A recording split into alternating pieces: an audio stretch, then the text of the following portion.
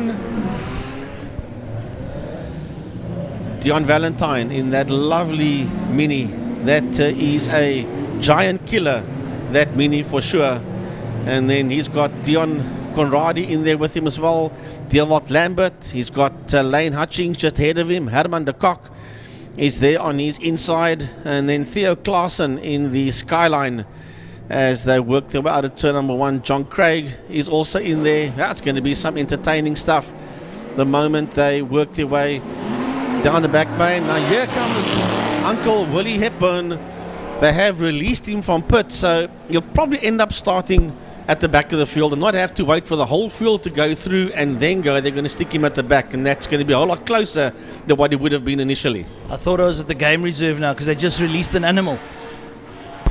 Well, that's why the XR8 was called just that. And it's a beautiful sounding V8 Opel motor there going into Quarry Corner. On your screens at the moment, they're diving down into what we know as Interceptor Corner, turn number 3, all the cars there. There's a lovely Ford Fairlane 500 there at the back of that pack as they come work their way through up the Tygerberg straight towards Car Care Clinic Corner. You see the proud sponsor there from GNA Motorsport once again on screen. Thank you to Gunter Drotsky for putting his best foot forward this week, or possibly this month, all the organisation that's gone into it as the field makes their way down the back straight down towards turn number 5, which is fast on Pertamina Corner. And Uncle Willie already up at the back there, and you can hear him revving through the motor as he warms up that engine. And I tell you what, this race is going to be a humdinger. Well, let's wait and see as they slow it all down there behind the safety car that has taken them into turn 5, into Pertamina Fastron. Out of Fastron they come now. The lights on pit lane is still off. We're waiting for them to exit turn 5 Fastron. The pace car will peel off, and then the opening race of the event will be underway. Hello everybody, Frank Ennis, Mike Sy, together with Francois Butler, Byron Knight, Gary Fleming, and the voice of choice, Greg Maloney, as we start off the second day of this festival of racing. As the lights go off, they drop the hammers, and away they go. Where's Willie Hepburn? He's still at the back of the field as he crosses the line, heading down into turn number 1. But out of turn 1, it is Rudy de Vos that leads him out there with Momberg in that second position, followed there by Donadio. Franco Donadio in that third place, having a look up on the inside there of Trevor Momberg, and slides through Francois into that second position. Oh, Franco Donadio had a couple of engine issues yesterday. I think they've sorted the motor out, and he's trying to reel in there on the backer, Rudy de Vos. They threw the king down in towards Interceptor Corner. De Vos, Donadio, Momberg, Van der Merwe, Aladef. They all make their way through, and Louis Powell in the Witblitz, the white Ford Escort there of Willie Russ, making their way up towards Car Care Clinic Corner. They hit that double right-hand apex, make their way down the back straight, and Willie Hepburn already carving his way through the field up behind that V8 Ford Fairlane. We'll have to find out who's in that car as they work their way down the back straight, and already Rudy de Vos starting to carve a little bit of a niche for himself at the sharp end of the field. Oh, he's making his way out of turn number 5, and check that, and that, I nearly said the animal, look at it, well you could call it that. That Opel record just fly past 4, 5, 6 cars heading down into turn 5 Fastron.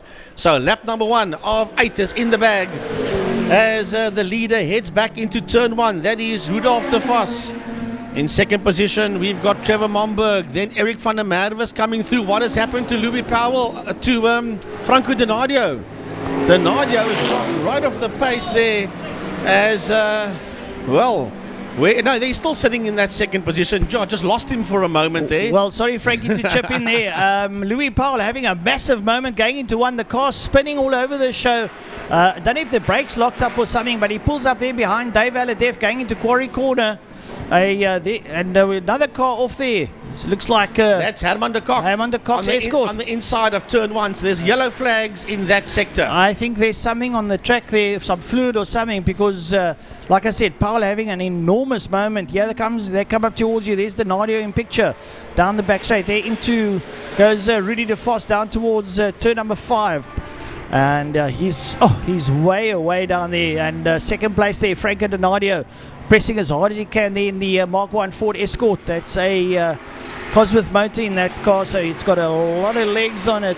And Willie Hepburn pulling up there behind Louis Powell, so he's carving his way through the field. Yeah, he is slicing his way through that field. Now he's up on the inside of Louis Powell, and he makes that move stick there on Louis Powell coming out of turn 5, out of Fastron corner. Where's the leader? He's making his way out of turn 1, but never mind that. Here comes second and third towards us, Trevor Momberg and Eric van der Merwe, and right behind them in fourth position is Willie Hepburn, and Rudy De Vos is the quickest man out there, 1:19.560 by car 24, and that is De Vos.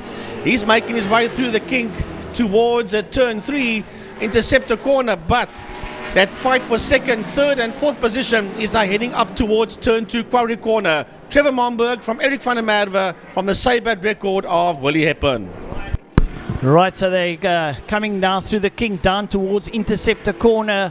And Willie Hepburn sitting right up there behind Eric van der Merwe and Trevor Momberg. But tell you something, Willie Hepburn is absolutely winding up that muscle car of his. There he goes up in the inside of Eric van der Merwe into Car Care Clinic corner. They're going to go down the back straight. And I tell you what, he's going to let that thunderous V8 work overtime as he pulls up there behind Trevor Momberg and slices up on the inside, going down towards turn number 5. So Willie Hepburn is now going to be looking to catch, could be, well, we seem to have lost Franco Donadio. So Franco Donadio's gone off somewhere. He was in second place, but he's gone, so that means Willie Hepburn has now moved up into P2. Unfortunately, the cameraman's not showing us that fight for second, third and fourth place that's heading now towards turn number 1. And that is Willie Hepburn, who's now pulling away from Trevor Momberg, who's getting away now from Eric van der Merwe. Then behind them, heading into turn 1, is that Zack Speed escort of Louis Powell, and here comes Michael Hitchcock. He's up on the inside there of Dave Aladef, and then that Fairlane is right in there, and that is Colin Ellison that's driving that Fairlane. Lovely stuff to see all these monstrous V8s out on circuit now, and Louis Powell keeping the Vitblitz together now, but Ellison locks it up, going a little bit deep there into quarry corner. Hitchcock looks up on the inside. Can Hitchcock get through? They side by side as they go towards the kink. Michael Hitchcock up on the inside, but it looks like Colin Ellison gets the upper hand now as they dive into interceptor corner. So brilliant stuff there out on your screen at the moment. There you saw Trevor Momberg, Eric van der Merwe. Here comes Louis Powell, and there comes that dice there. There's Ellison, there's Hitchcock, there's Aladef, and up behind him Eric Maton. 3 thunderous V8s and a V6, all in those straight 6 actually on the BMW. So they're all in it to win it as they make their way down the back straight. Well, it's a lovely fight that Francois was talking about, going down the back main towards turn 5, towards Fastron corner. Meantime, heading into turn 1 is second place man Willie Hepburn, and De Vos has got another quick lap, 1:19.309 by De Vos. This fight for third and fourth places heating up, heading into turn 1 between the Capri and the Porsche of Trevor Momberg and Eric van der Merwe as Powell comes through. Then Ellison is right on the case there of Powell, and then Michael Hitchcock, and right behind him is Mouton, and right behind Mouton is the BMW of Aladef. Well, there you see them on screen. Aladef going there, coming out there. Michael Hitchcock. There's Eric Mouton. Dave Aladef behind them. Make their way up towards quarry corner. Have a look as they come here. There we see Louis Powell up on the inside is Ellison. Ellison up on the inside of Powell going through. Right up there behind them, and look at it. Bit of smoke coming off the back tyre there of the Ellison Fairlane. Not quite sure what that is.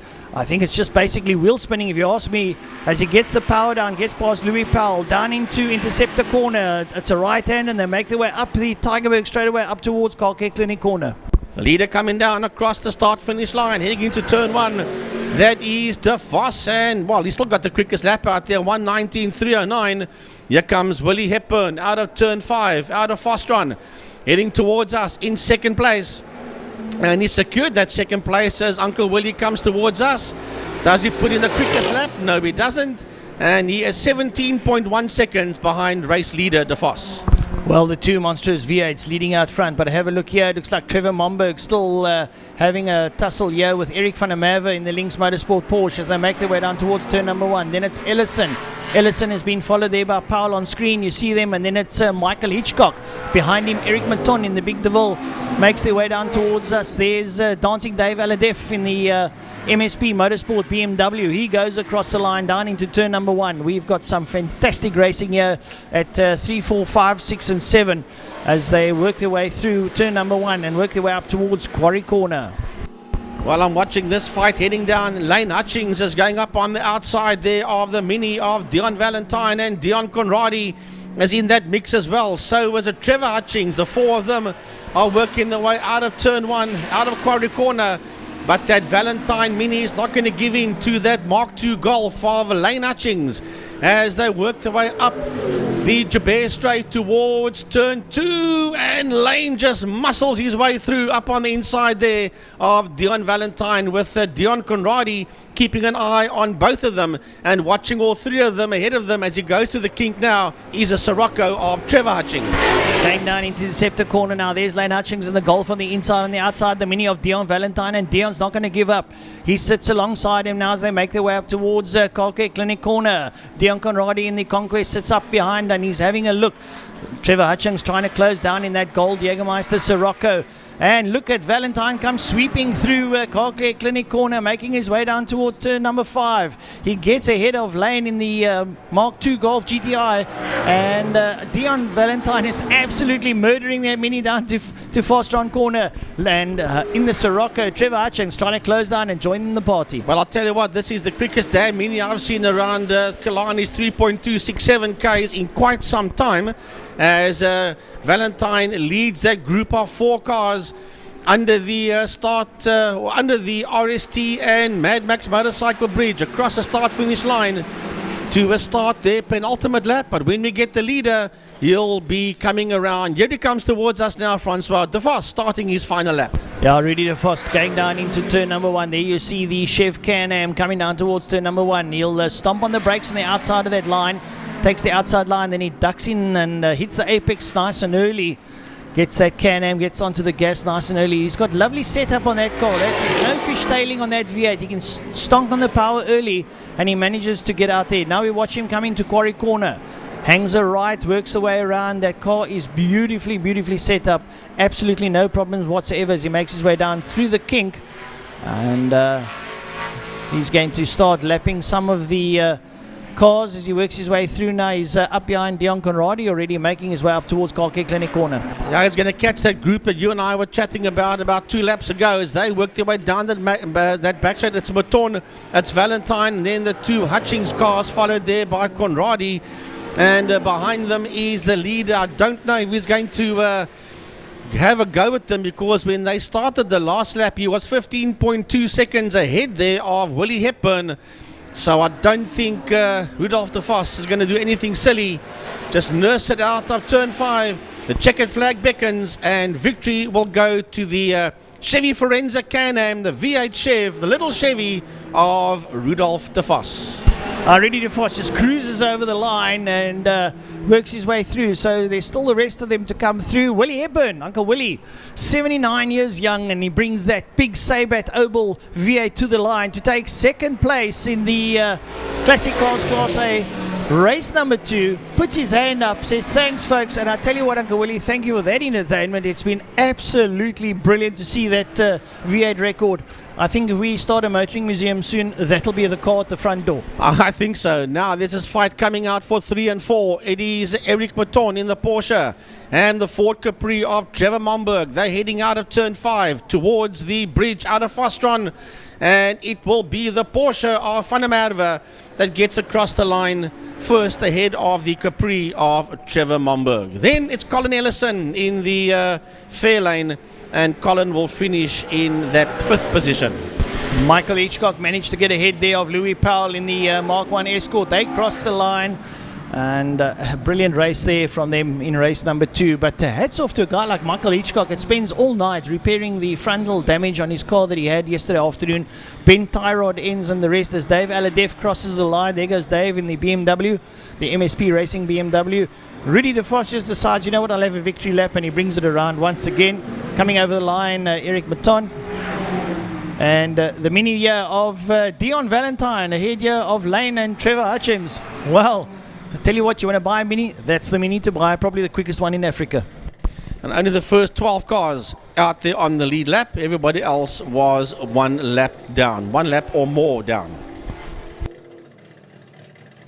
So that's opening race of the day in the classic cars. That is the A division or the A group, and we now wait for the B group or B division, if you want to call them that, to make their way out onto the circuit for their opening race. Joining me on my side now is Mr. Byron Knight, a man that 1 week ago decided he's going to put a wedding ring on it. So from our side, Byron, and a big handshake to you, sir. Congratulations.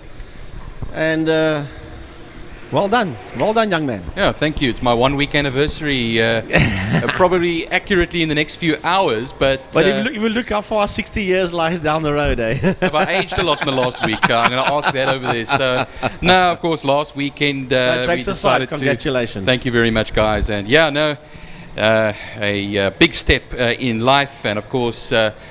Coming back to the race day we have today, big race day, the longest race day of the year as well. Remember, we have some races and then we start off the 9 hour a little bit later on after lunch, and that will go through to after 9 tonight. So lots to look forward to over here. Frankie did say that the B group will be coming out shortly. We still have a few A group cars out on the circuit. I see the Sirocco of Trevor Hutchings, Lane Hutchings, his son, in the Mark II Golf, still out there. And well, we have quite an entry actually. That's why they had to split the classes, Frankie, because what happens is we have, in that last race we had about over 20 odd cars. Now we're talking about 30, I think, coming up for the next one, and or a little bit less actually, I should rather say. Didn't see much of Jess Huggett out on the circuit in the 131. Yeah, Jess had an issue with the Fiat yesterday. I'm sure they got. Well, I hope that they got that thing sorted out. But what they've done is, and well done to Gunther Drotsky of GNA Promotions and to the powers that be, they've obviously put them all out on track. In the days that's gone by, and from that time to that time, that's the cutoff. So if you are slower than that, then you fall into that second group, because you can imagine the cars we seeing out here, beautiful motor cars, but imagine they being gobbled up by De Vos and by Hepburn and Hitchcock, and Mouton had a problem. Not Mouton, yes, Fanny Mouton had a problem, yes. Mustang, yes, and Eric was still out there with DeVille, and that big 6-cylinder Capri of Momberg. They didn't want to be. You don't want to be in the middle of that lot for sure. Uncle Willie had to do a lot of squeezing by in the earlier parts of the race. I always liken Uncle Willie Hepburn to the John Wayne of South African motorsport, if you can ask me. Yeah, him and Sarel van der Merwe, they're probably at this point in time the biggest two living legends that we've got.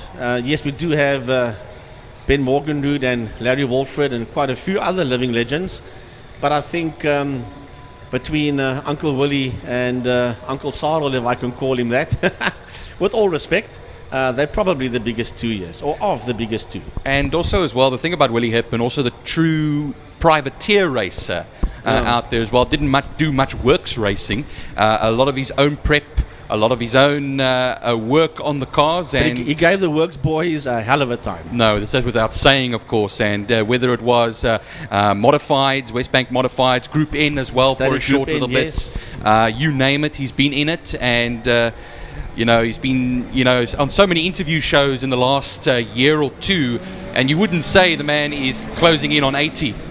No, you wouldn't. Even when he has an interview with you, he doesn't even sound 79. So hats off there to our legend, or one of our two legends here today, one being Sarel, the other one, of course, the man we're talking about, being Willie Hepburn. Well, here we go with the B division guys. I saw Tony Martin's name as well, also for the 9 hour as well. That's another legend, of course. Yes, Tony Martin of the Backdraft Racing, the AC Cobra team. And of course, he's being basically, you could say, reunited with his co-pilot in the Daytona 24 Hours in 1984, Sarel van der Merwe. Unfortunately, only Graham Duxbury is missing. Only he's missing, so it would have been nice to have him here. But we move on to the Classic Cars Group B, and for their second race of the weekend. They had one last night. There goes the MGA passes the Julia of Neil Mouton, the VW Fox there of just take a look at that as well, that little Mini. And then the Texaco Sierra, who had a few problems yesterday, I know as well. So they got that car running again. Jacques Blom with the Texaco Sierra, yeah. And that 116 Mini that did so well yesterday, that's in the very capable hands of Shawnee Bester, who's normally got the orange Mini, but he does have two. He's got the orange one and he's got this one. And it finished, while you and Francois were on the mic for this one, I watched, I think he finished in second position. He did. He finished second, yes. He did. A very valiant drive over there, I have to say. From him there is the little Citroen GS 1220. And that, of course, is Clark. That will be campaigning that very French classic as they come around then as well. Anton Rolino is the man in the Morris Minor. It says Morris Minor 1000. I think it's actually a 1200 engine, but I remember Anton Rolino a number of years ago actually racing the Forenza Can-Am.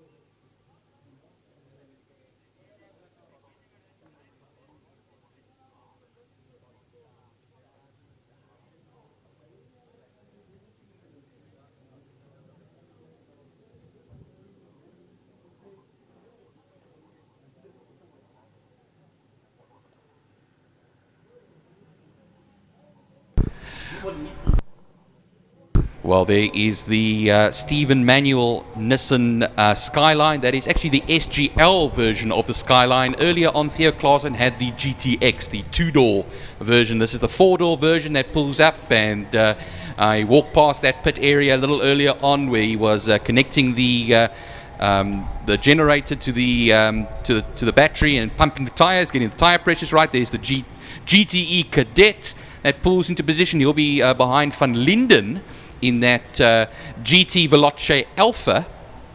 And the Cadet, of course, is Brandon Lee Freeman that runs it. There we go, Anton Rolino in the Morris Minor. And then we have, I think that is in the Jetta. I have to just check over here who's actually currently in that Jetta. It's usually one of the Lamberts. It is one of the Lamberts. I think it's probably Arnold. We'll just get verification. So many of them, Frankie. There's Arnold, there's Dewald, and there's Jacques. There's quite a few of them. I think that's Arnold, but we'll get confirmation. Well, we got a new one as well, Melanie Cook Lambert now. Oh, this is true, eh? That is, so the Lambert family is growing in leaps and bounds. Shawnee Bester, of course, Tiny's hero in the 850 Mini. That is right down there. Mighty Mini always, and it was always lovely in orange, a different color this time. And looks like everybody is in position. The camel colored Fox as well. And I saw the name yesterday, and the name of that particular driver. If I just take a look through the list here as well. Okay, I have to get that for you as well, because we still have to start off and get the times and the proper positions up on the screen. I remember that our monitor is showing the guys that did the A division, A group as well. So we obviously have to wait for this lot to filter through, and then we'll be underway. So the green flag is out, and they are out on their sighting lap behind the pace car that is busy making its way out of turn number 1, out of Quarry Corner.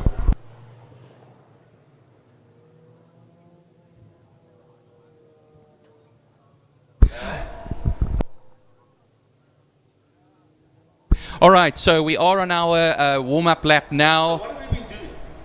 And you'll see the Skyline at the front with the Fiat 128 Rally of Ernest Leet, a man who's a real custodian of Killarney as well, does so much work here through the years, and it's always good to see him out in that little 128 Fiat. And then we got the Morgan up there as well. Ryan Sanders is the man I was actually looking forward to. VW Jetta, that he is in that camel liveried Jetta. And he will be coming around a little bit further up the field. Actually, no, right about middle grid over there as well. Shawnee Bester, all in that section as well. Like we say, we have the time, we have the listing from the previous race on our timing screen, so hopefully we will be able to pick up for you as they come around who is where. There's the 850 Volvo as well. That's Ian Oberholzer in the 850 Volvo. I think he comes from the Eastern Cape, if I'm not mistaken. I think he does, yes, and that was, of course, a big staple in the 94 British Touring Car Championship. And, well, that's, you know, come on, almost 28 years ago. Yeah, 94, 95. It was a long, long time ago. However, down the back lane they go, and they are led there by, what a combination, Byron. You've got a Skyline and a Fiat. That's locking out the front row of the grid. Yeah, you would very rarely put the two of them together. Correct, actually, as well. You've got a very long wheelbase, 6-cylinder, 2.8 litre Skyline with this little Fiat alongside him. That's a mighty little Fiat. What happens is, I think on the straights he struggles a little bit. But it's in the corners that he really has that center of gravity, the better center of gravity than the Skyline. You'll see the Skyline going to turn one and usually quite a bit of body roll as he comes around. But yeah, they come now. The safety car will take them around, Frankie. We are about to go. Yep, we're going to go green, or should I say the lights are about to go off pretty soon as they work their way out of Fastron corner under the Mad Max and RST Race Depot Bridge. Coming down towards us, the lights on pit lane are on, and Byron, we are good to go as the lights go off and they drop the hammers.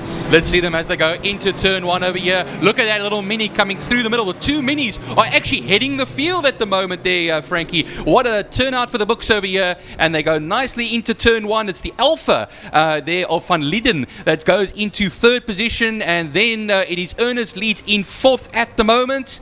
It looks like the SGL is falling down a little bit over there, battling it out with the MGB, and then the Jetta of Sanders right behind ahead of the Alpha Julia. Well, I'll tell you what, that Skyline's taking some serious evasive action. It's on the dirt, it's farming there. And from 0 to 0, from pole position to the back of the field, it goes. But when last, with half a lap done at Killarney International Raceway, have you ever in your life seen two Minis leading a field of what, 20 odd 30 cars into turn 4 into Car Care Clinic? And it's nose to tail, Frankie, as they come through Car Care Clinic corner now. This is going to be a battle to see. And then behind them as well, there is the Morgan. Some dust being kicked up by Ernest Leeds as well as he battles with his fellow Italian machine of the Alpha of Van Linden. And down the straight they go. There's a third Mini a little bit further down, battling it out there with Sanders as they go right into the Pertamina Fastron, and then gun it as they come under the Mad Max bridge to complete lap 1 of 8.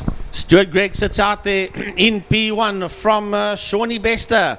The Minis are sitting first and second at the end of lap number 1 as they race down into turn 1. Here comes the Morgan that's there. That is Fred Phillips. That's in that Morgan.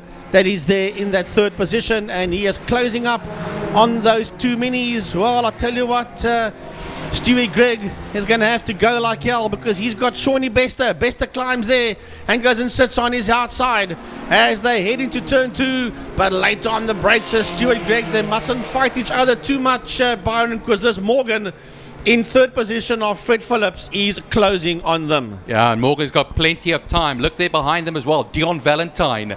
Arnold Lambert is also keeping on his tail as well. Then a gap before we have Sanders and Champion in the MGB V8. And then we have Van Linden in that Alfa Romeo. But it is Grieg that is leading the way. They cross the line. Greg or Grieg.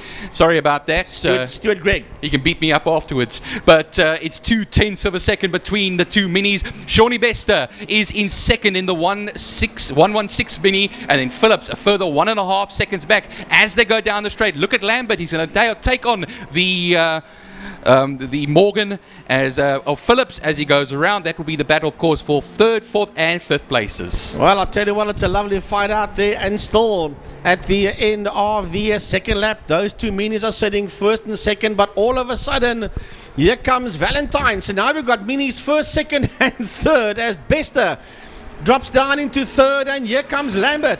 Lambert is going to get past Bester and is going to bring Phillips with him as well. So it was good while it lasted for those super quick minis, but still out there at the exit of turn 1, it is Stuart Gregg that sits out there in a P1 with Valentine in 2nd, followed there by Lambert. Behind Lambert we've got Bester. Behind Bester we have got Phillips, and then Chris Champion is in there as well, followed there by Sanders. That's that first, 6-7 cars working their way out of turn 2, Quarry Corner. Yeah, we got Arnold Lambert also cutting through the field as well. He was 10th as they crossed the line, but he's now up into 9th ahead of Ernest Leet. He's currently in the VW Jetta, and then you'll see the Alpha GT Veloce as well as Van Linden is just edging ahead as they come out of turn 2 now into the kink ahead of Ernest Leet. Ernest Leet will have Freeman coming up to him as well, and then the Volvo of Oberholzer. That, of course, is 11th and 12th position as they come around then through the Interceptor corner.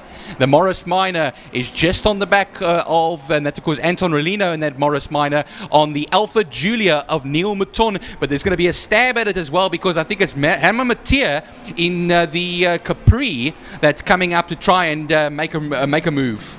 Well, out of turn 5 come your leaders down towards us. It's Stuart Gregg that sits out there in P1. No, it's not.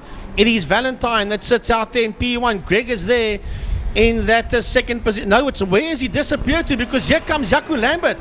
Jaco Lambert was in 2nd, and now Lambert is challenging for the lead. Gregg has dropped down. Stevie Gregg has dropped down into 3rd position, just ahead there of Shawnee Bester, Chris Champion, and the Morgan of Fred Phillips. Goodness, now we've got a German car leading a whole bunch of British cars as we have Lambert in the lead now ahead of Dion Valentine's Mini. Then we have a gap until the 2nd Mini of first of Bester and then Gregg. Gregg is just ahead of his fellow British Racing Green compatriots over there of the MGB V8. That of course is Chris Champion, and then Fred Phillips in the Morgan 4-4. Well, I'll tell you what a fight we got out there heading through turn number 3. And working their way up the Tigerberg Straight towards turn 4, Car Care Clinic. And look at that Dion Valentine Mini. He is all over the back there of Jaco Lambert as they exit turn 4. Going down the back, man. That's the fight for P1 and 2. Heading down the Bakulani Straight towards turn 5, Fostron Corner.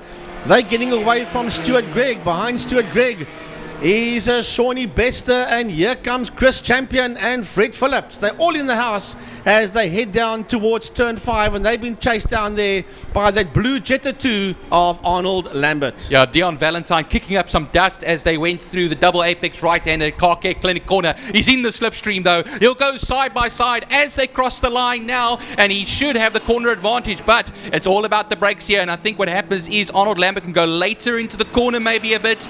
Let's see. Yes, he can, and he will keep the lead for now. The MGB though of Chris Champion into turn 1 now is side by side with Shawnee Bester and does not take 3rd place. He holds 4th at the moment, as it is going to be Stuart Gregg, that is now down in the 5th position in this race ahead of the Morgan, but there's a gap between himself and the Morgan.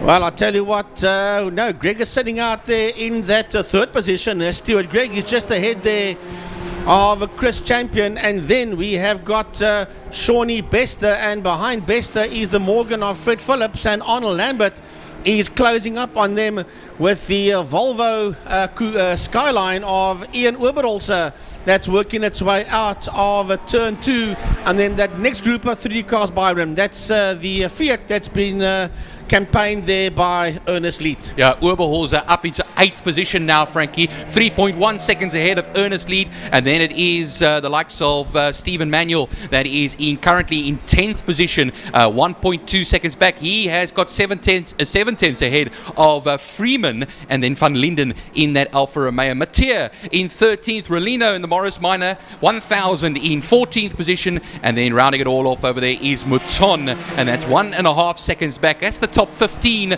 in this race. Lap 4 it is. There will be 3 laps left to go in this race as they cross the line, because lap 5 has just been completed. Right, so where are the leaders? There they're making their way out of turn number 1. They've just put a lap there on that Citroen. That is Lambert and Valentine as they head up the Jabez Straight towards turn 2. Heading into turn 2, that is first and second, and Dion Valentine is so late on the brakes. He's going to have a look up on the inside, and Jaco Lambert doesn't know what the hell to do to keep this blue Mini behind him, as he's now got to keep that car behind him. And as they head towards turn 3, find a way around the slower cars. They put a lap there on one of the slower cars. Frankie, there's a car stopped on just after turn 3. That is Hilton Morris. And Hilton Morris, in the VW Fox, the AutoZone Fox, and that's going to be a yellow flag out there. Well, part of the left-hand side rear of the cars on the racetrack as you come out of turn 3. Luckily, it's on the inside, but still, it is pretty dangerous there, and there is double-waved yellows in turn 3 interceptor corner. Well, hopefully the marshals, our fantastic marshals, can get that car out of the way. As I say that, a 1:37.01 is Jaco Lambert's fastest lap of the race. He crossed the line 0.2 of a second ahead of Dion Valentine. Here they come now to the line, and look at it, it's nose to tail, Frankie. He'll just step out, surely, Valentine onto, he covers the inside line. Oh, it's going to be a little too tight to go through there, Frankie. Believe it or not, Dion Valentine, 1:35.75. He's the quickest man out there, but in all fairness, he did pick up the slipstream of the Fox coming out, or coming down the main straight into turn number 1. Well, I tell you what, this is I don't know, I'm repeating myself here, but this is a damn quick Mini and a fantastic driver car combination. As they exit turn number 2, we scan a bit further down, heading towards turn 2. We see Chris Champion go in there. Behind him, we have Stuart Gregg, followed there by Shawnee Bester. And then now Arnold Lambert is right on the case of the Morgan of Fred Phillips. They're still trying to get that Fox out of the way, so that cancels out that section, Frankie, as a passing area. They'll be back in the green now, but it's only a lap and a bit still left for Dion Valentine to make any sort of a move. They're coming up to a little Mini now that they're about to lap on the back straight. As they do, that is the Mini Pitco. I think Dr. Greg Mills is actually driving that particular car. That's Steve Whitehead that's driving the 156 car. My apologies over there. And then it's Robert Clark in the Citroen that also you'll find in that particular area. But look how close, if you go through Pertamina Fastron, that Dion Valentine is getting to the back of that Jetta now. Now they'll come towards the line underneath the Mad Max bridge. Will he go defensive again? Yes, he does, Lambert. Will he try on the outside the Mini? He'll have to slingshot it past. But I think what happens is there's still a bit of an advantage over there. He gets the corner advantage into turn 1 and holding the lead as they start the last lap. A little lock up there from the Jetta of Arnold Lambert. I think what happens is you just have to keep it on the black stuff to get it ahead of the Mini.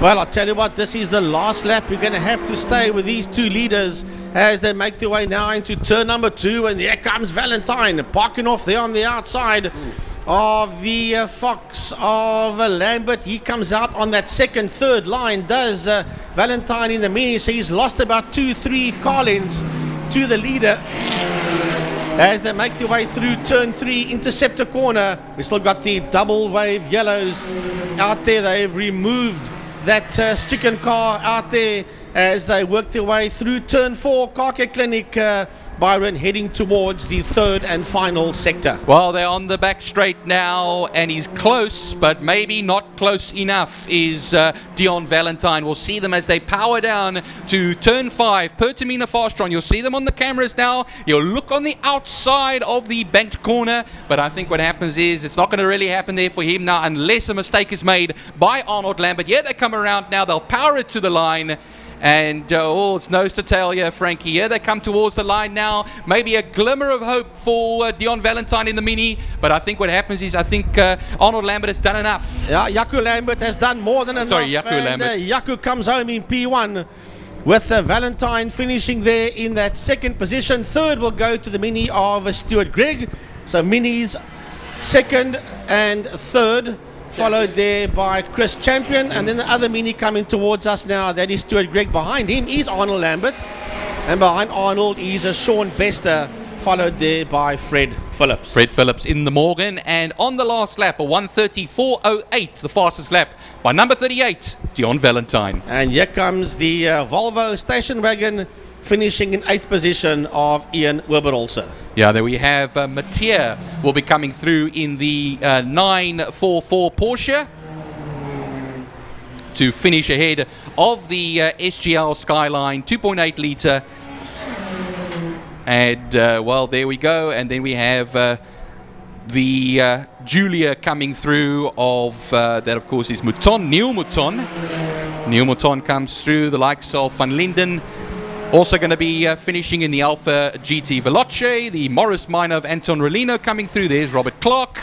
He signals to the man with the flag. Freeman in the GTE Opel Kadett. There comes Mouton now, finally right through. It's pretty weird to see Anton Rolino driving that Morris. Normally, back in the day, he had that big V8 Chevy Forenza Can-Am. I think it was car number 17, if I remember right. And it's a big difference between that V8 and the Morris Minor. It is a very big difference over there. You know, the power of the V8, and then you have the 1200 cc motor there of that little Morris Minor. But not a good day for some of the VW Jettas and Foxes. Hilton Africa spinning out of the race. I used to compete with him in Gymkhanas. And then I see that Sanders as well in that Camel Jetta. He also finishes a lap down, but I think he pulled out of the race somewhere. As funny enough, Clark in the Citroen gets himself on the lap down in the race. Mills, the name Mills is up there as well, of course, Dr. Greg Mills, but we didn't see much of him. Roger Lewis in the MGA 17th position. He will finish a lap down, and that is the second race of our Group B section of the classic cars, Frankie. Well, I was watching Ryan Sanders. He did go slower as the event went on, and that eventually he pulled off and retired that Fox or Jetta 1. They both look the same. I think it's a Fox.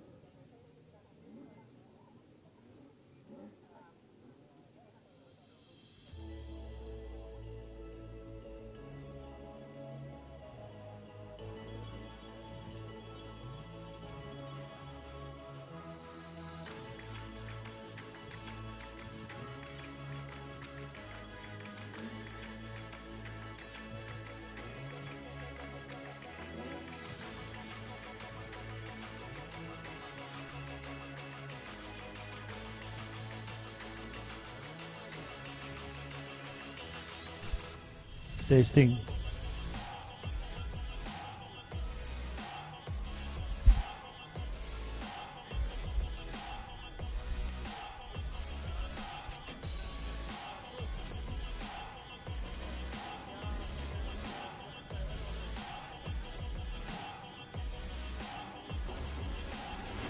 All right, we have Francois Butler downstairs with Charles Ranges, and we're going to put him on now just so you can have a bit of an interview with Charles.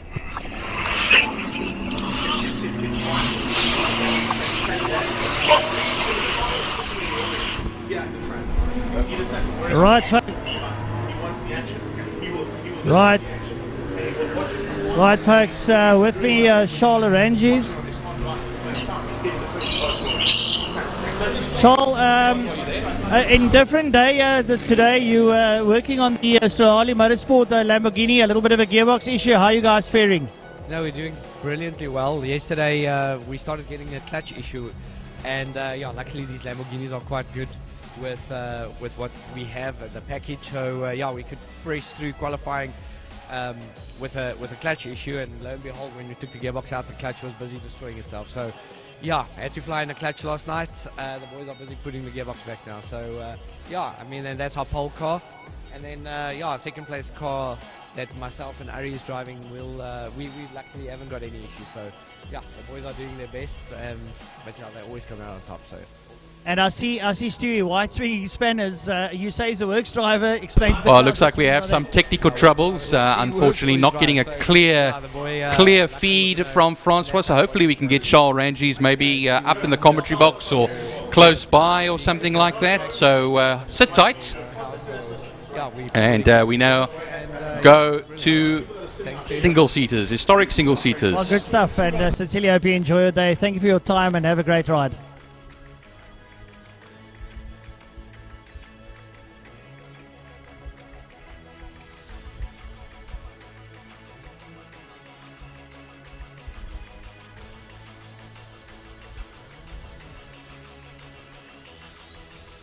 Dave misses so much.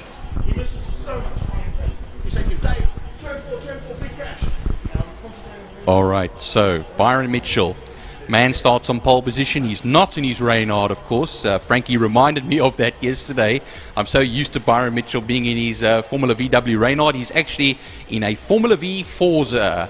And, let me tell you one thing. You wouldn't say he was in a very different car because he dominated the field yesterday. But the big race that we watched was between Hayden Elwood, Graham Knight, Cyril Somerville, and even Donovan Ramsey and Kelly Fletcher were all in that particular battle as well.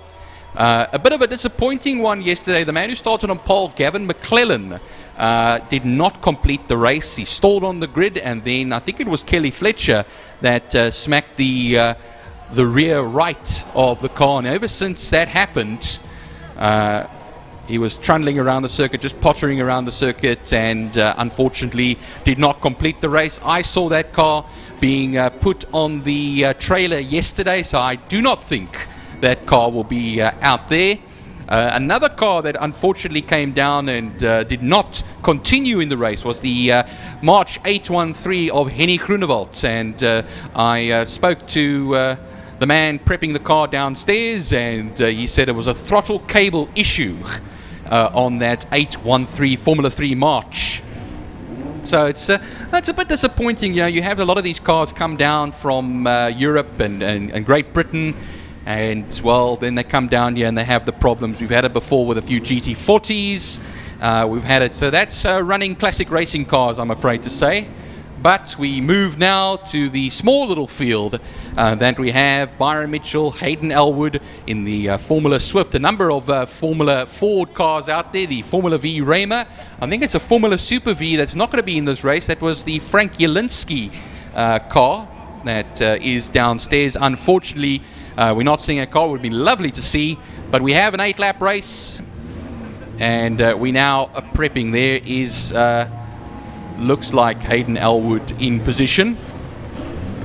Hayden Elwood bringing up the rear of the field in that 7-Up livery. The Jordans used to race them in 91, but away we go, and a lot of the wheel spin off the line for Byron Mitchell as you charge towards turn 1 over here. Look at Graham Knight coming through the middle of the field, and he now takes the lead in the whole shot into turn 1. And lovely stuff from the Formula Ford Ray as they filter through. Now it looks like Byron Mitchell finds himself in second position at the moment. Kelly Fletcher up into third position. Actually, Byron Mitchell is a little bit further down. I think he's down into fourth position. Had quite a chunk of wheel spin off the line. Hayden Elwood has made one place up as well. He'll find himself a little bit further up there in the, what will be sixth position now. Slow moving machine going through the kink, and then I'll pick them all up for you as they come along. But it is Graham Knight, the man who usually campaigns in Class B in the Formula Libre section. He leads as we watch them through Car Care Clinic corner. They came out of turn 3 over there as well. Car Care Clinic corner, out of Car Care Clinic they'll run, and down the back straight then we'll then charge. So here we go, the first lap of the historic single-seaters. Their second race is well and truly underway, and we'll find them as they come towards Pertamina Fastron. A move is being made. Is that now Cyril Somerville that's actually making some sort of a move, or is it Byron Mitchell coming right back? We'll see them as they come across the line. Underneath the Max Bridge they'll run. Graham Knight has gone down into second position. He was the man who started in third, but he will take that lead right back, and it looks like it is going to be Byron Mitchell. Oh, it is Cyril Somerville in second position. Graham Knight leads by 1.5 seconds across the line, but Cyril Somerville takes the lead right back. It looks like he's great under braking into turn 1. You'll see them going through turn 1 now. Kelly Fletcher on the back of that group. And well, that's actually in third position at the moment that she currently stands. And we have 7 laps to go. It is Cyril Somerville that takes the lead right back. Then it is Kelly Fletcher, Ricky Anderson, and Hayden Elwood, who's fighting his way through the field from starting last. Where is Byron Mitchell? Byron Mitchell has fallen down. Now, I don't know if he's actually even started this race, as a matter of fact, or he may have pulled in to the pits, because I did see him earlier on, and I think what happens is his race is run in the Formula VW Forza. Well, yeah, they come through Car Care Clinic corner now. It is Cyril Somerville, who was having a battle royale yesterday with Graham Knight. He leads the way. When they crossed the line, it was Knight. He was 1.5 seconds almost ahead, 1.4 seconds ahead of Somerville. Now Somerville leads the way down the back straight as they then run. Watch out there for Hayden Elwood. There's some blue flags waving as well. So somebody is slowly moving around the circuit. They're coming up to lap somebody. And I see Anderson is now the man in last position at the moment, but we'll see them as they come around now to complete lap 2 of 8. And here is Cyril Somerville. What is the gap between them? I think it's only going to be about half a second as they cross the line, and 0.7 of a second. So Knight just edged it across the line, but then Cyril Somerville will just take it right back from him as they are in turn 1. Look how close it is over there as well. Knight, Somerville, Mitchell is actually, back into the lead over here. The times and places are changing so fast. Well, I'll tell you what, it's a lovely, lovely scrap of 5 cars heading down into turn number 2. And Ramsey sitting there on the outside of Somerville. Somerville is there in that third position with Ramsey just there on his outside as they work their way through the kink towards turn 3 interceptor corner. It is still Knight that sits there in that second position. Mitchell sits out there in P1. Then behind them, it is Ramsey, followed there by the rest of the crew that's coming through. Well, Ramsey just sits in there behind Somerville. And then we have got Kelly Fletcher. She's at the back of that pack that's making its way down the back straight. Down the back main they go towards turn 5. Pertamina Fastron. And when they crossed the line, there was 0.09 of a second between Mitchell and Knight, but that's almost history as they work their way out of turn 5, out of Fastron corner.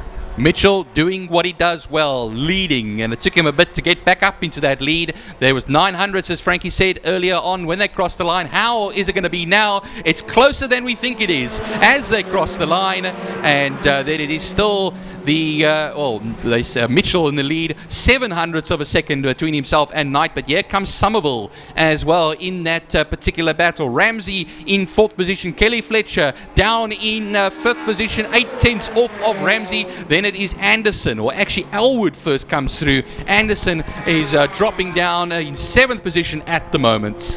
Well, if we can focus on that dice that's coming out of turn number 1, that is the dice between Hayden Elwood and Ricky Anderson. They are heading up the Jabez Straight towards turn 2, and they're heading into turn. Look at Anderson right under braking, right there on the back of Elwood, and Elwood's going pretty slow, so I think he might have a bit of a problem out there as they work their way around towards turn 3 Interceptor corner. Yeah, it's Ricky Anderson in 7th position, Luan van Heerden in 8th, and Reg Anderson rounds off the field in 9th position. But a fastest sector time, a 30.4 for Kelly Fletcher. She is the find of the weekend, if you ask me. Yes, she's in 5th position at the moment. Yes, she is 8/10 off of Ramsey, but that is still a long race to go. 5 laps left to go. When they cross the line, right now it will be that 4 laps left to go. So it is half distance in the race. Here comes Byron Mitchell, 700ths of a second he was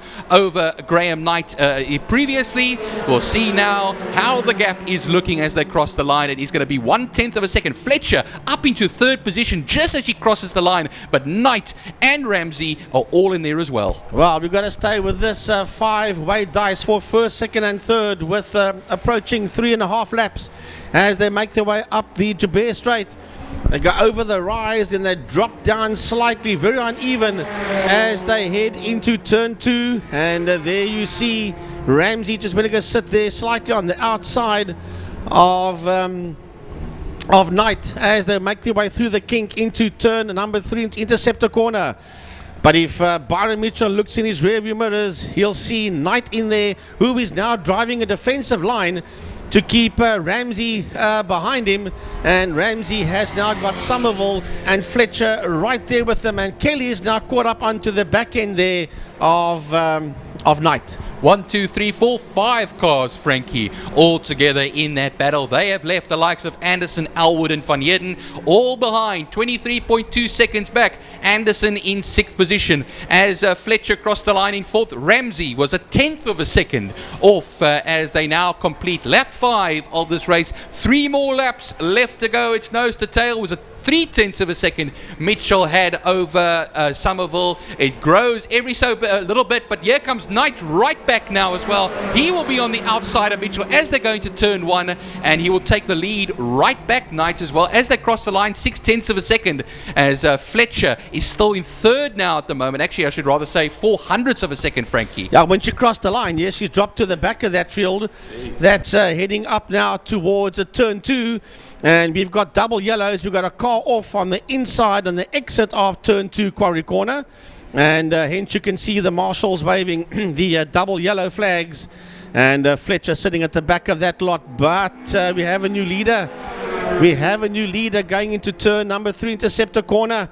It is Graham Knight tucked in there. Behind Graham Knight is Mitchell. Mitchell goes and looks up on the inside and into turn 4. Car Care Clinic back into the lead again. Goes a 21 Formula V of Mitchell. I think it was Reg Anderson, Frankie, pulling off in the turn 2 section, the Formula Royale RP24. But as I speak, here comes our battle now, struggling to hold on to the back there as well. I think that is Kelly Fletcher of that group, but it's now a top 4 that are very close. And Byron Mitchell's supremacy that looked quite certain earlier on is now under huge threat, as Knight was the man that was leading. It's back to Byron Mitchell at the moment. As they cross the line, there'll be 2 more laps left to go of the 8. Then you'll see that Knight is under pressure as well. But look at the man coming through. That is Ramsey that is trying to make his way through the field over here up into 3rd position. It just shows you it changes so fast. Ramsey, number 61, in 3rd position. Frankie Hayden Elwood, unfortunately, losing out earlier onto Van Heerden in the battle for 6th and 7th positions. So as that leading group of 5 cars head up the Jabir Straight towards turn number 2, the biggest loser across the line there was Somerville. He dropped all the way down into that 4th position. Now he's making a go and having a go up on the inside of Ramsey as they work their way through the kink towards turn 3 Interceptor corner. Does he make the move stick on Ramsey? Yes, he has. He's made that move stick on Ramsey, and now he's going to have a look there as they head towards turn 4. He dives up onto the inside and has a look on the inside there of Graham Knight. Ramsey's the man on the move, Frankie. A 1:26.993 is the fastest lap of the race. When they crossed the line, he was 3/10 of a second off of Graham Knight. So he's just really running it now. This is a lap and a bit left to to go down the back straight to Pertamina Fastron. It is still Byron Mitchell that leads the way, but I think it could have Ramsey. I think has poked his nose up. No, he's not into the lead of this race. He's falling down into fourth again to keep company with Kelly Fletcher in that very familiar green and blue looking car. As they come towards the line now, it's going to be Byron Mitchell that leads the way ahead of Graham Knight. Graham Knight in second position. Actually, Cyril Somerville in third. Kelly Fletcher is fifth, but Donovan Ramsey is the man in fourth position with the fastest last sector time, Frankie, from Graham Knight. Well, this is the final lap, and 1:26.993. Donovan Ramsey in car number 61. That is there in that third position, heading up towards turn number 2. He is the quickest man up there. He's going to try and muscle his way. No, he doesn't. Was going to say he's going to try and muscle his way up on the inside of Graham Knight. And as the four of them are having their little dogfight with about a half a lap left to go, it is all about Byron Mitchell that is leading them out of turn 3, out of Interceptor Corner, working their way up the Tigerberg Straight towards turn 4, towards Car Care Clinic, and he is disappearing down the road. And Graham Knight will lead that second group of cars. There's a spinner. That is Donovan Ramsey.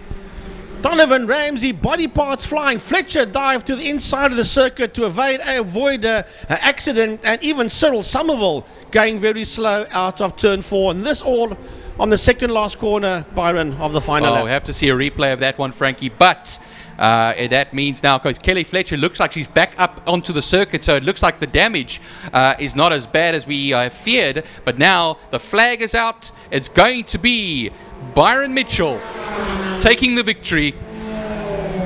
Looks like ahead of Graham Knight. And then surely Cyril Somerville comes through over there as well in third position. Then we have to wait a little bit over here. Here comes Kelly Fletcher trying to battle it way through now.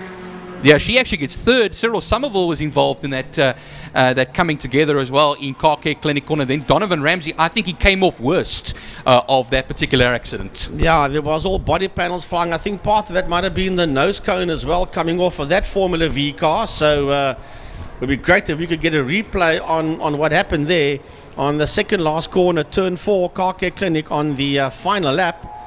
As there's the Fire Bucky, Fire 1, is out on the circuit to go and pick up the body panels and body pieces of that car and sweep up the circle. Paul Lehman is the man that is driving that safety Bucky, Fire 1. Well, the fastest lap of the race, a 1:25.622, was recorded by Byron Mitchell. He finished 2.1 seconds ahead of Graham Knight. Kelly Fletcher, let me tell you one thing, one of the drivers of the weekend, if you ask me, in third position in the number 22 Formula Forza. Cyril Somerville in fourth position. Hayden Elwood ahead then of Donovan Ramsey, who did not finish the race. He'll be classified a lap down. Reg Anderson completes the race. So earlier on it was Ricky Anderson that was the man who exited the race on turn 2. The marshals are currently with that car at the moment, and of course is the Formula Swift, and Luan van Heerden also unfortunately not concluding his race in the VW Omega. Well, you can pick up on the screen there on the right hand side of the monitor of your screens at home, where the marshals are walking across the track. There you can see only a slight portion of the Formula V that is stricken there on the exit of turn 4 Car Care Clinic, with the WPMC marshals busy picking up the body pieces and sweeping the circuit clean. Well, great race out there. Well done to Byron Mitchell, and he beat Graham Knight to the line by 2.160 seconds. And then 13.1 seconds behind Knight in third place was Fletcher, and then followed by Somerville and Elwood. Only those first 5 cars obviously on the lead lap.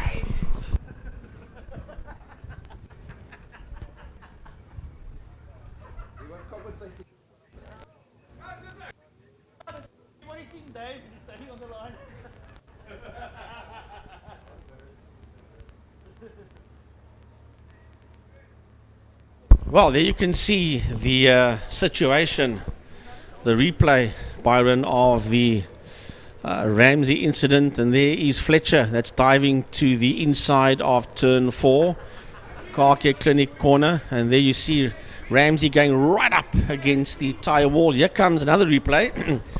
Lost the back He end just there, lost Frankie. it all on his own. The tail end just stepped out, and when it picked up the curb and the dirt and the sand and the grass, it just ripped the whole front end of that V off, and then he rear-ended it into the tire wall as well on the outside of Car Care Clinic. Yeah, immediately on the brakes there, Frankie, for Cyril Somerville. And, a huge respect for Kelly Fletcher. She did a bit of rally crossing across the grass there and still picked up third position.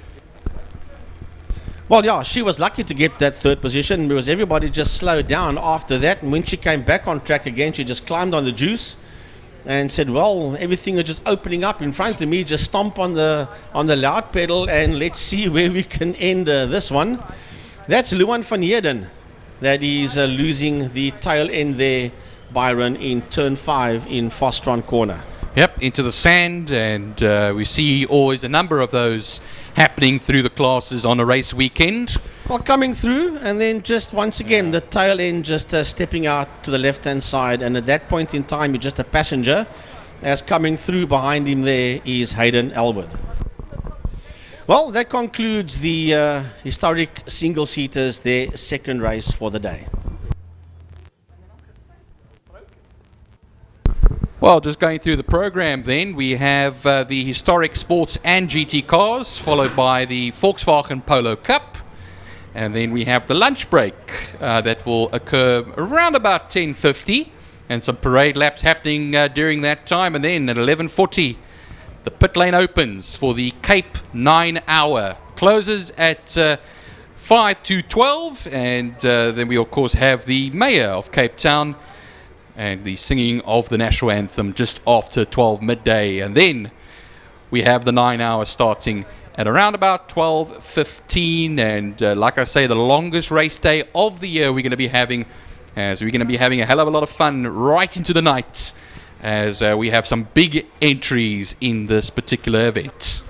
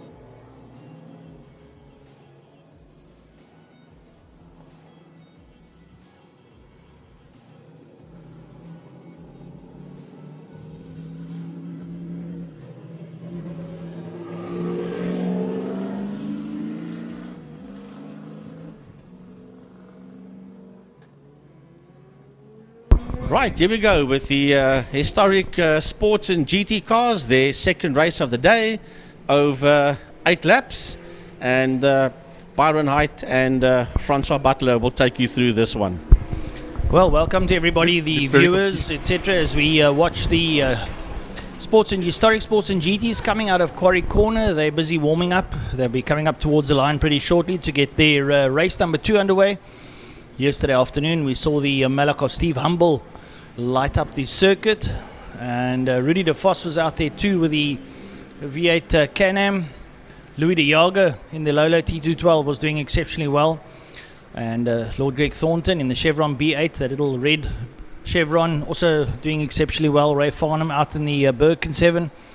John Kirsten in the Van Diemen, he had a little bit of issues yesterday afternoon, but we see him in picture at the moment.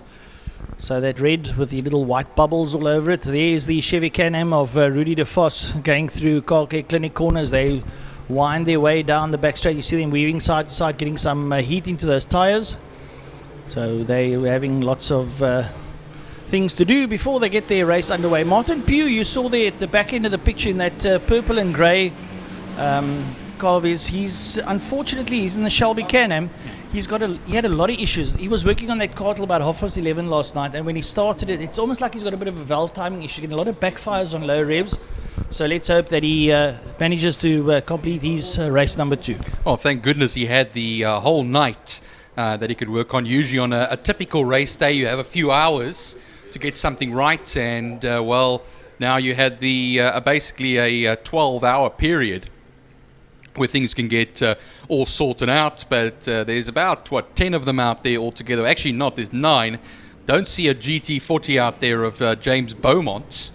Unfortunately, those GT40s can be quite temperamental at the best of times, but the Van Diemen pulls into position. We usually have the Barcy Burger. I don't think Barcy Burger is going to be in here because he had that crash yesterday at Turn 5 Pertamina Fastron. Yeah, he went off onto the dirt, but he actually landed on the edge of the circuit on the tarmac. So it might have done something to the undercarriage. I'm not sure. Maybe the suspension or something to that effect. Not quite sure. Didn't have the opportunity of finding out this morning. There, the fire pickup rolls up behind them, the pace car ahead. There's your COC vehicle on the left, and they're just getting everyone sorted out. Little discussions there with Martin Pugh there with the Shelby Can-Am at the back. Let's hope he gets that one together. And the pace car will lead them off the lever. Rolling start. It's nice for these cars because you don't want them to pull off the line with all those dry clutches, etc.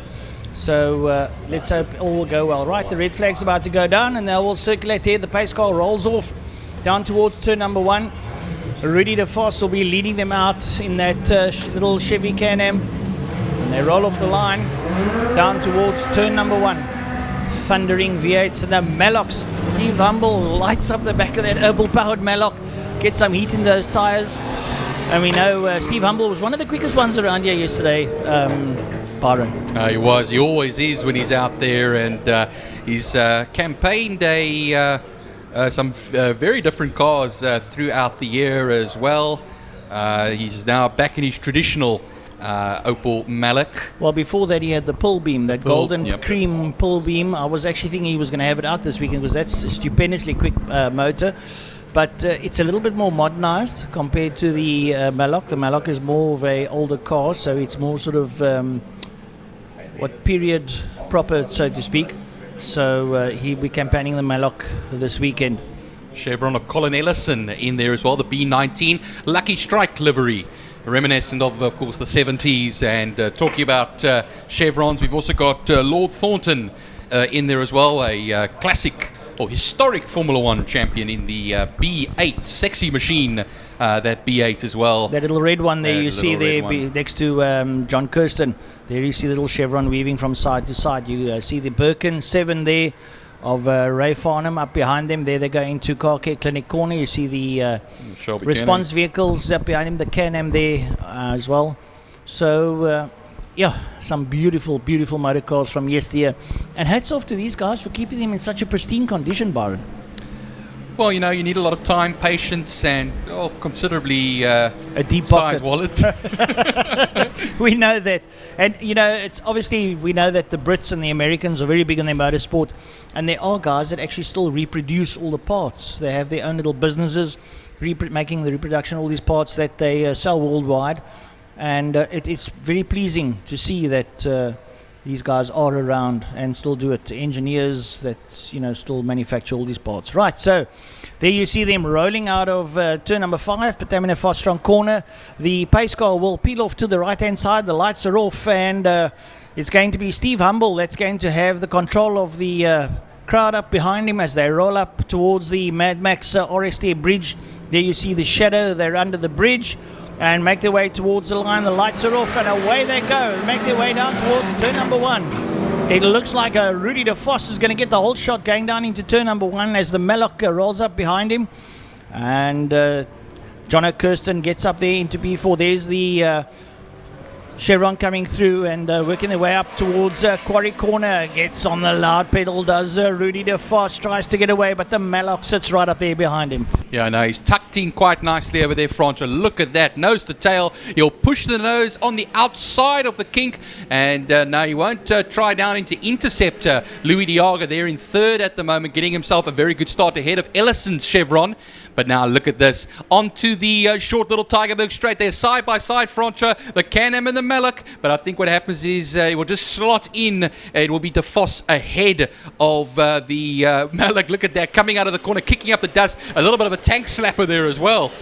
Side-by-side stuff now as they make their way down towards turn number 5. It's Rudy de Vos and Steve Humble. De Vos on the loud pedal of that Can-Am. He rolls down into 5, onto the brakes, through the gearbox. It's the apex early as he comes and gets on the gas nice and early. I said he's got great traction on this car. But look at Steve Humble on the Malloch, this way, that way. Right up there behind them, it's Louis de Jager and Colin Ellison are working their way through.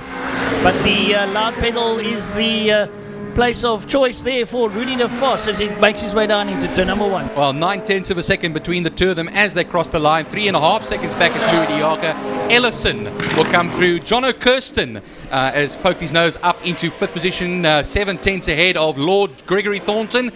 Farnham in the Birkin 7. He's in 7th position. Martin Pugh will hold up 8th position in the Nissan Shelby Can-Am, with Berger and Beaumont not taking any part in this race. Rudy de Vos putting that Can-Am sideways, coming out and into Interceptor corner. Now the Malloch up on the inside, up towards Car Care Clinic corner, and Steve Humble slides up on the inside. Brilliant stuff there. Humble comes through. Look at the Can-Am step sideways as Rudy de Vos plants the power down the back straight towards turn number 5. Rudolf de Vos, man, does this guy love this car, and he enjoys his racing immensely. Look at the pace going down into Fastron Patamina corner. And Malloch has the upper hand now as Rudy de Vos tries to fight back. Now you will watch him on the exit. He goes around slowly, gets the power. Look at the side. Ooh, the black stripes are left there behind on the exit of turn number 5 as Rudy de Vos powers it out there with Louis de Jager and Colin Ellison not too far back. And I can tell you something, Rudy de Vos is having an absolute blast out there. Could he be pushing a bit too hard maybe as well there, Francois, because now he's lost ground to Humble ahead of him. 6/10 of a second as they cross the line. It's going to be a bit more hard work now as they are currently on lap 3. And with 6 laps to go. Steve Humble, a 1:17.899. We know he can go faster than that, but still a long race to go as the fuel burns. And they go through Interceptor. Then considerable gap until to Louis de Jager. But Ellison has caught up to Louis de Jager, and they are in 2 separate classes. Louis de Jager is the only Class C runner out there ahead of the Class X second place man, as Rudolf de Vos is Class X leader. Colin Ellison second in class ahead of Jono Kirsten. Well, we watch him going down the back straight down towards Patamina corner. There we see Steve Humble taking the Malloch down into turn number 5. He rolls the car there into 5, nice and high up in the corner. Will dive up on the inside. The car will get forced towards the outside of the circuit. There you see him going outside. Where is Rudy? There comes Rudy de Vos into picture in the Can-Am. Comes out this time not too much on the loud pedal, trying to keep it in the straight and narrow now to hopefully chase down the back of Steve Humble. That gap now is considerably widened to about probably about 2 seconds. So he's got a bit of work to do. Louis de Jager still in 3rd, Colin Ellison in 4, Jono Kirsten 5, Greg Thornton 6, and Ray Farnham bringing up there in 7th. And Martin Pugh with that Nissan Shelby Can-Am not having the greatest of times with it. There's a lovely scrap coming up there now towards Quarry Corner. They just went out of picture. That is Ellison and de Jager. If we hang on to this picture now, we'll see them come around. But the cameraman moving on there as we keep an eye there on Rudy de Vos, who's lighting up the circuit and leaving black stripes all over the show. Well, we go now down to the battle for 3rd and 4th position. It is Lola versus Chevron. It is Louis de Jager versus Colin Ellison. They go through Interceptor now, turn 3, onto the Tygerberg straight. Then they'll come right through the double apex right-hander at Car Care Clinic corner. We have on screen now at the moment Rudy de Vos in the Chev Can-Am. And he is now 5 seconds off of Steve Humble, who's coming up to complete lap 4, but 1:16.796 by the number 11 himself, Steve Humble, the fastest lap of the race. He doesn't improve that time. He does get himself a second sector time that is best of everybody at 22.3. Well, there we go. Steve Humble rolls down into turn number 1. We're waiting there for Rudy De Vos. There he comes over the line in that thundering Chev Can-Am. Lovely to hear the purr of that mighty V8 under the hood there, Chevrolet. And not too far behind them, we saw Louis De Jager and Colin Ellison there riding there. But all of eyes here on Rudy De Vos, because he is absolutely pulling a showstopper here. He's got to go in nice and quietly into Quarry Corner. He doesn't want to exit Quarry Corner too loud. There you see him. He's taking it nice and easy. You can see the black stripes he left there earlier on screen. This time gingerly around there. I think maybe his tyres are wearing off there, Byron. Making the most of his weekend, though. What's better than racing duty? Double racing duty, and he did that earlier on as well. But he might have just pushed it a bit too hard, and what happens is he'll lose out. It's here we go, coming past us now is De Jager and Ellison, much closer. But another one, Francois, I've seen as well is Ray Farnham has closed up the gap by a whole second over the last lap to John Kirsten's Van Diemen. I think we're going to keep an eye on here. I think Louis De Jager and Ellison are going to close down on Rudy De Vos. I think his tyres have worn out on him. He does have the muscle, but if you cannot put the traction onto the tar, it's not going to help you whatsoever. So you see him going into turn number 5, and there's De Jager and Ellison up behind him. That's the Lola T212 and Colin Ellison there in the Chevron B19. And they're chasing hard there, possibly to find themselves up on the podium with about 3 laps to go. Yeah, this is going to be interesting, Francois, as they close in on De Vos in the Chevy Can-Am. He's now 13.7 seconds off of the man who's just completed lap 5. Steve Humble, the man who started alongside De Vos and finds himself going through the kink now towards Interceptor Corner, turn 3, as he will make his way through that section. There is De Vos. He is now just ahead of De Jager. It was 1.1 seconds when they crossed the line. It's now much closer, and Ellison might smell himself also a podium position. Yeah, I think Rudy De Vos is under immense attack here at the moment. You see him going into Interceptor Corner, that right-hand sweep, as Louis De Jager bears down on the back of him. De Jager looks up on the inside now, up the Tygerberg straight, up towards Car Care Clinic Corner. And Rudy just uses the muscle of that car to try and avoid him coming through. He's going to give it a full plant down the back straight. De Jager will be up for it. Colin Ellison is up there with him too. Down the back straight they go towards turn number 5. And De Vos is on the loud pedal. He's going to have to brake a little bit earlier. He does not want to go sliding around turn number 5 and wear off those back tyres. They have cooled down a little bit, but De Jager and Ellison right up the underside there of Louis De Jager, and this is going to be a real dice down towards turn number 1. Oh, this is magnificent. 2 more laps left to go, Francois, as the Opel Mallet crosses the line, and crossing the line is De Vos, De Jager and the Colin Ellison machine. But now look at this. Humble's had a very slow lap, Francois. It was a 1:31.096. It went all the way from about 11 seconds. I think Steve's waiting for the chase. He wants to make those last lap or 2 a little bit more entertaining for the spectators. He knows he's got the power underfoot, so he just wants them to close up a bit on him. But the battle here with De Jager and De Vos is something special. And Colin Ellison looking on with the best seat in the house now as they hit that right-hand sweep at Interceptor Corner there on your screen, and make their way up towards Car Care Clinic Corner. Some lovely camera footage. And look at it, Can-Am going sideways again there from Rudy De Vos. He's trying his utmost to stave off the attentions there of Louis De Jager and Colin Ellison. Comes out of Car Care Clinic Corner and stomps down on the floorboard now as he works his way down towards turn number 5. And like you say, Steve Humble not too far ahead. Yeah, no, he's only 4.4 seconds when he crossed the line. It's much closer now. But look at this. I think Colin Ellison might be having a go at Louis De Jager, and he has. And that's now up into 3rd position. And what happens is they couldn't beat the Chevy Can-Am on the straights. But Ellison will have Louis De Jager come on the outside right back at him then as well. We'll see them as they cross the line, because now there's only 1 more lap left to go.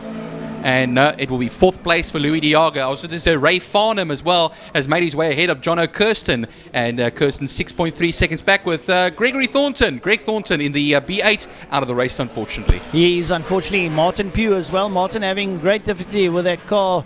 Unfortunately, I have to look at it in the holiday season for the 2022 season. But there we go. Steve Humble, Rudy De Vos, Colin Ellison and Louis De Jager all in picture there. Make their way down towards Interceptor Corner for the last time today. And Steve Humble just taking it nice and easy.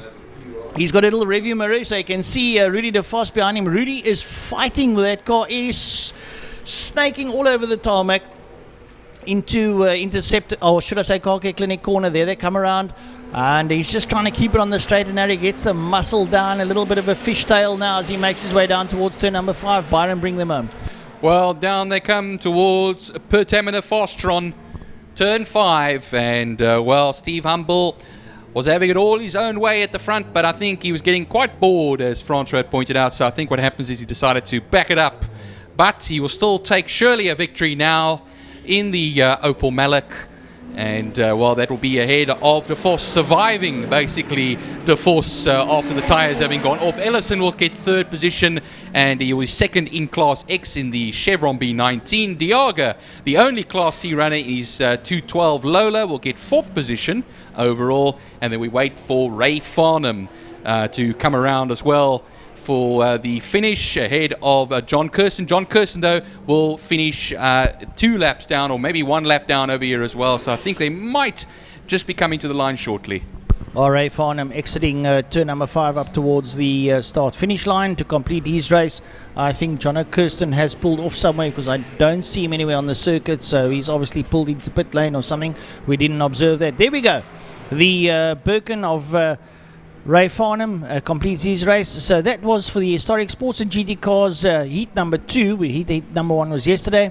And Steve Humble making a 2 out of 2 with Rudy de Vos 2 out of 2 in 2nd place. Right, joining me Mike's side and on edge. He's had his Red Bulls and his coffee and everything. Man from up north, Greg Maloney, the voice of choice. Welcome on board, and we're up for Polo Cup soon, Greg. We certainly are. Volkswagen Polo Cup about to make their way out into the circuit. Just waiting for our live stream link to link onto Facebook. We've been via AmuSat for the whole morning and about to go to Volkswagen and iLab as well. So just going to let Z know that we are good to go. And I'm going to say and go. And go. Just busy typing. Well, Greg, we are live. There we go. We're live. Greg's got the northern regions that he's cheering for, and we've got the Cape regions that we're cheering for. So, and a great race there yesterday afternoon, Greg. There was spectacular.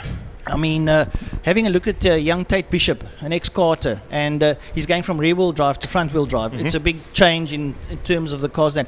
But he's taken to it like a duck to water, proverbially. Yeah, basically he's right there. And, of course, his home circuit is giving him a huge advantage as well. But the championship battle is what we're going to be concentrating on. And, of course, if we look at the way the championship has gone so far, coming into this round, there were 17 points between Yuri Swart and his closest rival, of course, championship leader, Leighton Fourie. That went down to 16 after qualifying, and it's gone down to 7 points in it. So basically what has to happen is Yuri's got to go and do what he did yesterday. He's got to go out there, and he's got to go and take the win, but he can't let Tate Bishop take the fastest lap. He needs that additional point. If he does that, Leighton Fourie has to go 3rd or better. Yeah. So 3rd or better, starting from 4th on the grid, shouldn't be a problem for Leighton Fourie, but he did pick up a couple of issues yesterday afternoon and lost a bit of pace on the Universal Motorsport Polo. So there's a lot of... and we've got the lady, the cat amongst the pigeons, Tasman Pepper, just to shake the rose amongst the thorns. Yeah, the rose amongst the thorns. So it's going to be a real blinder. And joining Greg Maloney is going to be the Cape Town voice of choice, Gary Fleming. It is indeed. Gaz is going to be a big Gaz is with me as well, as always. As the Polos make their way out onto the circuit now for the 2nd time this weekend in Anger. It's heat number 2. It's the 25th anniversary of Volkswagen's Motorsport entry as Polo Cup. They started 25 years ago with the Polo Cup in Polo Classics. That's the original Polos with the boot. And, of course, then went into the hatchbacks and various forms of hatchbacks, including the Polo Vivo, the 16 valves, and, of course, now the GTI version of Polo in the house as well. So a massive welcome to everybody who's joined us on Facebook Live, on iLab, and on Volkswagen Motorsport. It's going all around the world, of course, on AmuSat as well. Massive thanks to Steve Rhodes and his team downstairs. They've done an incredible job. And we are good to go here, Gaza. Yep. Well, the biggest question has been asked right now. Greg, you've been down in the pits the better part of yesterday and this morning. What is the count in terms of push to pass? We saw it yesterday with Tasman Pepper making good use of the push to pass, getting herself right up there where it counted. In fact, ahead of Jaden Else at one stage of the fight up into 2nd position. So, of the top guys, who's got how many push to pass to use? Well, all the cars have got push to passes to use. They've all got the same amount, other than the top 3 in the championship. They've got 1 less. So, from the 6 push to passes that are allowed, 5 only for Leighton Fourie, Arnie Neveling, And in fact, it may even be Arnie Neveling or Clinton Besaden. I didn't quite get the championship point standings for second and third because we're not really concentrating on second and third place battle. It's more important on the championship battle being 7 points apart between Leighton Fourie and Yuri Swart. So Yuri Swart and Leighton Fourie definitely have one less. And I'll give you a little insight as well, which Jaden Els's dad wasn't too happy about. He still had one left. Oh dear. At the end of the race. So he didn't use the last one. He didn't realize he had one more left, and it could have possibly got him ahead of Tasman at the end of the race. Very, very possible, because that's exactly how Tasman got ahead of him. You could actually see when she hit the push to bars. But if you're driving in the car, is there any indication to you of the car in front or behind when they're using it, apart from the fact that it gets bigger and bigger in your mirror? Basically, what will happen is you've got to take into account that if you see him coming bigger and bigger in your mirror, or he's getting away from you, he's used that additional DRS kind of system that F1s have, where it gives you about 40% more power for only a couple of seconds. But there's no indication from outside the car.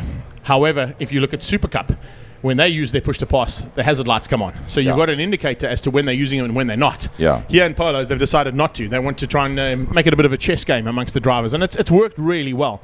If you look at the kind of racing we've had here. Remember, we started this championship at the beginning of the year in March here in the Mother City at Killarney International Raceway. It was a dominant Yuri Swart that weekend that set the pace and, of course, set the championship alight. And a debut by Tate at that stage of the fight. So, Greg, the other thing we saw yesterday was Leighton Fourie could have made up one position further forward. There was one Universal Healthcare car in front of him, and we were sort of like thinking maybe the team tactics come into it. No, it did not, and that's put the pressure on him for today. We thought as much, and of course Clinton Besaden is also fighting for an opportunity to possibly get into that top three. He's just outside that top three at the moment, so yes, he could have given up that position and maybe handed Leighton a couple of extra points, might have helped out. But of course there are no team orders, so it's every man for himself until the checkered flag comes out. The only team order I would say amongst the Universal or any of the teams that are racing out there is don't take your teammate out, which is what they try to avoid. There were a couple of incidents yesterday we need to be notably mentioned. Of course, some incidents there between Charles Visser, Natium Samanga, and coming together with a couple of the other drivers out on circuit as well, where Charles Visser's window actually got shattered, and Davy van der Merwe's window got shattered, I should say, as they came together. Giordano Lupini was also rubbing his racing with the Hammonds further down. And JP van der Walt. Yes. JP's car, if you looked at it yesterday, had a lot of Giordano Bullion RT livery all over the side of it after the rubbing his racing that happened further back in the pack. But we are almost good to go here. Remember, it is still a warm-up lap that they've got to do.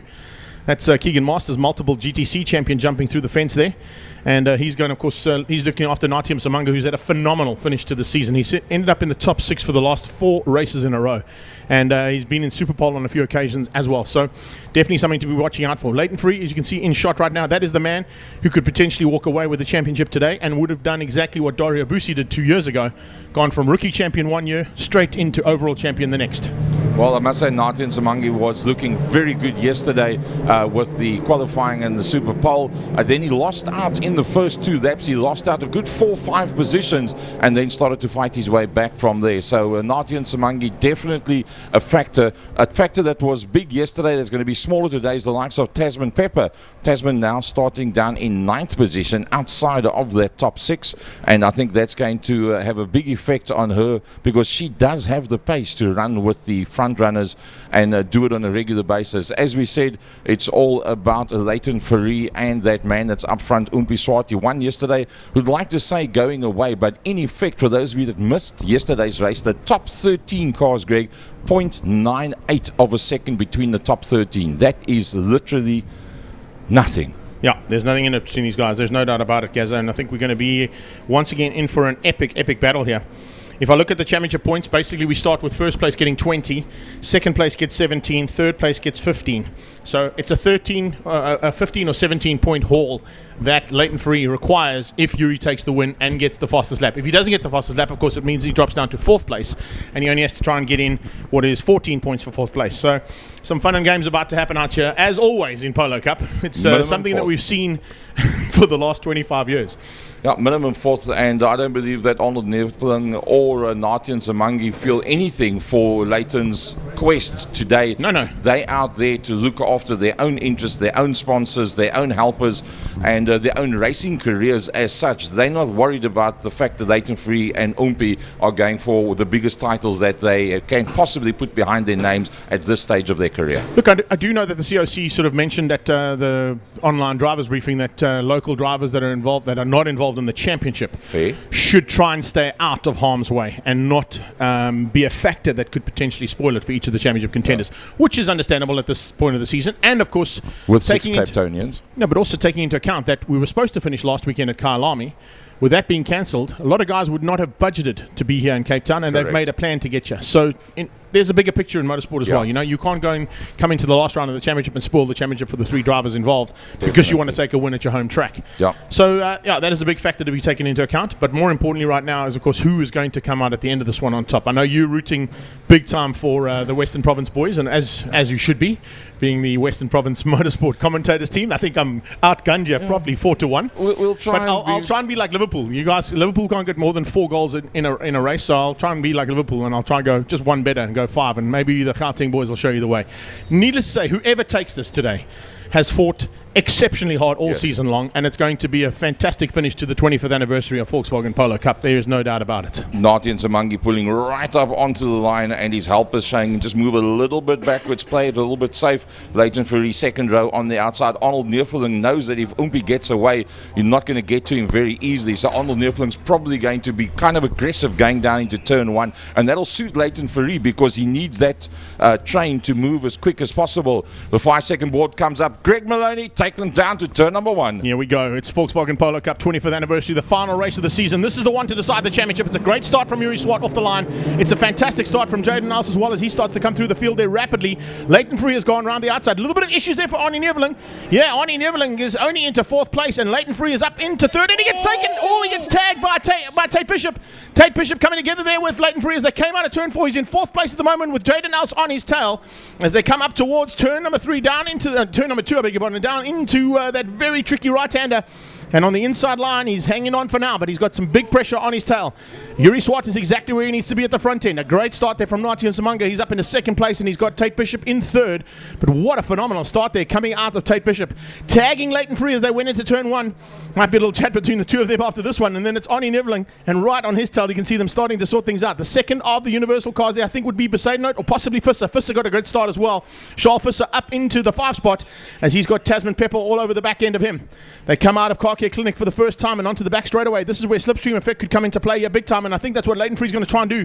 Maybe use one of those push-to-passes to slot into the slipstream there of Tate Bishop and outgun him on the brakes into Cape Town corner. Fostron is going to see big action here, Gazza, as they go down there for the first time. Well, that little move by the angry Jeep driver, Tate Bishop, he did his debut in this format of racing right at the beginning of the season. The first race being down here at Cape Town, the last race being down here at Cape Town as well. Leighton Fourie in that 4th position. If he doesn't get the fastest lap, would not be enough to win the championship. That move by Tate Bishop could be very indicative as to how the championship ends. And keep in mind, right now, Tate's got nothing to lose but 1 position. Leighton's got a championship to lose by trying to get past him. He's trying to find a way through as they go through into turn 1 now. Adaholzuk and heading into the Joubert Straight.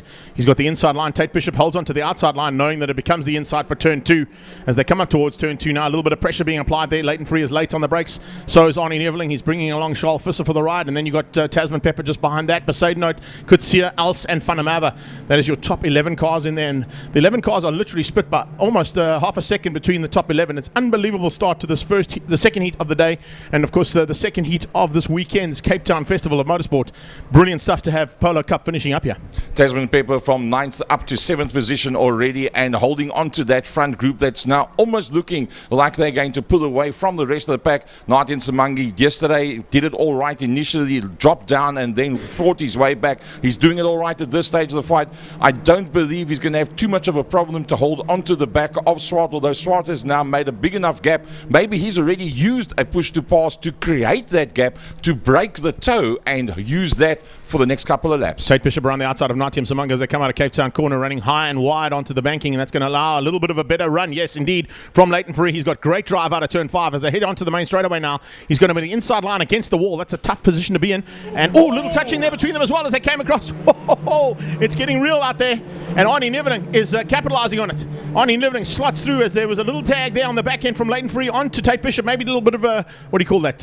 Coming back and saying yes. Remember that turn 1 incident? Yeah, there has a little bit of your own medicine. You forgot about it, but I didn't. Right now, it's Arnold Neveling that's moved up that position, and he's just done the fastest lap, a 1:26.721, which is, look at how they go down into turn number 2, side by side. Leighton is going to have to fight very, very hard with that one. They're not going to give him anything for nothing right now, and slowly but surely, Oompi's doing all that he can do. Leighton's got up into 4th place. He's got ahead back again of Arnie Neveling, and his teammate's gone with him.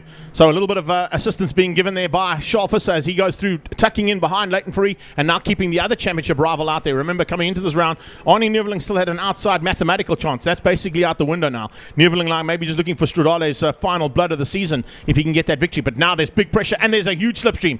Look at the slipstream that Leighton Fourie is going to get you from Tate Bishop down the back straight away. Very good possibility. If he goes to push to pass, he might be able to get through, but he doesn't want to use too many of them right now. Maybe the slipstream will wait, and he'll wait a little bit later on in the race to use it. But he's definitely a lot closer than what he was, and looking for an opportunity now to get up into that 3rd place. That is where he needs to be. Fastest lap at the moment is Arnie Neveling. You said it, 1:26.7. And remember what happens with these Dunlop tyres, guys. You've got 2 or 3 laps to get those hot laps in.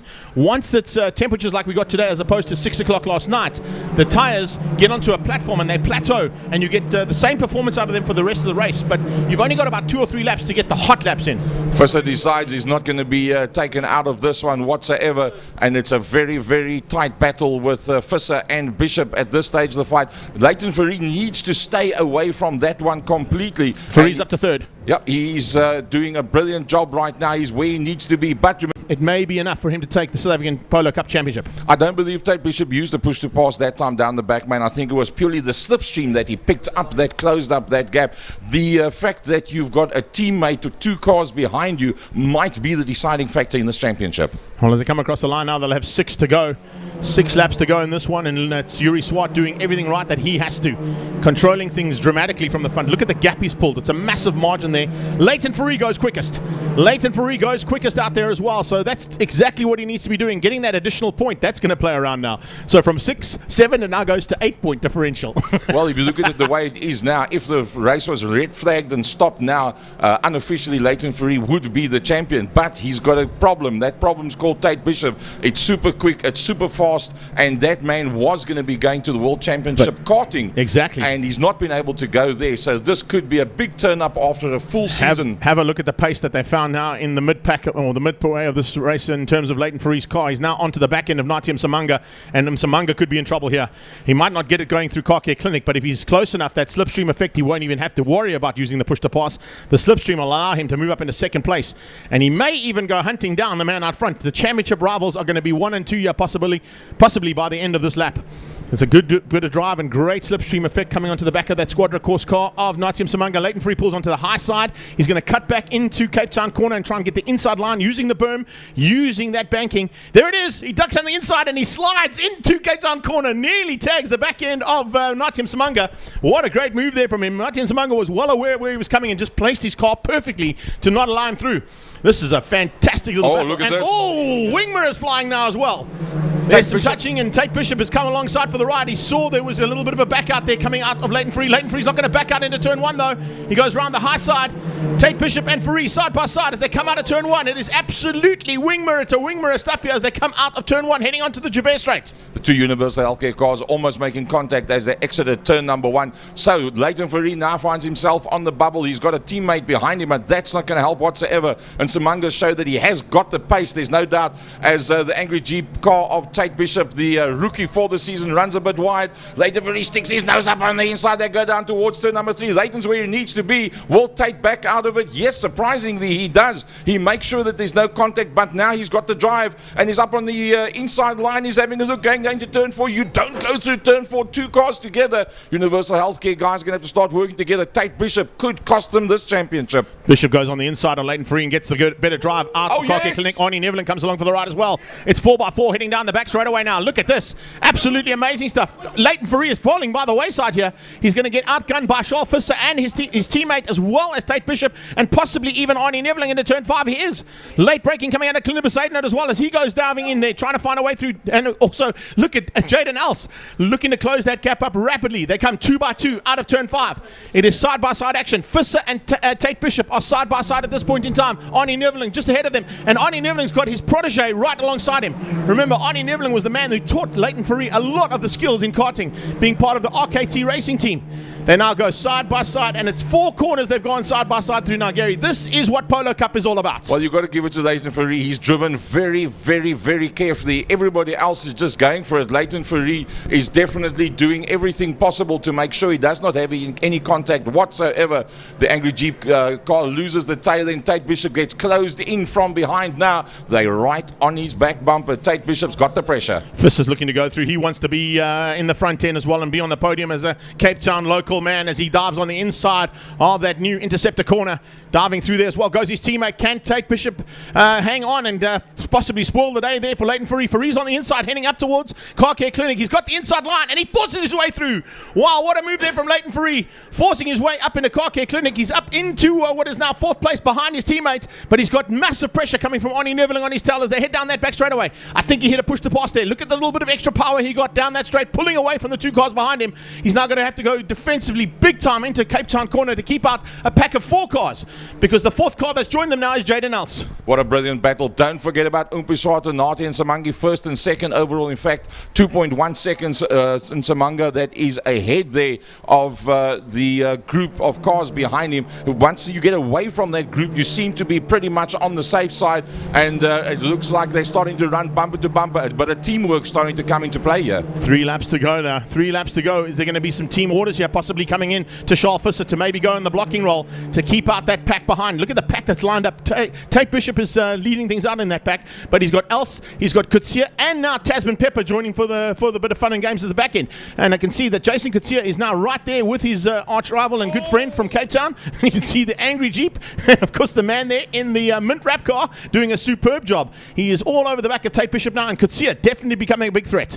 Yeah, no doubt about it. 1, 2, 3, 4, 5, 6, and include Tasman Pepper in that. 7 cars in that group. Tasman started 9th, got up to 7th, back down to 9th position, closing on the back of that high-speed train as they work their way through the double right-hander out into the back main. Who's going to hit the push to pass this time around? And there's only 3 to go. Yeah, 3.5 to go. Well, 2.5 to go as they get onto that back straightaway now. Heading down that back straightaway. Arnie Nevling's in the perfect position to try and get the toe on both those cars. Leighton Fourie is right in the awesome position as well to use the slipstream of his teammate. Will Visser open up the door and a line through? Yes, he does. He gives him a little bit of room, and there goes Leighton Fourie up into 3rd place, exactly where he needs to be for the championship. Now, watch Visser. Hopefully he goes on the defensive for Team Universal. That's exactly what they'd be expecting him to do, to try and fend off and block everybody else's opportunity of getting to Leighton Fourie. Faurie's got to 3rd place where he needs to be with 2 to go. Well, he's going to have to close off that inside line as they come across the line now. It's Charles Visser and Arnold Neerfeling that's going one-on-one down into the brake markers. 1, 2, 3, 4, 5, 6. All 7 of them still there together. Right now with 2 to go, Umpi must be looking in the mirror and saying, oh dear, that Universal Healthcare car is miles too close in terms of positions. Yeah, he just won't know which one it is, though. Yeah, I'm sure they're talking to him on the microphone. Definitely. But that group so close to one another with 2 to go, I think that is still... I can't see not them sorted ending yet. like No, it's that's not sorted now. That is for sure. Leighton Fourie now coming out of turn 2. He's got a little bit of a margin. Visser backs them up ever so slightly. Concertina effect is bringing Kutsia and Tasman Pepper into the fight as well. You got Tate Bishop on the back end of Visser. You've got Jaden Else thrown in for the mix. And remember, Jaden Else was on the front row of the grid. He is a man who is fired up and potentially looking for his first win in that King Price Extreme Polo of his. He's had such a phenomenal season. Remember, 2016 World Karting Champion is in the mix there and fighting hard with the championship contenders here. And who would be king with 1.5 laps to go? Well, I think Visser is the deciding factor now with Arnold Neervulling. Nobody else, I think, is going to be able to really have any effect on that. Tate Bishop has already dropped down quite a long way. He's down into 7th position. I think he maybe overdid the tyres a little bit initially. Next time they go past, there'll be 1 lap to go. As I say once again, don't forget about Swart and Msimanga. The two of them have driven brilliantly. They broke away, could drive their own lines, and they've got no problems where they are right now. I'm sure the cameras are going to look at that 7-car train with 1 to go. Here comes Pepper around the outside as well, trying to find a way through there on Kutsia and on Bishop as they come across the line to start the final lap. This could be the decider. Are we going to see a new champion crowned? Yes, we are. Who is it going to be? Will it be Yuri Swart out front taking the win? He hasn't got the fastest lap, so unfortunately that is going to cost him 1 point. But the 1 point might be negated depending on what happens in the background. Natim Samanga, once again, a phenomenal finish to this man's season in the Squadra Course team. He has been absolutely mind-blowingly good over the last couple of races. And of course, the champion to be is there in 3rd place coming out of turn 2.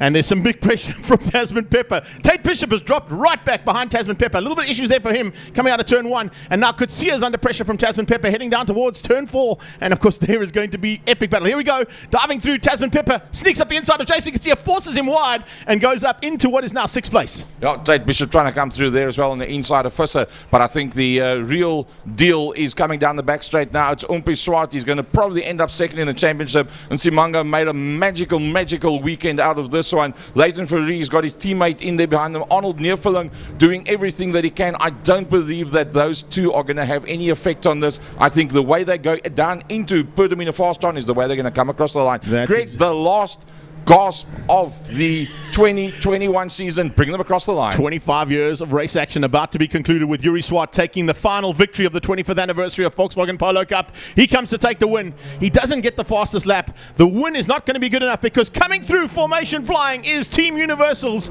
Leighton Ferrie and Charles Visser. Visser is going to have probably a couple of beers sent his way courtesy of Leighton Ferrie this evening because Ferrie is your 2021 Volkswagen Polo Cup champion. What an epic dice. What an amazing way to finish the season. I told you it was going to be like this, Geza. Yeah, there's no doubt about it, but I must take my hat off to the likes of Umpi Swart that he knew what he had to do. He went out there and he did it. You've got to take your hat off to Leighton Ferrie, young man, 20 years of age, and he drove like a very experienced driver, knowing where the danger spots are, staying out of trouble, not really getting any serious help apart from towards the end now from Visser. They just backed him up just a little bit to make it all safe, but Leighton did it all by himself. Well done, young man. You beat the best of the best in the top series in South Africa, to my mind. Yeah, there's no doubt about it. If you think about where drivers have gone in their careers from Polo Cup, we've got 3 of them downstairs here. Michael Stevens should have been here. He's a multiple Polo Cup champion. Chop Sepuku is a double Polo Cup champion. You've got the likes of the Van der Lindes who've gone on to bigger and better things on international fields. Tasman Pepper's brother Jordan has gone on as well, coming out of Polo Cup championship wins. And of course, the other thing we need to take into account is Leighton Ferrie has done exactly what Universal Motorsport asked him to do. Take the rookie championship and convert it into a national full overall championship like Dario Bussi did 2 seasons ago. And that's back-to-back on championships for Team Universal Racing for that as well. So phenomenal effort there from them. As I said, you take nothing away from Yuri Swart. I take nothing away from Yuri Swart. Umpi Swart is spectacular behind the wheel of a Volkswagen Polo, and definitely man to watch out for potentially next year as a championship contender. If he goes all the way, there's no doubt about it. I know that Leighton Ferrie is already looking at possibly moving into Super Cup, so he'll be moving on to bigger and better things there for the Super Cup category. And that'll leave that number 1 plate wide open next year. So if this is the kind of action we're going to see, and we've got a couple of other karters and youngsters coming through the ranks and will be joining these terrorists behind the wheels of Volkswagen Polo GTIs for more Polo Cup action. Well, another one that needs to be mentioned is Giordano Lupini. It's the second race that he's had now with that motor car, and he found himself in 8th position behind the highly acclaimed international racer Tasman Pepper that qualified 9th and then eventually ended up 7th. And I think for Giordano, after being knocked, chopped, hacked and worked all over in all directions with that motor car yesterday, I think he's done a brilliant job in this heat now to come up into the top 10. Yeah, certainly welcome Giordano to Polo Cup, and that's how it goes. Rubbing is racing. Yuri Swart, Natim Zamanga and Leighton Ferrie are your top 3, and of course, looking at the way things are going to go from here on out, ladies and gents, we've now got a small lunch break and some parade laps from some of the cars that are going to be on parade here at the Cape Town Motorsport Festival. And then, of course, at 11:40, the pit lane opens for the South African Endurance Series 9 hour. That is the big one here for the weekend. We get the address from the mayor at about 12:05. and race starts at 12:15 here on our live stream. So there will be a bit of a break in the proceedings here for a little while, and of course we'll probably keep the pictures running on our YouTube channel. But in terms of Volkswagen Motorsport and of course ILEB, massive thanks to everybody for joining us here on the live stream link on Facebook. You will be back a little bit later on as we go live again on Facebook for all the action from the Cape Town 9-hour. And of course, a big welcome to the City of Cape Town as one of the big sponsors here for this weekend. It is fantastic to have them backing motorsport down here and showing the interest that is required for the circuit here at Killarney International Raceway. Going through the field as well, Neerveling, Els, Pepper, Lupini, Bishop, Kutsia, Van der Walt, Tinder Besaidner, Darby van der Merwe, Nathan Hammond and Farin Basher were your top 15. And at the back end of the field, we saw Jana van der Westhuizen and Damien Hammond wrapping up 17 cars in Volkswagen Polo Cup's final race of the season for 2021. I'll be back later with the team. Thank you so much, Gaza, for an awesome commentary there for the final race of Volkswagen Polo Cup. And from my side, I'll see you for the 9-hour in a few minutes' time. Take care then. Bye-bye now. Well, that wraps up that one, and always nice to have the voice choice Greg Maloney with the knowledge from all the different rounds of the Extreme Festival and bringing that with us through to Cape Town. Well, we were lucky a couple of minutes ago. I was down in the restaurant area downstairs, and one of the prominent people that has put his money where his mouth is to keep Killarney International going and to do what we do here and make us one of the premier venues in South African motorsport. Johnny van Niekerk, the man from the motor industry in Cape Town for many decades, and it was fantastic to have opportunity to have Johnny up here in the commentary box. You can see the whole track. Well, before I hand the mic over to Johnny, he's received an award last night. He can tell us about that, and he's also signed for next year 9 years that Wingfield Motors will be involved in the Power Series. Johnny, from our side to you, thank you, sir, as I hand the mic over to you. Thanks very much, gents. Yeah, it's been a very good 9 years. Myself and Des and Killarney have worked very, very well together. We're excited for next year, obviously, to see the crowds returning. That'll be good. Yeah, we just thank everybody at Killarney for supporting us, for helping us. And yeah, we're going to grow from here. It's awesome to have people like yourself on board, and also of your family that's going to be racing here once again in 2022. Yeah, that's correct. We're on the main circuit with Kiara, and we're on the stock car circuit with Tamika, so that's lots of fun. And yeah, it's all about racing and enjoying it, and family, and building relationships. That's really why we're here. Johnny van Niekerk, Wingfield Motors, from us in the commentary team, from the management of Killarney International Raceway, from all the race drivers downstairs that have the support of Wingfield Motors. And we always say support those that support us in motorsport, from all of us and the South African public to you. Johnny, thank you very, very much for your input. I hope you stick around with us for a good couple of years, and as you say, do it as a family. That's the bottom line. A closing word from your side, Johnny. Yeah, thank you very much to Killarney. Thank you very much to everybody, and have a great festive season. Be safe, and we'll see you all in the new year. Thank you. Bye-bye. All right, folks, we're going to go to the luncheon break, and we'll be coming back to you from the front main downstairs, where we'll be having a bit of a ceremony down there before the start of the Cape 9-hour.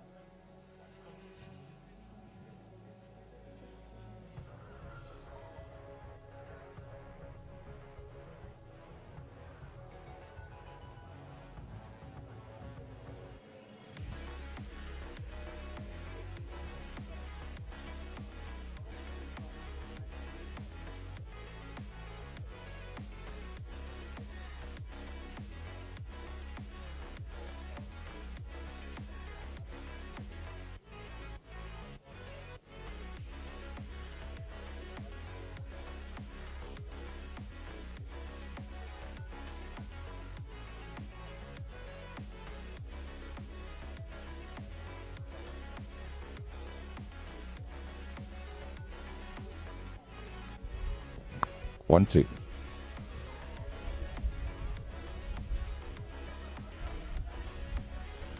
Right, folks, we're down here on the start-finish line, and Edward van Bergen, that's just taken the JP Smith contingency around the circuit. They just enjoying a little bit of nostalgia with a bit of group photography that's going down. Patrick Vermaak taking charge of getting everybody together for the photographic side of it.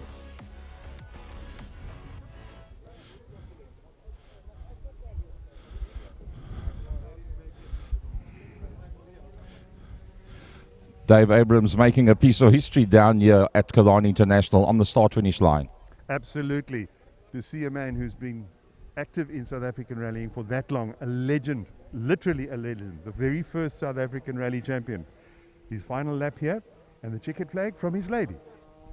Well, there we go. And a very distinguished group of people that's standing down here on the start-finish line. We are not that far away from the start of the epic Cape 9 hour that's going to be happening from 12:15 up until 9:15 this evening. We can get Des Isom to join the group as well. Mariska Radain's down there. Patrick Vermaak is there as well. Edward van Bergen. Alderman JP Smith down there on the start-finish line as well. Lots and lots of photographics taking place. So the new mayor of Cape Town not able to make it to join us here today, and JP Smith, representing the city of Cape Town, has come down to join us here once again. JP Smith has in fact on a regular basis been down here at Killarney International Raceway. He was not a regular in the motorsport side of things, and till he got an opportunity to be down here and represent the city of Cape Town, and from there on out he's been a regular that's been here at Killarney International. So a big thanks to Des Isom and Mariska Radain, Paul Simon, all of our regulars for decades down here at Killarney for putting together an epic situation like what we have here today.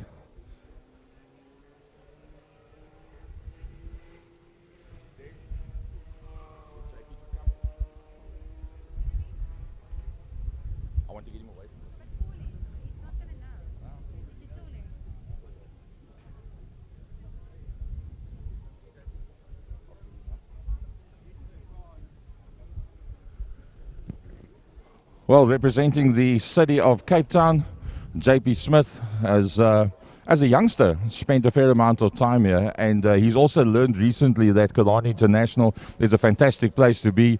JP once again joining us here, and an epic race event that we're going to be having here today, which is going out on multiple media, and I must say City of Cape Town once again coming through and supporting Killarney International with an event like this.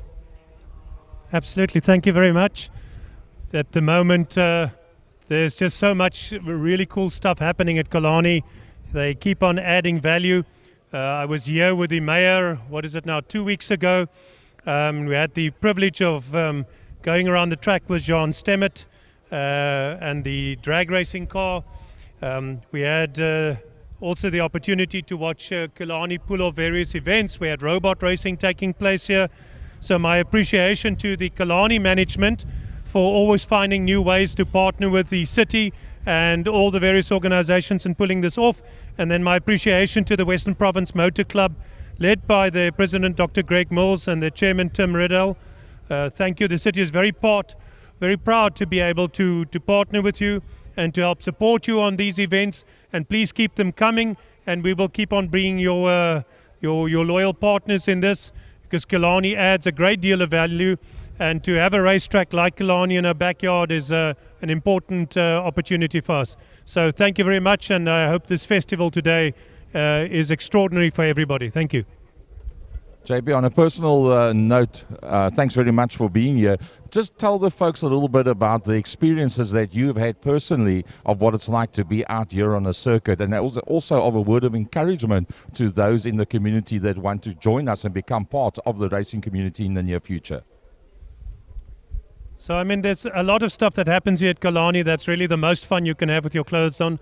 This is a great deal of extraordinary experiences that I've had at this place.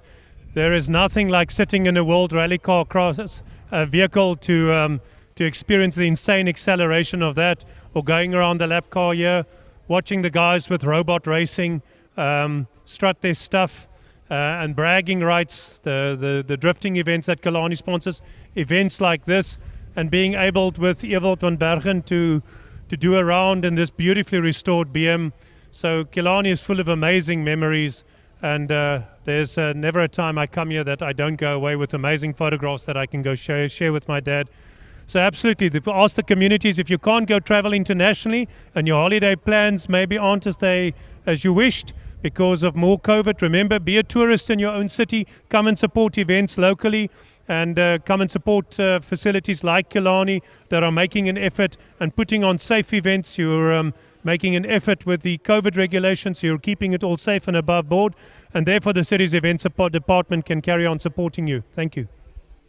Well, your support is much appreciated, and the economic impact in the Western Cape of what happens down here at Killarney International for all with an event like this is utterly amazing. JP, from all of us in the motorsport community, thank you very much for what you and the city of Cape Town mean to us here at Killarney International, and also to the general public that have got an opportunity to enjoy their motorsport in a safe environment. And that was the picture that we had a couple of years ago, and you and your people have been very instrumental in making it possible to be the go-to place for a social type of family event in the Western Cape area. JP, a closing word from your side. So remember that the events industry in Cape Town drives about 35,000 jobs, and the top 8 events generates 3 billion rand to our economy. These events that you keep on organizing here have big coattails because of all the other people involved, from catering to security, everybody else. You're creating jobs, you're keeping our economy moving, and so we have to keep on supporting you because you're doing really valuable work. And that's something that when we chose motorsport as a focus area, as one of the parts of the platform of our events strategy, we understood that Killarney had to be a key part of it. So as long as you keep the events ideas coming, we will keep the support coming. And to all the public, please do come and support, come and be seen. And thank you very much. Well, there we go, representing Cape Town, Alderman JP Smith. That's a regular year at Killarney International Raceway as well. And Edward van Bergen, that is with his pretty much having his last ride with that motor car around the circuit. Patrick Vermaak also joining us here today. Patrick, give us a bit of background information on Mr. van Bergen.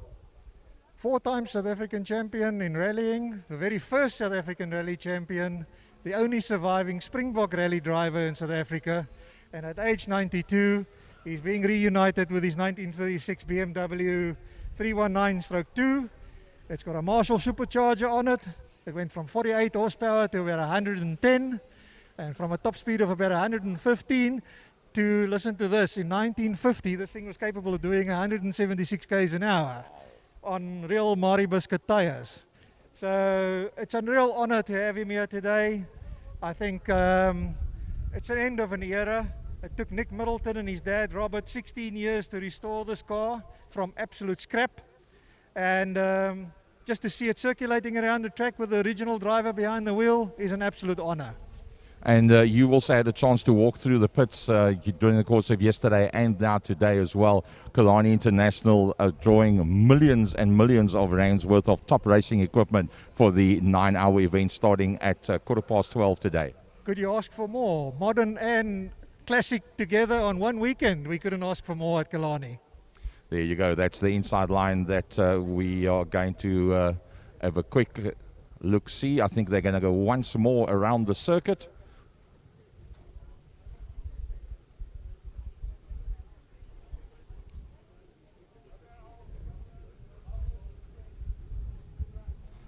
Well, folks, I'm down here by the beautiful-looking restored BMW.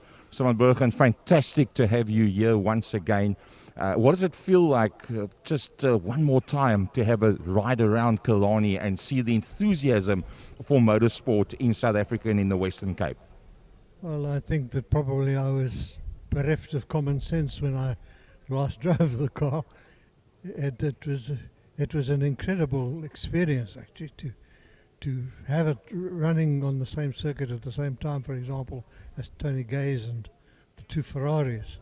But it was a case of love more than anything else.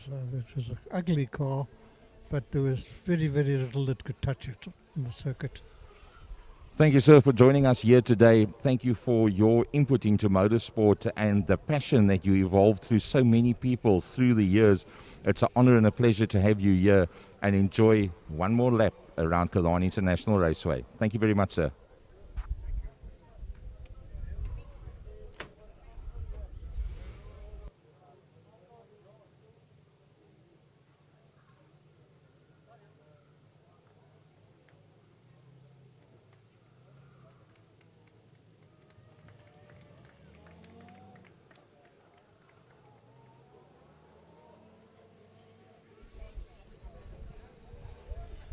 Well, folks, that wraps up the fun part of it. They're going to be going once more around the circuit. The pit lane is open. You're welcome to come down into the pit lane and have a look around in the designated areas where you are allowed to be.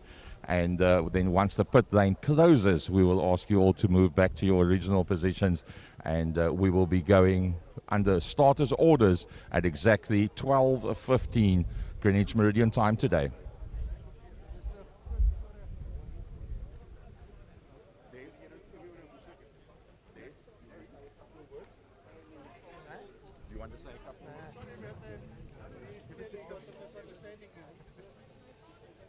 How's it, sir? Are you keeping well?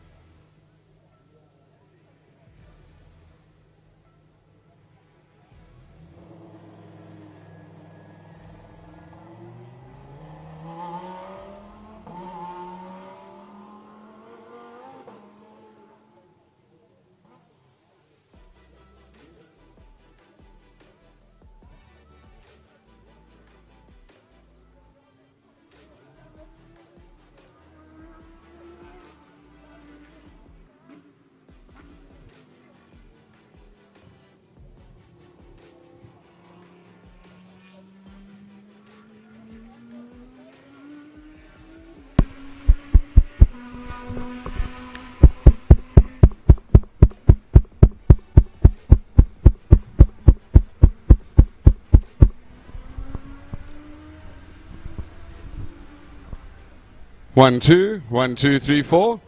Testing, testing, 1, 2, 3, 4.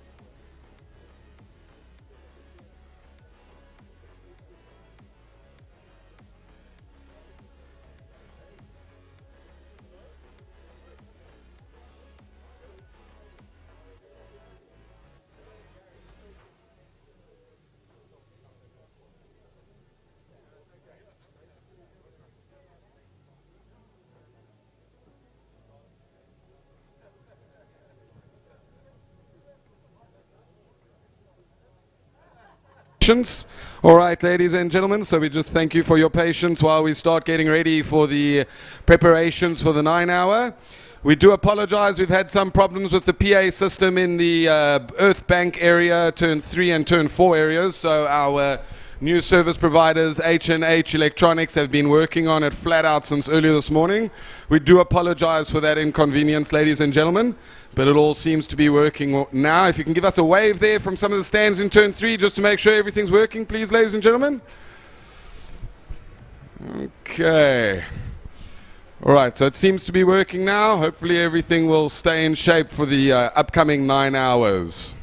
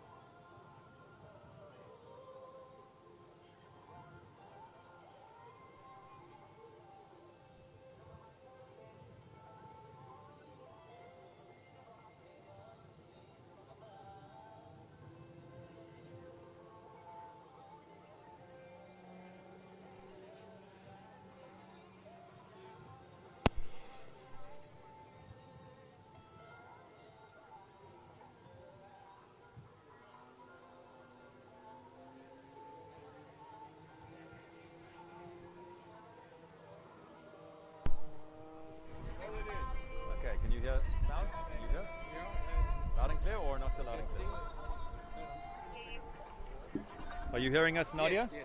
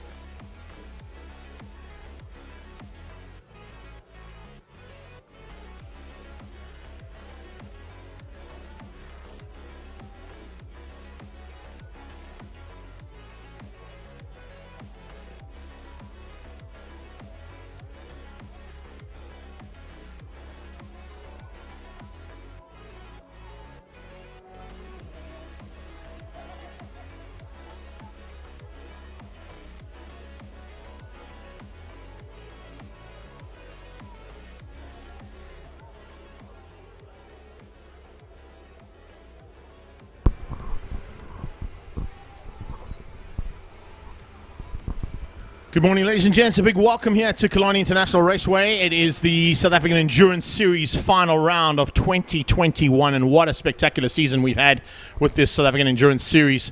Championship is up for grabs today. It's double points for all of the drivers that are out on circuit today, battling hard for the final time in 2021 for championship honours. And of course, a couple of the race contenders looking for race wins, more importantly. They're not involved in the championship. There's a couple of wild cards from down here in Cape Town that are definitely going to be pushing hard to try and get to the front end of the field as quickly as possible. There's no doubt about it. You can see it's a packed grid. We've got 43 cars in total. About 9 of them will be participating only in the first hour. Big welcome, of course, to a whole bunch of people that have joined us on our Facebook feed. I can see Andrew Hine is already in there. Derek Mulder has come in as well, watching from Woking in the UK. We've got a whole bunch of people from all over the world that are going to join us throughout the day. We are on Facebook Live via ILEB, via the South African Endurance Series page.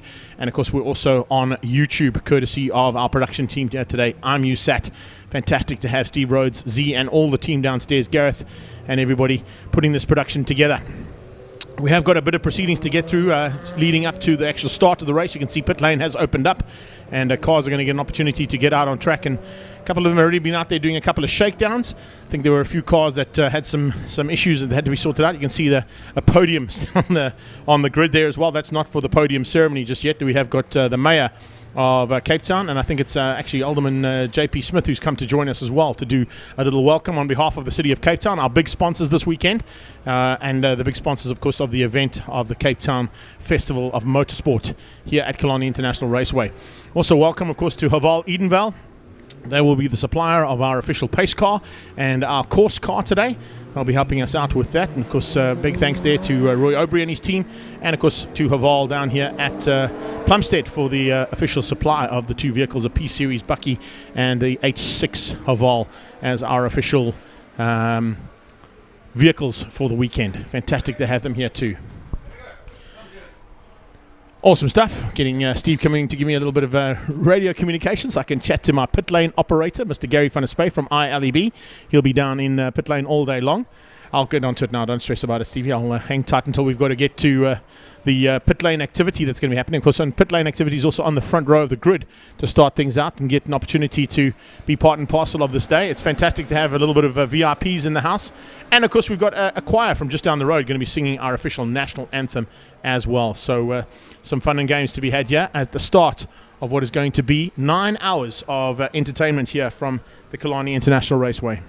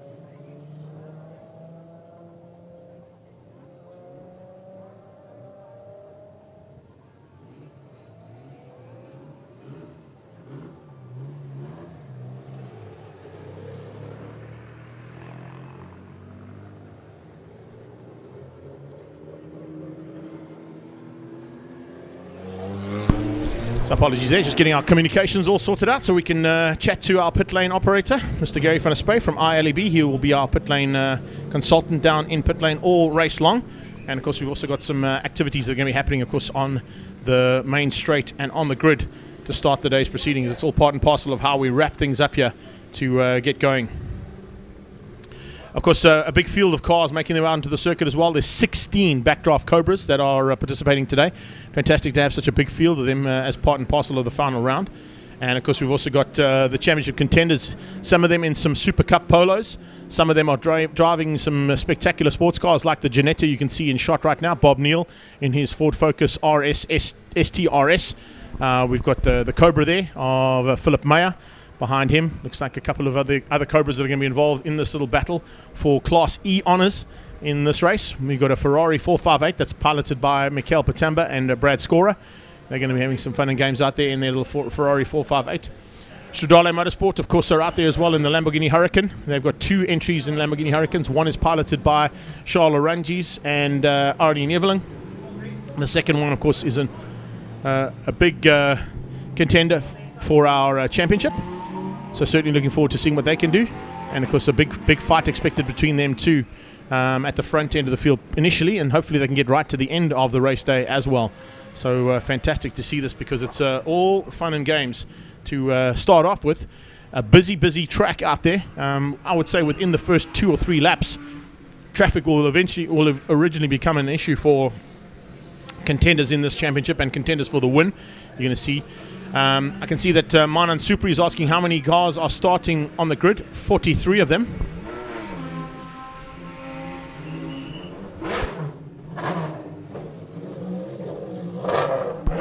So as they head into what is going to be... Okay. I'm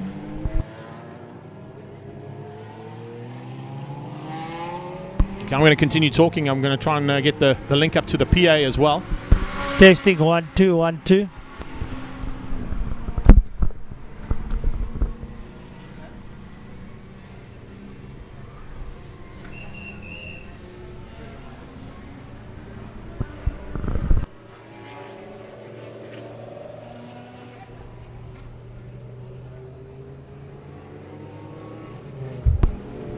Let's see if we can hear down in pit lane now. We're going to just try and get the PA system working at the same time. So apologies for those guys on our live stream feed. Going back to that question, how many cars on the grid? Starting on the grid, we should have 43 of them. And as I said, 33 of them are participating in the 9 hour. Only 10 will be out there just for our first hour of entertainment. So that answers that question. Darren Winterboer, who should be here as well, and was looking to be part of the bucket list racing team, unfortunately couldn't get out of Zimbabwe due to the fact that they've shut all the borders. So a big welcome there to the Bulawayo Bomber. It's a big pity that you're not here, buddy. But I saw on the result panels only a couple of weekends ago at the Bulawayo 3 hour up at Falls Road Circuit, Mr. Winterboer is the winningest driver in that 3 hour. And, of course, holds also the lap record around the Falls Road Circuit in Bulawayo, Zimbabwe as well. So, unfortunately, he's not here this weekend, but he is watching on our live stream. And great to have him here. Thank you so much. We do appreciate it. So, cars are going out onto the circuit, as you can see, and the grid's starting to fill up here pretty rapidly with all makes and marks. As I said, the majority of the cars that are out there are made up from Backdraft and the Backdraft Cobra team. Whole bunch of clientele that have joined Tony Martin and his team to get some really awesome race machinery. We've got 2 minis. We've got about 6 Super Cup Polos. We've got a Ferrari 458 that you can see right there from the Pablo Clark Racing Stable. There are 3 Lamborghinis. There are 2 Ginettas. There are 2 Shelby Can-Ams. We've got a Birkin S3 out there as well. We've got a Chevron. We've got a Volkswagen Golf GTI 7. We've got a Datsun 240Z. According to the entry list, it's a Nissan 240Z, but it's actually a Datsun 240Z in the original trim. A BMW M3. And as I said, we've also got a couple of Porsches thrown into the mix as well. So it's an array of cars here, arguably that you won't see anywhere else in the world. So a big welcome to all of our drivers and friends and family of them too. Great to have spectators back at the circuit as well. Incredibly, Kalani have gone all out to ensure that spectators can come into the event as long as they are fully vaccinated at literally only 2 rand for a ticket. They've gone back 50 years and allowed anybody that got fully vaccinated and came to buy their tickets only had to pay 2 rand. In dollar terms, I think that's about a quarter. 25 cents is what you had to pay to come in if you're watching us internationally. So that's pretty awesome. And a great initiative there from the Kalani team to try and get spectators back up.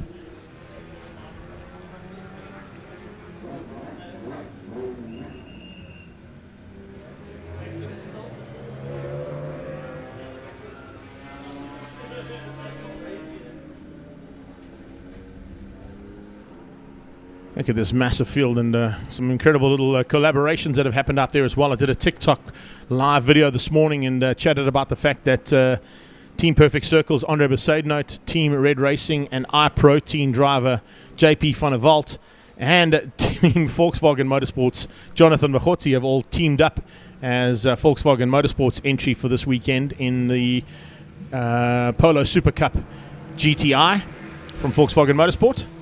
They will be starting in about 12th place on the grid, so great to see them. Hello, my Queen. My Queen just joined us as well on the live stream. Great to have everybody from all around the world watching. The Cape Town 9-hour pit lane is open. And as you can see, pit lane activity and, of course, grid activity is now starting to be pretty awesome. Nice to see that as well. Spectators getting an opportunity to get some autographs of their favorite driver. Charles Orangi's doing a couple of autographs there for some local fans. That is always great to see. And, of course, Arnie Neveling also getting a chance there too. Arnie Neveling, we'll chat about him during the race, but remember that is a man who incredibly in his racing career at one point in time actually was faster and held a championship lead over Valtteri Bottas, the man who currently drives in the Mercedes-Benz Formula One team. So had he had the financial backing and possibilities of doors opening up a bit wider for him, we may even have seen Arnie Neveling representing South Africa on a Formula One grid. But we all know how Formula One works. It's how much money you can bring to the party, and unfortunately Benny and Arnie just didn't have enough ammo to get him through the single-seater championship he was involved in, where he led by almost 40 points over his rivals, who were, of course, Jan Magnussen and Valtteri Bottas, both seasoned Formula One drivers in their own rights now. So we do have the caliber of drivers like that. We'll run through the caliber of drivers as well, speaking of single-seater and multiple champions in their own right, and potential Formula One drivers in the form of Stuart White, who, of course, is the teammate to Chop Sapuka and Zolile Leclerc for Stradale Motorsport in their Lamborghini Huracan, the sister car to the one we just saw there with Charles Orangi's and Arnie Neveling. You can see on the grid as well, Mike Verrier, his team will be looking forward to a big fight there with their Shelby Can-Am. The Hammond boys are in the Trinity Protection Services Lamborghini, just on the right-hand side of your screen there, the black and yellow Lamborghini Super Trofeo. The Ginetta is certainly one to watch out for as well. Henny Groenewald piloting that alongside Jackie Schechter and Cyril van der Merwe. Multiple and very famous South African racing names in that car. Henny G, I think, is a 6-time saloon car and modified saloon car champion. Cyril van der Merwe, I think, has got about 700 South African titles, whether they're in karting, whether they're in off-road, whether they're in circuit racing or rally. He's done it all. And, of course, the teammate there, of course, Jackie Schechter, multiple saloon car champion in his own right, and an IndyCar driver at one point in his career too. The only thing that, of course, stopped him from going on to bigger and better things in IndyCar was the fact that he is deaf. And, of course, even with his hearing aids in now that allow him to hear a lot better, and he gets about 85% of his hearing back, it wasn't enough to see him soar in a career in the IndyCar fraternity, because he was unfortunately not able to hear the spotters that they use in IndyCar, and that was one of the reasons he couldn't progress any further than what he did in his career in IndyCar. That car there, 42, right in the center of your shot, is a championship contender. It's from Backdraft Racing. It's now sponsored by Car Care Clinic and Luso Cafe and Motel. You can see Rechard Rutz. He'll be the first man to pilot that car. His teammate Steve Clark will be alongside him later on in the day, and certainly looking forward to maybe giving the Backdraft Cobra team their very first championship in the South African Endurance Series. They've got hot contention to be at the front end by the end of the 9 hours. But 9 hours is a long way to go. Tiny's just joined us. Big welcome to Tiny. I see Tanya Watts is there as well. Whoop, whoop. Go Chops is what she's saying. Silvio Scrivanti's in the house as well. What's up, Silvs? You should be here, brother. You should be here. That's all I'm saying. But great to have you guys on ILEB. Of course, we're also going out on the South African Endurance Series page. I'm going to try and keep an eye on both those pages to see any comments that fly. But if you have got guys watching on either or if you're on YouTube and you're watching and you want to send a couple of comments or maybe make comments throughout the day's racing, you can send it via the ILEB Facebook page link. And, of course, the live stream is going out there courtesy of Amusat and Steve Rhodes and his team downstairs here at the Killarney International Raceway. You can see a couple of nervous faces out there, but relatively calm, cool and collected on the grid at this stage. Remember, we do have to go through some proceedings before we start the race itself, and that, of course, will be starting with Gary Fleming down on the grid with the likes of the Mayor and Alderman Steve who will be doing a little welcome speech. We've got a national anthem that has to be sung by a local choir too, just around the corner here from Killarney International Raceway. It's fantastic to have all the rigmarole, almost of a very similar style to what Formula One would be probably tomorrow. And of course, I'm sure there's a lot of hype around what's going to be happening tomorrow in Abu Dhabi. But it's all going to happen here at Killarney International Raceway first. Running through that pack, of course, you can also see a couple of drivers that will be in contention too for race wins in their particular classes. SNLV Racing, that is Brown Deck Roofing, etc. Duncan Dos Race, Richard van Heerde and Tuka Mechanicos sharing the wheel of car 21 there, the red Cobra. On the left-hand side of your shot, just behind them is the 2 car. And the number 2 car, of course, is Backdraft's Corbin Kutzer, Gareth Pierce and Grant van Skalkwyk. Pesty Racing is the 262 car. 152 is the man. All right. So it looks like Nadia and our team down at on the grid are ready to go.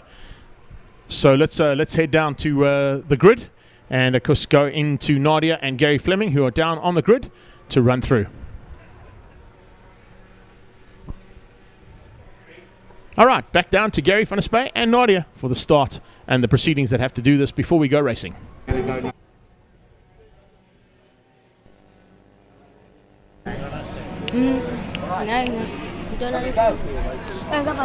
go. Off we go. Second.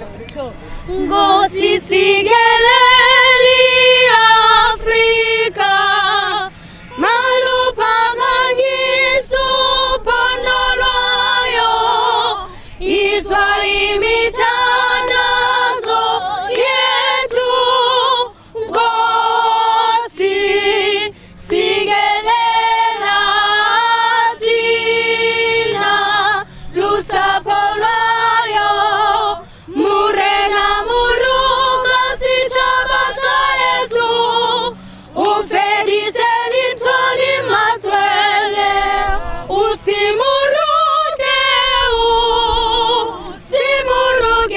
sitshaba sa Yesu sitshaba sa South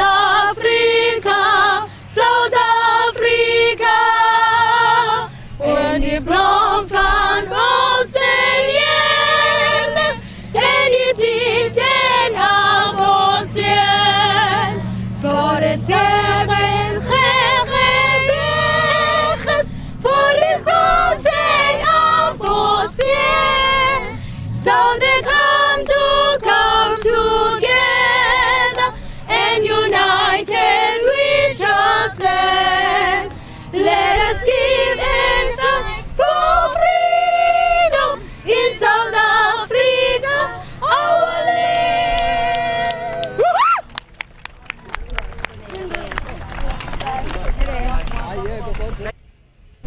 Thank you very much.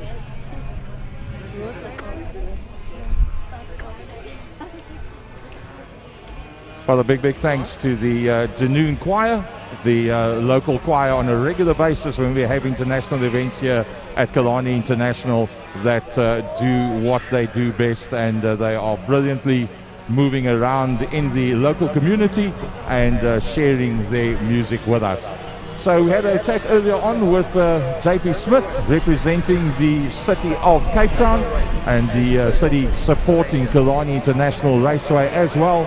And as we are now just 15 minutes away from the start of the 9-hour, JP Smith, good day to you. Welcome to Killarney International, and thank you very much for joining us here once again at Killarney. Thank you, sir. So I'm far enough from everyone. I can take off the mask for a moment and just say good afternoon, ladies and gentlemen. Molweni nonke, goeiemiddag. It's very good to be back here again after a successful event a few weeks ago. We had an amazing opportunity to go a few laps with drift legend John Stemmett.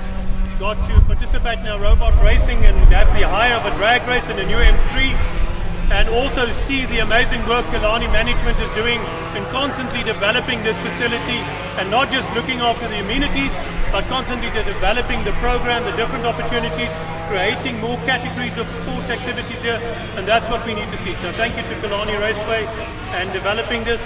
I also want to express my appreciation to the Western Province Motor Club, led by President Dr. Greg Moles and the Chairman Tim Riddell, The city is very proud to collaborate with you on world-class events like this, and we are thrilled to partner with you for the Cape Town Motorsport Festival.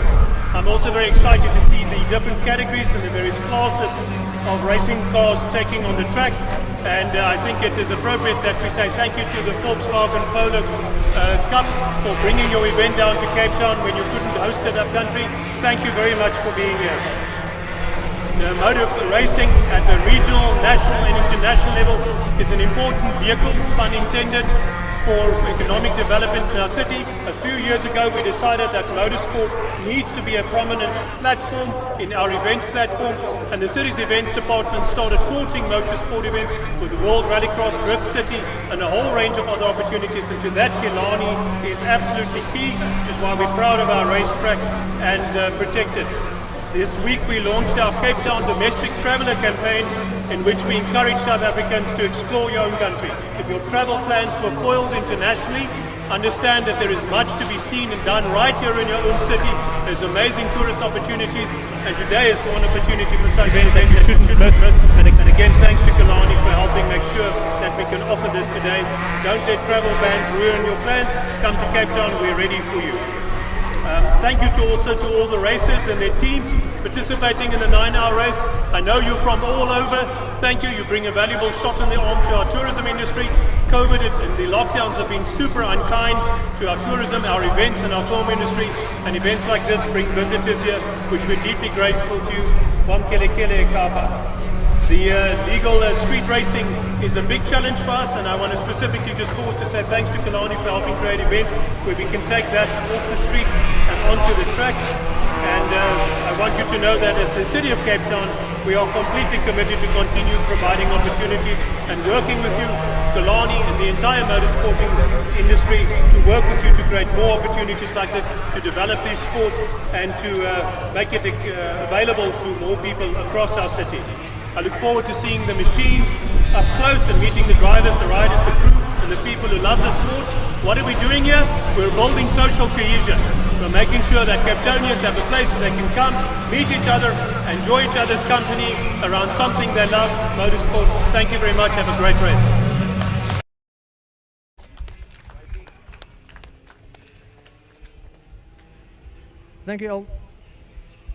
Thank you, Alderman Smith, for those kind words about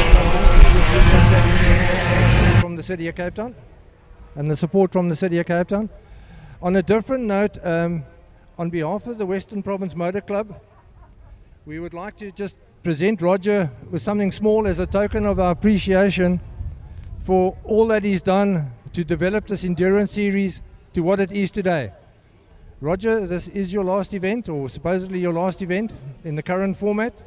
And we thank you. Is the holder of the fastest lap around this circuit, standing here pole position today. Stuart, I think you're going to be doing a double header to start off with your strategy for today's racing. Yeah, I think the main strategy today would be to survive. I think it's going to be a long race, 9 hours. It's not a sprint race at all, so it would just be about managing it with the drivers and stuff. We'll decide as it's going on, depending where we are on safety cars, when we'll be doing driver changes, but the main focus will be to be there in the end and hopefully be in the best possible position for Kulila and Chop and Sedale Motorsport to try win the championship. So that's our main focus today. So starting off with a double stint, do you see yourself being back in the car later on when it gets dark this evening? Yeah, we'll see how it goes. Also depends on the stint from Kulila and Chop, but I should be back in the car probably only into the night hours. So it's a long race and a lot of strategy that will be going on behind the scenes, so we'll just take it as it comes and manage it. We're not sure if there's going to be some rain later on, but we'll see how it goes. 100%. Thanks very much, and good luck from all of us as you lead the cars around.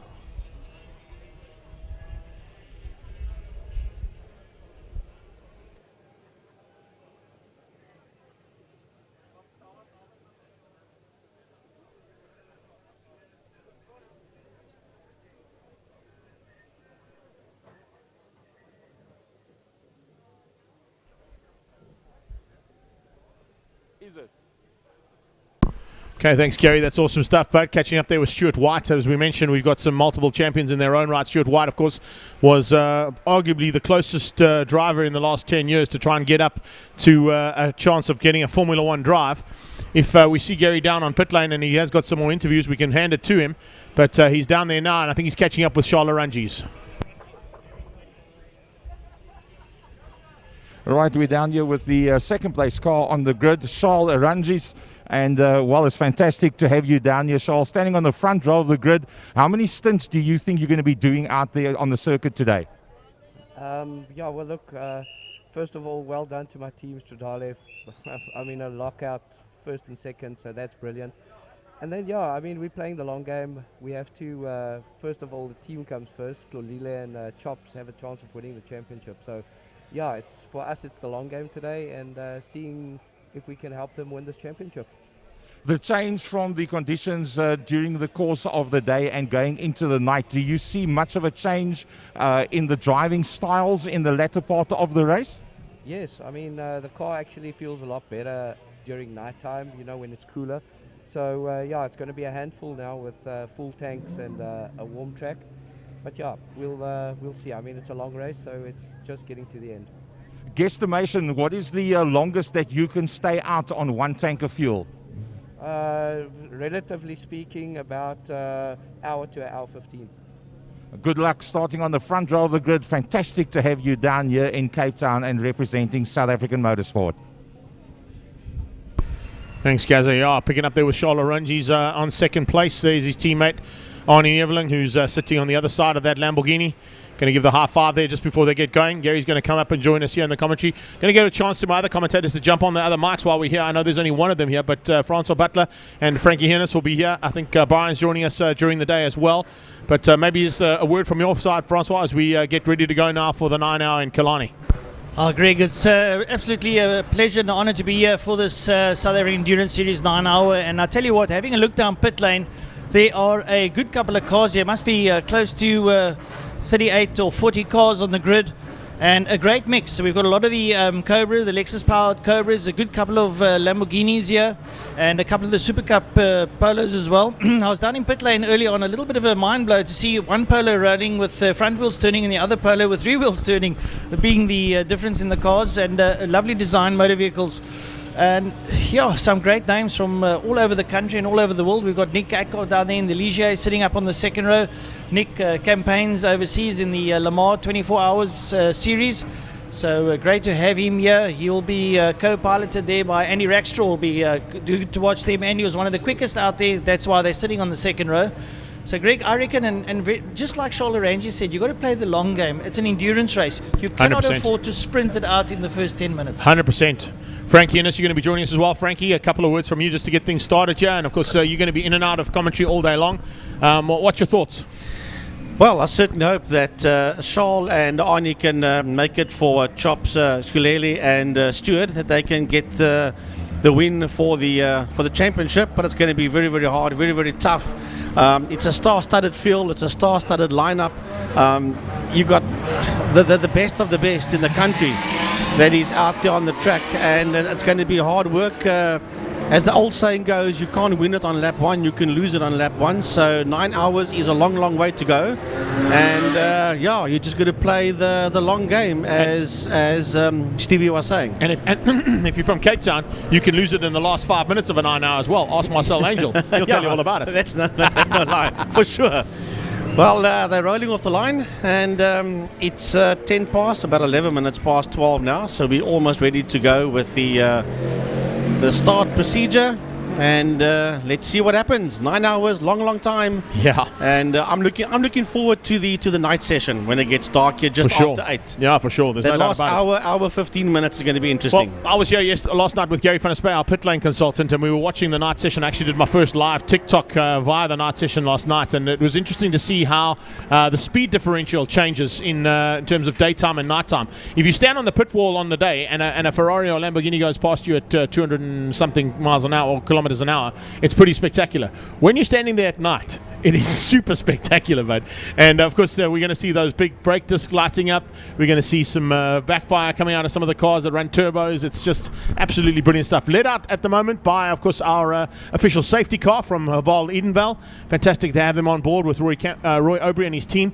A massive thanks to them for the supply there. And of course to the Plumstead branch down here at Tableview for the assistance on that Val H6 and the P-Series course bucky that we'll be using today if there's any issues out on track. And of course, we're now almost good to go. I see a couple of posts coming through and a couple of comments coming through. Desiree Merkel from Volkswagen Motorsport is just waxing lyrical about Volkswagen Motorsport and the fact that they've got Jonathan Livingston Mahotsi piloting with Jean-Pierre van der Walt and Andre Besaidnout. A bit of a collab there between Team Perfect Circle, Volkswagen Motorsport and Team Red Racing. Great to see them in that Super Cup Polo. And of course, they are second on the grid in terms of Class B and the Super Cup Polos, just behind championship contenders Jason Campos and Franco Scribanti. So we're in for a bit of an epic battle here, there's no doubt about it. Look at the array of cars heading down that back straightaway. The fastest car at Killarney ever, in my opinion. And of course, that's not Stuart White, that's the yellow Bucky from the Killarney International Marshals. That is the fastest car ever around this track. You've never seen a car get around a track quicker than that. I think it's a Ford, eh? I'm not quite sure what it is. But whatever it is, it's fast. Lights out and we're racing. As we head down towards turn 1, it is Lamborghinis 1 and 2 heading down towards turn 1 for the first time. And it looks like it is, Charles Oranges who gets the whole shot into second place slots in his teammate. And behind the wheel of that car as we start things out, of course, will be Stuart White. Stuart White didn't quite get the drop off the line though. And Oranges is leading him through into turn 2, into third place. Good start there from, looked like Nick Adcock, but it just looks like Josh Brew might have squeezed through there in the Radical. The Radical moves up into third place just ahead of Adcock in the Ligier. And then Finneman coming through there as well in fourth place. And it looks like there might be a little bit of issues there as we get into the thick of it for the very first time. Great start from Patamba as well. Kishore Patamba starting things out. In fact, as he gets into the thick of it, the Ferrari is already up into the top 5 and starting to put the pressure onto the sports cars. He's meeting the sandwich there between two sports cars. Then you've got Hammond piloting, of course, the Lamborghini Super Trofeo. Slightly different version of the Lamborghini, but needless to say, as quick as what we would normally see Lamborghinis and Ferraris around here. And it's basically the sports cars at the front end that have started and heated up the pace going into lap number 1 to start out the first part of 9 hours. 8 hours and 58. Well, we started 9 hours, guys. Can we start any more exciting than this? No, it doesn't get more exciting this way. So sorry, everyone's starting to come back now, trying to find their way back onto the circuit. All the traffic comes through. It's done a couple of people are no good in terms of their positioning. But like we say, it's a 9-hour race. And Greg, we always know Cape Town, either the first 5 minutes or the last 5 minutes, it's always epic. Oh man, what a start. We just saw the Lamborghini, the Ferrari sliding into turn 1, and I thought, hang on a second, maybe Patamba's gone in there a little bit too hot. Not the kind of mistake he would normally make, but there's certainly something down on the track that has spun out the Ginetta of Mortimer. I think Mortimer started the race. I'm not 100% sure who was in that white Ginetta. Just want to check on that one too. It was Hammond, of course, and it could be Sam Hammond that's at the wheel of the start of the race. And his two sons. He's stuck in the kiddie litter. Yeah, They might be able to pull him out there. If they get him out, he can restart. That's the one cool thing. But safety car has been deployed, which means the Haval is on track, and he'll be looking to pick up on the lead car. He hasn't picked up on it just yet. They'll wave through. In fact, no, they're not going to wave through the cars anymore. They've changed that rule up slightly. So they've picked up on the first car on track, and that'll be the Toys R Us Porsche. And that, of course, a little bit further down the field. And at this point in time, it's a frenetic start to what has been the first 2 minutes of racing. Make it 4 minutes of racing here for the 9 hour.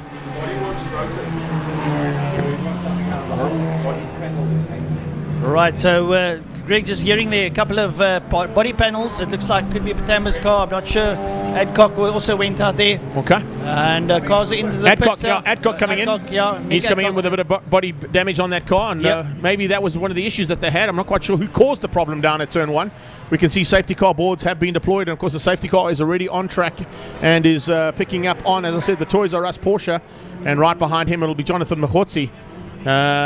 Well, just to add to you quickly, Greg, Nick Adcock's actually gone into the garage, so they're going to have to put that up on jacks. Okay, and, good point to raise there. When they go into the pit lane, the only thing that they're allowed to do on pit lane is do the refueling. If anything's got to be fixed on the car, it has to be done in the pit box. In the pit box, yeah, that's right. That's why I pulled in there. So hopefully it's not too serious for the Adcock Ligier, and they'll be able to sort that one out. But It looks pretty serious for the Ginetta and the Lambo. They haven't moved at all. They're stuck. They've got to get those course cars out there to try and get those cars pulled out of harm's way and out of the kiddie litter. Hopefully there's no damage to the Lambo or the Ginetta. Well, I see the Marshall vehicle is slightly out of screen here, and they're going to probably hook a rope and try and pull him out into the service road. Yeah, correct. So just want to check and see if we look at the Ginetta. It was Tim Riddell that started the race in the Ginetta G54, and of course that is the white Ginetta from the Ginetta racing team that are part and parcel of this one. The other Ginetta, of course, further up the field is the orange one. That's got Jackie Schechter in it. The Hammond Lambo. The Hammond Lambo's coming out. The Lambo's out. They've got the course cars out there helping to pull the Lambo out of harm's way and back onto the service road. They're going to then have to get Tim Riddell out in the Ginetta because he's beached into that kitty litter big time. And then they're going to have to address the oil or whatever has made the change of surface flag have to be called for turn 1. When they said to Tim Riddell, you're going to the beach, they didn't exactly mean this, did they? No, 100%. He didn't mean that is for sure. Yeah. Well, as Silvio Scribanti joins us once again, we've got Johan de Bruin joining us too. He should be here actually and racing. I'm not quite sure he didn't get that one right. He's decided to go off-road on us for a little while, but we know he'll be back shortly. Bruce Dantu has also joined us. Thanks for that one, buddy. Hope you're enjoying all the action so far here on our live stream, and everybody who has joined us from all around the world. Big welcome to the Killarney International Race Circuit here in Cape Town, the mother city of South Africa, and already action aplenty. 5 cars in the kitty litter. They've got 3 of them out.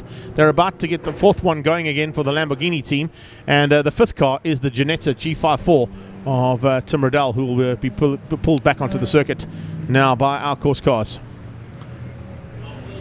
I reckon that must be a bit of a nerve-wracking moment there for the drivers. You just start the 9-hour and suddenly everyone's spinning and twisting in front of you, and that also pays testament to the nerves of these drivers and how cool and calm and collected you have to be when going into a situation like that, Greg. And you've got to sit and be patient to get taken out of the kitty litter as well, which is exactly what Riddell has done. But I'm looking at the standings now, and you can see the car involved there.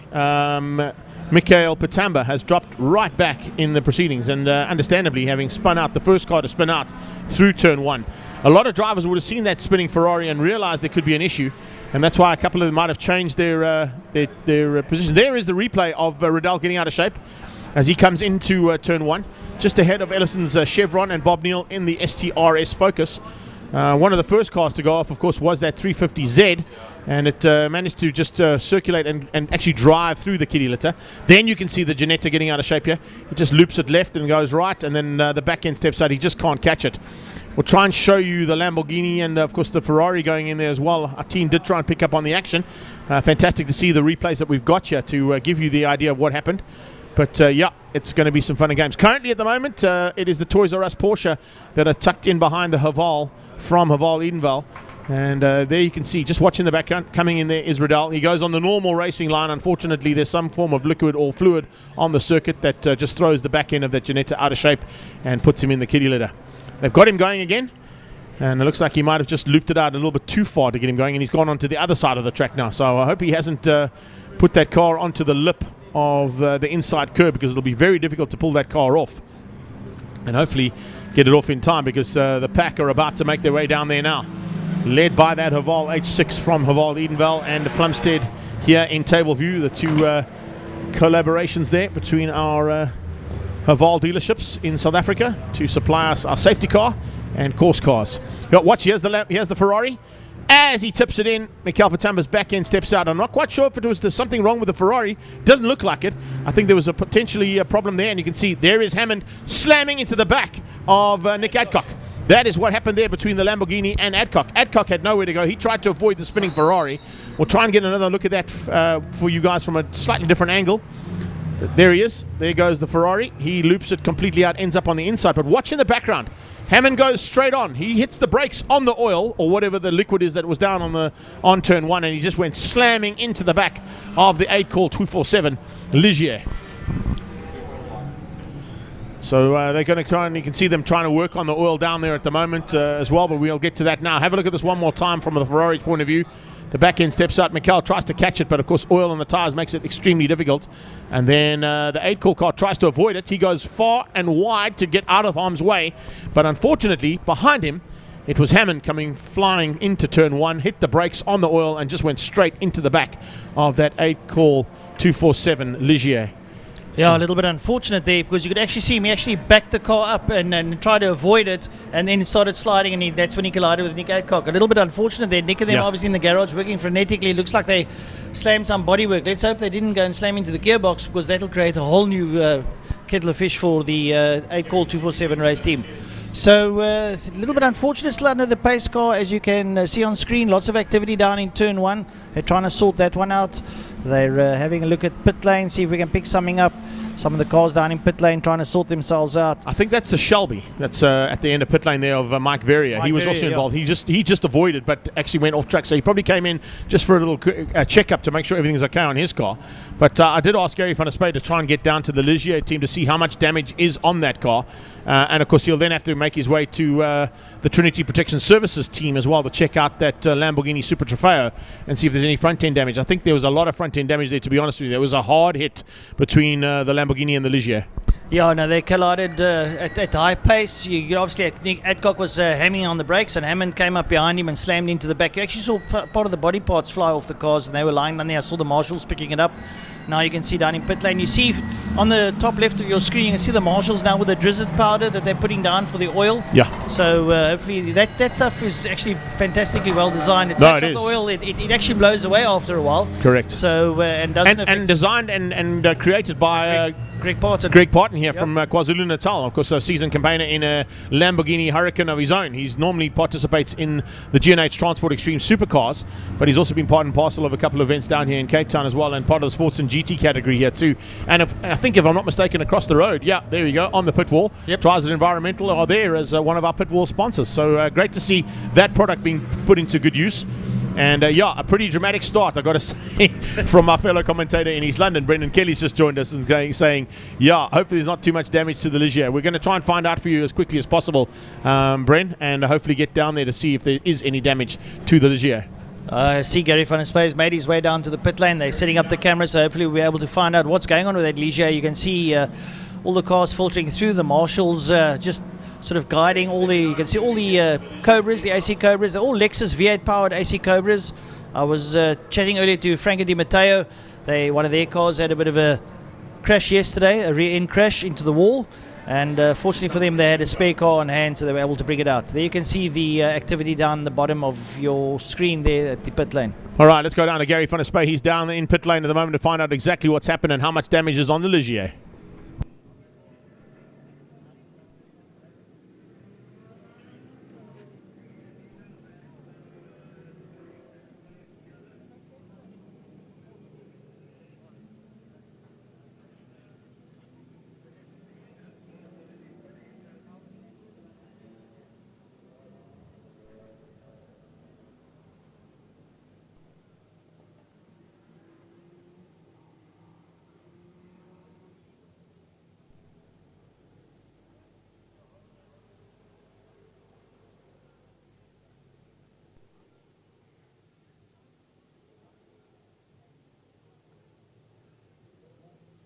Okay, looks like we're going to try and get Gary as soon as possible. Just waiting for the link to pick up on our radio frequency camera. He's down at the Ligier team right now, just waiting for him. Just waiting for them to link up there. As soon as I see Gary down in pit lane, we'll link down to him. But, of course, still under safety car scenario here. Almost clear. The Kalani Marshals have done an amazing job, as always, getting that incident cleared and sorted out as quickly as possible. There's still a couple of laps. I think probably 1 or 2 more laps under safety car, just to make sure that everything is good to go. And then, of course, we'll get green flags and be back in racing. It'll be... I think it's Mo Mir behind the wheel of the Toys R Us Porsche at the moment. He's, of course, the lead car behind that Haval H6. And behind him is Jonathan Machotsi for Volkswagen Motorsport in the collab with Team Universal Racing and Team Perfect Circle, with the 2 drivers that are his partners for this 9-hour race this weekend. So just waiting to pick up on Gary van der Spey down in pit lane to see how much damage is actually being incurred on that Ligier, the aid call 247.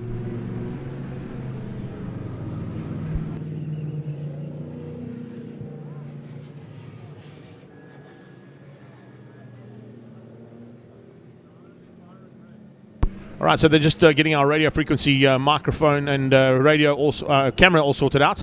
Gary has sent me a photo, and it looks like there is quite a bit of damage on the back end of that Ligier, so they'll be working frantically to try and get that sorted out. We wish them all the very best, and hopefully they can get it sorted in time. But, of course, we will be looking forward to getting those safety car boards back in, Francois, and back up to actual racing as opposed to following around behind the Haval. At this stage, the Haval could possibly be in contention for index of performance. Yeah, well, if it stays long enough, definitely. But it looks like the marshals are clearing the scene, so everything's done. Everything's been swept and blowed and all the rest. So I reckon when the Haval comes down out of turn 5, the lights will go off, it'll exit, and we'll be back to racing. So you on screen at the moment, you have a shot there of the main straight. One of the cars go out now. So that's the Janetta of Tim Riddell's going out. He's whatever problems were incurred, he's now managed to sort it out. I think they just had a quick inspection under the floorboards there because he went over the curb as he came out. So just making sure he doesn't damage any tie rod ends or anything to that extent. So the Vol's coming now into Petamina Fostron corner. Hopefully the lights are off. We'll try and see if we can pick up as they Looks exit. like it. Looks like lights are out. Lights So are out, yeah. I think we're good to go. We're about to get a green flag here and go back in racing. Or is he out? No, he's staying out. He's still staying out.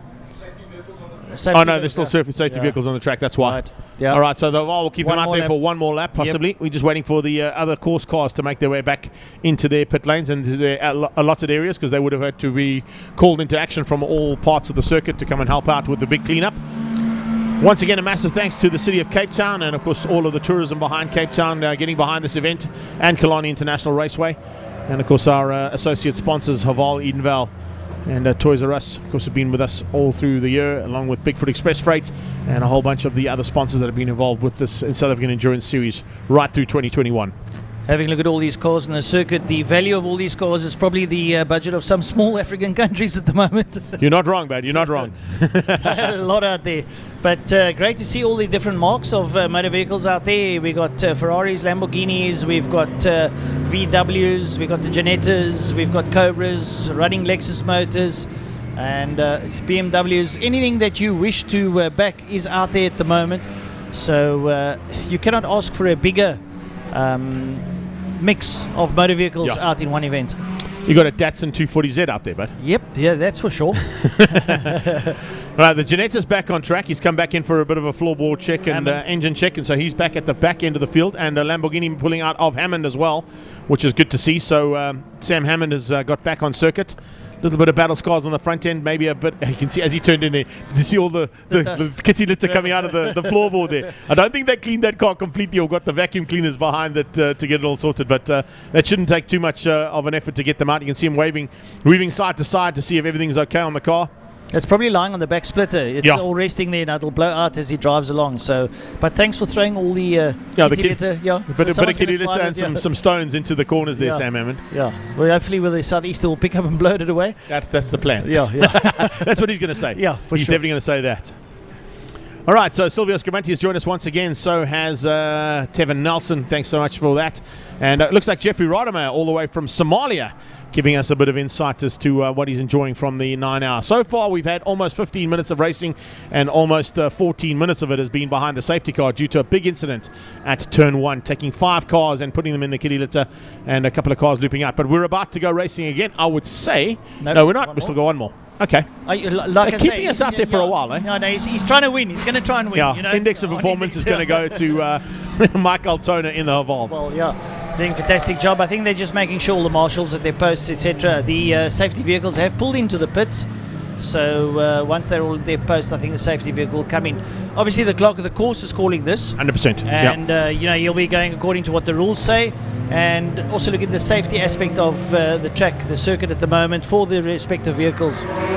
But, I'm sure everyone's itching. And at the moment now, that's why everyone's weaving. I think a lot of the viewers might not understand all these cars weaving. You've got to keep those tyres warm. And you're riding slow. And another thing that with these sports cars, they tend to get very warm at low speeds on the circuit, and they obviously don't want that, so they don't want to be behind a safety car too long, Greg. Yeah, I think they want to be behind a car in front of them for too long either, because that's why there's a little bit of a gap between each of the cars. You don't want to be sucking in the warm air from the car in front of you straight into your radiator and causing your car to overheat. And that's one of the reasons that you see them weaving from side to side, trying to get a bit of cool air in, as well as warmth onto the tyre, as much heat as possible onto those tyres. Looking at that Haval, looks like the lights might be out, so I would suggest that we're going to be going racing on this next pass and back into full race effect as we head down the back straightaway here at Killarney International Raceway. The cars that are currently sitting in third and fourth place behind that safety car, of course, are our current leaders. It's Stuart White and Arunjis that are 1 and 2 on the track. Stuart White, of course, trying to do everything he can to help out Zolile Letlaka and Chop Sapuka to possibly wrap up this championship and take the win. They've got an outside chance. It's a very big mathematical chance that they've got, but with Stuart White as part of that team and multiple SA champion Chop Sapuka as part of Zolile's team, he has got a very good possibility of taking on the likes of Jason Campos and Franco Scribanti, and of course Rechard Rutz and Steve Clark. That is the battle. But as the lights or the flag comes out again for real racing, safety car boards are pulled back inside, and we are under full race conditions again. Led out by Stuart White into turn 1 with Zolile Letlaka and his teammate, looking forward to a big race at the front end. Look at that, Arunji's right on his teammate's tail and going to play the tail gunner role, almost what we saw earlier on in the Polo Cup race with Charles Visser doing the same job for young Leighton Free, who's taken South Africa's 25th anniversary Polo Cup Championship. Yeah, no, great stuff there. So that Lamborghini pulls out front there with Stewie White there. Charles Arunji's right up behind him. Josh Broom lying in third place. Having a look on screen there, and one of the cars coming through, trying to pick up whose car that is that's coming through there now at high speed. Verrier, I think he's going through Mike on the inside. Verrier, yeah, Mike Verrier coming through there, and the Golf moving out the way. But obviously now, with the field in an inverted position, a lot of the quicker cars are going to try and work their way through. This will obviously make for some form of excitement on screen, Greg. Well, I said initially it would probably take 2 or 3 laps before we got traffic. It was less than half a lap we had traffic due to the incident, but now, of course, traffic is going to be the name of the game for the rest of the 9 hours. It's literally 43 cars battling on track, and of them, or 40 cars now at the moment, a couple that are still in pit lane after some incidents.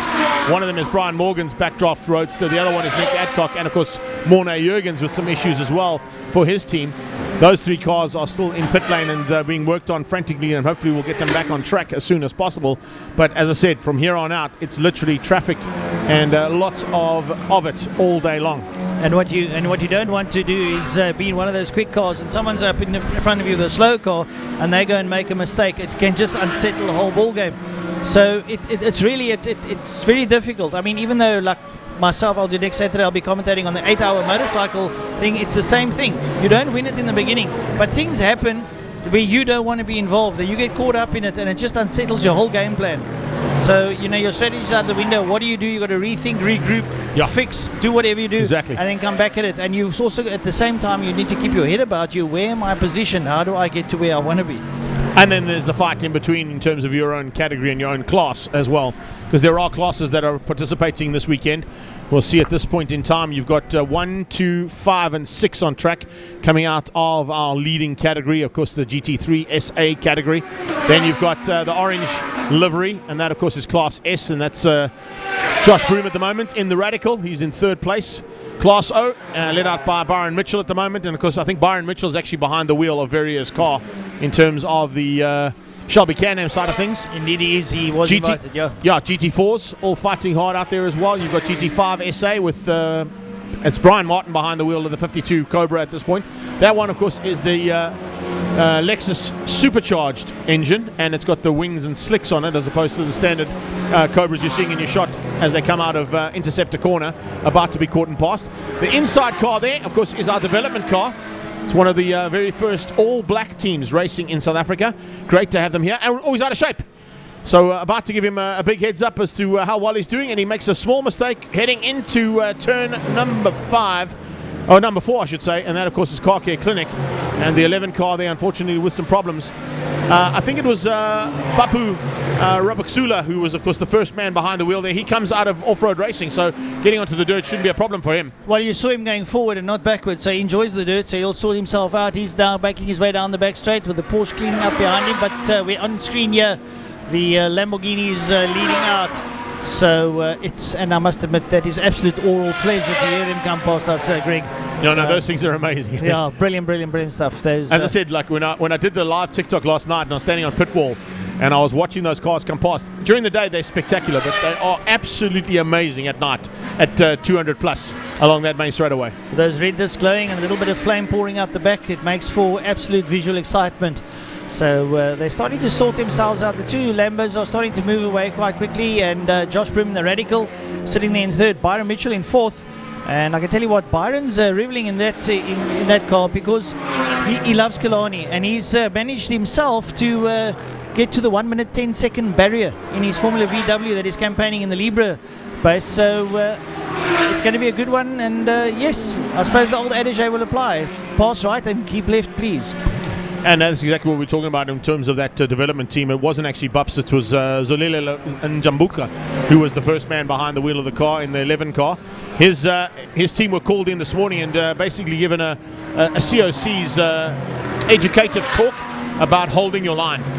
You'll know, and of course I've known it all my racing career, not being the fastest man out there. If you're a back marker, the idea is to hang on to your inside line or hold your line at every single attempt that you go into a corner, and the faster cars or faster drivers will find a way past you. You mustn't move erratically from the line that you choose when you go into a corner or on the brakes. Well, that is a cardinal rule. We had an accident here a couple of years ago in the motorcycle race where a slow marker decided to come across and on the back straight, and Harry Clifton just careered straight up into the back of the guy. It was a near-death experience for the guy. Fortunately, he survived it, and he's back on his feet and everything.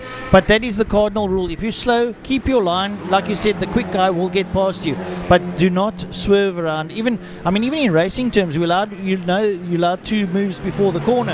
And you can sometimes find that where the guy chooses a line and you move across and bam, he slams into you. 100%. Yeah, I know, that's it. It's very important. So it's ideal to try and hold on to your the line that you choose. The faster driver will find a way past you, and that's what they were told this morning in the briefing that they were given. But it is fantastic to have them here, and of course to have an all-black team. And when I say an all-black team, every member of the team, from the drivers to the mechanics to the team principal, all-black team, and it's one of the only ones in the world at this point in time. So hats off to SA Endurance Series and of course the Backdraft Cobra team for getting that team together. Well, one thing I can say about motorsport, Greg, you've been now with the Endurance Series and the Polo Cup. I've had the privilege of being down with karting, and we know we have the All Black team, the Squadra Course team in the karting.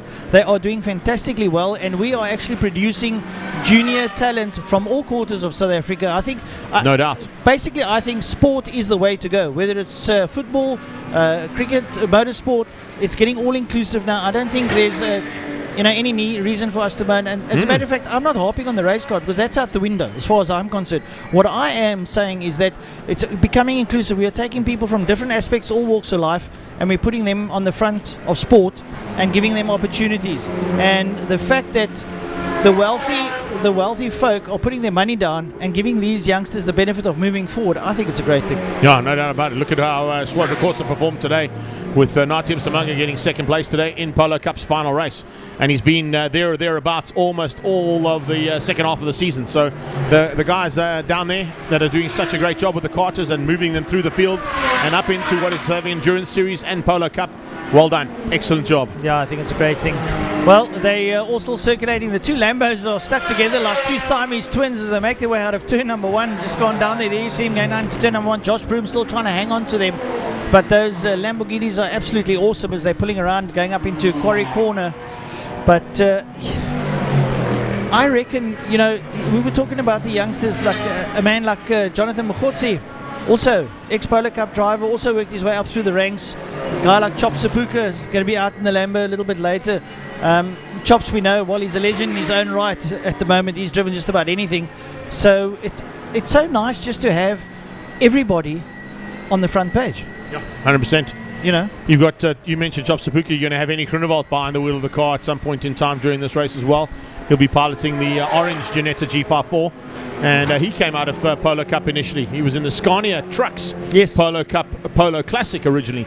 So that's definitely a man that we'll keep an eye on as he gets behind the wheel of that G54. And the Ginetta team, of course, having a little bit of an issue from the start, but they seem to have got it all sorted out now, and we'll keep an eye on that. At this stage, Schechter sitting in 5th place in the car that Henny Groenewald will take over from him. And of course, Super Van Sarel van der Merwe will be part of that team as well. Richard Roots down in 14th place at the moment, doing all he can. But remember, he's got to try and finish this one up as high as possible to take the overall championship. Yeah, he's going to have to do well. And what I was going to say when I pointed to him on the screen there, Greg, what a character in motorsport, eh? With Reggie Roots, I promise you, he just brings a whole new livelihood towards it. And, someone's gone off. Is that the Radical that's overshot? Yeah, turn 1. The Radicals run straight through there. We pick it up on the screen right there. Just going a little bit too hot. Broom going into turn 1 a bit hot in the Radical. That Radical runs Suzuki Hayabusa engine in it. It's not a twin Hayabusa like the 326. It's just a standard one.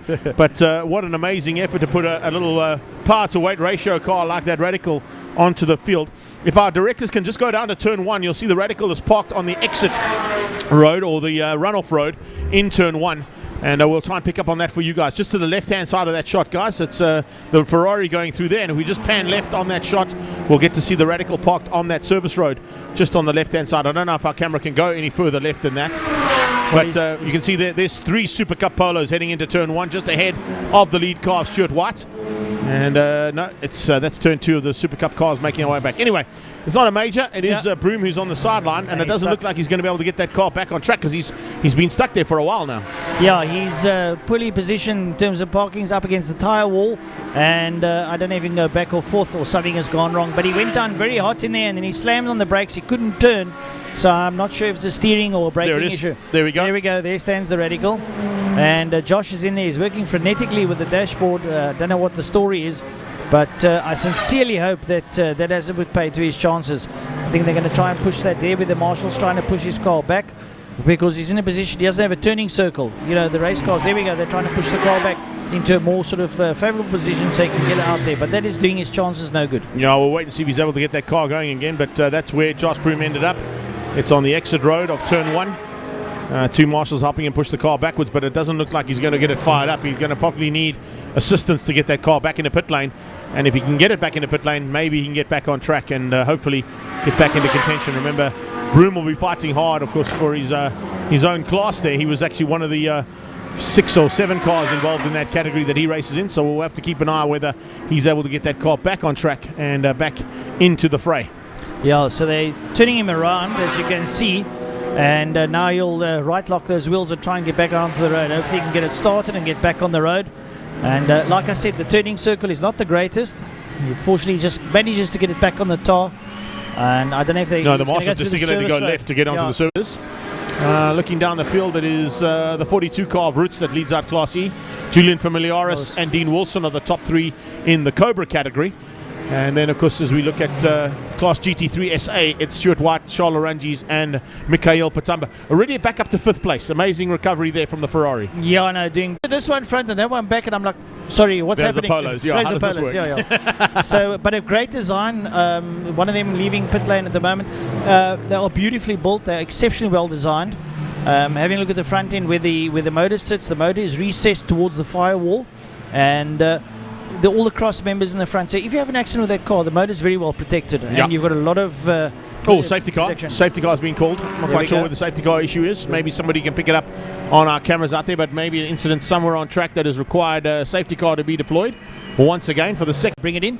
So you will, Greg, sorry, my mistake, but you know more about the rules, etc. Apparently your car is allowed to be recovered and repaired and put back on circuit. Yes, it is. You're 9 hours of racing, so there's enough time to do it. So you can't afford to have the car there for too long. So the team would have applied to try and get that car back. If there's no way of bringing it back on an access road, then they have to deploy a service car to go and fetch it and bring it back if it's repairable. So that's why we've gone to safety car there to fetch that Radical. And it'll give Broom a chance to get that car back into pit lane and hopefully back into contention once he's got whatever the issue is sorted out. Well, like I say, when I watched him go down into turn 1, he didn't turn. He just braked hard and then stopped the car at the wall. So possibly a steering issue or a brake issue. I'm not sure. Let's hope it's nothing terminal. Well, they can see the 2 course cars going to help that Radical get back. They're going to just wait for the train of cars to come through, and then they'll just slot in behind them. Possibly going to go the short route, and I'm not quite sure if the back gate will open up to allow them in the short route, or they're going to have to come all the way down the back straightaway with that Radical in tow. We'll keep an eye on that one. But great to see the action there. I'm not quite sure as well if we've been able to get Gary van der Spey up and running. It'll be great to get some comments from pit lane as to how things are going there with the repair work on the damaged cars that are still in pit lane. One of them, and most notably, is the Ligier, the 8-call 24/7 car of Nick Adcock, Andrew Rackstraw, and Dean Fenter, all piloting that machine this weekend. So I'm not quite sure. I'll just check with our team quickly and find out if that's the case. Right, so Greg just doing some cross commentary or communication. As you can see on your screen, the yellow flag is out. We call it double yellow. It's a full caution yellow. The safety car is out on the circuit. And just you can see on the right hand side of the screen the safety vehicles taking Josh Broom's Radical back down to pit lane. They will probably come into what we know as Park Fermé and then bring it up through pit lane. And once that is all in order, then the safety car will peel off and the drivers will commence their racing once again. And this is part of an endurance race, so these things will happen occasionally during the course of the race where a safety car will be deployed. And unfortunately not in this race. There is no virtual safety car where we have what are known as virtual, where everyone drops down to 60 kilometers an hour. Here we have a physical pace car that comes out, the safety car, and then slows up the field. And as we said earlier, the thing that can be a problem for some of the supercars and some of the more quicker cars is that you don't want that engine to get hot, because then it can start creating little issues down the line. So they stay sort of like 10 foot apart so they get some clean air coming in over the radiators and keeping those cars cold, because some of these operating temperature of these vehicles are close to 200-300 degrees and you want to keep them as cold as possible.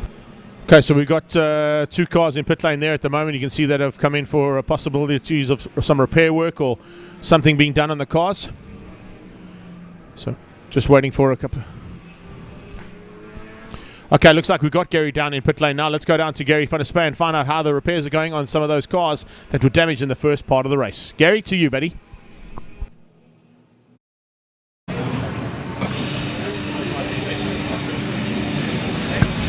Guys, excuse us. We just want to get a camera in there. Right, Greg, just an update from the pit lane here. They finally managed to get the Ligier repaired.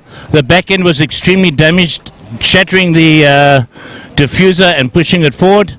But they're going to wheel the car out now, as you guys can see, and they'll be back in the race. Update on the Hammond Lamborghini in their little incident. Can you hear? They can't hear. Right, the update on the Hammond car.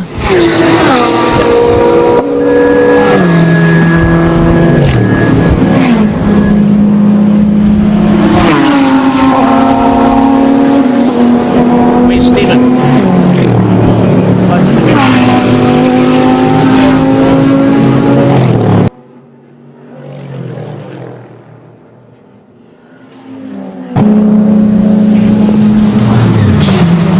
Okay, Greg, I'll get all of Steve to sort it out. Back to you.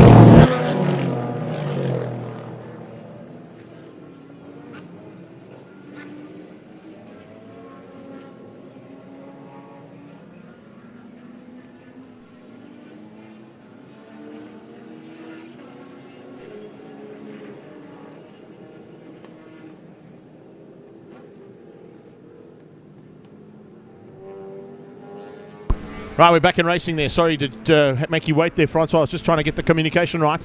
Gary van der Spey giving us an update, and as you could see, the 8-call 247 Ligier is sorted. It's just waiting to get back on track. So once that's back on track, there's a lot of ground to be made up there, but you've got 3 very, very capable drivers behind the wheel. Yeah, you got Nick Adcock and young Andy Rackstraw on Friday posted almost the fastest lap before he was put by the 2 Lamborghini Hurricanes. So yeah, definitely Nick Adcock well versed in that Ligier. I mean, he campaigned a like car over at the Le Mans 24-hour series and won the championship originally in the South African Endurance Series too. Yeah, so we know that they are very capable. And I think it was about 3 years ago when they with Michael Jensen. Michael Jensen, who's unfortunately not here, they managed to clinch the deal.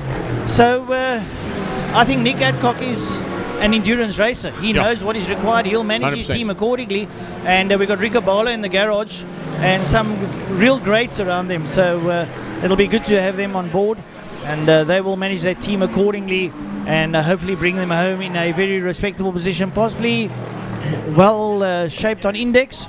They are down at the bottom of the log at the moment, but they will work their way through and possibly winning their group that they are in at the moment. So we'll have to have a look, see how they do. And Dick back on circuit, and together with Mike Very and them, they've brought their vehicle back out. So let's see how it goes. And we're racing once again. We are indeed, and things starting to get a little bit more focused now. You know, we're getting half an hour done. It's almost 40 minutes done in the first part of the 9 hour.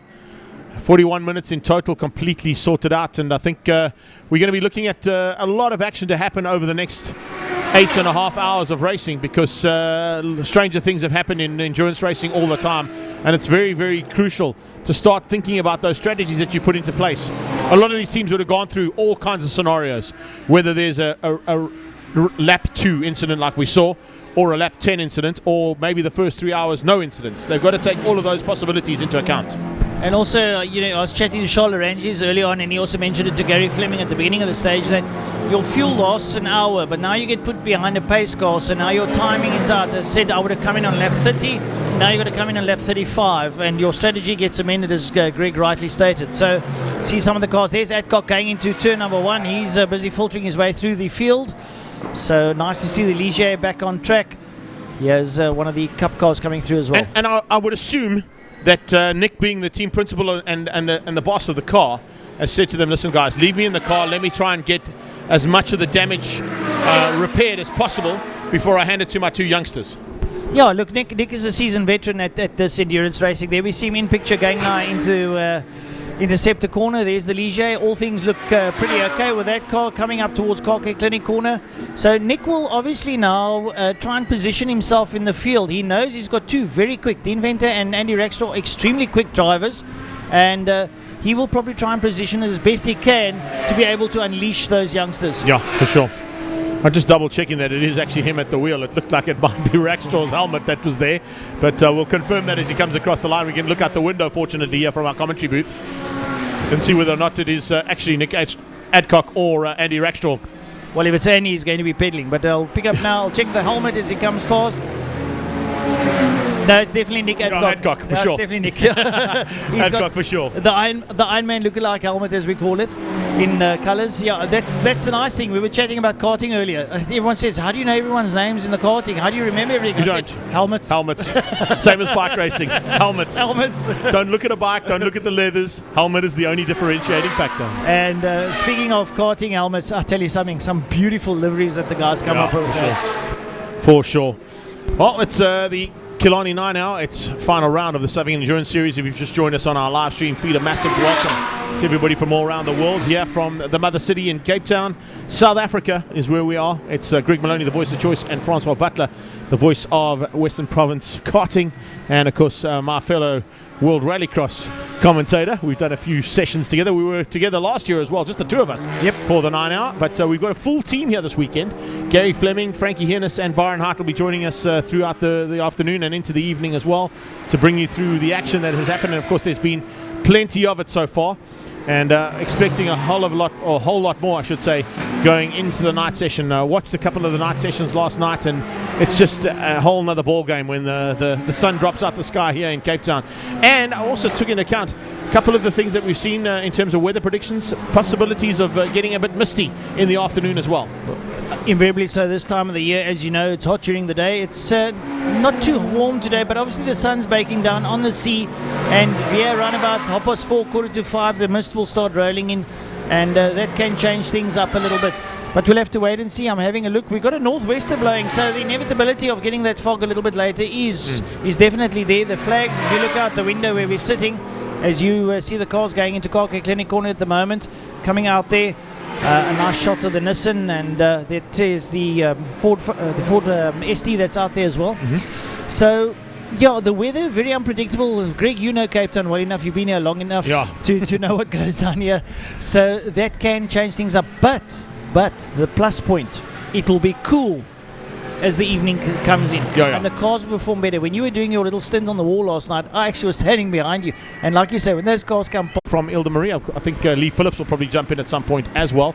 Multiple championship winner in terms of team principals behind a couple of the South African championships that have been taken in saloon car racing. He now resides on the island. And of course, we've got guys from all around the world that have already joined us.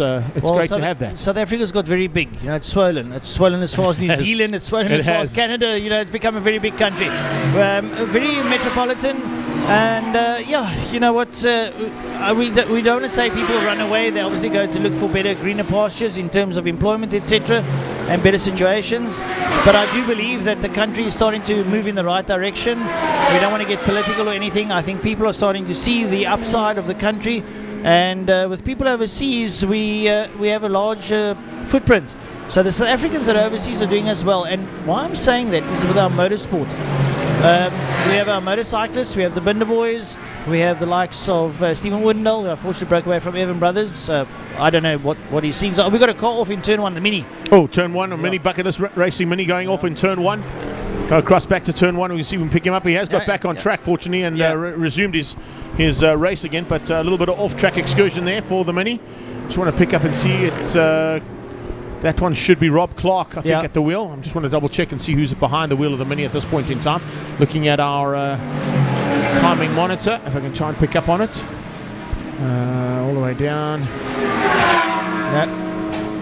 Just not seeing it on the screen there, but I'll try and pick up and see who's behind that Bucket List Racing Mini. The Mini is Richard Pott.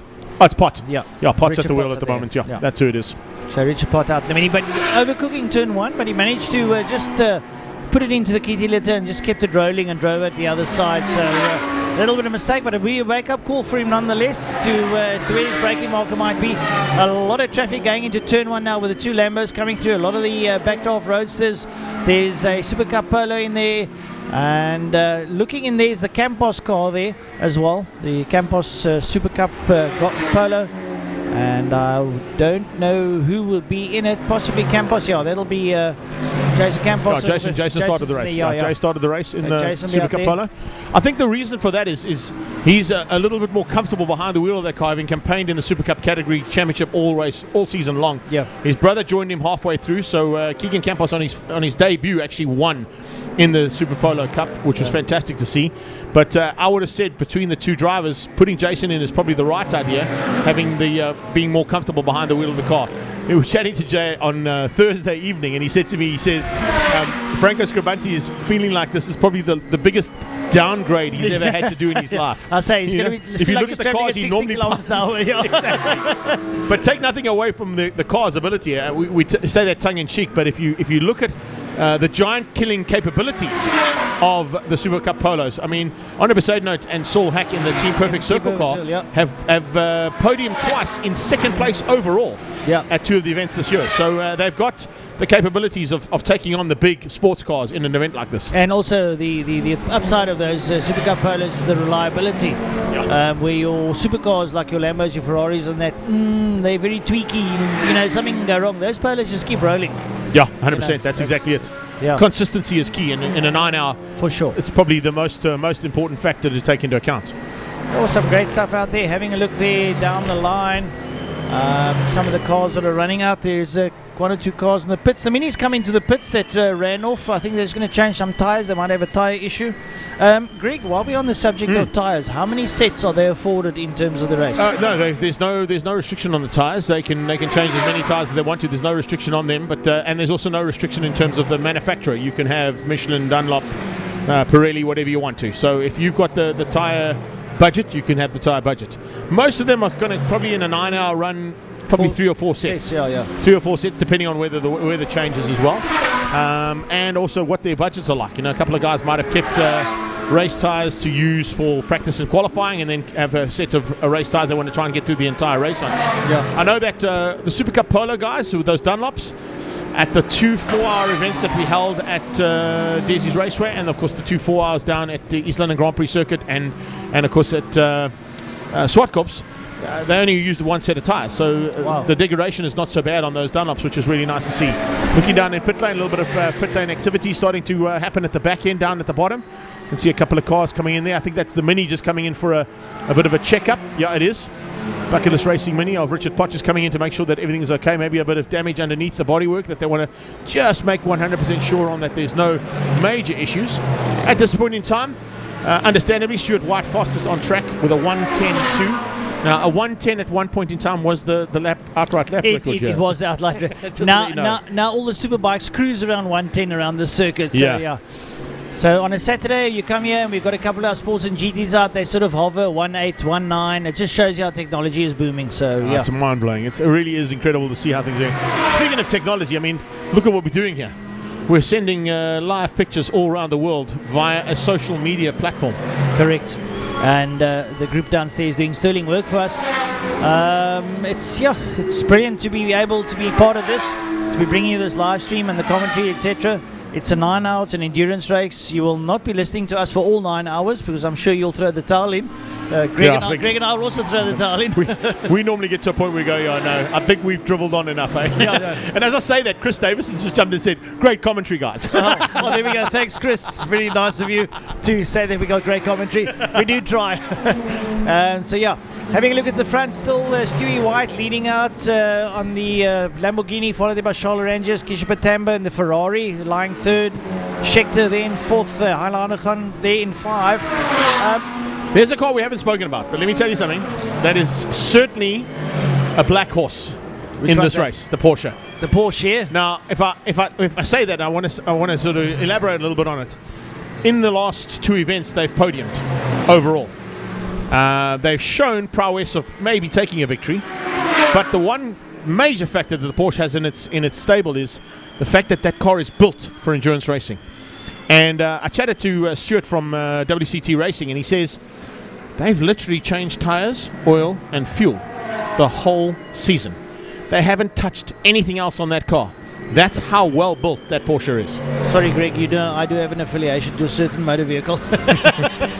The Porsche brand is right down your alley, hey? Yeah, right. Okay. No, definitely. Yeah, I think that's a GT3 RS that they're campaigning there, if I'm not mistaken. And that car originally, although it's a road car, if you run through the car and have a look at it, it's purposely built for racing. It just became a road car. You actually can purchase a Porsche GT3 RS from the factory, where it's built for racing. So you have to do very little, like you say, change tyres and oil.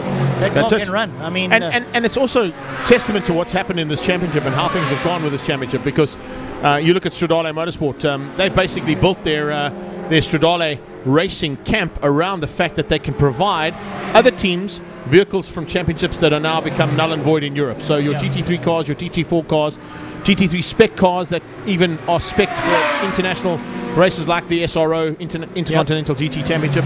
Those cars, they've gone to the teams, bought them from Kessel Ferrari, bought them from the Porsche teams, bought them from the Audi teams. They've got a magnificent Audi R8 that's waiting to go in this championship as well.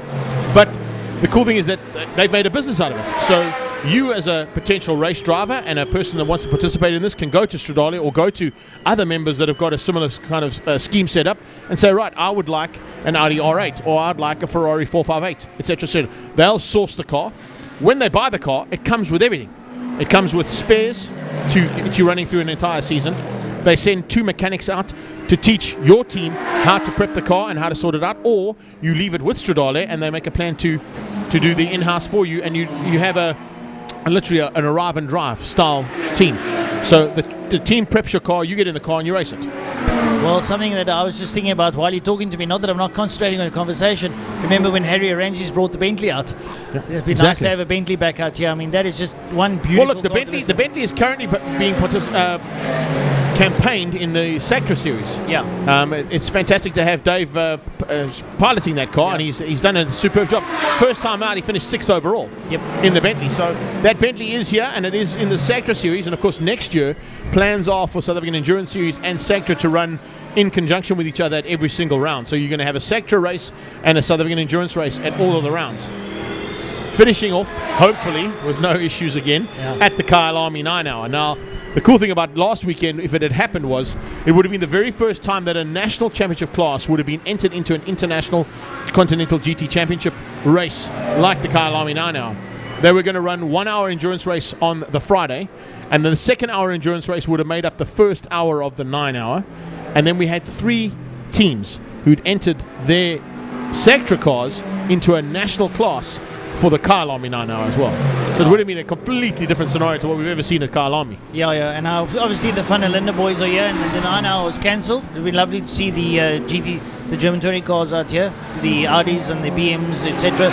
But it's a bit unfortunate. I don't know. I've been following the social media. Has it been postponed or has it been cancelled? Postponed. Yeah, so first weekend of February, we will be back at Kyalami for the Kyalami 9 hour. The cars are actually at Kyalami. Oh, well, they're there. They're all parked in the garages. So just dusting, or to get a team to keep them dust free. And I was talking to Gary about it actually on second gear on Tuesday night, and I said to him, the surprising thing, which most people don't realize, is those cars have not been touched since Spa. Yeah. They had the 8 hour at Spa, and the 24 hour at Spa, I should say. The 8 hour at Laguna Seca, and basically those cars were not touched. They were put into boxes and sent on a ship to South Africa. When they get here, Wednesday night, those teams rip those cars apart, redo all the engines, set them up with the climate and of course climatization for the what do you call it? The height above sea level that you've got to play with. The altitude is what I wanted. That's the word. And then put all the new livery on. And of course, when we talk about the new livery, they all go into a South African style graphic that gets onto the cars. Correct. Yeah. And all of that's done in the space of 48 hours. And then they go racing. That's lovely. That's how those guys work. It's mind-blowing to see. I was actually hoping, and I don't know if it was that much in the same series, someone I fondly follow on social media, Giancarlo Fisichella, who rides the Ferrari, if he would be out, because he's obviously part and parcel of that series, and he's had a wonderful season. That whole team of theirs has been doing fantastically well. And I must admit, endurance racing, much around Europe, also in the States as well. They moved over, they had a round over the States. I think it was in Austin in Texas. And it's suddenly become something, because endurance racing, that's much more exciting. It lasts for 9 hours, 24 hours, whatever the case may be, and you're getting that entertainment. And it actually becomes very entertaining when it sort of becomes sort of into the 12-hour zone or the 18-hour zone. And we watched Le Mans as well. We saw what happened in Le Mans. One of the Gazoo racing cars right at the end, boom, it goes. But fortunately, one of the second cars got over. That's how it can happen. Yeah. Speaking of action, though, I don't know if Gary's down in pit lane and if you can hear us, but it looks like there's quite a bit of activity down in pit lane. One of them, notably, is of course the Volkswagen Motorsport entry of Jonathan Bohotsi making his first scheduled stop. Possibly going to be handing over and changing drivers to either Andre Besaidnout or JP van der Walt. So Gary, if you can hear us, maybe you want to pick up on some of that action down in pit lane and let us know what's happening down there, because it looks like it's about time, heading into the first hour completed of how things should be going. And of course, we're also looking to see how things are going to wrap up in terms of the 1 hour endurance cars that are out there too.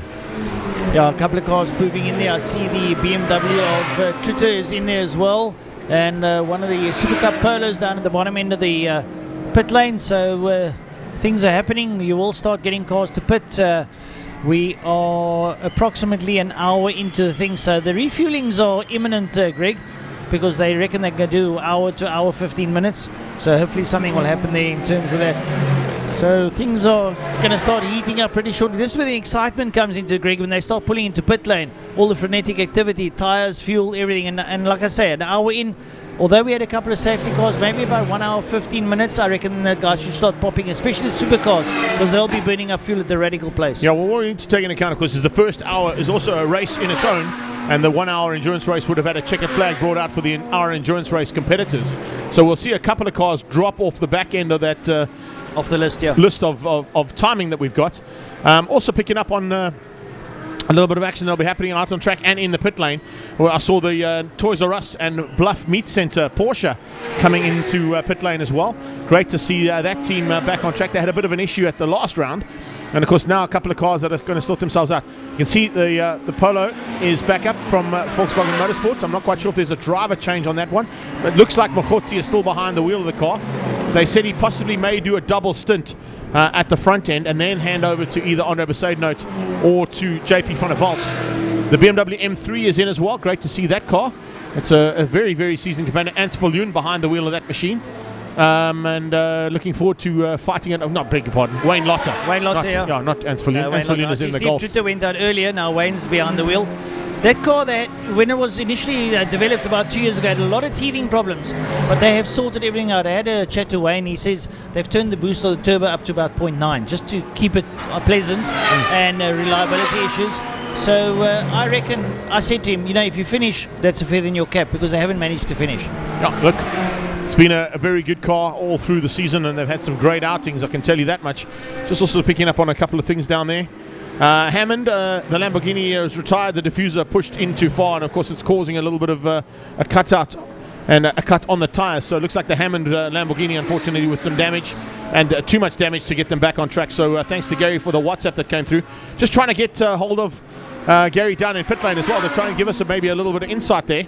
And looking forward to, of course, all of the options that are available to us in terms of our communication with our team.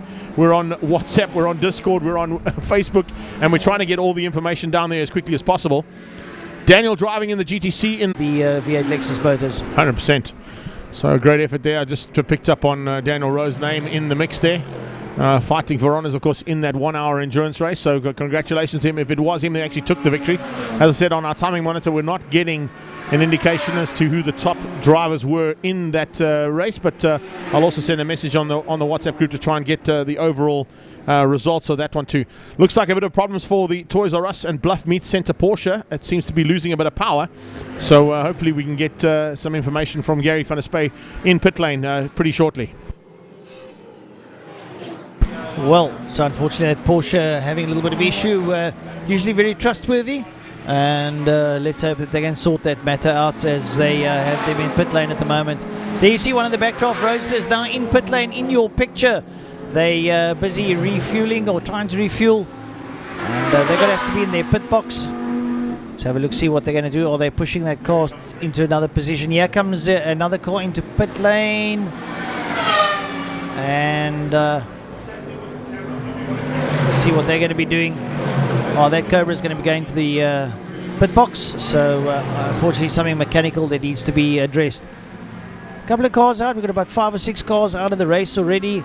A bit unfortunate with all the things that have happened to them. There you see the backdraft Cobra being pushed into its pit box. Jacks are being wheeled around. Possibly have a look if there's something that they can sort out, and hopefully they'll be back out on circuit pretty shortly. You don't want to have to spend all this money and invest all this time and effort into a 9 hour, and you only get to manage to drive an hour. So they'll have a look at it and see if they can sort it out. There they just seem to be pushing the car around to get it in the right position, and then possibly have a look at it. Plenty of folks around enjoying the day, and to you the viewers that have joined us, welcome. It's nice to have you with us and affording us the opportunity with your lounge, your office, or possibly on the back seat of your pickup at the beach. That's lovely to have you. There's one of these Stradales Motorsport Lamborghinis going over the start-finish line there into turn number 1. There's one of the Super Cup Polos. There comes the Stewie White Lamborghini Hurricane making its way in there. There's some of the other cars. There's the Polo of Campos and Scribante, and they'll be vying for some line honours, possibly podium position. Right, looks like we've got Gary van der Spey down in pit lane now. Hopefully going to be able to catch up and see exactly what's happening there. He's got some information on some of the cars that have been in pit lane for a while now. Gary, down to you.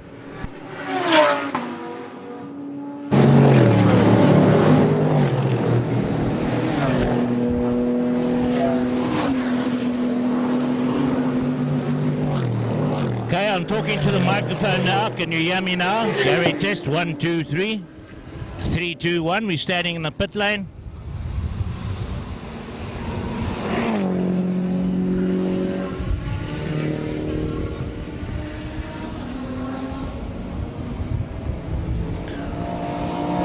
Right, Stephen, you should be able to hear the cars behind me. I'm in the pit lane. I'm seeing a car coming in. The Nash is coming in. They pit stop, and looks like they're just going to do a refuel. No, looking at a back wheel bearing, left-hand back wheel. A lot of vibration before going out.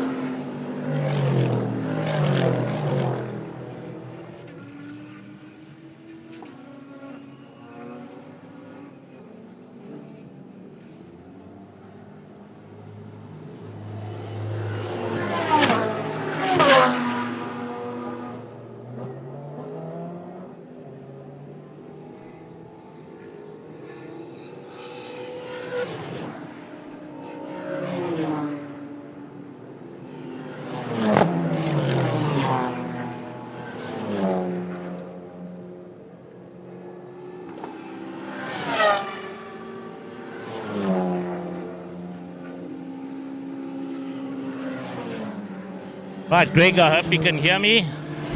I'm ready to go live when you are.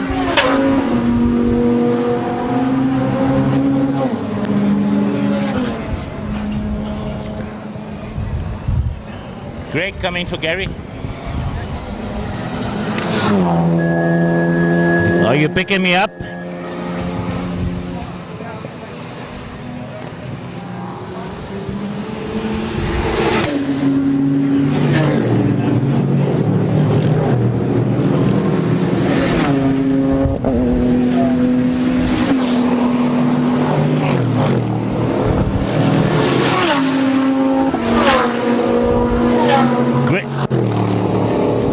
Right, Greg, I'm talking to Mike now. Can you hear me in your cans?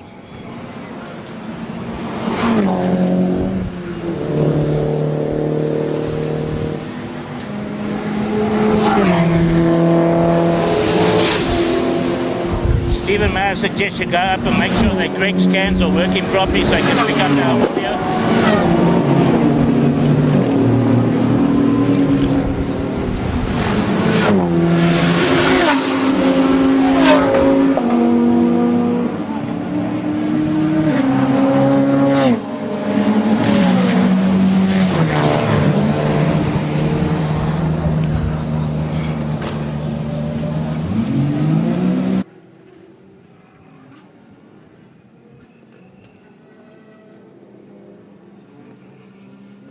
Make my way up to you and Stephen. I'll see you shortly.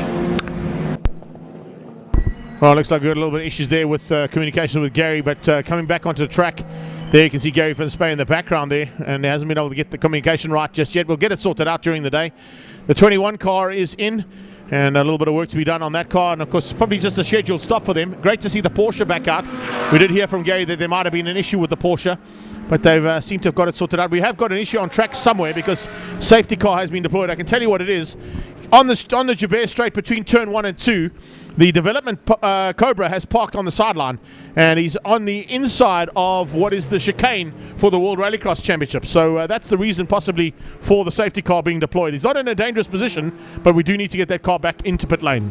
I will have to negotiate that on Thursday afternoon, the 16th. Because I've been fortunate enough to be given a rallycross drive, Greg. My nerves on edge. Yo. That's going to be fun, eh? That's going to be a jaw, that's for sure. Big shout out there to Wayne Wilson of DTM Elderberg, who's afforded me a Nissan Maxima 3-litre. So I'm going to have a that's going to be some fun and games. That is for sure. That's going to be a lot of fun. Oh, that's fantastic. And big shout out to one of the organisers of today's event, Gunther Drotsky, who afforded me a race overall. So there you go. Nothing wrong with that, but nothing wrong with that. There we go.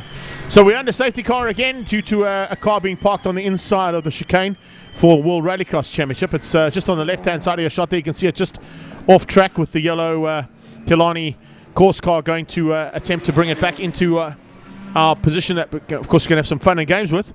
But Haval have been called into action once again, and it gives us an opportunity to quickly run through how things stand. White, Oranges, Patamba, Schechter and Latachan, that is your top 5. They are all in GT3 SA. Then you've got Nika, Machotzi, Campos and Pretorius. Those are the top Class B competitors, for all of them running in Polo Super Cup GTIs. Rakard Rutz in 10th place is the first of the Cobras. He's ahead of his stablemate, who runs in GT5 SA colours. And of course that GT5 SA class headed up now by Brian Martin. Mike McLaughlin will be looking to take over from him a little bit later on. You've got Philip Mayer, Julian Familiaris, Chris Pretorius, and of course Owens there. The top 5 in terms of Class E, and the competitors participating in the Cobra category. Doug McDonald leads out Class O in his Shelby Can-Am, down in 16th place overall. The GTC class is led out by Charlie Arton. He, of course, is at this stage in that Datsun 240Z in 17th place overall. 31 is Class V, that is Gerald Bass. And, of course, also they're in the Nash Sport Special. Gerald Bass piloting with Andrew Horn in that little Nash Sport Special sports car. Farnham in the 19th place, of course, is our second GTC class car. And then you've got Kutsia, another one of the Cobras, in 20th place overall. Richard Pott at the moment sitting in 5th place, I should say, in Class B. He's in the Mini. And Bob Neal in 6th place, down in 23rd place in the Ford Focus STRS. That's how things stand here, with an hour and 15 minutes completed and back under safety car.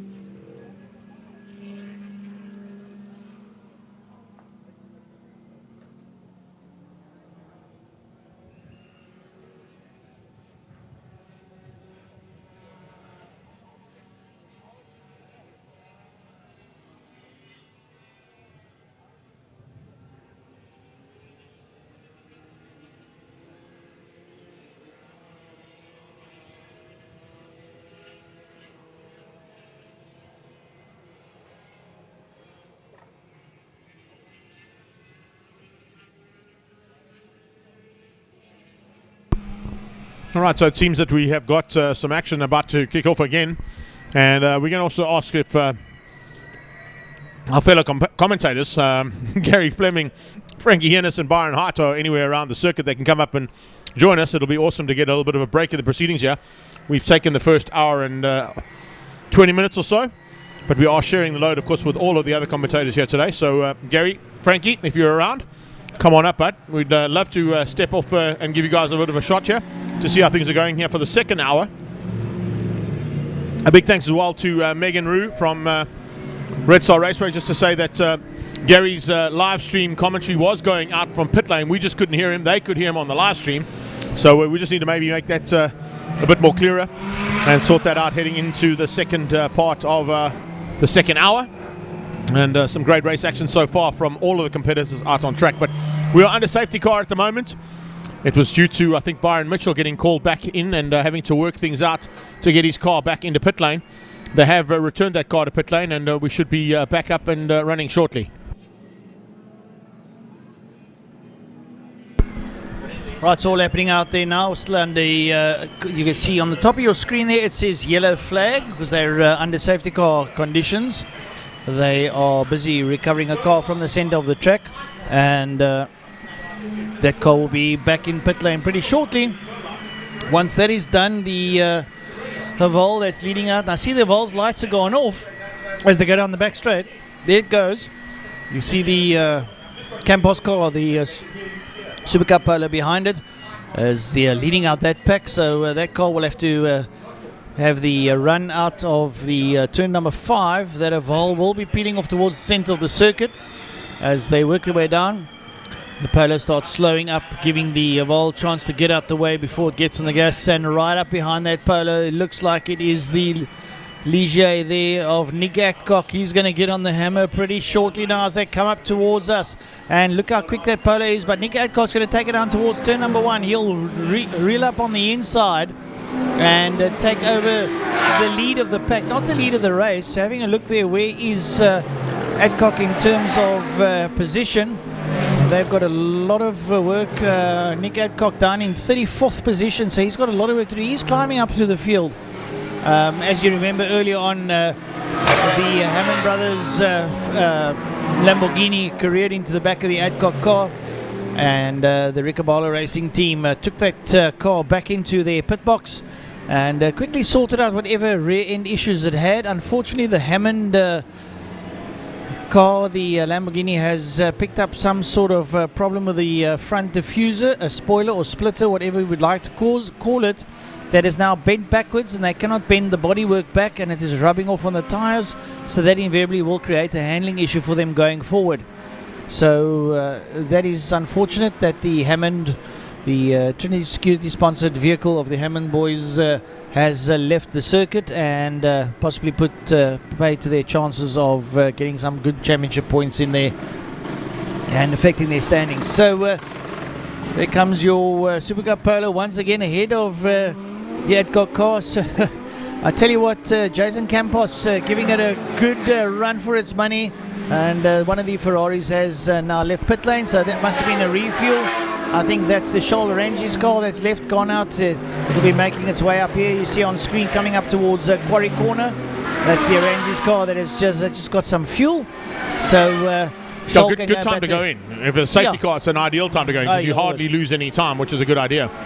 Still the fastest lap coming out of Stradale Motorsport with Stuart White behind the wheel, but as you can see now, a little bit of change up in proceedings. Orange's now leading out over White. The two cars having to come in for probably scheduled stops, and we did hear right from the word go from Stuart White's point of view that he would be doing a double stint in the car to start things out. So he wants to try and get as much of a lead as possible for Chop Sapuka to take over from him, and then of course Olila Latlaka to take over from Chops a bit later on in the proceedings. Oh, a little bit of running wide here. Yep. Radical runs wide in turn 2. He just outbraked himself. He was on the fringe of the track there and couldn't back it back in because the car was in the way. So fortunately bringing it back out.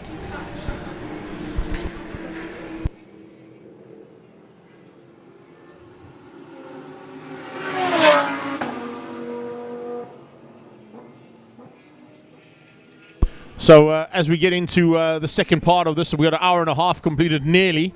We got Frankie Hennis going to come and join us up here, and Gary Fleming going to come and join him as well, I'm sure, any second now. Part of our commentary team for the day, and of course, hope you've enjoyed all the commentary so far. Frank Ennis and Gary Fleming going to come and take over from yours truly, and hopefully bring us through a little bit more of the action that's happening here at the Killarney 9 Hour. Frankie, I'm sure you've been watching from downstairs, but to bring you up to speed, Arunji's and White basically leading things out. We've had quite a bit of action in this first hour and 20 minutes. And of course, it's going to be some fun and games to be happening out on track at the moment after a couple of safety car scenarios. Cars having to come in and do some repair work. The hour endurance race is now, of course, also completed. And now we're into the thick of survival mode for most of these cars. Yes, hello everybody. Yeah, we were downstairs and we saw a couple of safety cars out there. We saw one car go down the back main and it looked like the motor expired on that one. But yeah, Arunji's 56 laps. He's the man that's up there in P1 with Stewie White in that second position. And then Mikkel Pitt-Amber, he's there in that third place. And then the Janetta, the Sarel van der Merwe Janetta with Jackie Schechter behind the wheel. He's there in that fourth position. And then Hein Latergan is there in that fifth position so far. So, after 1 hour and 1 minute 10 is the quickest time out there by the Stradale Motorsport outfit. There is a 7 hours and 35 minutes left. We've done 1 hour and 24 of this.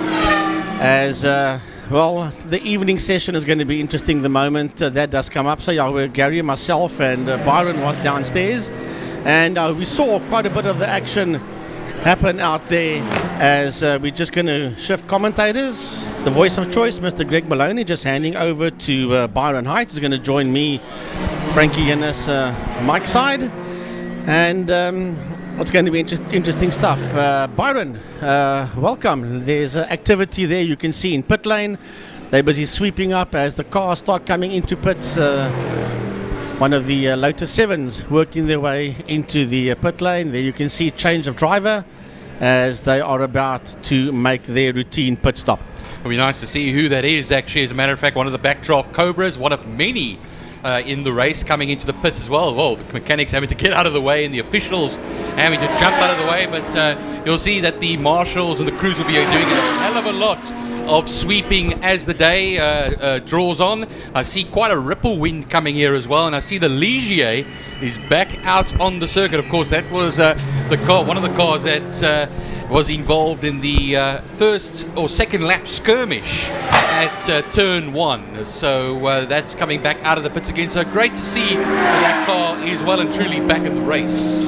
Well, that was that 52 car was Brian Martin that we saw come into the pits there in the backdraft AC Cobra that made his way out onto the from the track out onto or should I say into pit lane.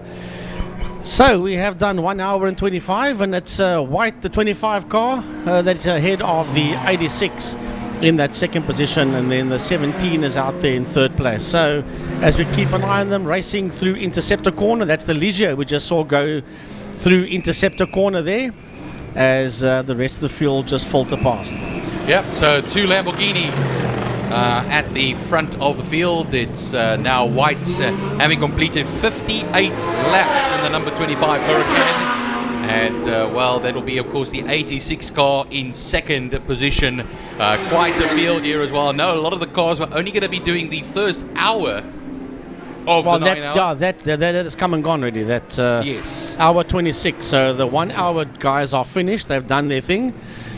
So it's Stuart White's team, the Stradale Motorsport team, that's sitting first and second. Mikkel Pitt-Amber is there in that third position. And then that Janetta is in fourth of Jackie Schechter as we see the cars make their way out of turn 1. So I see a black flag waving over there as well for someone. I might have to be corrected on the color of that flag, but it looked like a black flag of sorts that was being waved, but we'll have to pick up on that as some of the cars make their way through Interceptor Corner, which you see on your screen at the moment. Is that the Jackie Schechter car that's coming past our position right now? And saw Jackie Schechter on the grid earlier on, and he was waiting and ready as that Datsun 240Z, also one we see usually in the classic car racing. He's out there as well. Charles Arton has driven that car over the last year as well. He's going to be passed by that Ligier of Nick Adcock, one of the guys that we had on the Witzenberg Motor Talk show earlier this week, along with the likes of Jackie Schechter as well, part of the Schechter dynasty, the son of Ian Schechter.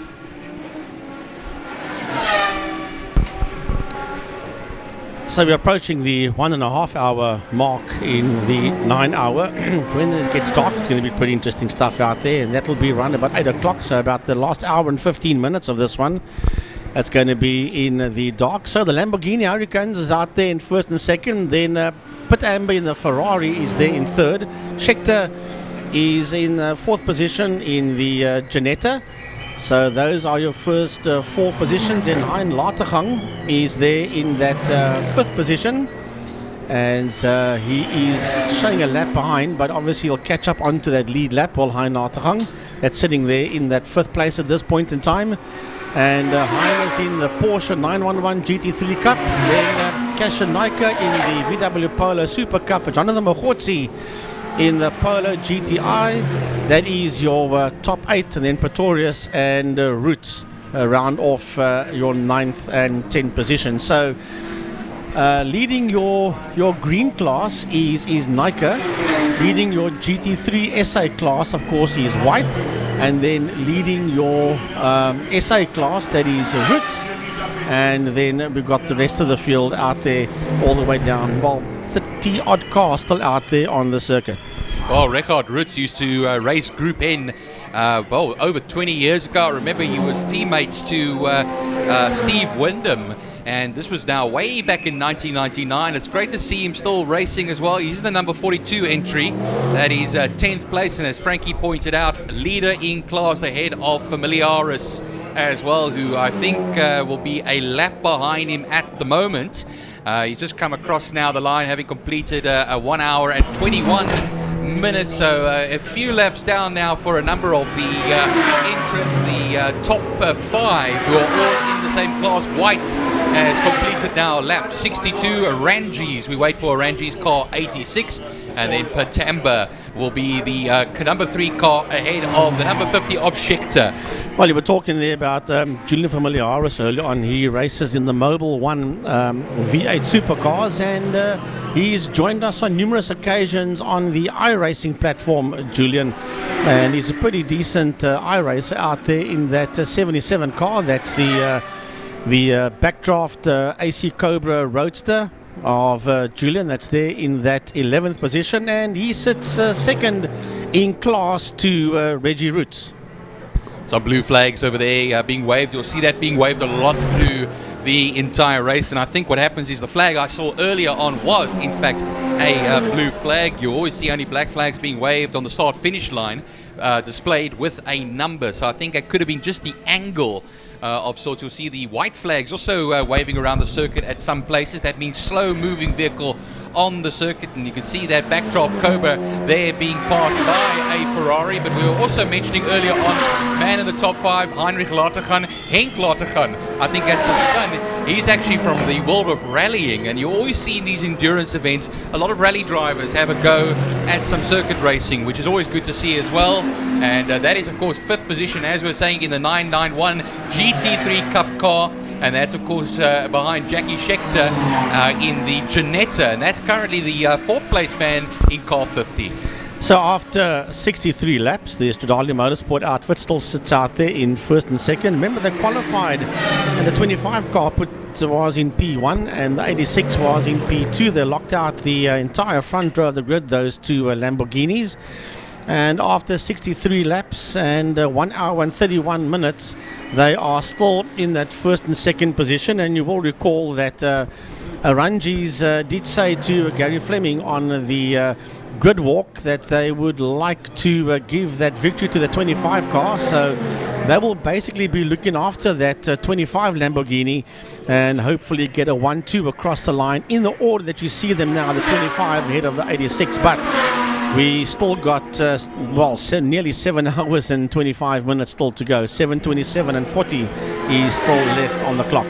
Well, it's amazing. We've been going for now the over 1.5 hours, and usually I think, Frankie, the stints over here, I don't know how the stints are actually working. I remember 2 years ago when I was at Kailami for the 9 hour there, they only allowed drivers to do about 1 hour and 5 or so I don't know much about that at the moment. Go to pit lane, Gary and pit lane. All right, pit lane. Yeah, we're going to hand over to Gary van der Spey and the crew down in pit lane. Yo!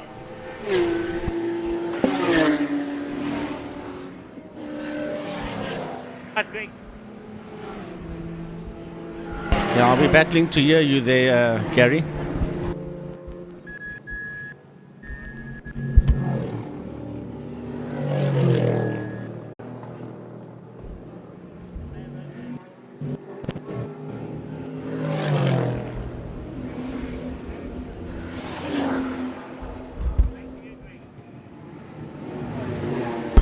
Right, so some information that's come through there from Gary van der Spey in the pit lane, and there we see one of the backdraft Cobras. A lot of these AC Cobras in this one today, Byron. I lost count earlier on how many of them were coming past in the pit lane, Frankie, but a number of cars in the pit lane. I saw the number 47 in there as well. I'll pick up now for you. That is the Heinz Buerser machine. Of course, that's the Ford Focus ST that was in the pits. I saw a VW on the jacks as well with the mechanics underneath.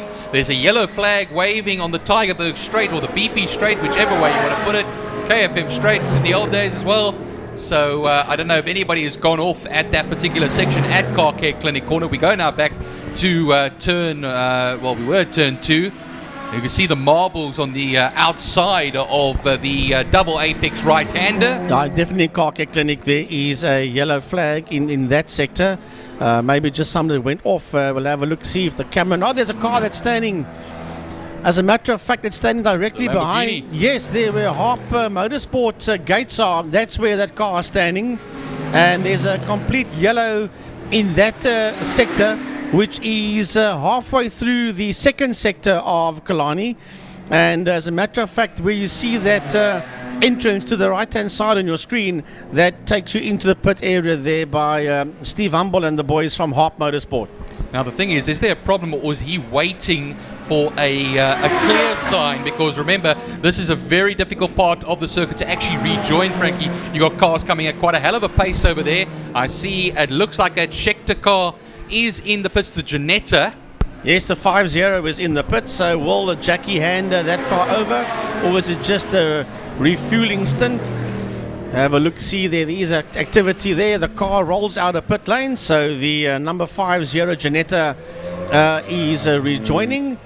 So we'll have a look and see when it comes out on our timing screen here, if it is still Jackie in that motor car or if they've handed it over to somebody else. Well, the Focus is out now, the pits, the Heinz Buerser car.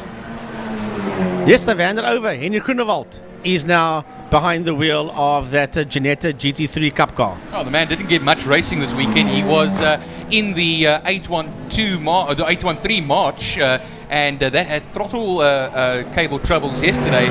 So this is his first full laps he's going to be doing on Killarney, I think, in race trim as far as it's concerned. So it's good to see Henny Grunewald back in the car again, and he will go out there now to take over from Jackie Schechter. Yeah, well, he has taken over. You see him work his way up the Tygerberg straight into turn 4 Car Care Clinic, the double right-hander. That is a very, very awesome team. That Jackie Schechter, part of that team, Henry Grunewald, Sadel van der Merwe.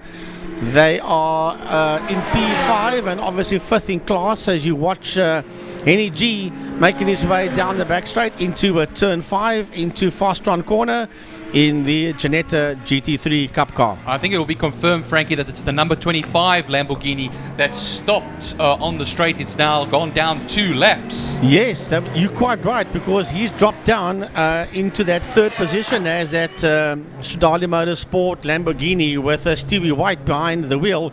Now remember, he actually had a chat to Gary Fleming on the pit walk, and he was saying to Gaz, you'll probably end up doing a double stint and then hopefully get back into it again in the evening session.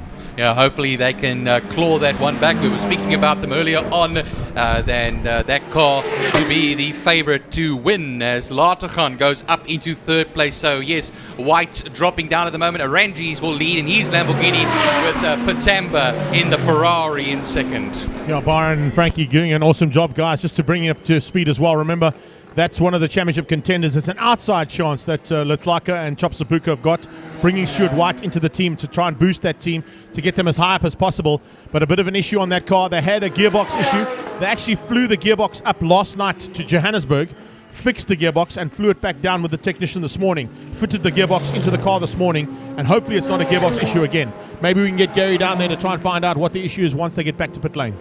Well, that car was standing in a very awkward position directly behind Harp Motorsport, so we'll have a look, see if that car is going to be tended to. It looked like a box full of neutrals there in a way. Well, there, Frankie. So well, that we don't know, but there's a possibility. Yeah, you're quite right. So at this point in time, they have dropped down into that fourth position, and just as I was saying about 5 or 10 minutes ago, they qualified in P1 with the Rangi's car in that second position, and they were doing pretty well after about 1 hour 20, 1 hour 25 minutes, approaching an hour and a half, and all of a sudden problems out there with the Stradale Motorsport Lamborghini in the hands there of Stewie White. Henry Groenewald is still out there in that fifth position in that Janetta GT3 car, and then Kasha Naika is there in that sixth position, and he is leading class, is Kasha in the VW Polo Super Cup car. That's Class B. You'll see on your screen the green, the bright green of the class. Currently sixth overall, with Pretorius in second in the 213 car. And then Roots in Class E as the hive of activity continues in the pit lane. We have the number 15 Porsche in the pits as well. And we'll find out now as well that number for you for the number 15 Porsche. And that's Hein Lateghan. Yeah, there we go. That's Hein Lateghan in the Porsche 991 GT3 Cup car, and he is in pit lane now. Is Lateghan. Car also being pushed in. That could be the Lamborghini. Putting out of third position. Yeah, the Lamborghini's been pushed into the garage there, Frankie, looks like it. So that would be the Stuart White machine. And remember, Stuart White's been doing great things in single-seater racing. This is going to be a little bit of a disappointment, I think, for them, but they can get that car out soon. Hopefully they can get well and truly back on track over here as well. Well, I got fed some information here from Greg. If they're going to do some serious repairs, you cannot do it in the box. You've got to go into the garage. So, yeah, there's a possibility that could be a gearbox issue. I'm hoping not. But, yeah, you never know. As the Porsche GT3 Cup car, remember, there was Lateghan that made his way into the pits. I was busy having a chat to Greg. Let's have a look, see if Lateghan is going to come back out again on track. It might have been a routine pit stop. Has he changed driver or not? According to our monitor, he is still in that car. So we'll have a look, see when it comes out. And I think Hein just dived in there, did what he needed to do, and dived back out onto the track again. I see a Ferrari in the pits as well. We'll pick up that number for you. One of the backdraft Cobras, one of many as we've been talking about today, will come right out of the pits. They're actually lovely looking motor cars, those as well. That's what dreams are made of. Comes out of the pits. We'll try and see a number here for you. That's the number 42. And that's Reggie Roots, and he's handed over there to Clark. So Roots in the pits with a 42 car. The car's back out again there in the hands of Steve Clark. Yeah, Class E, as we were talking about. There's only one car in Class S, and that will be the 10th place man, who is about 58 seconds back of the number 23 car, and that is Bays. That's currently sitting in that car ahead at the moment of Scribanti, who's also in the green B class, but he's currently third in class at the moment. As we look at that on the screens, that little Mini is going around as well now. Now there it comes. Just in there behind that AC Cobra. We'll get the number of that car, and there comes Arangis. It's just in there behind him. That's the overall leader that's coming down the back main, and he's just behind that Mini and that Cobra as they head into turn 5 into Pertamina Fastron. Yeah, that's Richard Pott. That is in the R56 Mini Cooper, and having completed 61 laps in the number 12 car in 14th place overall, 6.5 seconds off of Gualtieri, and he goes actually past Gualtieri, actually, as a matter of fact. I think that is in fact who he was actually fighting it out with earlier on when we looked on the screens. Yeah, that is indeed that Mini coming out there, sitting out there in 14th position, and his last lap was a 126.225 in the Mini Cooper, and that is Pot, that is there in that, now in that 13th position. As you were saying, he was having a fight out there with Gualtieri in that 77 car. Nick Adcock in the Ligier, he finds himself at the moment down in 26th position. One of the men, of course, that we interviewed on the Witzenberg Motor Talk show a number of nights ago, Wednesday night earlier in the week. And I see, as I'm speaking, that Ford Focus, Frankie, is going incredibly slowly. That car was in the pits earlier on, and there will be white flags waving. Will he actually pull it over or try and actually just do another lap and get it into the pits? Well, we'll have a look, see if it does make its way into the pit lane. Out of turn number 1 they come. Look at this whole group of cars heading into turn number 2, into Quarry Corner. And well, if you have a look at the leaderboard, with that work that's been done there on that 25 Lamborghini, it's that Stradale Motorsport outfit car is dropping all further and further down the leaderboard. Is now 2 laps behind the leader and sitting out there in that 7th position. That means the 212 car of Nika, who leads his class at the moment. He comes up into 5th position. Pretorius in the 213 machine will come up into 6th. Clark in the number 42 will come up into the 7th position, albeit about 2 laps back off the Class B battle ahead of him. He will lead currently the Class E section, and you'll see that White has already fallen down to 25th position as they sit stationary in the garage at the moment. We have the number 23 car coming up soon with Base, the only Class S car in the field, only Class O car in the field, as well as the number 29 that is way down in 20th position, who's been piloted at the moment by McDonald. Yeah, well, we're talking about Nika, Cashin Nika and Chris Pretorius. They're sitting in P5 and 6, and they are 1st and 2nd in class, and they're both in the VW Polo Super Cup category, and they are there in Class B. That's a green car class, and they are 5, 6 and 1, 2 in class behind the 50 Janetta of Henny G. Well, the number 15 Henk Latergan machine, of course, Heinrich Latergan handed over to Henk, who made waves a number of years ago on the rally scene. Also went to Dakar as well last year, as a matter of fact, and did quite well in Saudi Arabia. He's the number 15 car, currently in 3rd place at the moment, ahead of Henny Grunewald, 3.2 seconds ahead of him to be exact. Grunewald there currently in the Janetta, having taken over from Jackie Schechter. And that, of course, the GTC class as we see them as well. So some great cars in there as well, some Lamborghinis and Ferraris that hold up that section. But just going a little bit further down, Scribanti is currently 3rd in class, number 11, that he finds himself ahead of that 262 Besta machine, 3rd in his class at the moment. Well, I'm having a look at some of the notes that are coming through here. And Tanya Watts was saying, if you're short a driver, let me know. So Tanya, yeah, I'm sure if the guys are short a driver, they will let you know. Iman Mia was saying, the Toys R Us South Africa coming on now. And Johan Herbst, he says that Cribs give it stick and have an awesome day. And so Jeremy Rogers saying Gualtieri, number 77. So yeah, the WhatsApps, I should say, is coming on strong here with 1 hour and 47 done and 7 hours and 12 minutes left to go. It's a big thanks for all the comments and everything, and please keep them coming as well. Keep us company through this Cape 9 hour. Of course, we didn't have the Kyalami 9 hour, unfortunately, as it was supposed to happen last weekend, but that has been moved to February, I've heard, in the 2022 season. Apparently the 4th and 5th of February, somewhere around there. That's the first weekend of Feb, the Kyalami 9 hour. So there's a car in the pits. We have a look at it. Nika.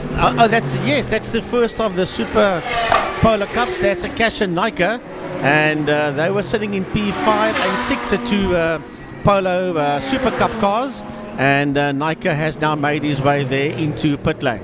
Currently leads Class B, and he will sit there stationary for a short while. Yeah, he drops behind Pretorius now. Yeah, Pretorius, that is Christopher Pretorius in the Super Cup VW Polo. So it's an all polo battle in that Class B. There is Charles Ranges, the man in the Lamborghini. He'll be cutting through the field, getting past the various backdraft Cobras, and I think the Lategans are also in that section as well. They are in the Porsche GT3 Cup class. Right, there we go. Team Bucket List Racing making its way out onto the track again. And that is Kasha Naika. And his last lap was a 1:21.9 before he came into the pits. And he's dropped there just behind the 213 car. There's a message coming here through from Charlene. She says, the 15 Porsche for the win. Come on, boys.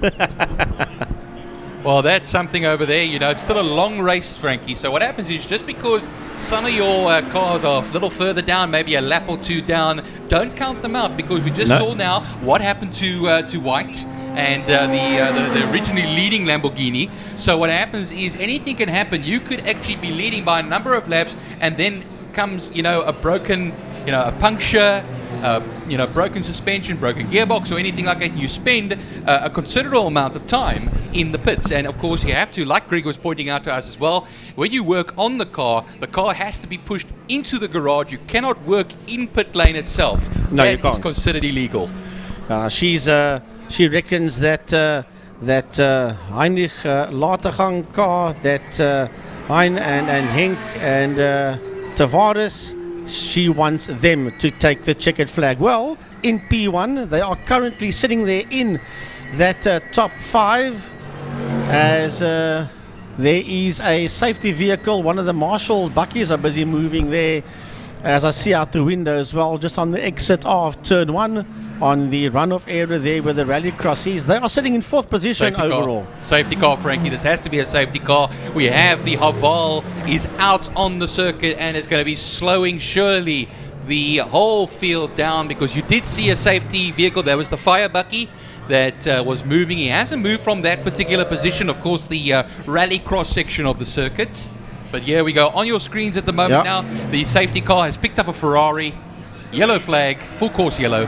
Yeah, we go under full caution yellow, and we'll have a look. See, just get up and have a look out the window to see. Yeah, it's the Mini that's standing. We were just talking about that Mini earlier on. Yeah, that's true. And the number 12, I think it is over there. That Mini will pick it up on the screens now.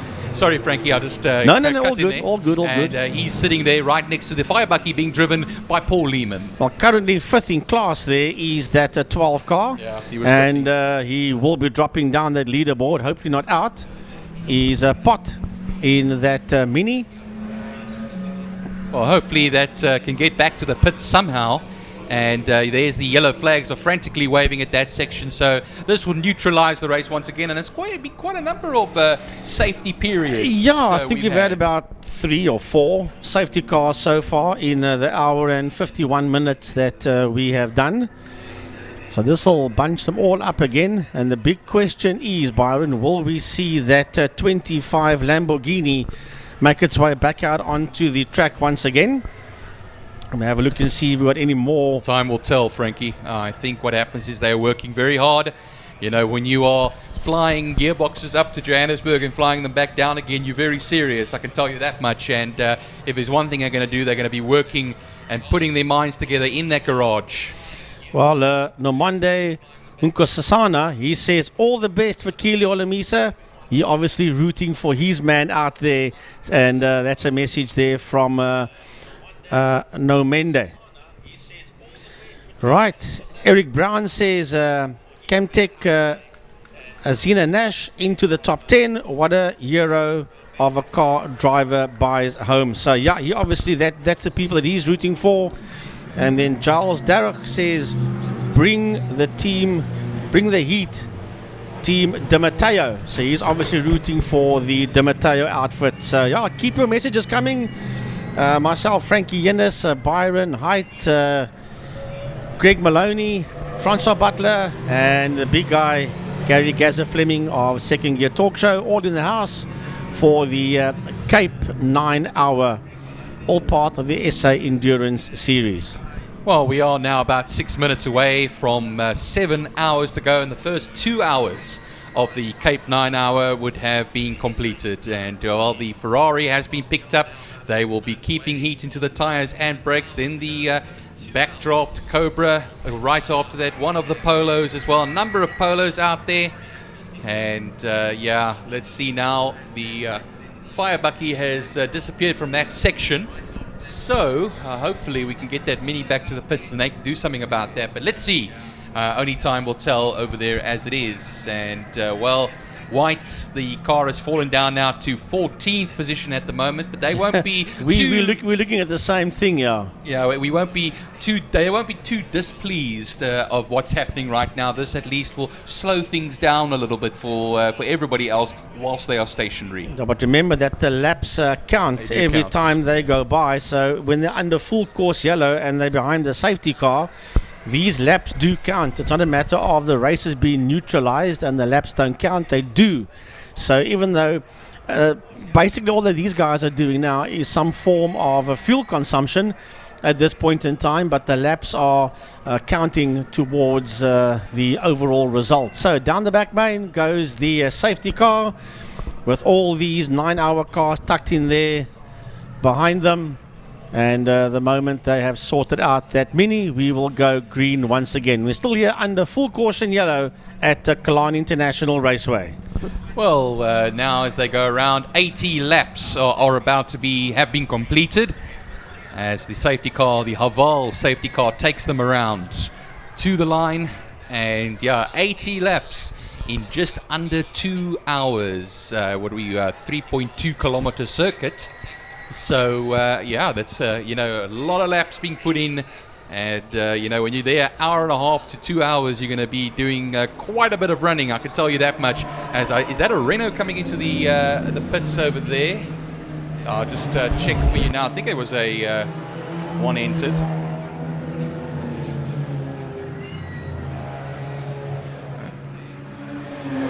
So we're still under full caution yellow as the safety car is leading them around with 80 laps that has been completed so far. 1 hour 55 minutes done. We are approaching the 2 hour mark that's been done with 7 hours still left to go. We are fast approaching that 2 hour stint that has been done. So we're still under full caution yellow. So the 86 car still leads out on track. You won't see it that way because they pick up whatever car they do.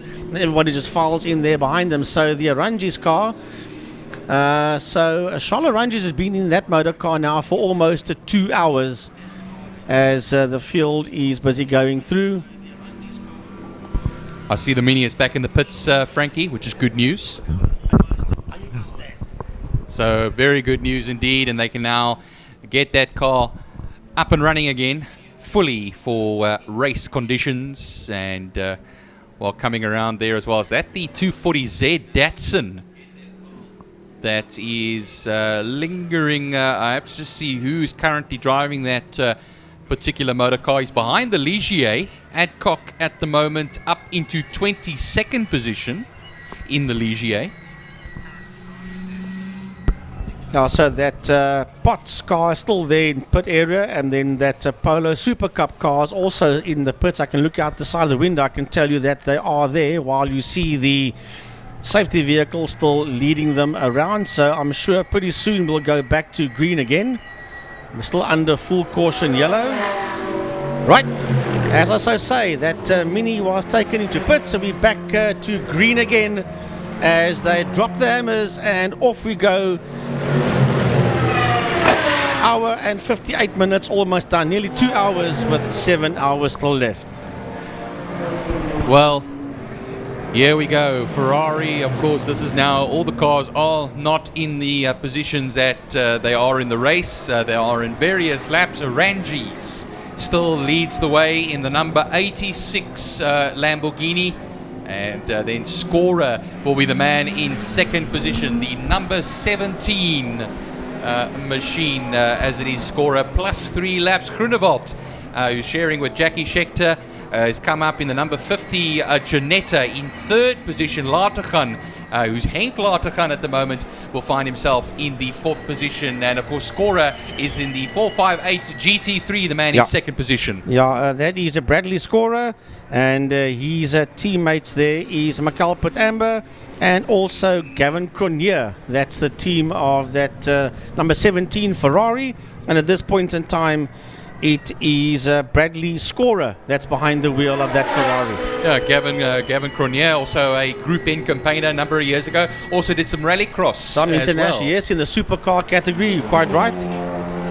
Going to Class B, Lorero took over that car from Nika and will currently lie 5th overall and first in Class B, still out ahead of Pretorius as they cross the line once again. Clark actually comes up, the number 42 machine there comes up into the 6th position at this time, with the number 23 car still holding 8th at the moment ahead of Bays in car number 31. Yeah, you're talking about Clark there. That's Team Old Dog Team Old Dog Racing. Chris Clark and Reggie Roots out there in the backdraft, the Cobra, and Ian Smith is their team manager.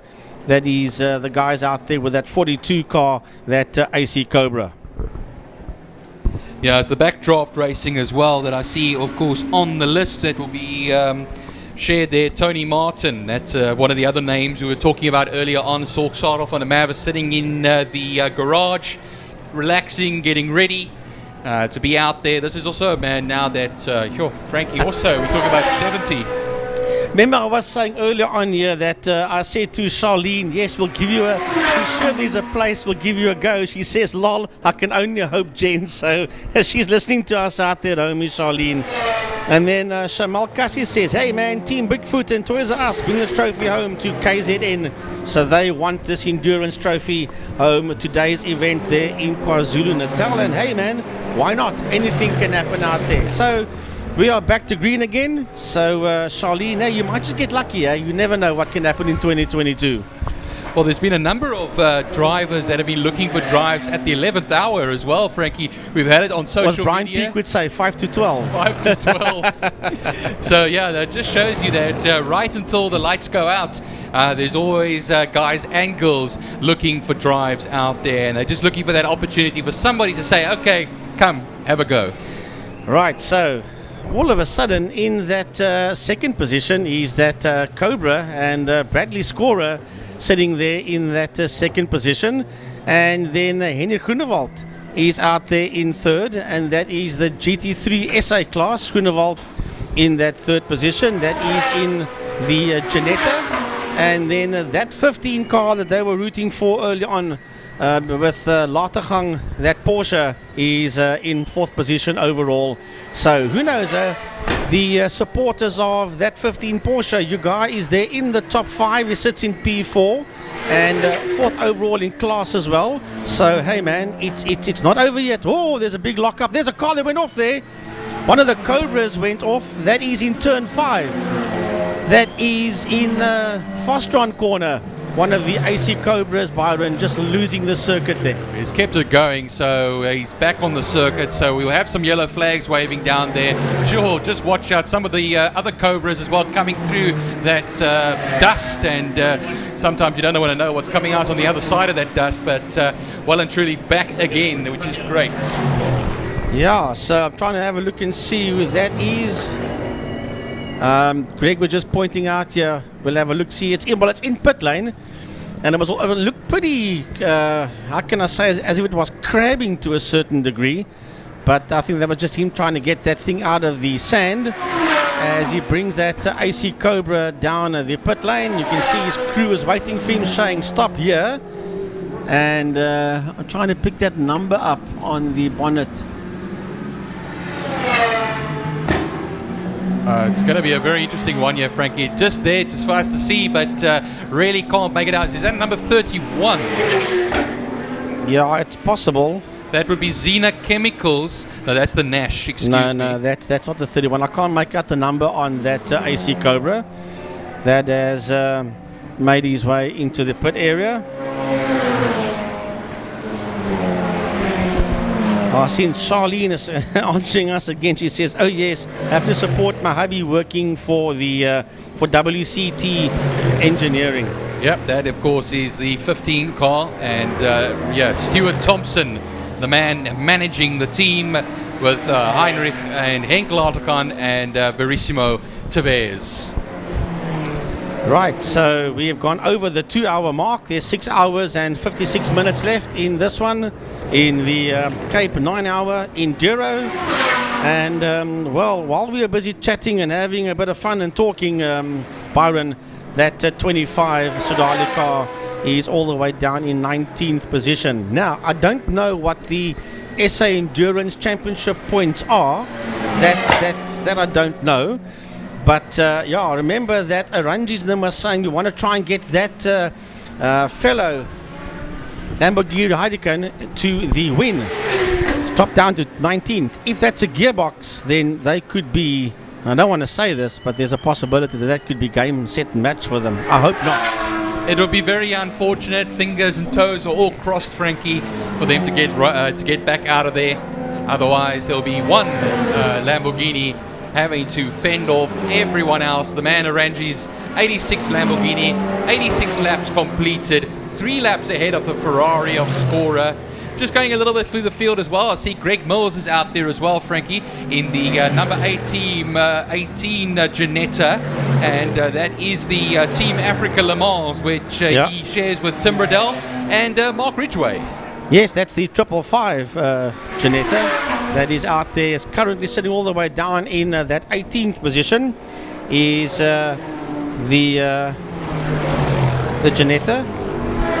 And Greg Mills, as you said, yeah, Tim Riddell and Mark Ridgway. Now, Tim Riddell, for those people that don't know, is the current WPMC chairman, and Mark Ridgway is the vice chairman of the Western Province Motor Club, and Mark Ridgway is the chairman of the V8 Master section, and also a V8 Master driver as well, and a very good V8 Master driver at that.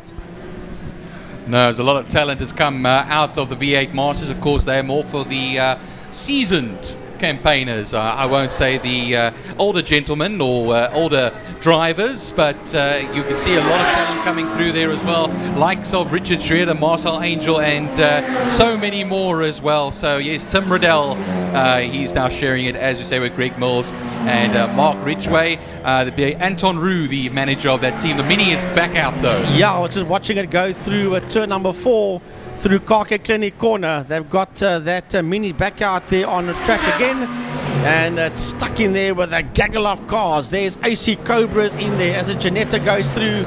There goes a Datsun 240Z making its way through, and then there's a whole lot of backdraft racing Cobras in there just ahead, or just behind the, or should I say just ahead of the Mini, and they are all sitting just behind the Janetta. Yeah, Bucket List Racing. What a cool name for a racing team.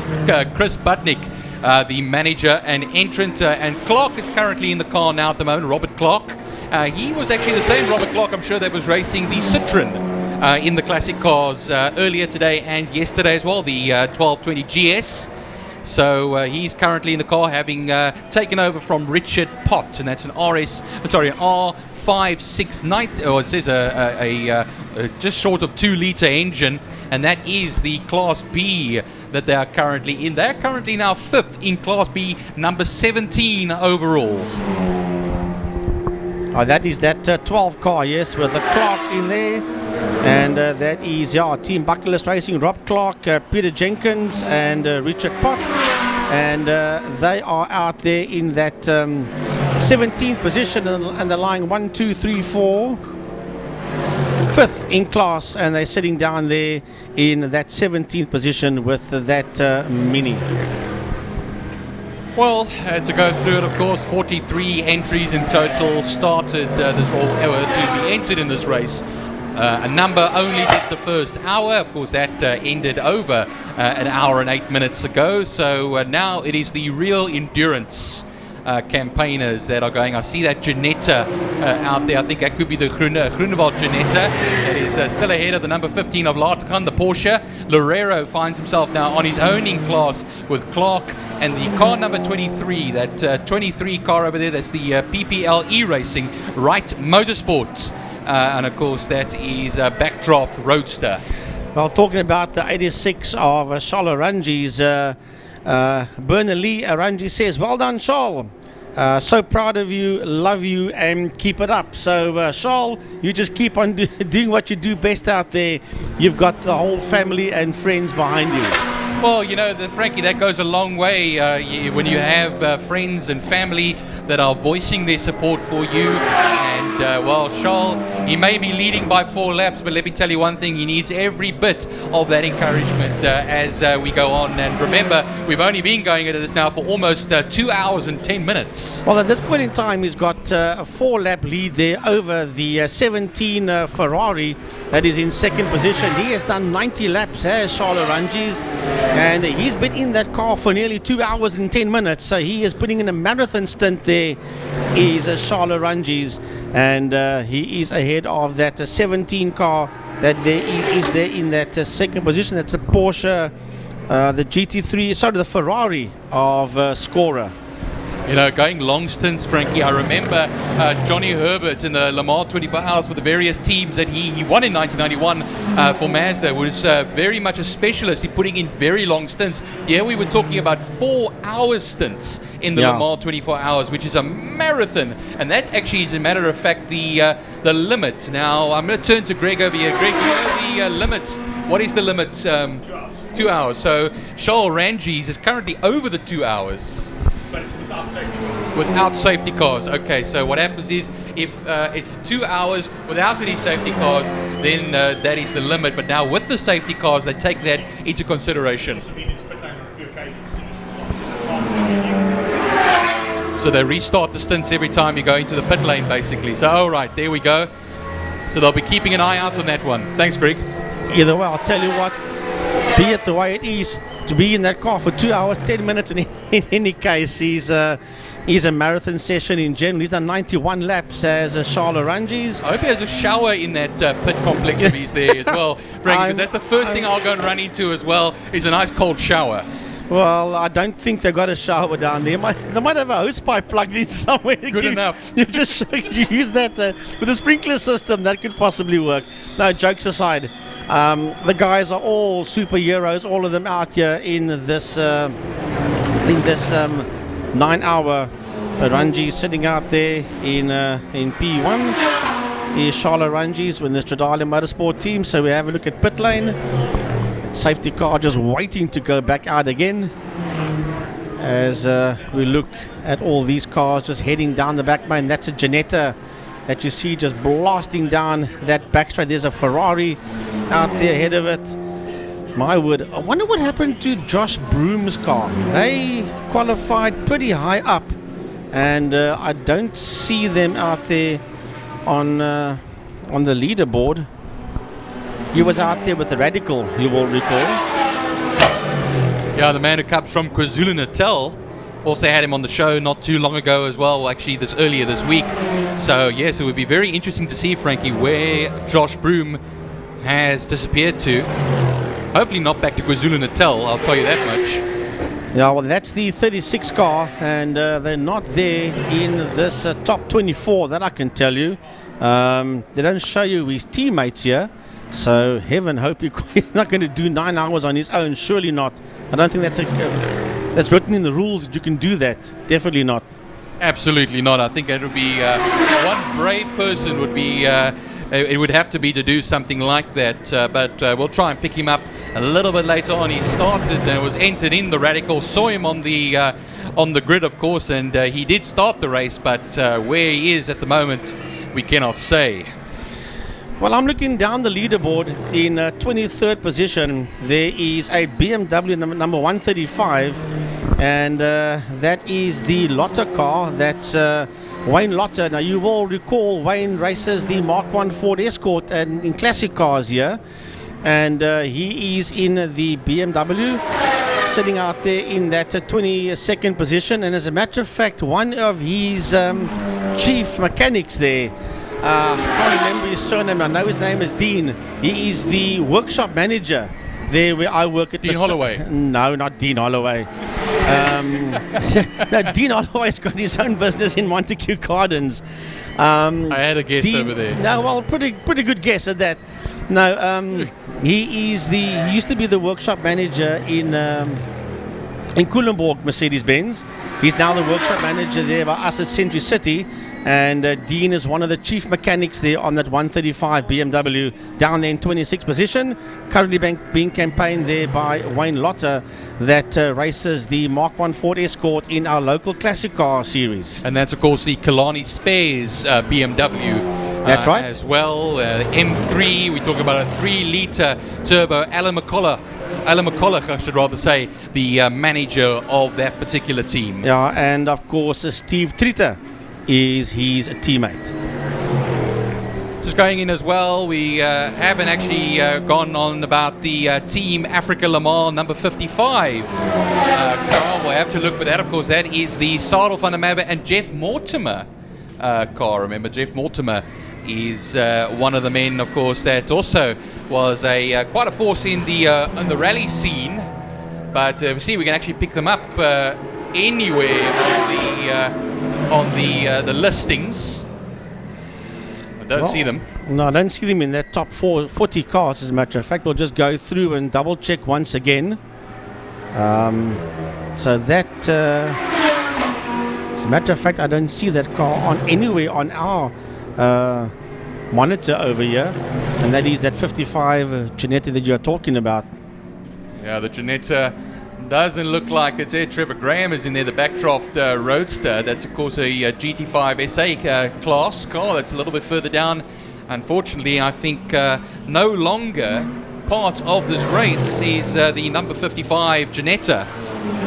Yeah, and that would have been Super Van himself and Jeff Mortimer in the Ginetta GT3, with Gunter Drotsky being their team manager. Mr. G&A Motorsport yes, himself. one of the main sponsors here in this event today, and organised all that classic car racing we had yesterday and this morning. Well, we come up for 95 laps having been completed by the number 86 Lamborghini. 3 laps ahead still of the Ferrari of Scorer, the Groenewald.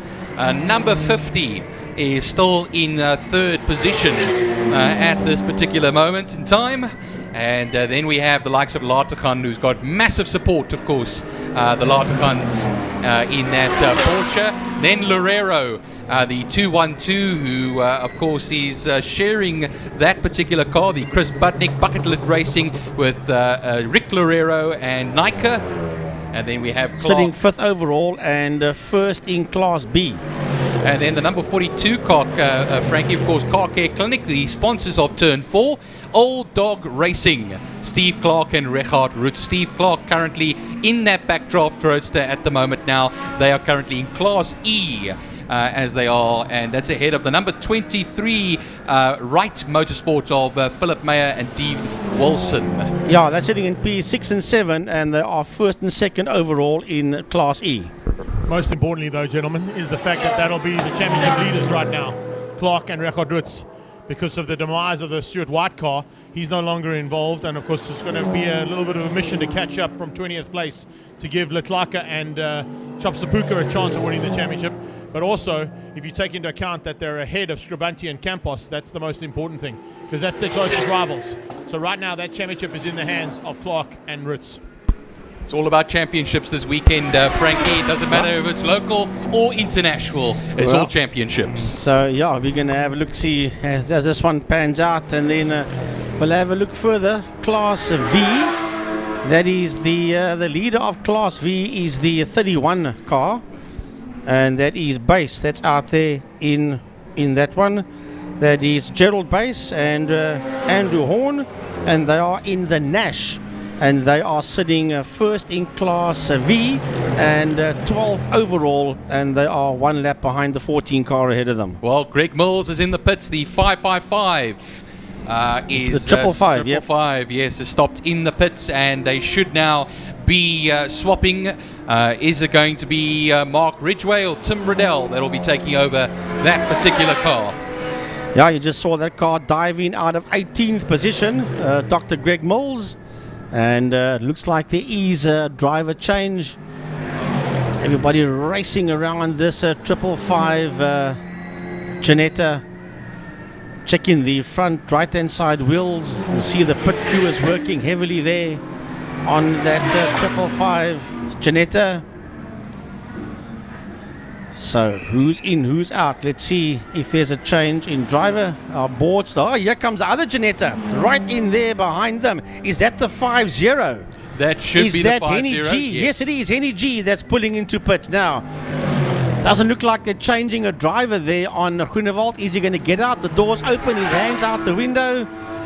So both the 555 and the 50 Ginetta is in pit lane. The 50 pits out of P3 and the 555 pitted out of P18. And they are in pit lane. There's a hive of activity around the two GT3 SA cars, the two Ginettas of the 555 and the 50. Is that the pull beam as well in the pits? I'll have to check over there, right behind there. There's a bright green backdraft Cobra as well. Well, as you so speak, that 555 Ginetta just made its way out of pit lane. We'll see now. That was definitely a driver change. I know that Greg Mills, Dr. Greg Mills, was the second driver in that car. And then we have the backdraft Cobra coming out. Here comes the sports car, having I think just stopped in the pit lane, in the pit area, not swapping a driver. And as we speak about that, of course, that will be the number 50 as well, having to get a push start. Well, that was the 31 car that came out. That's the Nash that came out into the pits. It's back out on track again, making its way out of turn number 1 as the 50 Ginetta is in the pit. So Henry Groenewald pitting out of that 4th position. And well, they first had to service the 555 Ginetta to get that one back out on track again. And it's still Dr. Greg Mills that's behind the wheel of that 555 car, still sitting out there in that 18th position. Well, having a meal of it, of course. Dr. Greg Mills loves his racing, loves his motorsport history. He's written a number of books as well, and he loves having a go, I can tell you that much. As far as I can say, the number 7 car at the moment, the Backdraft Racing Roadster, and of course that is now Tony Martin that currently holds the seat in that particular car. Well, Brandon Kelly, one of our commentators from PE, commentates Aldous Krabanti, PE, OTR and Victory Raceway Oval Track Racing. He does powerboat race commentating as well, and he says good to see that team from Port Elizabeth in the number 101 car, the Orby Plant Hire Golf. They got going again. Keep it tidy, boys. And then Emil Tiny Brunt is also watching from home. How's it, Tiny? How's it, Tiny? We miss you.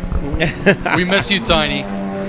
Yeah, looks like the fans have voted with their wallets. Oh, that's from Kobus Conradi. Okay, I don't know what that means, but never mind. I wish I could vote with my wallet, you know. I never get that right, for sure. I'll vote for nothing if that's the case. 5 rands are not sufficient, I'm afraid. So, yeah. Well, it's 2 rand to get in, so you can...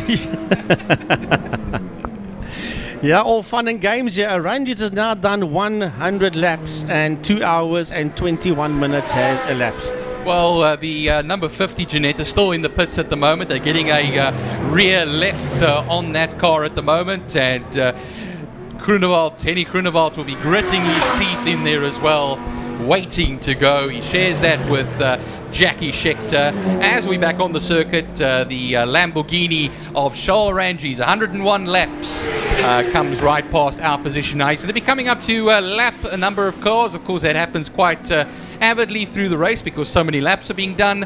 I see there's a Polo and 2 Backdraft Cobras in that particular section. There is the number 12 Mini that is still in the race. Robert Clark, or Steve Clark I should rather say, running that. He's behind the 152 of the Cape High Clinic Club Refrigeration Red Fleetwood Racing, Charles Arton, Brian Evans and Fabio Tafani.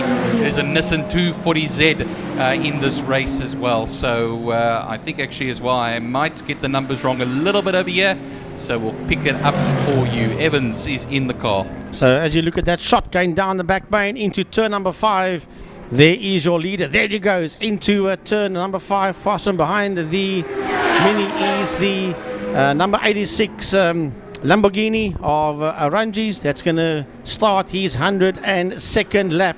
He just blasts past that Mini as he races down into turn number 1. That is your leader you see there on screen of Stradale Motorsport, Charles Aranjis in the 86 car. Talking about the Ligier as well, Frankie, that's now currently in 20th position. Andrew Rackstraw, single-seater specialist, is currently behind the wheel of that car. Of course, he's sharing that with Dean Fenter, Michael Jensen, and Nick Adcock, of course, who is one of the big guys in the team, Nick Adcock. And that, of course, is the number 3 car. I was also looking a little bit as well at the first place in that particular class, Class S, number 31. And that is the Xena Chemicals Camtech Racing machine, the Nash of Gerald Bays and Andrew Horn. Horn currently behind the wheel at the moment. Yeah, that looks like Class V that you're talking about there, yes, that 12 car. And then they are second in Class E's Andy Rackstraw behind that wheel. Now remember, the very first safety car we had involved in turn number 1 in Holzoek, that was one of the cars that went off, and that has affected them immensely because yes, they might be sitting second in class, but they're all the way down in that 20th position. Yeah, fighting their way back up at the moment. They're currently plus 4 laps from the next bunch ahead of them. So we're talking about Van Heerden and co. in the number 21 machine. Of course, that's the Duncan Vos race. Of course, Duncan Dos Rice, excuse me, not Duncan Vos. Okay. So sorry about that, Frankie. Of course, Richard Van Heerden and Tuka Mechanicos in the backdraft roadster, and that is a Class B entrance. So of course that is down in 17th position, and that's the car that 4 laps down is the Andrew Rackstraw Ligier. Do you realize that we were talking about the 135 car early on of Lotte that's sitting out there in 21st position, and they are first in Class F. They're all the way down in P21, but they are the leaders in Class F in that BMW. Yeah, Wayne Lotte and Steve Truter, yes. One of the handful of 2 driver entries. Now, Steve Truter comes and races here on numerous occasions. Remember the Frankie's soft drink Mark 1 Escort? That's the car that he campaigns when he comes down from up north to take part in our classic cars. And he is a teammate of Wayne Lotte in that 135 BMW. Well, we now close in on 6.5 hours to go in the 9-hour endurance race. So almost 2.5 hours of racing has concluded. And I see the BMW that is out there still. Just forgot the number of that BMW over there as well. I'll pick it up very shortly. And very nice looking BMW, I'll tell you, in the silver. But that is the... No, I'm not picking it up at the moment now. So, yes, 104 laps for Aranjis have been completed in the Lamborghini. Well, I just saw one of the Porsches making its way into the pit area. And was that the number 15 car that I saw go into the pit? And it dived right into the pit garage. It drove right through its box and into the pit garage.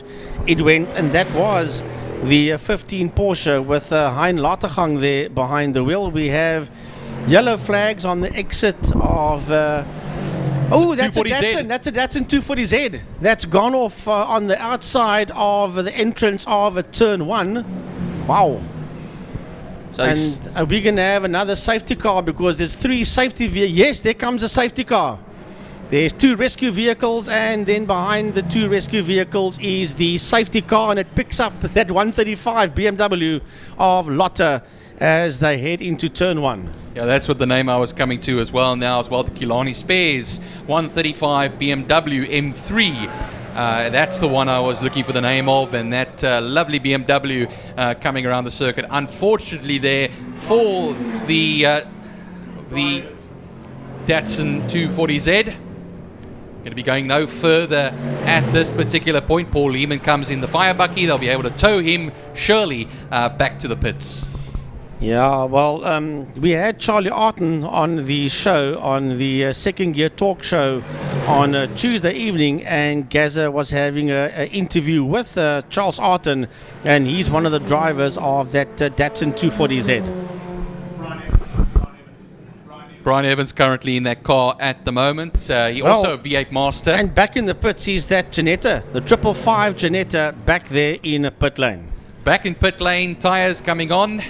And now will there be a change of driver? That's the one that Greg Mills was driving for a considerable stint. Well, Byron, as we look at the Janetta in the pit, to get back to that Datsun out there on track, Brian Evans is behind the wheel, and he himself used to race supercars, and then a stint as well in V8 Masters, and his son Jared Evans used to be a top class karter at Killarney, and also did a stint in the Formula Supercars as well, and was teammate with Dane Angel. Dane Angel, I remember. In the endurance with the Honda Civic. But I'll always remember them as well in their Tony Kart overalls when they were karting years ago. Two talented karters there, talented youngsters, as we have marshals now on the circuit.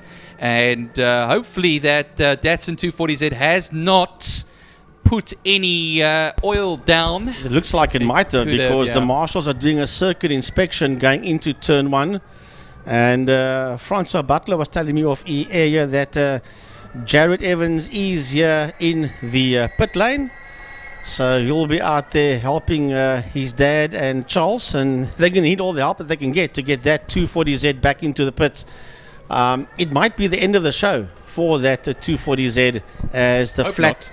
Well, it's been picked up there by the flatbed, so when you have a rollback out there on the circuit, then that normally indicates that is game, set and match. Yeah, I'm usually the eternal optimist over here, Frankie, but you pointing that out to me basically well, I want to be optimistic for sure, but yeah, I just don't know how. I'm just hoping, Frankie. I just don't even see a rollback out there. I don't know how much optimism you can have. Well, in this particular 9-hour, that's probably the oldest car in the current 9-hour. I speak under correction of this, so yeah, sure, we'll see that as they go along. This will be a few laps under the safety car. There's Charles Ranges, there's Lotte in the BMW, of course there's the one Ferrari of Bradley Scorer, who's currently second in this race, having completed 102 laps. Well, there's your answer. There's cement dust going down on the track, so certainly some kind of a substance, probably oil, that was put down there by that 240Z, and it's now going on to the back of the rollback.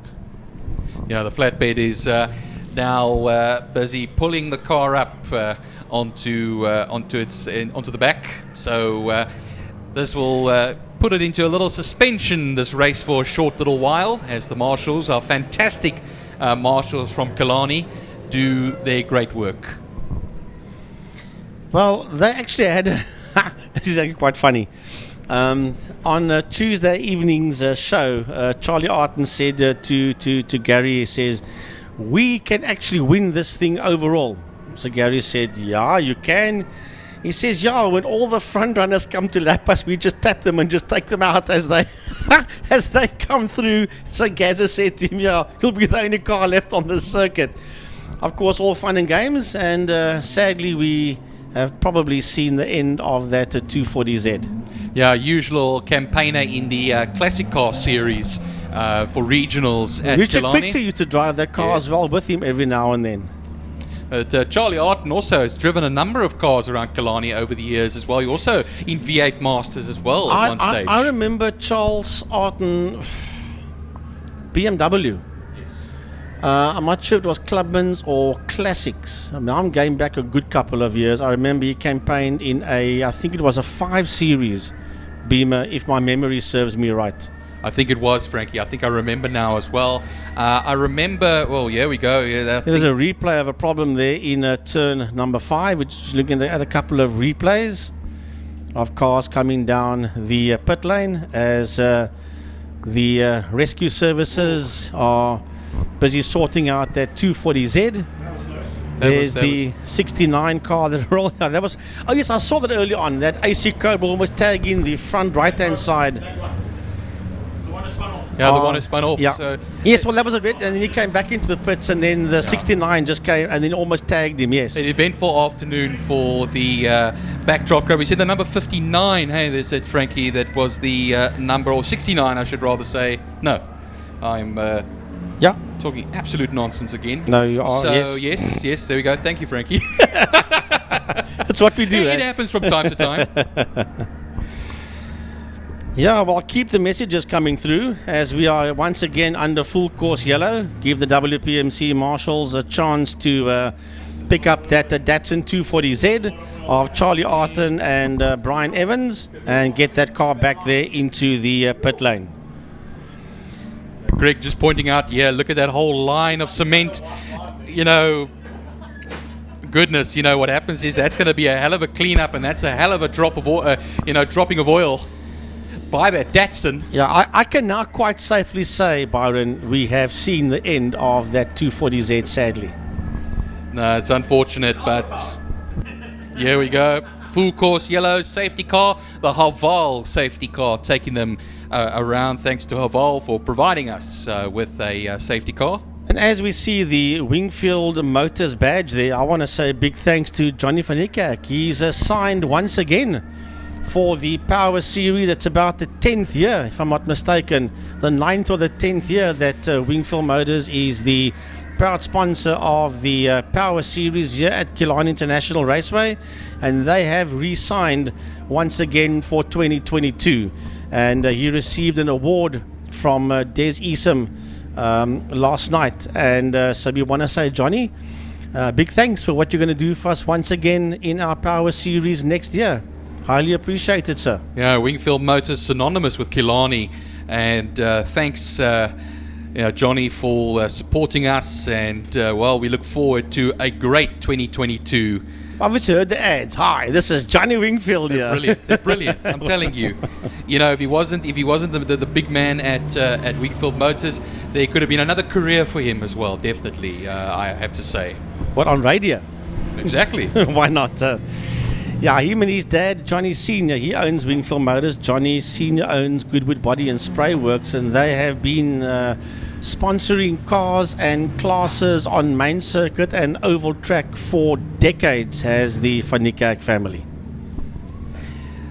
So one of the orange backdraft Cobras coming into the pits. The safety car still taking the field around there. Charles Rangies in that Hurricane. And I just have to pick up the number of that Cobra that is currently in the pits, as you'll see a lot of activity around there. Sarel van der Merwe walking across the pit lane itself. Yeah. Well, that is Supervan. If you never knew what Supervan looks like, there you see him walking into the garage. Absolutely dying now for a cigarette and a Fanta. Probably, I can tell you that much. You can't drink them. You can't do that in the car anymore. So you have to go to the back somewhere. I remember back in the day, I had his packet of smokes in the racing cars. There's only one Supervan, I tell you. All the Janetta guys dressed nicely in I must orange. say, well done there to the marshals. They've cleared up that situation very quickly out there in turn 1.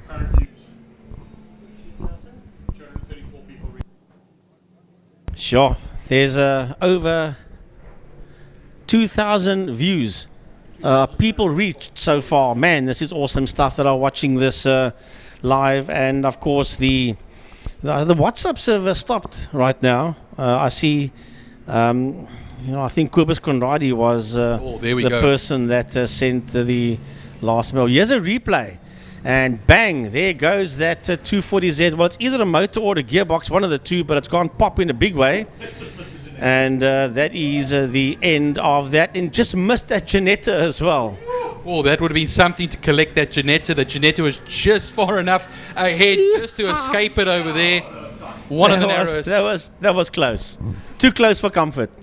Well, here comes the fire bucky now into the pit lane area. Like I said earlier on, Paul Lehman, the former chairman of the Marshals. And we're going to go green. The safety vehicle is out the way. And we watch for the flag. Yeah, back to green again. As the revs pick up and off they go down into turn number 1. So remember, as you see them out on track is not necessarily the way they are, except the guy that is coming out in turn 1 is your overall leader, Charles Ranges. 109 laps done there for the 86 Lamborghini of Stradale Motorsport. Yeah, so 109 laps, almost 110 laps for the Charles Ranges machine. And remember, he's been in that car for a hell of a long time now. Remember, he started the race. And now because of pit stops, because of safety cars, oh, there's a Polo that has gone off the circuit very briefly over there as well on the restart.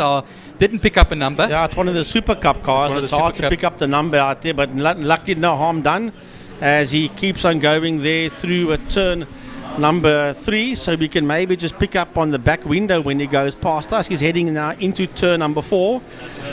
He does seem to be fine as he goes down the back main. So now there he goes down the back straight there. That was the Polo you saw. That was the number 14 car that is making its way down the back straight. Well, and that is the Jonathan Machotsi and under Besaiden note Polo GTI. Now, as I was saying about Ranges as well, having completed 110 laps, thankfully for him, because of safety cars and because of pit stops, he can continue in a stint as he is. When he will be handing over, I do not know. That's one thing I can say. Of course, that's the Stradale Inter Africa sponsored Stradale Motorsport. Ranges and Arnold Neerfeling will be taking over that car. Well, you were talking about that 14 car that went wide. It's sitting 10th overall, and 4th in class is that 14 Polo. And under Besaiden note is the man behind the wheel of that car, and that's the VW Motorsport outfit with Mike Rowe being the manager, and Jonathan Machotsi is the teammate there with Andre Besaiden note. Well, the 212 car, of course, Lorero is currently behind the wheel of that machine, the Bucket List Racing. It's the Super Cup Polo that currently leads Class B at the moment. Second in class is Zeely at this time as the 213, also the teammate Bucket List Racing, and Peter Zeely currently holds that. He's sharing with Christopher Pretorius and Darren Winterboer. And that will be ahead of Scribanti. Scribanti in 9th position at the moment. Also putting in quite a long stint there, Scribanti. But because he's only sharing that car with Jason Campos in the Scribanti Racing, Franco Scribanti Racing Polo. Yeah, that is Peter Zeely that's now in that VW Super Cup car, and his last lap was a 1:26 dead for Peter Zeely, as he sits out there in that 8th position. Second in class, Loreo is leading that class. That is the B division, or should I say Class B, and they are currently there in that 4th place. Yeah, a confident 4th place there as well. So the 50 of Groenewald sharing with Jackie Schechter in 5th position now. And then, as we're saying, the number 42, the Car Care Clinic, Old Dog Racing Backdraft Roadster, currently holding up 6th position. But the leader currently in Class E from that number 23 Wright Motorsport machine. It just says driver 5, unfortunately, so I cannot tell you at this moment who is currently in the car. That's Ferdy van Niekerk, Gerald Wright, Dean Wilson and Philip Meyer that are currently sharing that car. One of a handful of cars that have 4 drivers slated to run. And Lindsay Blackie is the team manager of that number 23 motor car, or that AC Cobra. So, as 2 hours and 41 minutes are done, and a couple of messages coming through here. I see one here coming through, Byron, from Arno Church. Yeah, Arno Church, only 2,000 allowed. You can lose half that amount in the pits, and then you have 3.5 kilometers around the track. Yeah, okay, I didn't quite see what that one was all about, but all right, I do get it now. So, yeah.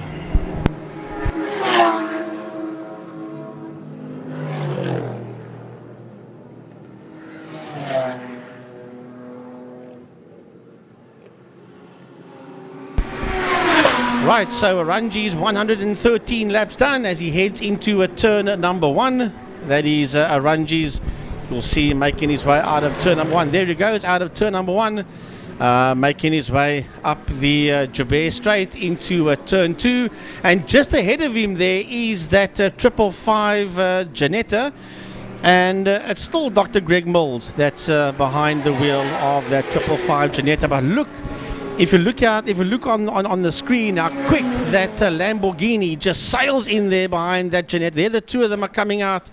He just right in there, they're side by side, and thanks for coming, says Charles Ranjis as they work their way out of turn 4. He just leaves that Janetta for dead as they blast down the back straight towards turn 5 Fostron. A big thank you to Greg Maloney. He's now assisted me in finding out who's driving car number 23, who's just lost a position into 8th. It's Ferry van Niekerk at the moment that currently runs in that car. Like I say, one of the few entries that have 4 drivers, or actually, let me tell you one thing, 4 drivers, Gerald Wright, Dean Wilson and Philip Mayer, and that is the Wright Motorsport, as they now, of course, fall down into 8th position. Zeely up now, Peter Zeely up into 7th position in the Polo, and then, of course, Scribanti still hanging in 9th with Besaid Note, the number 14 car, of course, Besaid Note, VW of SA, VWS Motorsport, that has got Mogotsi sharing with him.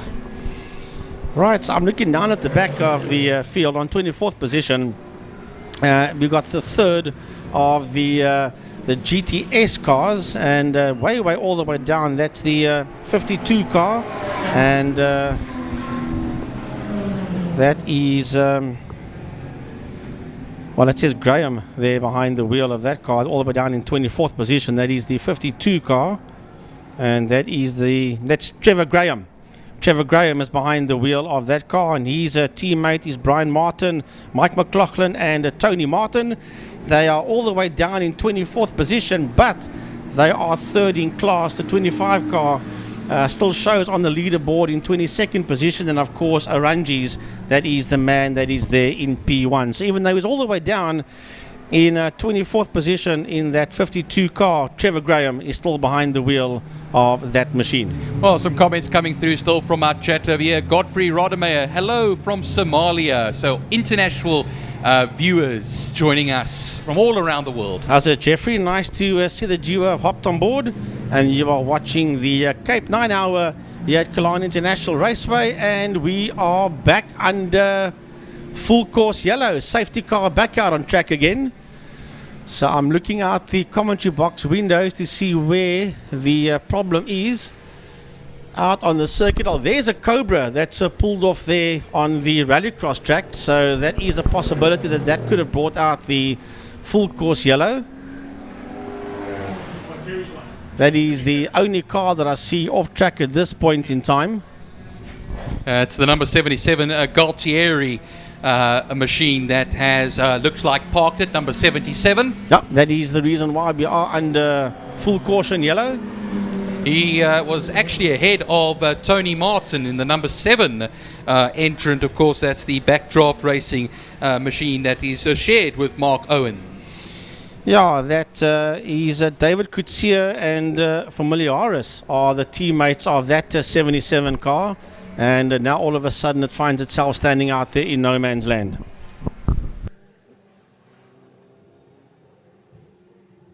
'77 car, just Greg giving us some information here, and that car is prepped by the Italian stallion himself, Franco Di Matteo.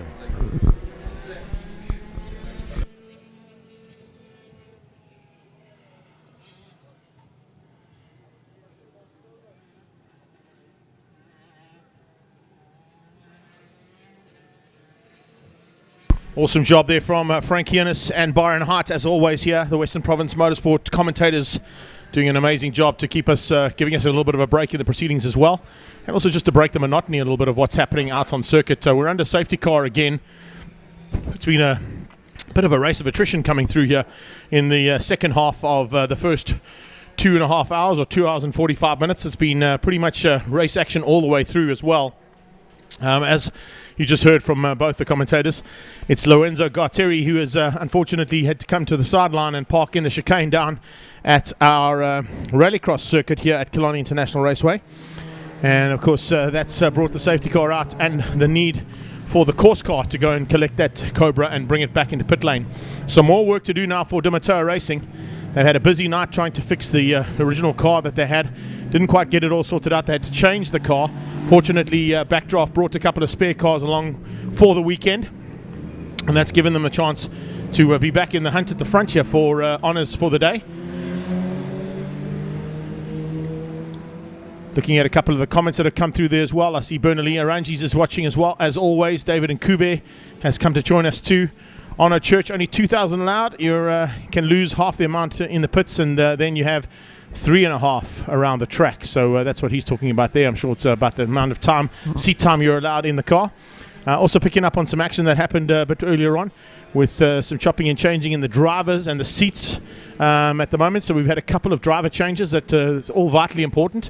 And of course the comments that were coming through there from him is talking about the amount of time that you're allowed in the seat of the car per stint as a driver. I'm going to put some shades on up here. The glare is quite hectic here in Cape Town. We've got quite a bit of cloud cover coming in sort of from the sort of southwestern side of the circuit, and starting to put a bit of glare onto the proceedings here as well in terms of what we're doing for the live stream. Hope you've enjoyed all the live stream action so far, and a massive thanks to everybody who has joined us from all around the world. As they were saying a little bit earlier on, it is fantastic to have international guests coming to join us as part of our live stream, fans and friends, as we're into almost 3 hours completed of the 9 hour, the Cape 9 hour here at Killarney International Raceway. Final round of the 2021 South African Endurance Series, and it looks like the battle is starting to come into that top 10. Top two competitors in terms of the championship, down in 9th place, Scribanti and Campos, now currently looking to try and close things down on Clark and Richard Rutz for the overall championship. And remember, they're fighting in different classes as well. The Leroy brothers are currently leading Class B. They're in 4th place overall, behind Latachan in the Porsche, Scorer in the Ferrari, and of course out front in the 86 car. An amazing effort there from our leading pack at this stage in time. And of course, as we get into the thick of it now and back into race action, we've got green flags again, and we will now start to pick up how those changes have basically happened over the small time period behind that safety car. Ferrari and Porsche behind the Ginetta, sneaking up on the inside of one of the Cobras coming into turn 1, Holzhoek. Looks like a return for that incredible Ligier, the 8-call 247 car. Andrew Rackstraw now behind the wheel of that machine. He'll be looking to pounce and get through on some of the slower cars and make his way hopefully back up into the top 10 overall. He had an unceremonious retreat from his teammate due to an incident between the Lamborghini of Hammond, and it looks like Sam Hammond and Damien and Nathan had to retire the Lamborghini, unfortunately, due to that crash between themselves and the Ligier. So some work to be done now for those guys as they come through the field, and we'll watch for Rackstraw's progress. He's down in 18th place overall. He's 3 laps behind the Pierce car, which is of course the Cobra. Also had a bit of problems for our development team. They picked up a bit of a misfire, had to change a couple of engine components, and they seem to have got it all sorted out now and trying to get through as quickly as possible and see what they can do at the front end of their particular fight for Class E honours in the Cobras. But if you look at the standings on the left-hand side of your screen, we've basically got Arnie Neveling now at the wheel of the Stradale Motorsport machine. And it says Neveling, but it's actually Neveling without the R. Scorer in 2nd place and Latachan in 3rd. Now, I was chatting, there is Latachan's Porsche going into turn 1. He's in amongst some Cobras and Ferraris. Or the lone Ferrari, I should say, as he heads up towards turn 2. Scorer looking to dive on the inside of the Ginetta, doesn't quite make it stick into turn 2, but if putting a bit of pressure onto that 5.5 machine. And of course Greg Mills behind the wheel of that car at this point, the 555 G54. Latachan in the Porsche's right on his tail, but Latachan is 2 laps down on Scorer's Ferrari, so he's got to try and make up ground to get back into potentially taking the victory in the Class GT3 SA. Groenewald at the wheel of the Ginetta now, in front of them, trying to fend them off. He's 4 laps and 0.6 of a second down, so he's probably not going to give them too much of a run for their money, as you see Brad Scorer diving through on the Ginetta down into Fastron corner. and makes one position up, and looks like Latakon's going to go along for the ride. Lights flashing for a couple of the faster cars coming up on back markers, and that's exactly what the race is going to be like from sort of, I guess, from about 3 laps in. Frankie, you've got some comments coming through there. Yeah, somebody from your part of the world, from Zimbabwe. Oh, there we go. Yeah. Peter Sissons, he says, hello from Bulawayo in Zimbabwe. So from your part of the world. Yes, indeed. Fantastic, man. Well, he's joining the Bulawayo bomber there because Darren Winterboer was on earlier on ILEB having a bit of a chat to us and saying that he was actually supposed to be part of the mini team, and he was going to be part of that team with Rob Clark and Peter Zealy. Unfortunately, he couldn't get out of Zimbabwe. They shut the borders about 10 days ago, and you can't get out or get in as a visitor or as an expat. So unfortunately, as you heard, Darren Winterboer, the Bulawayo bomber, not able to make it here. I see Gary Fleming like lurking behind me here, but I actually wanted to come and join me for a little bit and have a bit of a chat as to how his experience has been so far.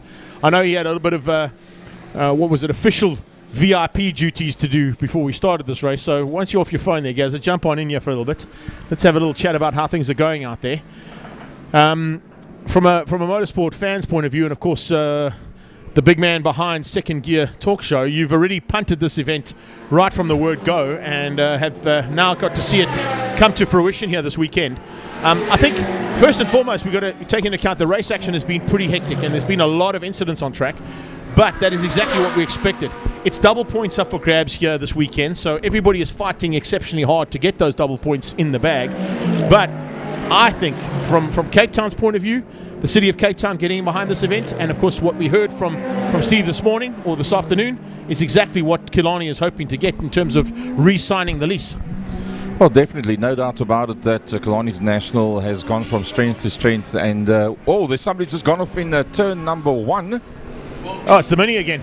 The Mini's off down in turn 1. If we can maybe pick up on that one there, Gareth, our producer. Looks like the Mini is going to get back on track. But, yeah, you just missed him. He's heading out of turn 1 up towards it. There he is. Picked it up perfectly. Well done there to our production team. Just they might be battling with brakes, because it's about the third time they've run off in turn 1. And, of course, we know how hard turn 1's braking is. Now, keep in mind that a lot of these guys don't drive at Killarney International on a regular basis, so this is not sort of like you've got tons and tons of background information as to wear and tear on gearboxes, drive shafts, clutches, brakes, brake pads, overheating, etc., etc. So it's a pretty big learning curve for most everybody, but that actually opens the door up quite wide for the kind of variety that you're seeing here today. Just have a squiz at all the debris coming out of that car as he pitches it into interceptor corner. There's like about 3/4 of the beach making its way onto the exit point. It's all fine while you stay on the gas, but the moment you climb off the gas and you jump on the brakes and everything slides forward, and all of a sudden you've got this whole beach in front of you, then you've got to ride through the mess that you've just made. So you're pretty aware of what's going to happen for the guys coming up from behind. But yeah, with Alderman JP Smith having a chat with us off air earlier on this morning, and then twice being on air with us, they're very, very positive about the future of Killarney International. And the nice thing is that the local government have realized that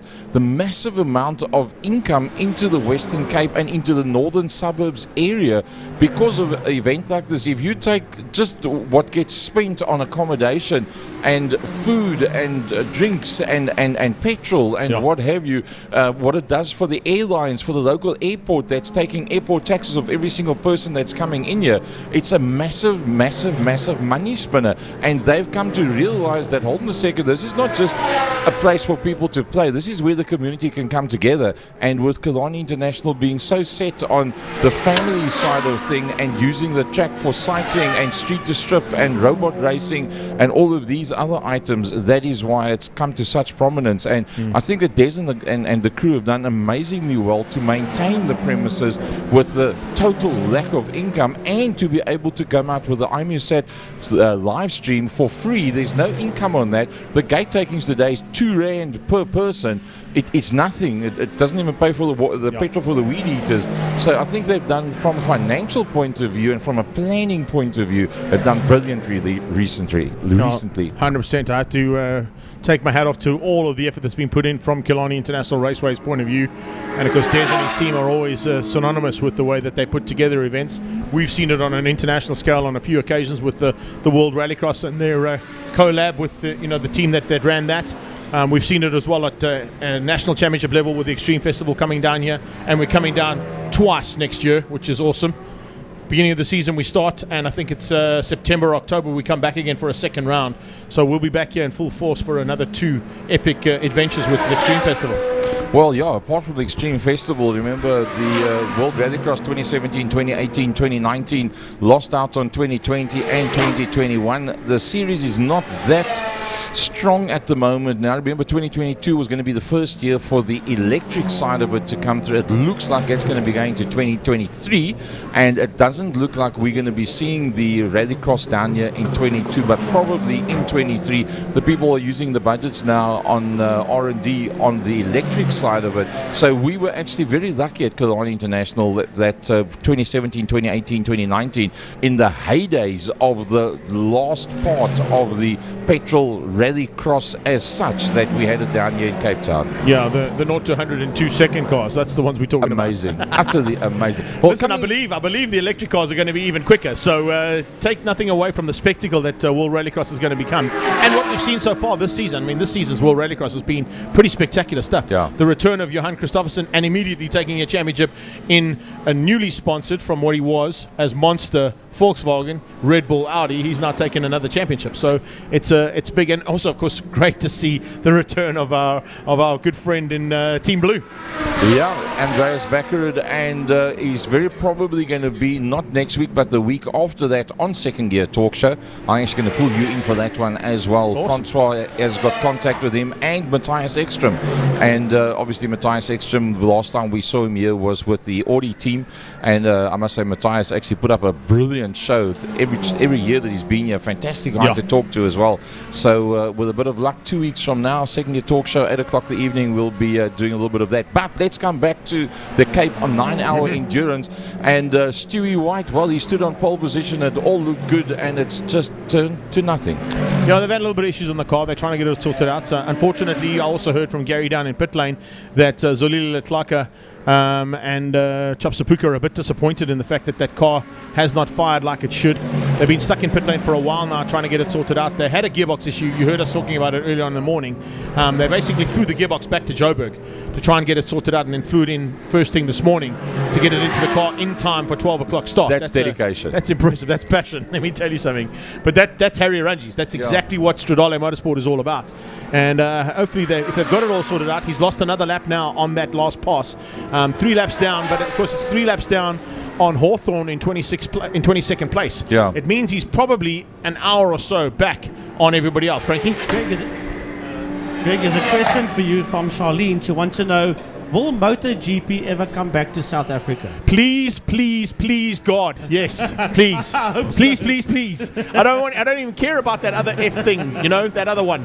The F1 thing. Yeah. I don't care about that. No, that would be amazing to get back. I know they are working frantically, and I mean frantically, up at Kyalami to try and bring Formula 1 back. I think if Formula 1 comes back and the modifications they've got to do to Kyalami to get it from FIA 2 to FIA 1 spec, that will give them FIM spec in terms of what they can do as a FIM spec circuit for MotoGP. And for World Superbikes. World Supers is not a problem. It's not as hectic as what MotoGP is in terms of the stipulations that they have to have for that. So an FIM 2 spec circuit, I think, if I stand corrected, what Robert Portman told me from Motor Rider World, they would be able to bring World Superbikes out right now. But because of all the stipulations that they need and all the requirements they need for the television aspect and the production aspect, it's a massive amount of work that's got to go into the circuit. So yes, I think right now the focus, because of the hype that's come from Lewis Hamilton's comment about having to have a race in Africa, and of course us being the only country in Africa that has an FIA spec circuit, I think Kyalami are working frantically to get that right first before we go and look at MotoGP. But if you take into account we've got 2 riders now in MotoGP from South Africa, there has to be some kind of format or some kind of force that's going to bring them back here. Yeah, I think a lot of people will talk for many years to come about Brad Binder staying out in the rain when all of the heavies decided en masse dive into the pits and get some wet rubber on. He decided to stay out there. I suppose initially they thought, rookie, dummy, look what you're doing. Well, they thought very differently when they saw the checkered flag stop waving after he went past, and then only they came through after that. So Brad and Darren Binder, both of them doing a brilliant promo work for Motorsport South Africa side of things in international. What did she say? Charlene is saying, please. Yeah, we're all for the please. We're all for the please there. Please. But, you know, the thing is, I've got to say, on that race particularly, and I know we're digressing from what's happening on track right now, but of course it's all the bigger picture in motorsport. I was praying. I was literally on my knees, and I'm not joking. I think Sam took a photo of me on my knees, hoping that Valentino would get his final podium, because he was just off it at the end. He finished 5th, and only because the other 2 riders had gone in and changed their wet bikes and were able to lap quicker than him in those last 5 laps. I mean, it was a mind-blowing Grand Prix, and of course, we've had, if not as good, better Grand Prix at Kyalami with MotoGP and at Pakisa for 5 years. I mean, some of the stuff that we saw at Pakisa, Gary McCoy coming from 16th place on the grid to win the last MotoGP at Pakisa was just a mind-blowing event. So I think if we can get them here, what a way to go. I think from a health perspective, I think the worst of the COVID waves is come and gone. I think that what we've got at the moment now is not going to be so heavy in terms of hospitalization and eventual termination of life at the end of a sick period. And I personally believe that motorsport is very much on the up and up. And the fact that places like Kalani International have survived so well in such difficult times, it just looks better and better. A lot of smoke down the back something lane. flowing down the back straight away there. Something has gone wrong on one of those cars. I think it might be the Cobra. Just having a look to see if it is the Cobra. There's a lot of smoke that's coming out of one of the cars down the back straight. I don't know if it's pulled to the sideline, but if we can go back a little bit higher up on that shot, maybe Gareth, if you can just bring us to the top of the back straight and maybe see if we can pick up the car that may have had an issue. I don't see any smoke out of the BM or the Cobra that I thought might have had the issue, but the Cobra is pulled to the sideline. No, it's the Cobra. I think it's it the was, Cobra. Yeah, they're starting to smoke again now it's as well. It's a 7 car. Apart from the dust. Is it the 7 car? I think it is. Is that Brian Martin in that car now at the moment? It is Martin, but I think it's the 7 car that's out there. Just want to try and pick up. He's desperately trying to get it back to the new pit area. And that Tony Martin. It's Tony Martin. That's Tony Martin. In fact, he's going to stop on the circuit. I think he was desperately trying to hope that he can get back to the front main. And it's still green flag conditions, but I'm sure that's going to cause a full course yellow. Yeah, but also I think he was trying to stay off the line and not drop oil on the racing line to avoid having to go to safety car. I just think he just hasn't made it to the exit or the entrance of pit lane there, which is a bit of a pity. Yeah, there is definitely going to be a call for safety car once they realise that the car is in harm's way, so we can expect those safety car boards and yellow flags to come out pretty shortly. I picked up another one. There we go. Safety car is up, right on cue. I picked up another comment though, and I'm going to go back on the comment that was made to me earlier on by Francois, because I believe from Riche Moodley, they're saying that full regional rallycross in Cape Town is definitely still happening on the 16th of December here at Killarney. That's correct. It is a local event, and I think they've got just over 30 entries already. Francois Butler, in fact, will be driving himself in that event with the Helderberg Nissan and the Maxima. I had an opportunity not so long ago, just after I came out of hospital, to get out there with the Des Tim Subaru 4-wheel drive that I had an opportunity. What a joy. Terrible, eh? Terrible. What I can just imagine. It was horrible. You never want to do that again, I took one for the boys. Went off track twice, missed the brake pedal completely. Who cares? Was utterly amazing. Who cares? You race rallycross. Who cares? Anybody that said to me, who are you? I haven't seen you here before. I said, my name's Frankie Yunus. I must confess, every time he got into the pit area and he was waiting for his group to go out again, the marshals come and say, hey, go back to the pit gate. I think he only came in to refuel. He was out there all the time. I missed my group, and then I pulled closer to the gate, so the guy says to me, well, go out with this group. I said, well, fine. So off we go. I don't know what the different groups are. Who cares? So go back into the pits. The next thing, 2-3 races later, they say to me, that group that you were supposed to be going in is going out now. So, well, that's fantastic. There's still enough fuel in the car. Off we go a bit quicker. And come come back 2 races later. The guy at the gate shows me, come. Well, he saw me with the other group. Have another go. Yeah, he thought I was going to. So I just drove 2 groups for the day. So, yeah, Rallycross, local Rallycross Cape Town, 16th of December. It's going to be brilliant. I think it's boded well from what we had as an international adventure. I mean, on the international event, we launched what was the first attempt from South Africa to do a Rallycross kind of championship, and it was tongue-in-cheek for the first round in 2017.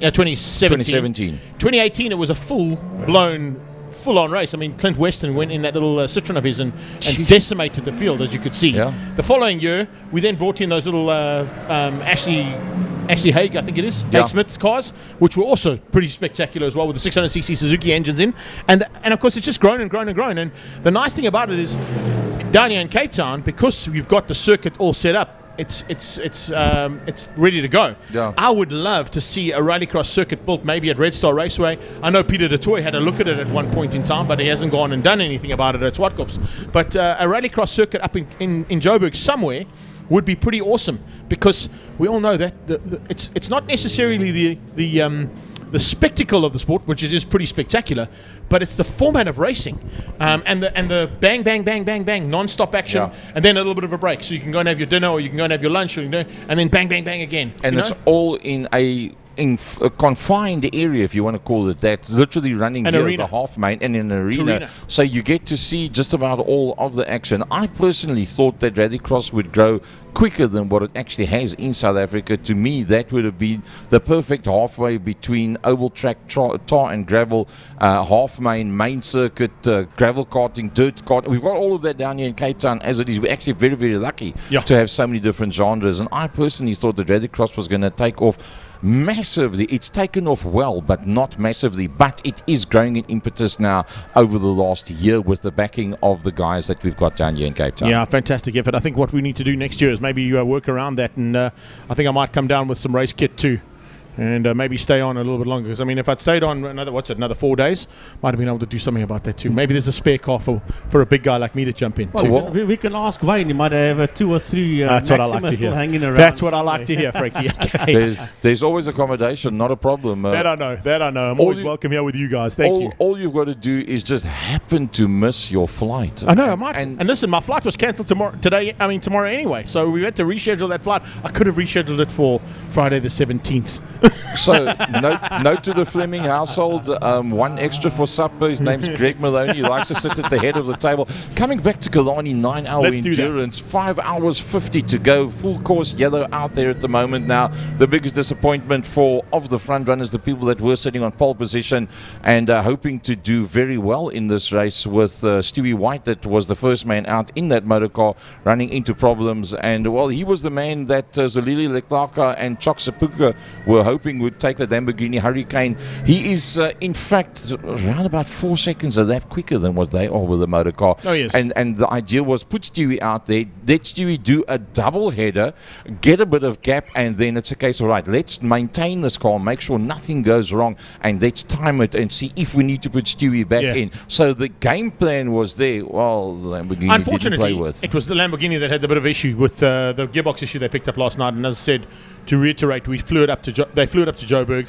got it sorted out, brought it back down again. But it seems like there's some kind of issue with gear 6 that they're battling with a little bit. So I'm not quite sure if they've been able to get it sorted out. It doesn't look like it, because he's now 6 laps down on the 69 class GT3 SA machine. So it's not really working out in terms of Stuart White, Litlaka, and Chop Sepuka's point of view. There is another Litlaka out there, so don't get concerned about the fact that you've got the 11 car of Litlaka, because remember, that is the development car. That's Zolile's brother, who's partnering up with 3 other brothers in an all-black racing team, which is fantastic to see here from a South African point of view, particularly in the current scenario that we're in, where we're trying to get everybody to buy into, and you spoke about it on your show with Tim, and trying to bring people in from other areas that have never seen motorsport, and potentially find other category champions in their own right that have never seen motorsport, that could potentially be sitting around here and don't even know that Killarney actually exists. A lot of people don't realize that it doesn't help when you go to church on a Sunday and you preach to those that are in the church. It goes a little bit further than that. You've got to go to people outside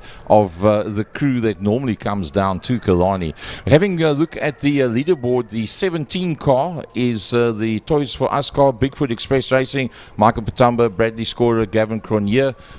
They have done a pretty decent job. They've got the 15 car, the WCT engineering car, Weinrich Latergan, Tavares and Henk Latergan, as we go back under racing conditions. We're green again. Nothing much between the two of them, and then the 50 car also in the same class that's pretty close to them as well. Groenewald that's in there behind the steering wheel, and that class I think is going to be a very, very touch and go. If something goes wrong with the 86 car, and nothing is impossible, that battle could go down to the score of Latergan Groenewald side of things. Running out of turn 2, there was whoever's behind the wheel of 14 at this point in time, and that of course would be on a Mercedes note from Team Perfect Circle. He just ran ever so slightly wide. I think he realized that the Lamborghini and Ferrari were coming. He was giving a little bit of space, which allowed the People Group Cobra to sneak through on him. Here comes the Lambo on the inside of Car Care Clinic. And I'm sure that Andre will give him a little bit of room. No, he doesn't. He just waits for the line to come right. The Lambo will fly past him down the straightaway. And, of course, right on that Lamborghini's tail of Arnie Neveling, you've now got Brad Scorer behind the wheel of the Lamborghini. So 1 and 2 on the track overall are running 1 and 2 almost in formation. They've got to close down on Championship rival. And it looks like Gary might be down in pit lane as well. The other Gary, not Fleming. Mr. Funespay is down there. So, yeah, Gary, stand by. We're going to come down to you. Let's find out what you've got for us down in pit lane.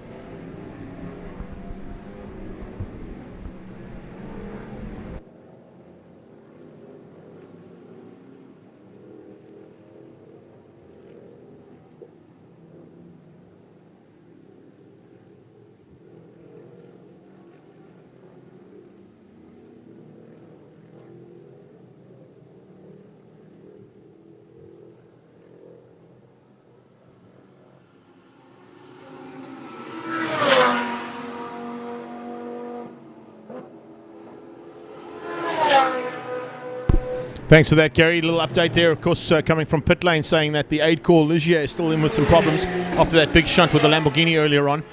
Looks like the damage on the back has actually started to affect the car's ability to get fuel surge and not have fuel surge, etc., etc. A couple of other engine niggles coming in, understandably after a big crash between themselves and the Lamborghini of Sam Hammond.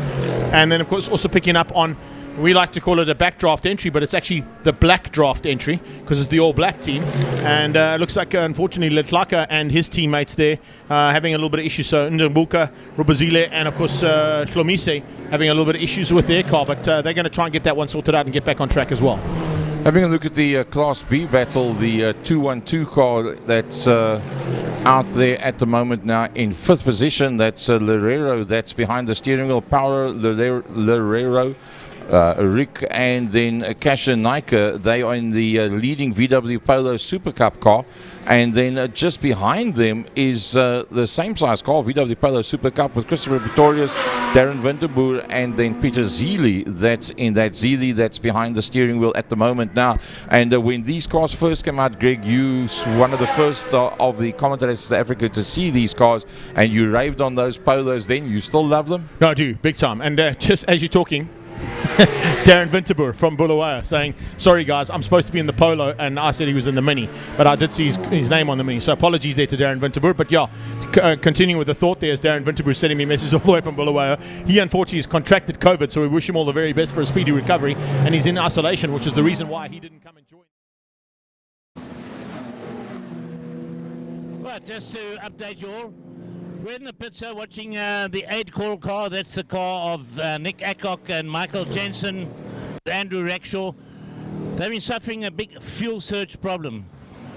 That happened a bit earlier when they got in an incident in the early part of the race where they got hit from behind and it's damaged certain things in there. So what they're doing now is they've drained the fuel tank and they're going to try and put something in place to stop the surge happening every time they go through a left-hand corner. A couple of other things still happening. Our current championship leaders, which is Richard Roots, and them are still going very strong. The leaders of the current race, which is the Lamborghini of Strala Rentjes and Ari Neveling, is still out doing strong. They've had their pit stop changes.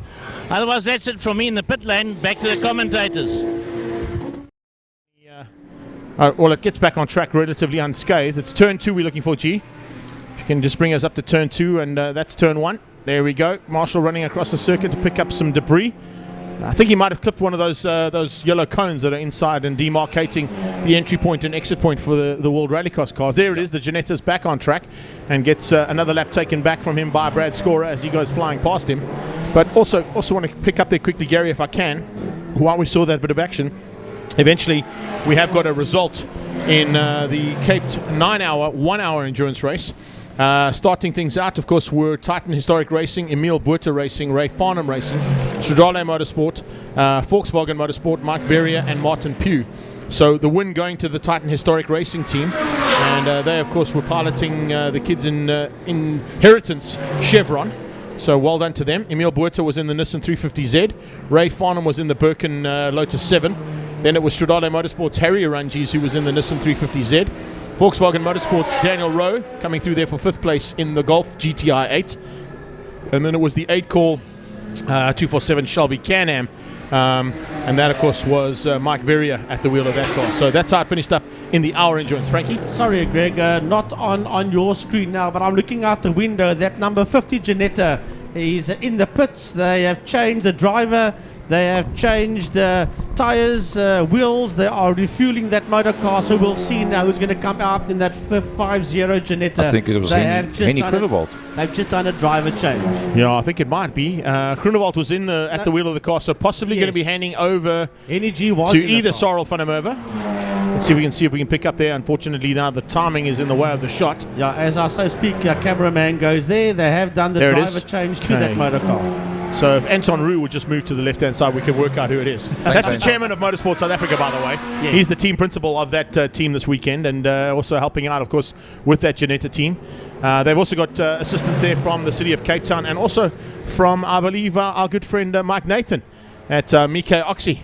They've helped out on that team as well. Probably the drivers behind the wheels of those cars are going to probably need a little bit of oxygen after the time they spent out there. No doubt about it. They had a bit of a fueling issue earlier on. They the first time that they were going to fuel the car just before it went out for the sighting lap, there was actually, and you see it there now again. Yep. That's why they've got those blankets there, because they somehow, when they put the fuel pipe in, the feeder pipe on the one side, it is Sorrel that's gone out in the 50 car. They put the feeder pipe in the one side. They put the open can on the other side. Somebody running very slow down to... That's Van. That's Super Van. That's just very slow. That's Sorrel van der Merwe going down towards turn 1, and doesn't look like he's going to be getting any pace out of that Giannetta at all. So maybe that fueling issue has become even more critical. What happens is that they put the empty can on the one side that creates the vacuum, so that you can see once the car is completely fueled up. You stick the pressure hose on the other side, bang it on, grab the double handle, press it in, and you can actually see it's a clear see-through pipe. You can actually see as the air bubbles go through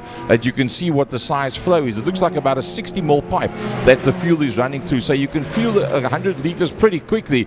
But at this stage of the fight, Sorrel van der Merwe is just idling along with that motor car. I don't even know if he's going to be able to do a complete lap with that. It might even be stuck in a gear. It's either stuck in gear or maybe even stuck in the pit limiter mode, because I know those cars have got pit limitation modes on them that they can engage when they come into the pit lane, so that they don't exceed the pit lane speed limit. So that might be a problem as well. I don't wonder if that's not disengaged as he came out.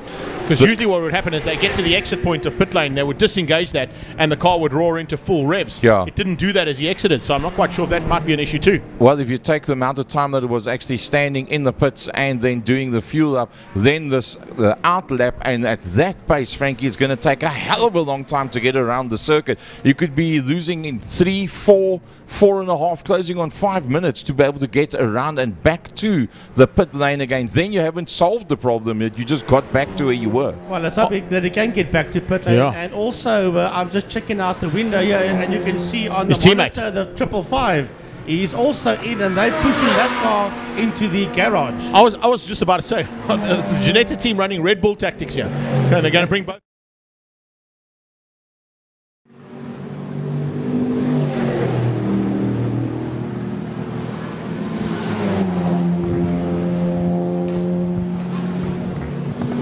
Right, back down in the pits. Managed to catch up with championship leader Reggie Rich. Reggie, you guys are currently sitting in 6th place. How have you been finding the track so far? It's been good, eh? I really, in my stint when I was driving, I was just trying to keep the car away from sliding, away from locking up brakes, just keeping it tidy, and the car so far feels great. We were going to do a driver change now, but we decided to just do a splash and dash and send Steve out for a double stint, so maybe I'll do a double stint on the next one and just keep it up there. And we've been doing the mathematics, but I mean, there's so many flipping scenarios that can play out. So right now, I'm just trying to forget about it and just go, you know. Well, I won't go into the maths with you, but if you stayed where you are, things are looking good for the end of the race. Yeah, right now it's looking good, but don't count the chickens till they're squeaking. Reggie, thanks for talking to us. I know you got guys out there on the radio wanting to talk to you, so I'll speak to you later. Right, back to you guys in the pits, up to the commentators. Thank you. Thanks, Gary. Yeah, I had to go with sign language there because I couldn't hear his interview. You could see him talking to Richard Rutz and getting some information straight from the horse's mouth of potentially the new champion if they can keep it all together now for the next 4.5 hours or so. If that's the case, well, that's a valiant effort there, and it'll be the first championship that Backdraft are going to win in this category of racing. But Richard Rutz giving a little insight there to Gary van der Spey, our pit lane consultant down in pit lane, and telling us exactly how things have gone so far for him and Steve Clark. We picked up on Van der Merwe, as you said, Frankie. Looks like it might have been that pit lane limiter that he was just not able to disengage, and he eventually got it disengaged down the back straight and then took off like a rocket, like he should be in that Ginetta. Yeah, he's making his way down the back straight there, and so with 3/4 of a lap out, he eventually solved the problem. And we were watching from, well, I was looking out the window to see he was going to come into pit lane. Clearly not, so Supervan is on the button as he makes his way towards us across the start-finish line. So the 86 car, the Stradale Inter-Africa Motorsport car, still out there. Charles Ranges, Arnold Neerfeling. Charles Ranges started the race in that car, and it was only Stewie White that he had in front of him at that stage of the fight. That was on the left-hand side, on the inside row of the grid. And he was looking very relaxed in the motor car. He's done a lot of high-speed traveling in his time, and with the likes of Arnold Neerfeling in there with him, well, the two of them are leading it out from the 17 car at this stage of the fight, but two different classes, the Bigfoot Express Racing, Michael Patamba, Bradley Scorer, and Gavin Cronje in the Ferrari 458 GT3. They are also leading out on their class from the 15 car of Heinrich Latergan, Tavares, and Henk Latergan in the Porsche 991. So the GT3 boys running second, third, and fifth out there right now. And the 50 car with Van der Merwe behind the steering wheel, utter legend, is doing a pretty decent job from here on out, I'm sure. And you'll see that he'll start putting in the lap times and he'll start chipping away at the cars in front of him. Yeah, Van sitting there in 5th overall, but he is a 3rd in class. And we welcome Nicholas Van Wheelie. He's also busy watching this production. 124.9 was the last time put up by Sarul. I'm pretty sure you'll find next time around it's going to be a whole heap quicker than that.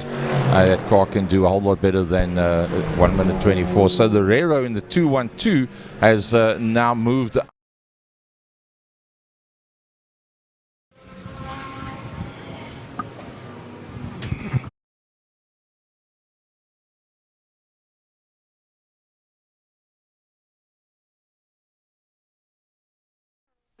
And I've spoken to the current leader in the South African series, and I'm now speaking to the guys lying second. Jason, you're sitting just behind Reggie Roots on the timing scored screens at the moment. So the race is getting pretty close for you guys. Yeah, look, it is close, but got a long way to go still. We're not even halfway yet, so we're not looking at anyone. We're focusing on ourselves. I think in the next 2-3 hours we'll start focusing on where everyone is. And how are you finding the track out there? Yeah, look, to be honest with you, it's perfect. We're having no concerns. We're driving a very good, consistent race. So that's all we're focusing on. We're focusing ourselves. Well, I'm going to leave you. Get back your helmet on all that and get into the change and keep it up and keep going. Thank you, Gary. Thank you. Back to the car. Insight there from Jason Campos, and their progress, of course, has been hindered slightly with a slightly different car to what they piloted last year. Remember, Franco and Silvio Scribanti came to Cape Town 9 hour last year, sitting in third place in the championship, and with the double points up for grabs and taking the victory, they actually ended up winning the South African Endurance Championship by taking the win in the Killarney 9 hour last year. That is a slightly different scenario right now. However, they're not out of it, because they've moved up to about 40 seconds behind Clark and Richard Rutz. So the championship battle is sitting currently down in 6th and 7th place, with Clark and Rutz in the Backdraft Cobra, sponsored by Car Care Clinic and, of course, Luso Cafe and Motel. And then you've got the Scribanti boys. Of course, that's Franco Scribanti and Jason Campos behind the wheel of Campos Transport and Turn 1 Insurance. And that is the Polo Super Cup. That's the orange Polo Super Cup that you'll see piloting out there as well. So a little bit of a championship battle starting to rage now as we're getting to almost the halfway stage. 5 hours 32 still to go of the Cape 9 hour endurance race. For those of you that have recently joined us at home, thanks very much for joining into the IMUSAT live stream, which is also being shared to numerous different platforms related to the SA Endurance Series 2021. It's been a brilliant race so far. There's been lots of incidents. There's been lots of safety cars that has been called to come out on circuit as well. The big talk right now, Sarah van der Merwe in the 50 car, coming out third in class and being what looked like he was stuck in the pit lane limiter for at least a minute and a half, almost 2 minutes while he was out there on circuit. And the Janetta GT3 is currently doing 24.4s. He did do a 20.2 on the previous lap, so maybe just picking up a little bit of traffic as he works his way through. But he's going to have to really up the pace with that Janetta if they want to get any better than 5th overall and 3rd in the GT3 SA class right now. Our battle's going to continue right the way through now as we're getting to 3.5 hours completed and about 5.5 hours to go. Absolutely mind-blowing stuff. And the chess game has not stopped literally from the word go. We've had some big incidents at turn 1. We've had a big spin at turn 5. We had a couple of calls for safety car scenarios, and our Haval H6 safety car has been called to duty on numerous occasions in this first 3.5 hours. So it's not all done and dusted just yet. There is a huge amount still to happen. And of course, as we've seen in the past 2 seasons ago, with Charlo Runges leading the race and spinning out with about 4 laps to go, losing the race at that stage. And 2 seasons back from that, Marcel and Dwayne Angel coming into pit lane and missing the 5 minute to go window and getting stuck in pit lane and not able to return to the circuit, and also losing a potential win there in the 9 hour. So stranger things happen in motorsport, and particularly in endurance racing. You cannot believe what can unfold throughout a 9 hour endurance race. Just trying to pick up on the Stewie White car. It looks like there was a lap time. It was just put in of 1 minute 10. I was going to say, it almost looked on my board as if they were back out on circuit and no, they're still stuck in pit lane, I think. They haven't been able to get back out here. They're trying to fix that Lamborghini Huracan's gearbox. I'm not quite sure if they're going to get it done. I think, unfortunately for Chop Sapuka and Zolile Letlaka, despite taking 2 victories this season and back-to-back victories at their home circuit in East London, they're not going to be able to get back out on track and fight for this championship. Well, I must say Arnold Leeuweling must be feeling quite good with the 3 laps, well 4 laps that they are now ahead with the GT3 SA Lamborghini Hurricane, and also they are lapping just about the quickest of everybody in mid 1 minute 10s and holding it at 1 minute 10s as well. So yeah, they've not lifted off the gas whatsoever. They're just pulling further and further into the future. They certainly are, and I think it's exactly what he wants to do. You know, Leeuweling is a seasoned campaigner in this category. He's also a very, very talented driver. We saw him take 3rd overall in the Polo Cup Championship only this morning before he climbed into the Lamborghini. So he's had a busy day in the saddle. He's had a busy weekend trying to get that second place away from either Leighton Fourie and Yuri Swat. Didn't quite work out for him, but he finished third overall in the championship for 25th anniversary of Volkswagen Polo Cup. But I can tell you something, the driving style of Neveling and the driving style of Charles Orangi's very similar. That's why they make such great teammates. And if I know Charles Orangi's, he's going to try and keep Arnie out there for as long as possible, because he loves the fact that Arnie can literally put in, what is he doing, 11s as his last lap time? He will put in 11s and 12s consistently for 2 hours. Oh, that's brilliant. And you've got to have a lot of maintenance work between races done on the car, so that when it goes out there it's completely fresh. You can take the most that you possibly can out of the lifespan of all the different components on the motor car.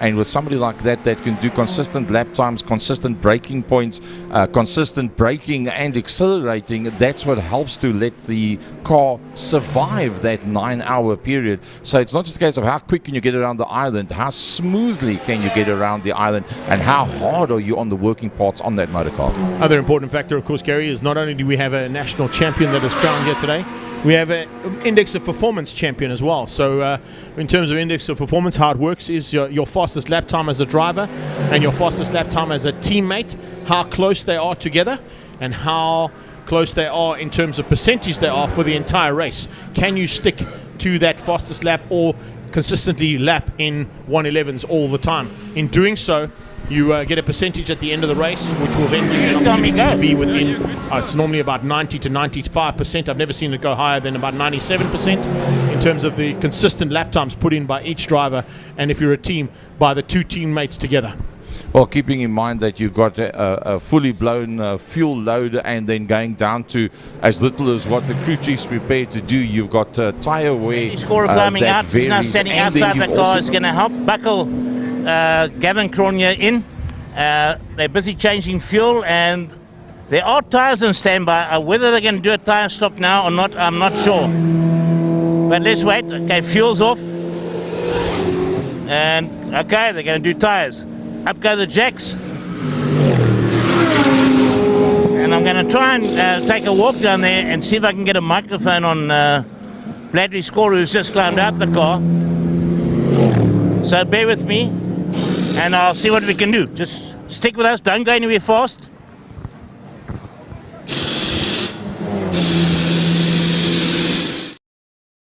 About cleaning the windscreen. No, it's much easier just to peel off one of the strips across the windscreen to give it a clear vision. Just got to make sure you know how many strips you've got. Exactly. You can sort it out. Don't pull them all off. Yeah, definitely. Well, that car's lying in second position. They're doing 1 minute 14s, 1 minute 15s when they were last out on circuit.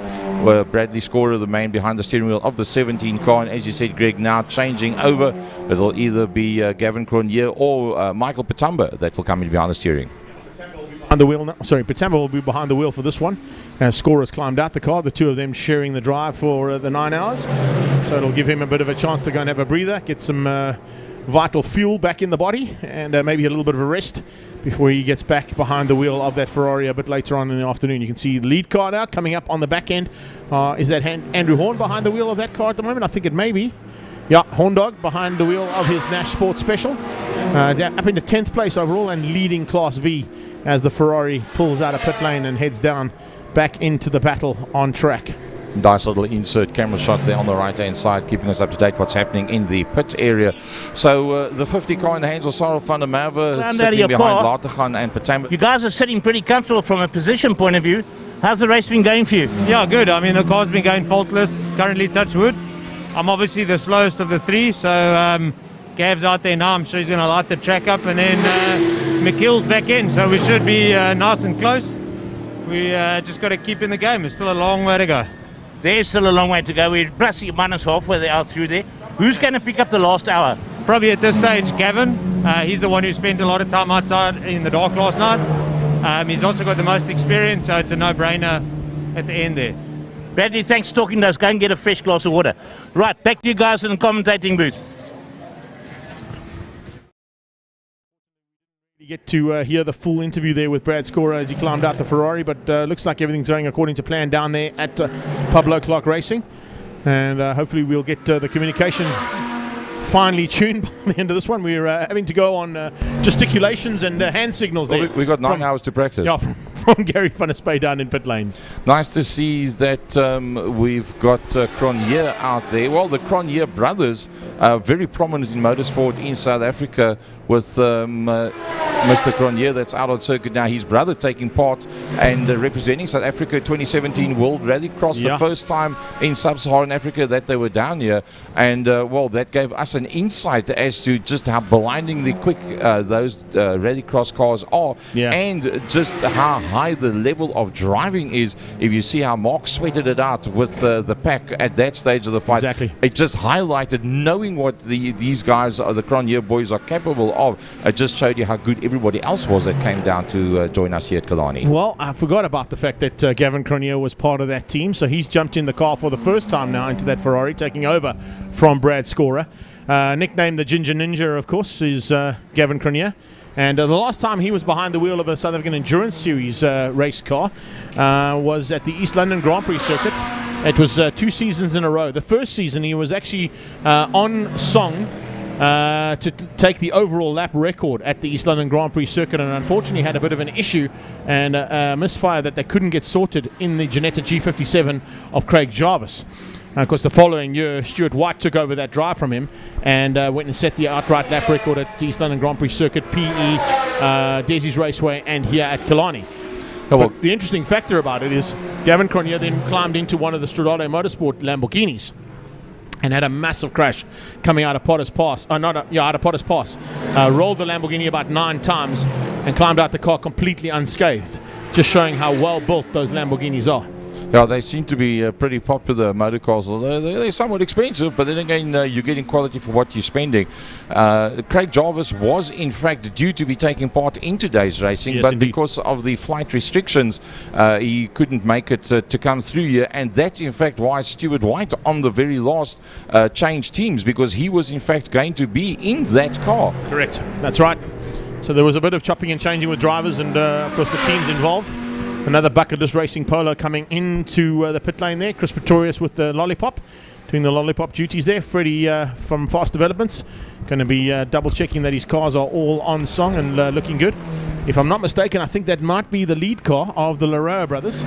We'll wait and see who climbs out if they are going to do a driver change. But Leroy's and Cashin Naika sharing the bucket list racing Polo. Looks like coming in the background as well, the BMW of... who's behind the wheel of that car right now? Trying to pick up, is it Edwin Bester? No, it wouldn't be Edwin Bester. It would be, where are we? Just looking at the timing. Lotta. Wayne Lotta's behind the wheel of that car as he comes in. So just trying to pick up on all the monitors we got in front of us. We've got about 3 monitors plus all the live stream feed and comments that are flying on WhatsApp and Facebook at the same time. So it's a busy day in the saddle for the guys behind the wheel and in their cockpits. But up here in the commentary cockpit, it's pretty busy as well, guys. Yeah, that's the Killarney Spares racing car of Wayne Lotta and Steve Tritter, the BMW M3.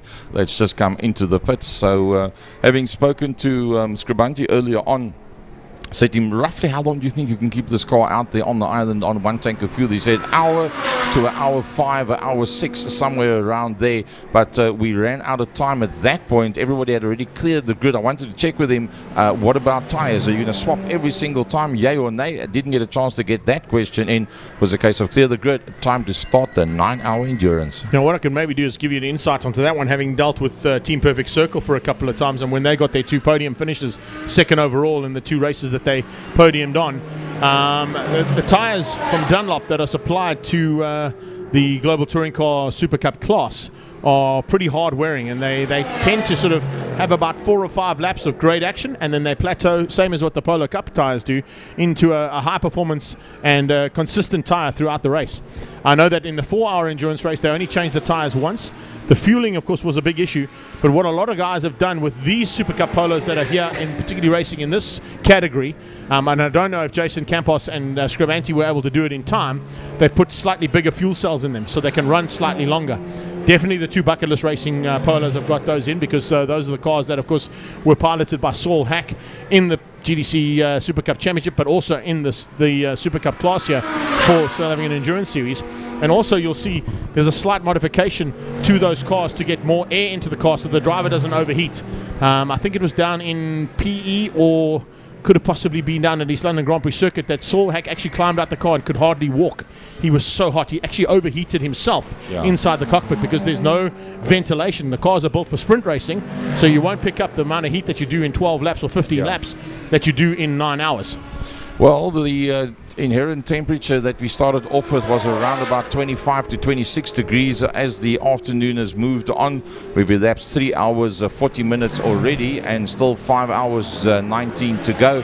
But starting at around about 26 degrees, we're probably sitting around about the 18, 19 degrees at the moment now. So that'll make it just a little bit more comfortable inside the car, although you've still got that situation where you've got these long stints, and to carry on for an hour at a time doing sub 1 minute 20s, no matter what you're driving, you've got to be really wake up and on it to be able to be there. And well, if you get opportunity to ride in these kind of races, you can't start getting tired and going a second and a half slower 35-40 minutes into your stint. You just got to keep on trucking. Talking about keep on trucking, the 86 car up front is really pushing hard. Arnold Neervelen, Charles Ranges in the Lamborghini Hurricane GT3, they've got 6 laps. In fact, they've now just gone up to 7 laps on everybody and anything behind them. So they've pretty much taken off and moved into the future. But if you see what happened to the Atlanta car with Stewie White in it, it all looked good. It was of the fastest out there, and it just all turns to nothing. So it's not impossible that first, second, third in this race will end up being GT3 SA entries if something goes wrong with the Neervelen car. 100%. Just having a look at that temperature you've been speaking about. Right now, we're currently sitting at a real feel of about 21 degrees Celsius.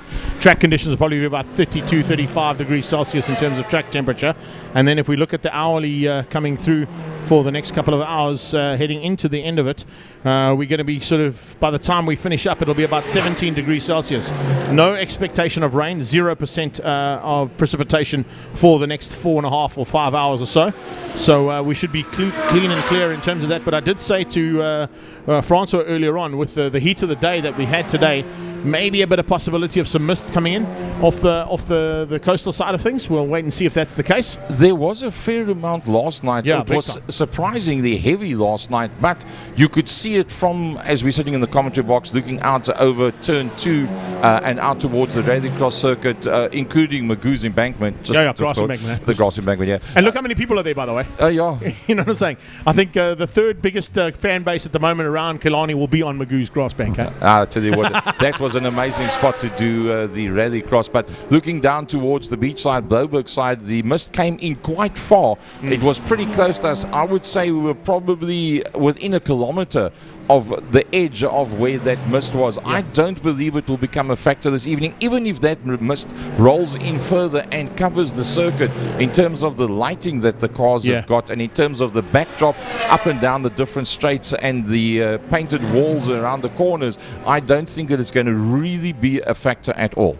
Oh, Janetta back in for another refuel there. Look at all the fuel on the ground. Fuel on the ground, blankets on the ground, battling to get that car fueled correctly. And of course they're going to have to jump in there and get that fuel mopped up as quickly as possible as well, so that it doesn't cause any concern for potential fires. You see the bucket on the left-hand side, Greg. That bucket there, that's what they use for the blue and the red blankets that they've got there. They use that to soak up the fuel, chuck it in the bucket, then they go out the back of the pit end and aerate it, because obviously being racing... Oh, spin on the exit of turn number 1, one of the Janettas. Oh, it looks like the Janetta going straight out and into a spin. So the 555 car spinning out there and coming onto the Joubert Straight now, heading up towards turn 2. We can maybe pick it up on the next shot. There it is on the left-hand side, just in the background. Janetta maybe going through. You know what it is? It's a very good possibility that the fuel is spilling onto the tyres. Yes. And by the time they get down onto the braking point, or maybe even on the brakes, so that they don't grip initially on that very first attempt to climb on the anchors down towards turn 1. That could be a potential change up in terms of how things go there. But the Janetta is back up and trucking. Not on speed yet. Yeah, well, not 100%, but it's relatively good there. And if I look at 555, it's now Ridgeway.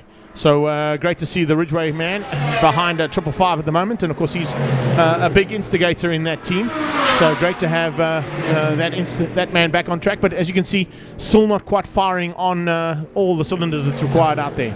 You might find that they will short fuel it next time around to try and negate that situation that they've got. They were aware of it right at the beginning, because the first time, as I said earlier on, that they fueled the car, they had the blankets there, and they actually put the blanket on the right-hand side of the car under where the fuel filler pipe was going in. And I thought that looks a little bit strange. And they fueled, then they took the fuel hose off, and then they put the fuel hose back on. And at that point, nobody had noticed it, but coming out by the passenger side front door, well, it's only got two doors, you could see this pool that was busy growing underneath the car, and the guy that was standing with the empty fuel can holder on the other side to allow for the escaping fumes coming out there to not be ignited, he actually noticed it and he showed them, wow, stop, look here, and they moved the car forward, and that was the first time that you could see, okay, there's definitely a fueling problem with this motor car. So not only is it going to hinder them, it's also a bit of a danger factor as well. For sure.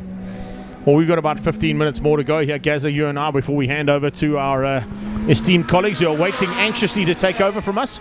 But the Porsche back on track. One of our sponsors, of course, this weekend is Toys R Us. They join Haval Edenvale, and they've got, of course, the Bluff Meat Market on the side of their car as well.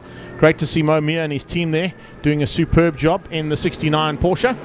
And, of course, still circulating and looking for opportunities to be at least in the front end or on the podium for their relative category that they're playing with.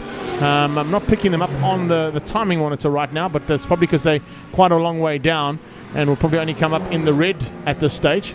We've only got about 23 cars that are still in the green that haven't been completely overtaken or out of the race at this stage, but we've still got, of course, a long way to go. Another factor I wanted to bring in too is looking at the way things are going with our Facebook live feed. YouTube won't stop.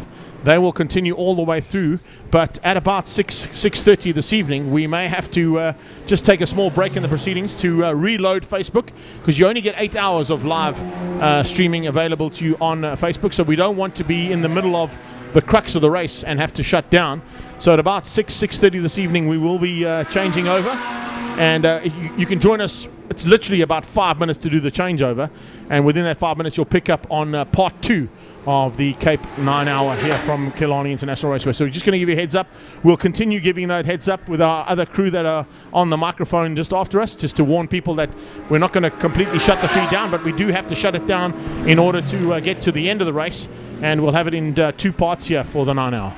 Looking at the 17 and the 15 car, that's Cronje and Hein Latergan, that's behind the steering wheel there. Cronje and Latergan were running pretty much within a half a second of one another initially when Cronje came out on circuit. Cronje is now running notably quicker than what Latergan is, and starting to stretch the gap between the 17 and the 15 car. First stint here for JP van der Walt, diving up the inside there, I think, of Philip Meyer as they went into turn 1. The People Group Cobra there.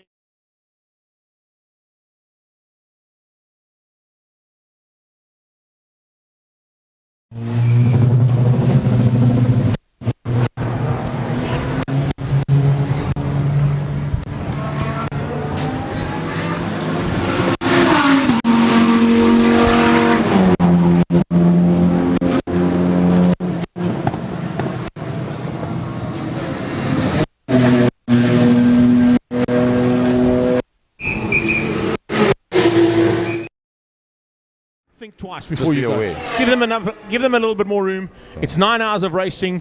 Maybe get them on the straight where they don't have to worry about trying to, them making a small rookie mistake and diving on the inside or changing their line as they go into a corner. Well, we've actually been pretty lucky, apart from that one incident of somebody going off in the entrance to turn number 1, coming back on the circuit and getting whacked from behind. In fact, that was the Mike Verrier car, I think, that was involved with that one. If you think of the variation in lap times, I mean, 1 minute 12.2 being done by Arnold Neerfeling up front, Edouard Bester in the 1 minute 24s, and if you go further down from there, somebody like Brian Evans doing 1 minute 30s, that means it's 20 seconds a lap different. That's a hell of a lot of passing, and the race has not been dictated so far in any format by passing maneuvers taking too long or having contact and taking anybody out of the race. Well, if you look at it's Zanele Leclerc that's out there at the moment, and of course he would be the man behind the wheel of the 11 car. And I think his lap times were the 136s. Cornelia Letlaka, they're 136.4s as opposed to the 112s that we're getting out of the lead car. Around about 112. The quickest has been a 110.1 by the 25 Stradale Motorsport car. And unfortunately, that didn't last for very long. That's gone and dusted. But anything around about that, 1 minute 12.985. Neerfilling staying inside the 1 minute 13s. Cronje, the last lap, a 15.6, 18 by Lategan. And from there on out, the lap times just get worse and worse. As Sarah van der Merwe has not been able to go toe-to-toe with Cronje and Lategan to date. He's broken the 120s. My favorite team, Cornelia, come here. Yeah, we have with Cornelia. Cornelia, you guys have been out there with the brothers. And the smile on your face when you climbed out there. Okay, sorry, comms. The guys out there smiled, a lot of fun. Take us through how your track has been, how you finding the track, and what it's like being on this big track with these big guys. Yeah, well, Gary's extremely intimidating, especially after we had a bit of an issue when our first driver was in. Our diff we had transmission problems, and then we managed to get that sorted out. I went out for my first spin. And the car is amazing. It's really, really going like magic. It's cream, man. And with all the young mechanics and that you got here, that I find it strange as in the position I come from. First time I've seen 5 black guys work on a car. Their work ethic is fantastic, and they're keeping you alive in the game.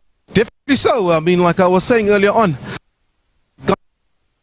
support staff is they're out of this world. And I mean, guys, I want to say thank you from the bottom of my heart for the dedication that you guys put into this team. We really, really do appreciate it. Thank you very much, guys. Well, listen, don't let them get too good, because there's a couple of GT teams that want to come and steal mechanics from you. You know, the tarmac is a bit slippery now and then. The number of cars which are coming on and off of the track. But you know what? Stick to the brief. Run your race. I had a timer in my car. I was consistent. 36, 37, 35s. I think I managed to put in 34, 33 there. I'm ecstatic. Now, I know when you and your brother get home, it's going to be a little bit of banter. Definitely. So far, you're still in the race. Unfortunately, he's out. He's out. So what would that banter at home be about? Watch your space, buddy. Watch your space. Cornelia, thank you very much for talking to us. All the best. I know you want something cold to drink. Go and enjoy it. And we'll see you later in the race. Thank you very much. Thanks very much. Thanks. Back to you guys.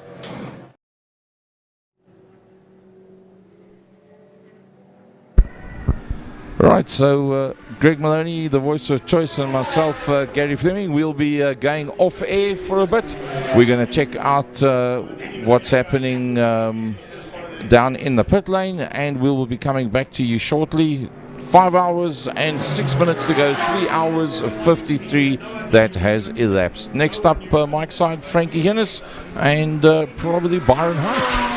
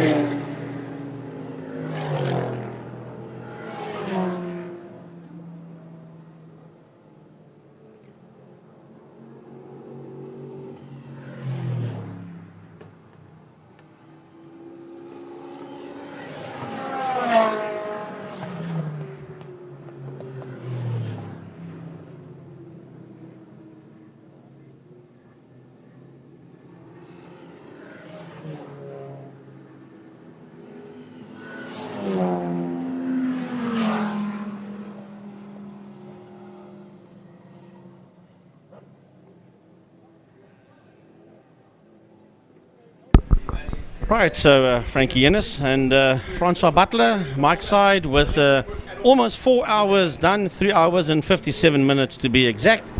And that 86 car is now being campaigned by Arnie Nefeling, and 169 laps done. So Orange is eventually handing that Lamborghini over Francois to Arnold Nefeling. What a great karter, what a great Polo Cup driver, Arnie Neveling. He's having the best of all worlds here today. He campaigned the Polo Cup earlier in the final Polo Cup race. He had a good chance of taking the championship, a little bit of outside chance, but he had a chance, but it didn't go his way. So he finds himself now in the Stradale Lamborghini. And I see our Havalas out there again for some other reason. There's a double yellow, full caution yellow out there. Yes, we're back under yellow. As a matter of fact, Gavin Cronier is now in that number 17 Ferrari. Yeah. That is in that Kisha second Patemba, position. So, yes, the safety car is back out there on track again. I'm having a look, see where the problem is for the full course yellow. And while you look there, Frankie, I see in third place, Heinlein Khan in the Porsche up to third place. They had a problem early on. They've done very well. Sorrel van der Merwe in the Janetta has moved up to fourth. They were in seventh or sixth just now. They've moved up. Lorerio is in fifth. Clark in sixth. And young Jason Campos in seventh place. I've been watching that Campos Super Cup GTI move around. I tell you what, that car is going as sweet as a Singer sewing machine. Brilliant stuff there. Meyer and Horn down in 8th and 9th, and Budnick in 10th. I picked up the problem there, Francois, on the kink. You've got one of the Cobras. The Cobra standing literally on the track, and that is what's brought out the full course yellow and the safety car. I can't quite pick up the number that you can see who it is. But unfortunate. But yeah, there we see the Cobra standing on the outside, well, the inside of the kink if you go through the kink, because the kink's to the left, just outside the exit of the rallycross circuit. So they're going to quickly just hook that one up and tow it back to the pit lane. Unfortunately, got an open crossbar, so you just hook the cable around it and you pull it on the crossbar. It makes life very easy. And there you see there with the strap. And that's one of our local lads that does the towing that's going to go do it out there for us. So waiting for that AC Cobra to be brought back to the pit area, and then we'll go back to green again.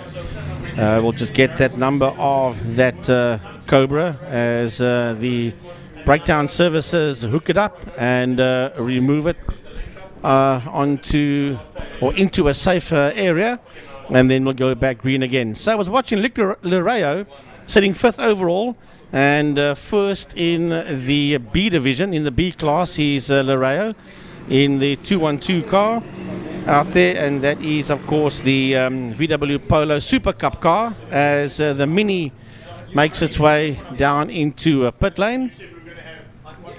So there's a lot of activity there in the pit lane at this point in time as we wait for the breakdown services to bring that AC Cobra of Team Backdraft Racing back into the pit area. Well, Frankie, just having a look out there, there's still a lot of cars out on the circuit. We're sort of almost at the halfway mark, about half an hour off or so, about 30 minutes.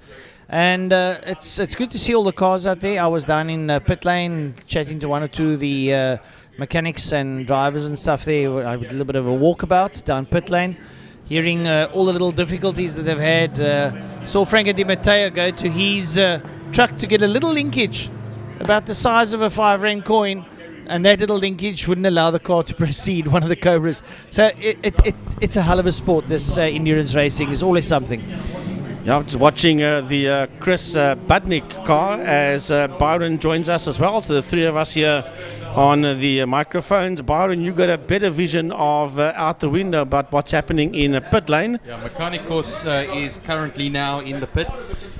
So that's the red backdraft Cobra, number 21. That's currently the 12th place man. He's 7 places off of Budnick in the 213 Polo. That's currently in 10th position. Now that's Thuka Mechanicos, and you will recall, Frans, we had that very AMG Mercedes that Mechanicos, yes. chrome color Merc. What? And it used to ride in the GNH Transport supercars. That was correct. And it sounded the bit too, to say the least. Yeah, very nice looking motor car. One of the few Mercedes-Benz cars that was campaigned or does get campaigned in SA racing. Oh, Toka Mechanicos has been racing for longer than I also get to remember, and he's very passionate about his motorsport. Well, we've lost quite a few cars. Remember that not all of these cars, Francois and Byron, were in the 9 hour. A lot of them were only doing the 1 hour enduro. I was asking earlier on where is the radical of Josh Broom, because his name was only entered as only him. Well, perfectly understandable. He only therefore did the 1 hour. That's why he is not on the track anymore, together with quite a few others. So I think we are down to about half of the field that's in the 9 hour, and the other half has done the 1 hour only. It looks like, sorry guys, the Trinity Lamborghini is in the pit area. So I'll be very surprised if that car comes out. I was down in the garage, was parked in there earlier. So I know it broke down earlier. There was something to do with the splitter that was riding onto the tyres. I had a look at the splitter in the front and it was repaired. So I don't know if they've repaired it. I don't know if they'll come out. I see he's turning right. He's not going straight on. So that might be the race run for that particular machine. But we'll see. Perhaps it will come out. I see the backdraft Cobra. Number 92 has been towed into pit lane. Is that 92 or 52? That's a 52 car. Excuse me. That had problems out there in the kink, and that's the car that is now in pit lane. Well, once again there we see Franco Di Matteo getting involved there with the guys, and that car's going into the pits. So, yeah, probably something to be repaired there, whatever that may be. There we see the guys coming out of the quarry corner, all line astern up behind the pace car. And I almost don't want to be the guy in the front, because I know that those howling Lamborghini Hurricanes and the Porsches, etc., and the Ferraris are going to come, and the Ginettas for that matter, are going to come screaming at you. So I suppose all you're going to see when you're driving around is a blue light and a blue flag. Oh, jeez, I'll tell you what. But Francois Byron, I'm looking at the leaderboard, and never mind Arnie Leffeling, he is in the GTS class. So if you look at the GT3 class, 17, 15 and 50, first, second and third, that's some serious names. Gavin Cronier, Heinrich Latergang and Sarel van der Merwe. I mean, it doesn't get better than that, and they are sitting second, third and fourth overall, but they are P1, 2 and 3 in their class, so that's one to watch out for. The 17 Ferrari, the 15 Porsche and the 50 Ginetta. I want to chat about Sarel. Let's not focus on Sarel per se, but we have to be looking at the drive that he's been having out there. I've been keeping an eye on that Ginetta while Greg and Gary were talking, and Sarel was making up some serious pace. At one stage he was about 9 or 10 laps behind Latergan, and he is now we've got full course yellow out there still, and the yellow's off and away they go. Pace car's off, and they get going down into turn number 1. And having a look there, there's the Porsche coming in there. That's the Porsche there of that's Heinrich Latergan. That that's a 15 car. The 15 car. That car is sublimely quick. That is a purely race-built Porsche GT3 RS, and he's getting cracking there. Hangs around the outside, and one of the Super Cup Golfs going in there, the backdraft Roadster, and he's hanging very wide. It almost looks like he's slowing down. He was bunting quite hard and then just backed off. I don't know what the story is. But if you have a look at the Ferrari and the Ginetta that's going through your shot there, they are first and second in class and on track, but there are a few laps between the two of them. 3 laps between them. So correct. Obviously, you know, now you got to consider yourself. You're on circuit. You're driving. You've got one of the quickest cars around. You've got a car sitting on your behind all the time, and then your team needs to communicate with you and say, you know what, let him through. But then again, you also don't want to let him through because you've got a lovely buffer zone. You don't want him to make it 2 laps where you had a 3-lap buffer. You don't want so it's a race within a race within a race kind of setup. And of course, Super Van is also in that setup. There you see him go through your picture there, coming out of turn 5, out of Fastron corner. So that is a hell of a fight there between Cronier, Latergang and Van der Merwe. Some seriously big names in SA Motorsport, sitting first, second and third in their class. And coming up behind him, there's Arnie Neveland trying to work his way through. Yeah. Cobra and a Golf. He's trying to split them. He's trying to find a way through. He looks up on the inside of the Golf. That's that development Golf there. and he's trying to work his way through. He gets past the backdraft, and Arnie doesn't want to hang around. Look, we know Arnie is a very, very seasoned veteran, and he knows how to handle himself. Now he's going to try and get past that Golf. There he goes. He just squirts up your base straight, and all 10 cylinders of that Hurricane just scream as he passes them. Works his way there. There he comes through out of Quarry Corner. He's got the Janetta of Supervan up in front of him, and he's going to be pedaling along quite merrily. Yeah, he just wants to get through this lot. He doesn't want to get hooked up in that fight with the Cronje, Latergang and Van der Merwe. He just wants to cut and carve his way through. And well, he does have 6 laps there on Gavin Cronje. Not in the same category though, but he does have that 6 laps buffer on that 17 Ferrari. Yeah, having a look there. There comes that Development Golf out of that Car Care Clinic corner. They make their way down the, what we call it, the back straight. It's a bit of a bow. We should call it the back bow, because it bends off to the left before it starts turning right down into turn number 5, which is Patamina Fostrod corner. And you come in there, you come in wide, and you sort of apex towards the inside. It's banked towards the inside. And when you start getting on the gas, it's banked towards the outside. It like pushes you up towards the outside, and then that's when you squirt in the power. You barely come out of the corner, and you've got to flick left again down the main straight towards turn number 1. And keep an eye on that Golf in picture, that orange and white one. That's the Campos. Campos transport outfit. And Franco Scribante. I tell you what, that car, I've been watching most of the afternoon. It is pedaling along amazingly. It's been faultless. Oh, there's a car. The Porsche slowing down the back straight. It's just come out of Car Care Clinic corner. Oh, that's at 69. That's a 69 car. Yeah, that's a bit unfortunate. It's Chris, isn't that Budnick of them, I'm sure. So there it is there. There we go, the Toys R Us Porsche rolling very slowly down the back. And here we go. Here's another safety car situation, because that is not where you want to be. Ooh, must be a safety car. You don't want to be down there. I shouldn't be saying this over live air, but my common sense tells me that they need to bring out a safety car. Oh, they're getting too close for comfort there, Francois. Yeah, I reckon that the yellow flag should be waving down that back end there. We might just roll off onto the lawn and stay off the tarmac. I'm not sure what the problem is, but that thing looks pretty ill as it makes its way down the back straight. Yellow flags there, the marshals hanging over the walls, and yellow lights flashing there so that the folk can see. Bit unfortunate there, but not the greatest place on the exit at turn 4. It's a high-speed exit corner, and you tend to cut across there. If I was that driver, I'd just push that car onto the grass. Everyone told to hang left, but that car is just sort of hobbling along on one leg. That's Patrick Hathorn. That's behind the wheel of that 69 Porsche. Yeah. And not a happy camper out there. He's going to try and get off the circuit. There he goes across the circuit. Just trying to see out the window where he's pulling in there. He's not far from Park Fermé, I can tell you that. Yeah, but he's slowing down. He's on the circuit. I might pull off, but yeah, unfortunately he's just hanging out there. There the Ferrari of Kisha Batamba and the Lamborghini goes past. Then one of the other Porsches. So it looks like he's trying to ail his way down to Park Fermé and turn back in. Whatever it is, I don't know.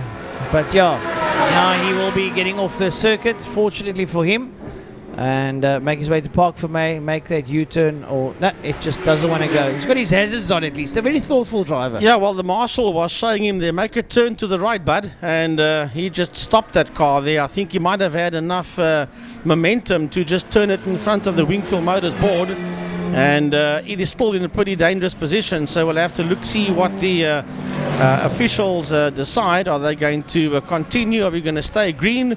Or are they going to bring out a full safety car, maybe even a virtual safety car, just to give the marshals a chance to get that 69 Porsche out the way? Frankie, I think if you see where he's standing, I think his pit crew can come down pit lane. They can turn around and they can just tow him back up. He's fortunately at that point where they can come fetch him.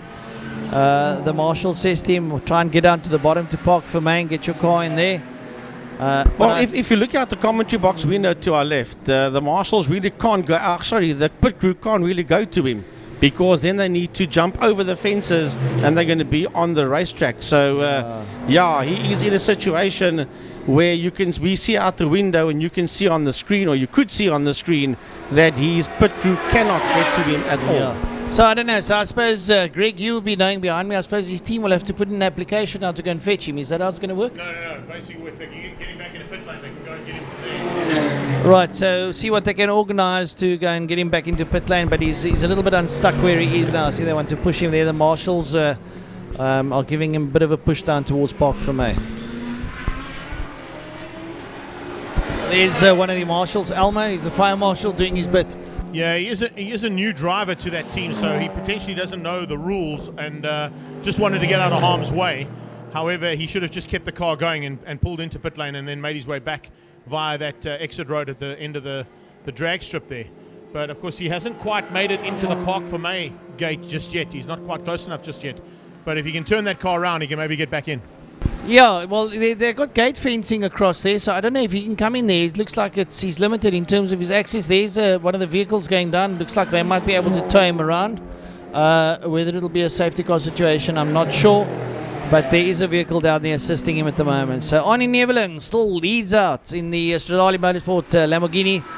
And Mark Ronier's out there, Hein Ladegan, Sarel van der Merwe, Lorerio's out there. Clark and them doing fantastically well in P6. And Jason Campos in the number 1 Super Cup Polo sitting down in 7th. Fantastically. I think they're doing the best out of most of the cars, because I've been watching them. They've been pretty consistent. They've been in that position for most of the day. They were down in 10th. They've worked their way up to 7th, and not too bad. An unfortunate thing that I'm noting here, down in 20th place, Rackstraw in the Nick Adcock Ligier. That car unfortunately seems to have a bit of a gearbox issue from when it got clouted by the Hammond Lamborghini. Unfortunately, it was just one of those racing incidents, but they're down in 20th and they're trying to work their way back in. Well, they are still in the garage. They are currently still sitting second in class. Yeah. And let's hope that they can just get out and do enough laps to be classified as a finisher. I don't know what's happening in that garage. I don't want to phone Rico Barlow because I know he's going to be under the car or doing something. So we'll have to wait and see what happens. Just also one thing, gentlemen. A reminder that to finish this race, you have to cross the line. So if you are stuck in pit lane with 5 minutes to go, you won't be allowed back out again. Yep, that's and if you're stuck on the lap somewhere around the circuit and you don't take the checkered flag, you're deemed a non-finisher. Well, that sounds like a Marcel Angel affair. It is a Marcel Angel affair. So that's what I'm saying. Hopefully that they can get that sorted out, be it a gearbox or be it whatever the problem is, that he can just do enough laps and get to that percentage of laps that you need to do as well as get, or does that not count? You just have to get to the checkered flag. Okay. Sorry. Thanks, Greg. My tired memory failed me. I spoke to Paul Rackstraw a little bit earlier. Yeah. With that knock, apparently one of the fuel pumps got damaged and it was pouring fuel out. So they might have to see if they can try and change up on that fuel pump story. So that is where the problem lies. That makes a lot of sense. Let's hope that they can get that sorted out. Yes, Byron? Yeah, Patrick Hathorn, he's back in the pits in the Porsche. So he's been towed back, thankfully, the number 69 Porsche. So hopefully they can get to work on that car, pushed into the garage now so they can work on him and get him back. Remember, 4 hours and 44 minutes left to go in this race. Sure, we've... Well, the Toys R Us Porsche is in the garage there. And they are one of our main sponsors. Yeah. And pity to see their car going to the garage. But I'm sure they have some very wise mechanic in there. It's a Porsche. It's like a Volkswagen. You need a piece of wire and a pliers, you can sort it out. Yeah, I'll tell you what. And I'm still thinking about one of our WhatsApps we got earlier on where they were rooting for that number 15 Porsche. And it is sitting second in class. So I'll go back to the iLab Facebook group now and have a look and see if there's any more messages coming through, especially for that those fans at home that was supporting the 15 Porsche. Now in the hands of Heinrich Lategang. Yeah, I'm sure Heinrich will be pedaling along quite merrily there. I see Cronier still sitting there in second place in the Kishamatamba Ferrari, and Arnie Neveling 6 laps ahead of him. On that Lamborghini, 180 laps down the tubes, 9 hours. Oh, you can get in about, they're going to do close to 400 laps. And that is really a long distance, and at about just over 3Ks. It's like over 1,000 kilometers that they're going to have under their belt at high speed. I can tell you something, it's very tiring to drive at high speed like that for most of the time. There the Porsche goes down the back straight now, down towards Fastron Patamina corner, and he's got the 555, I think it's a 555 Janetta sitting there with him. working their way around as they come out of the corner there. The development, oh no, the development, that's the Mini up in front of them. The Porsche goes past, just gets on the hammer and pulls down towards turn number 1. So that's not looking too bad. And that's the Latergan Porsche there. So hard on the gas, and a nice livery, that red, black and white, I have to admit. Looks very pleasant on the eye.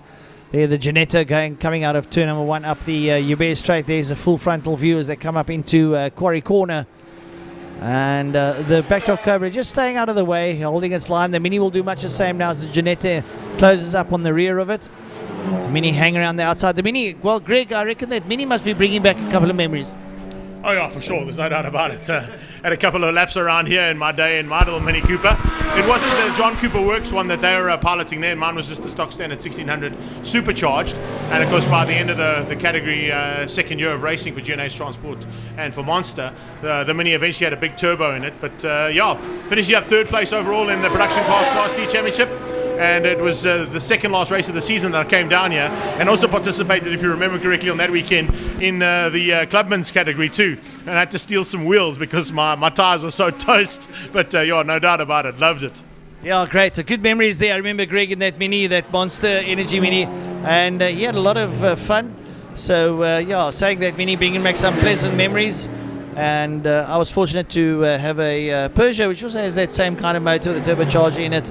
And a very pleasant motor, very quirky, very responsive, 1600 to drive. Like I say, that's a Works Mini. I think that's about a 2 litre, and pretty quick around the circuit there. The Ginetta sitting up behind the Mini, and a whole lap gone. So the Mini holding its own as it comes up the Hubert straight. There's one of the backdraft Cobras coming in, and the Mini holding off that Ginetta. And I tell you what, to hold of a Ginetta, you've got to be pedaling, to say the least. And he's staying on the outside line, so he's saying to the Ginetta, hello, come past. But the Ginetta hasn't got the legs.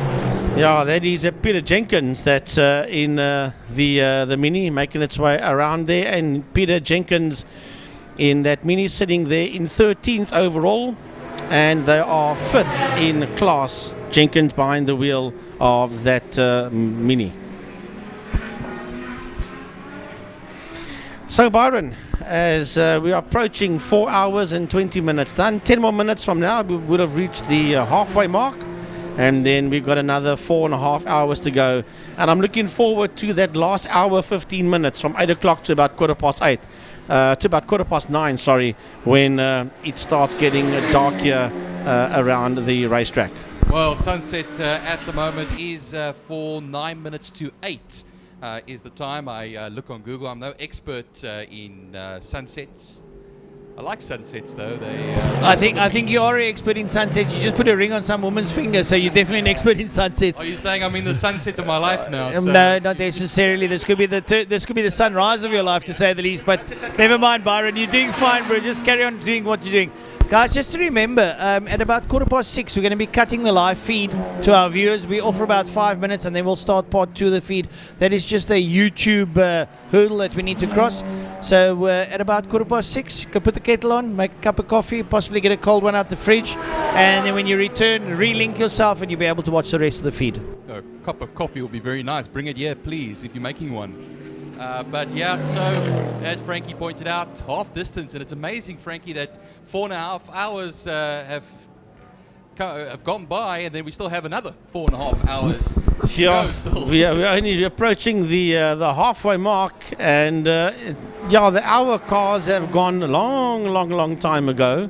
So it's only the 9-hour cars out there as Gavin Cronier brings that 15 Porsche across the line and works his way into turn number 1.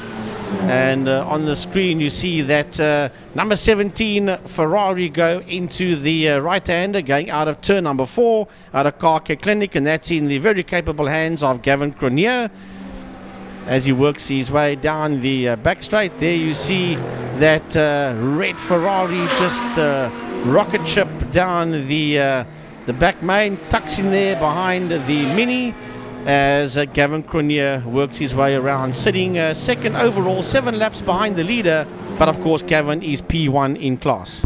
Right, just to jump back to the Toys R Us on-screen sponsorship, they've also got a very big investment in the car that's lying second there with Gavin Cronje, Bradley Scorer and Michael Batambo, because they are, between them and Sun Moodley of Bigfoot Express, are the co-sponsors of that car. So currently lying second, so Toys R Us feeling pretty elated there.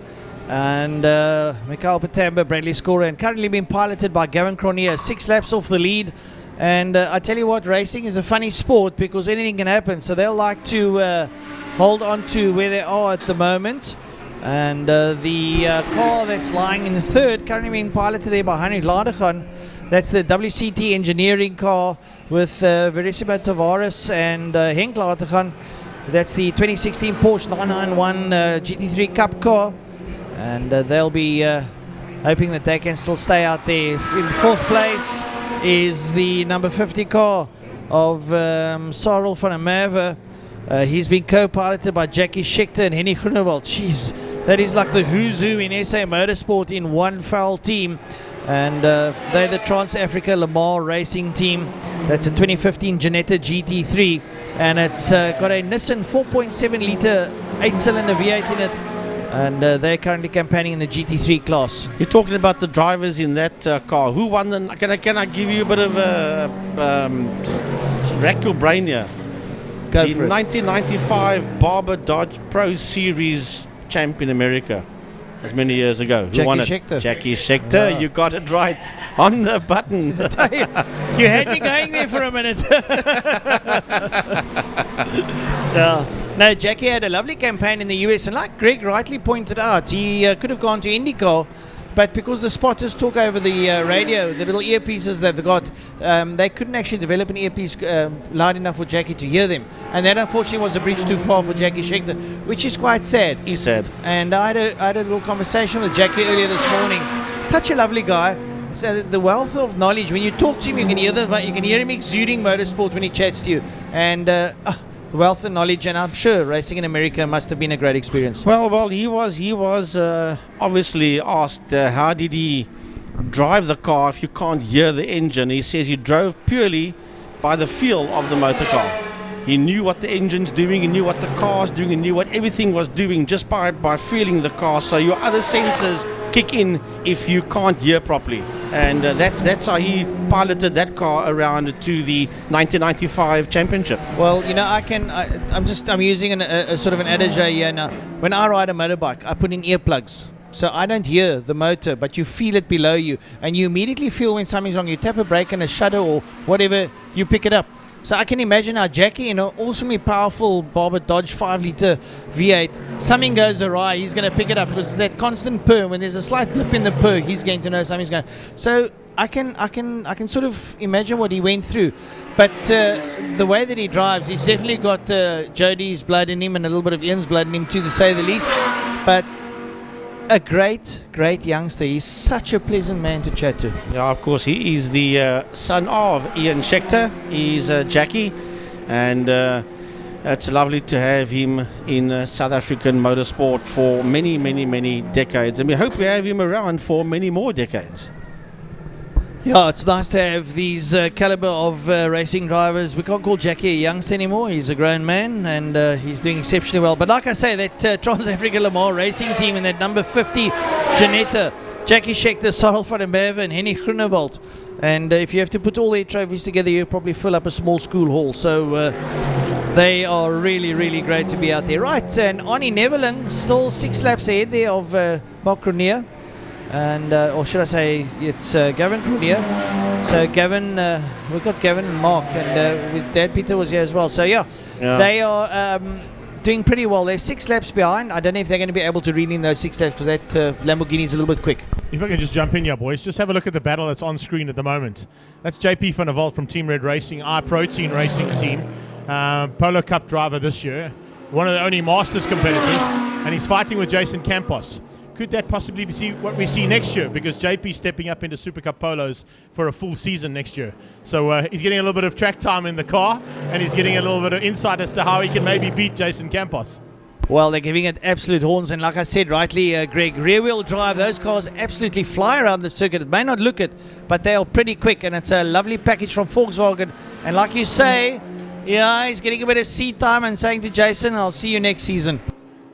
Well, let's hope and see what happens next season. That group of cars is working its way out of turn number 5 as you pick up there coming out of Pertamina Fostron and heading towards us as they come racing underneath under the Mad Max and RST Race Depot Bridge into turn number 1. And that's going to be some awesome stuff if that does materialize. That what Francois and Greg was talking about for 2022. Yeah, lovely stuff. I tell you what, I've seen the Super Cup cars once or twice. I've never really seen them in a full race in action. I missed out the touring, the GTC cars when they were here. Unfortunately, I was elsewhere with karting privileges. But it's a beautiful package. I had the privilege of looking at them up close, seeing how they've been designed. The motor is in the front of the car, slightly recessed towards the firewall. The gearbox sits at the back of the car and drives the back wheels. So it's a very different kind of package. And there you see now Campos right up behind them. They are going to be having lots of fun as they work their way through there. So coming down here towards Pertamina Fostron corner. You see the Fostron boards in the background now. They're there. They're going to the apex of the corner. They'll roll around, try and cut back. So you see the corner forces you wide, and then you sort of cut back, hug the inside corners so that you don't go up too close to the wall. Yeah, you see them coming, and then the track forces you out the wall. Now, driving up alongside the wall creates a bit of a draft. I'm not a physics man, but there's a bit of a barrel draft that sucks the car into the wall and actually allows you to slingshot your way down the track. I know it sounds very sort of SpaceX type knowledge, but apparently it works, both on a motorcycle and in a motor car, and believe it or not in a truck too. We had truck racing here in the past. So yeah, they come up towards Quarry Corner, and Jason Campos trying to find his way through. Jason Campos out there, and he is teammating Franco Scavanti in that VW Super Cup car, and then he was right in there with that, or he's in there with that number 14 Polo Super Cup car of Jonathan Mohotsi and Andre Besaidenout. And well, they say that there is see what Van der Walt is in that motor car now. That is JP Van der Walt. That is out there in that 14 car that's sitting out there in that 11th position. Well, nothing changing much on the leaderboard at the moment. On in Neveling, 6 laps. Well, I haven't looked. Cronier is now pulled in a 1 lap because now they're 6 laps. They were 7 laps behind. So possibly Gavin Cronier pushing as hard as he can. Heinladergan 4 laps further adrift. And in the Porsche, Cyril van der Merwe in the Trans-Africa Le Mans Racing. Janetta sitting there in 4th place. He's 7 laps off Latergan. Lorerio is starting to close down on the back of Van der Merwe. He's only 23 seconds off him. That's the 212 car. That's the Bucket List Racing VW Super Polo of Cashin Naika, Paulo Lorerio, Rick Lorerio. And I tell you what, these Super Cup golfs are doing absolutely well on this 9 hour. Yeah, so I'm watching that Campos car that is going around. You saw it in your screen early on, and he has got the 213 of Chris Budnick that is in there behind him. There are 1-2 on the monitor. There are 3 laps between Campos and Budnick, so Campos is 3 laps ahead of the 213 car of Chris Budnick. As talking about Budnick, he is making his way now into turn number 1 in that Super Polo, and he has got the Cyril van der Merwe Janetta, I do apologize, right in there behind him. And that 213 car that you are seeing there, it's in the middle of those. He moves out the way, going into turn number 2, and he allows Super Van to come through. But he is sitting second, or should I say third in class, behind the number 1 of Jason Campos. But he is, as I said, 3 laps behind Jason. Yeah, no, some lovely racing on here. All these little battles going on in the field makes for exciting stuff. And You cannot see how cars could actually mix up.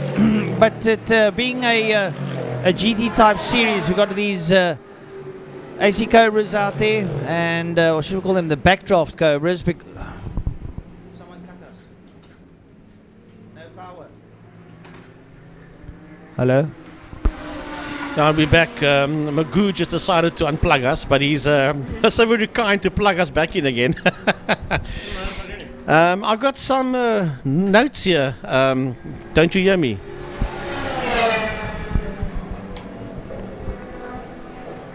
Well, I've got some notes here from Trevor Noble. He says, great to be able to watch live racing from the Netherlands. So Trevor Noble is watching there from the Netherlands. And then Manon Supri says, good luck to all competitors from Defensive Driving and Riding Group in Malaysia. So there are people watching from Zimbabwe, from Somalia, from the Netherlands, and from Malaysia. They are watching all over this production of the Cape 9-hour Enduro, the final round of the SA Endurance Series for 2021.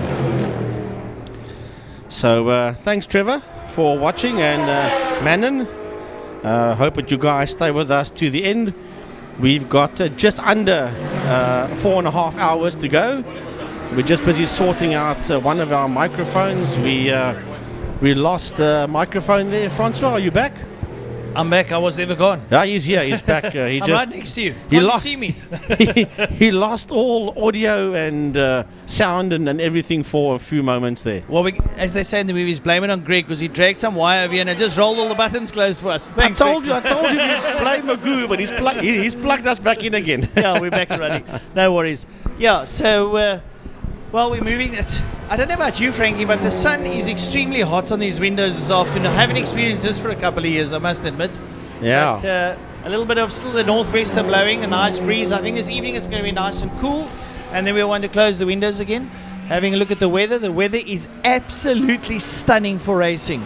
I don't think it can be any nicer. I think these guys are going to have a lovely nighttime drive. We're going to have about an hour of darkness, which should make for a lot of fun. And that is when it's all happening. And you know how it goes in endurance racing. We wait 8.5 hours to have a half-an-hour sprint race. Yeah, and well, besides for that, the endurance racing, it evolves all the way from the beginning. And all of a sudden, and this is synonymous with endurance racing. Everything is going well, and then right at the end, with 5 minutes left to go, something goes wrong, and it's usually a guy that's at the sharp end of the field. So that's the history of endurance racing. Well, so I've never let's see what happens. I've never known you to be one, but I'm one, so I'm not going to say anything because the commentator's curse is a horrible thing. Well, it makes it exciting for us and for the fans out there, not for the whichever driver that may be. So let's hope that none of that goes down today. But yeah, as I was saying, Francois, while you were off air for a while, we've got people watching from Somalia, Zimbabwe, the Netherlands, and from Malaysia. Well, for the one in the Netherlands, I'm glad you can watch us because you're in an absolute... Trevor Noble. Trevor Noble's in an atrocious lockdown in the Netherlands because of Omicron COVID. So at least he's got something to watch, and I'm sincerely hoping that we're not boring you, Trevor, in terms of that. No, he says Killarney is actually his home track. So he's obviously from Cape Town. He's from Cape Town. Yes, we know him. He has been out here, and it's nice to have all these listeners from abroad online with us on the live feed. I know a couple of people up in Joburg, Durban, down in East London, all watching, and it's lovely to have you guys on board. If you're on YouTube and you can comment, then send us a comment. We will reply to you accordingly. I see Frankie's got his phone up and open here. Greg's tablet is open here as well. So if you want to say something to us, we'll gladly reply to you. Love to interact with... it's better than TV, because TV you can't interact with the news announcer. At least here we can interact with you. We were chatting to Charlene Durant early on when she was all excited about the MotoGP thing. And she loved the comment that Greg gave, saying, yeah, he'd love to have MotoGP back. So we are reading your messages, and we're just basically answering you back. So if you're watching, you can hear us over your televisions or your computer monitors to what we are. But instead of typing back, we just talk back. We talk to you. We talk to you. We don't have to type because I've only got standard 6 with some, so I can't really type that well. Francis got matric. He's tested standard 5 twice. I said standard 5 twice, and I said they gave me matric. I said, listen, you're not allowed to be 17 in standard 5, so you'll have to go. Yeah, listen to this one. Craig Jarvis is also watching from Mauritius. Love Craig Jarvis and family. Would love to have had him out here with his Janetta. We'd love to have Craig here. Someone I haven't seen in a long time. I know he's doing pretty well over there. Craig, I've got a very soft spot for him. He is sorely missed here at Killarney. He's a great contender and he's a real people's person. After a race, Craig is the man. He's always there mixing it up. Doesn't matter who you are, he's a pleasantry on his own. Now, Craig is obviously watching and he can hear us. I know his car does have the quickest lap of 106.4 by Stewie White. And I think that the second quickest lap time around here is that same car with Craig in it, and it was a 108 odd, if I'm not mistaken. I do speak under correction. So Craig, if you are listening, please, I'm almost certain that you can answer that question and then we can get it correct. Yeah, Stewie did a 106.8 if I remember correctly, and I know Craig was down in the 108, the low 108s. So yeah. Yeah. Well, we had Stewie on the show on Tuesday, and he said he did a 106.4. So okay. yeah. Well, it was pretty close. 0.4 seconds. Call me a liar for 0.4 seconds. Yeah, I call you a liar for 0.4 of a second. Right. So that 15 Porsche still busy making its way into turn number 1, and that is Hein Latergang, and he is 4 laps behind Gavin Cronier, and he is 8 laps ahead there of Ricky Lareo in the 212, but of course Ricky is in a different class. He is in the B division. Yeah, you see all the different divisions there now. So Ricky Lareo's leading his division and fourthly on overall. Not doing too bad, and he's got a good buffer there. And he got his nose ahead of Supervan. Yeah. Remember, the 50 car was in 4th position. It's dropped down to P5. Yep. So Van der Merwe is now 1 lap behind Lareo. Well, and they're doing fantastic well. That's a Super Cup Golf that they're riding, if I'm not mistaken. So they're doing exceptionally well there. A couple of blue flags waving. That is in pit lane. There we go. Supervan's in pit lane. Oh, well, that explains it then. They were also having a little bit of an issue with that car. What it was, I wasn't sure, because they came into it looked like a bit of body damage on the front end. I caught up with Henny G. He's actually sitting just below us here. Co-driver there was Sarah van der Merwe. He was saying the one time that he went out, they put a mismatched set of tyres on. He had Michelin's on the front, Dunlops on the back. Didn't quite work out, and he couldn't get the car to turn properly. And then when Sarah went out, we were spot on. He didn't know which button to push to disengage the pit lane limiter. He was on pit lane limiter for 2/3 of a lap. Well, there you can see on your television screens the 50 car, the Janetta, and they're going to change driver. I think Van's climbing out the car, and they are changing driver. That'll be Jackie Schechter getting into the car. Yeah, that's that orange overall and that helmet that, like Greg said early on, you see a helmet, you know it is, and that's Jackie's helmet. Yeah, true. That was posted all over social media this morning, so I recognized the minute I saw the helmet, I knew it was Jackie Schechter, and it's almost a hobby with us, Greg. If you see a helmet, you recognize it. Got an answer here from Craig Jarvis. He says he did a 108 dead.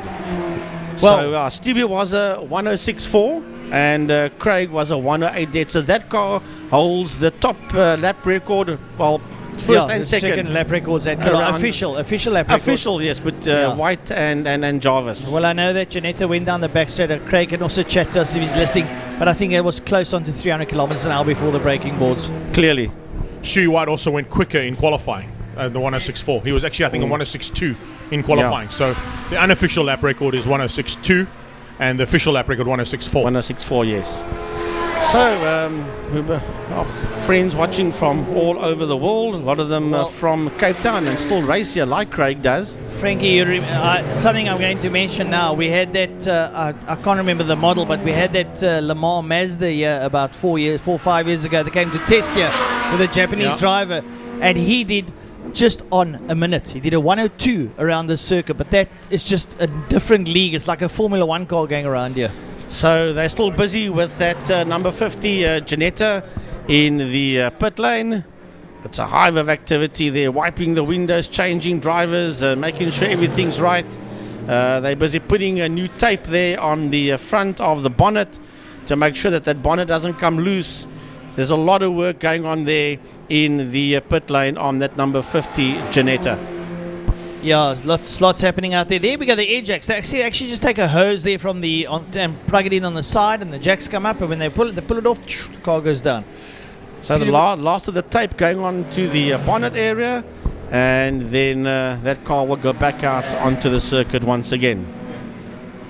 So driver very, very well. There might be I'm almost certain bonnet pins or something is coming loose there, because they are literally duct taping front, so you can see that entire bonnet closed with duct tape as the car rolls back out onto the track, down pit lane and towards the pit exit. Well, speaking about those hydraulic jacks, there's a product going around called BK Oxy, which is oxygen that you and I were breathing in yesterday to make us feel a lot lighter on foot. Yeah. A lovely product. I think I needed more of that. Yeah, Mike Nathan is the rep there for BK Oxy. So they put BK Oxy into that air jacks. So I'm sure that Jeanette will be a lot quicker around and a little bit more wide awake. Got some serious oxygen. So you're quite right, there is Jackie Schechter. Yep. That is in that 50 car. And back out on track. They're still sitting in P5, but third overall in the GT3 class. Well, apparently the number 50 car had a right rear puncture as well a little bit earlier. Also problems with the fuel rig. They couldn't refuel, and that is why Sarel dropped down that one lap. And I'm having a look there at that race that going down into turn number 5.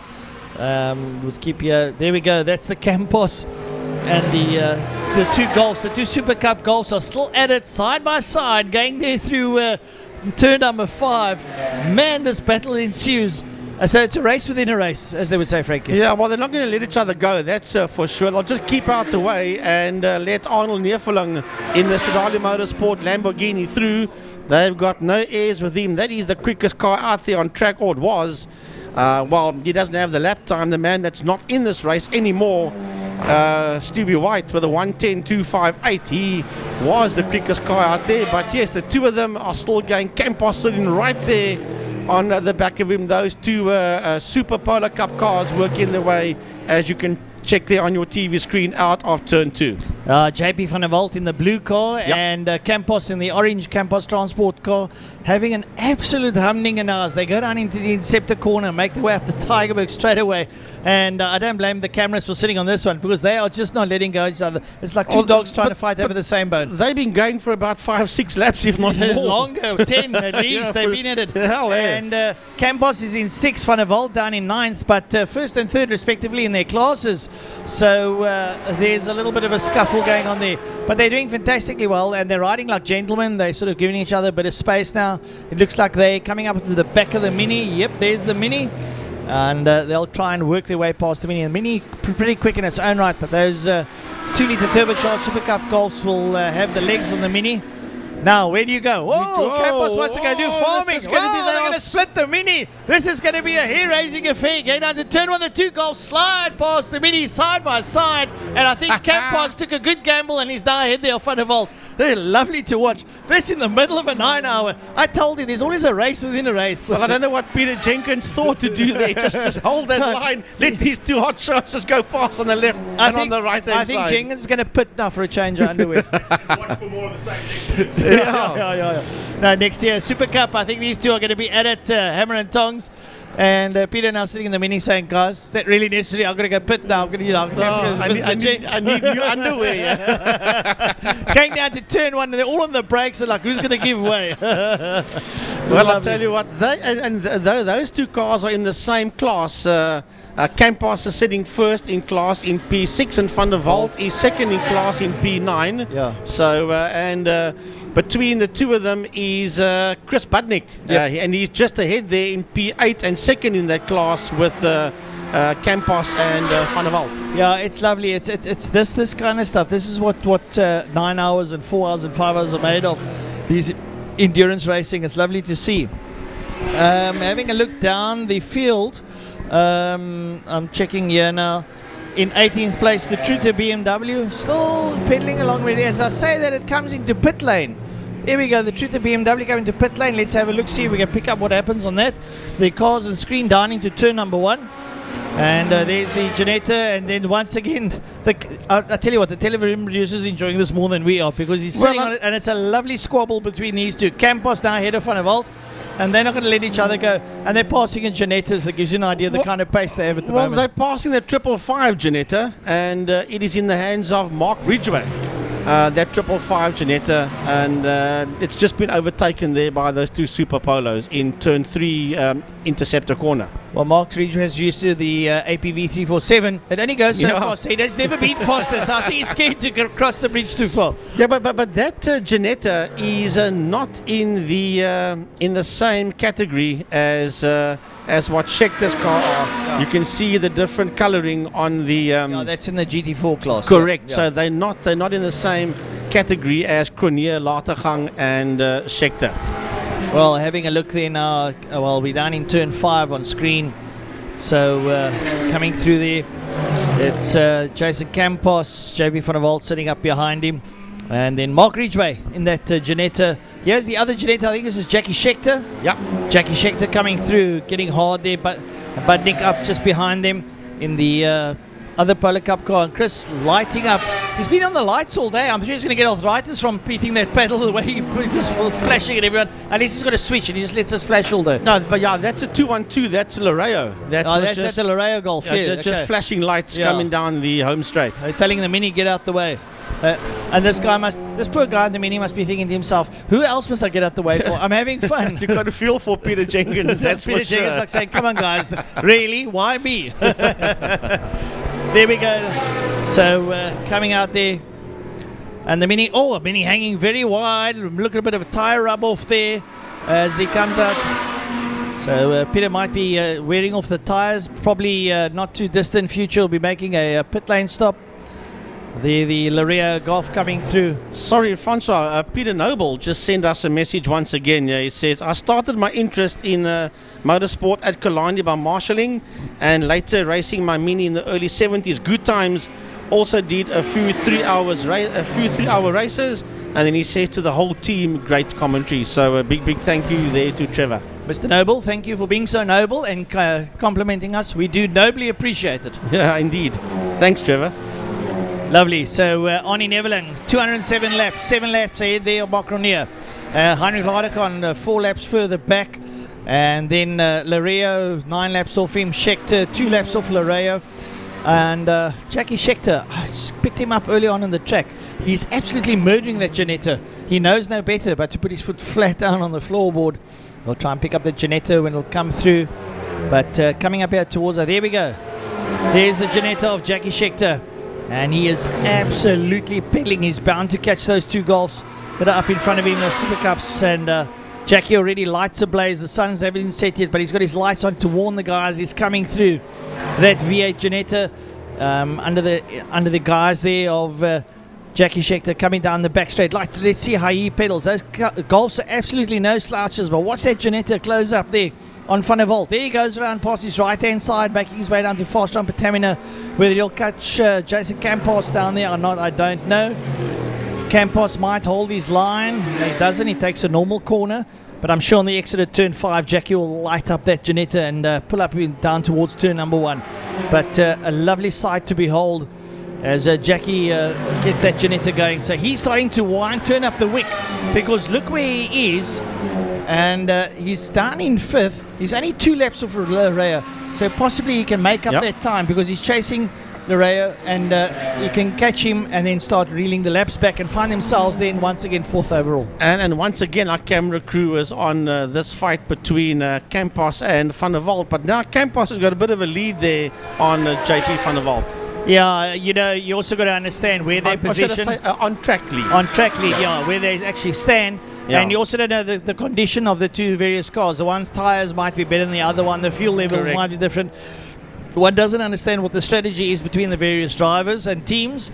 So, yes, it's exciting for us to watch, but we don't know what the onboard car strategy is. Also a big factor to bring in, boys, is Campos is now ahead of Roots. And that's vital for this championship, because remember, it's double points up for grabs today. Campos has now moved up ahead of Richard Roots to the tune of 1 lap.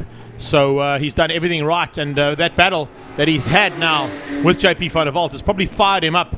And they've worked kind of, I don't know if they've worked together, but if Volkswagen Motorsport have got anything to do with it and they want that Polo Cup car to win, the Polo Super Cup car to win. They would have worked together there, and maybe the two cars fighting it out and fighting so hard together got the extra pace, and with that extra pace it's moved him up. Take each other through. Yeah, true. I agree with you on that one, Greg. So there goes Campos. He's just put another lap on one of those AC Cobras coming out of turn number 1, and he's really got that hammer down now as he runs it up the Jabir Straight towards turn 2. And they're going into the right-hander now is that 14 of JP van der Walt. I'm just looking just out of screen. If the camera can stay here on turn number 2, we're going to have him shot now pretty shortly. Kishan Matamba's car, that's Cronje piloting, and right up behind him is Arnie Neveling. So if Arnie Neveling overtakes Cronje, he's going to take it to an 8-lap lead. Here they come.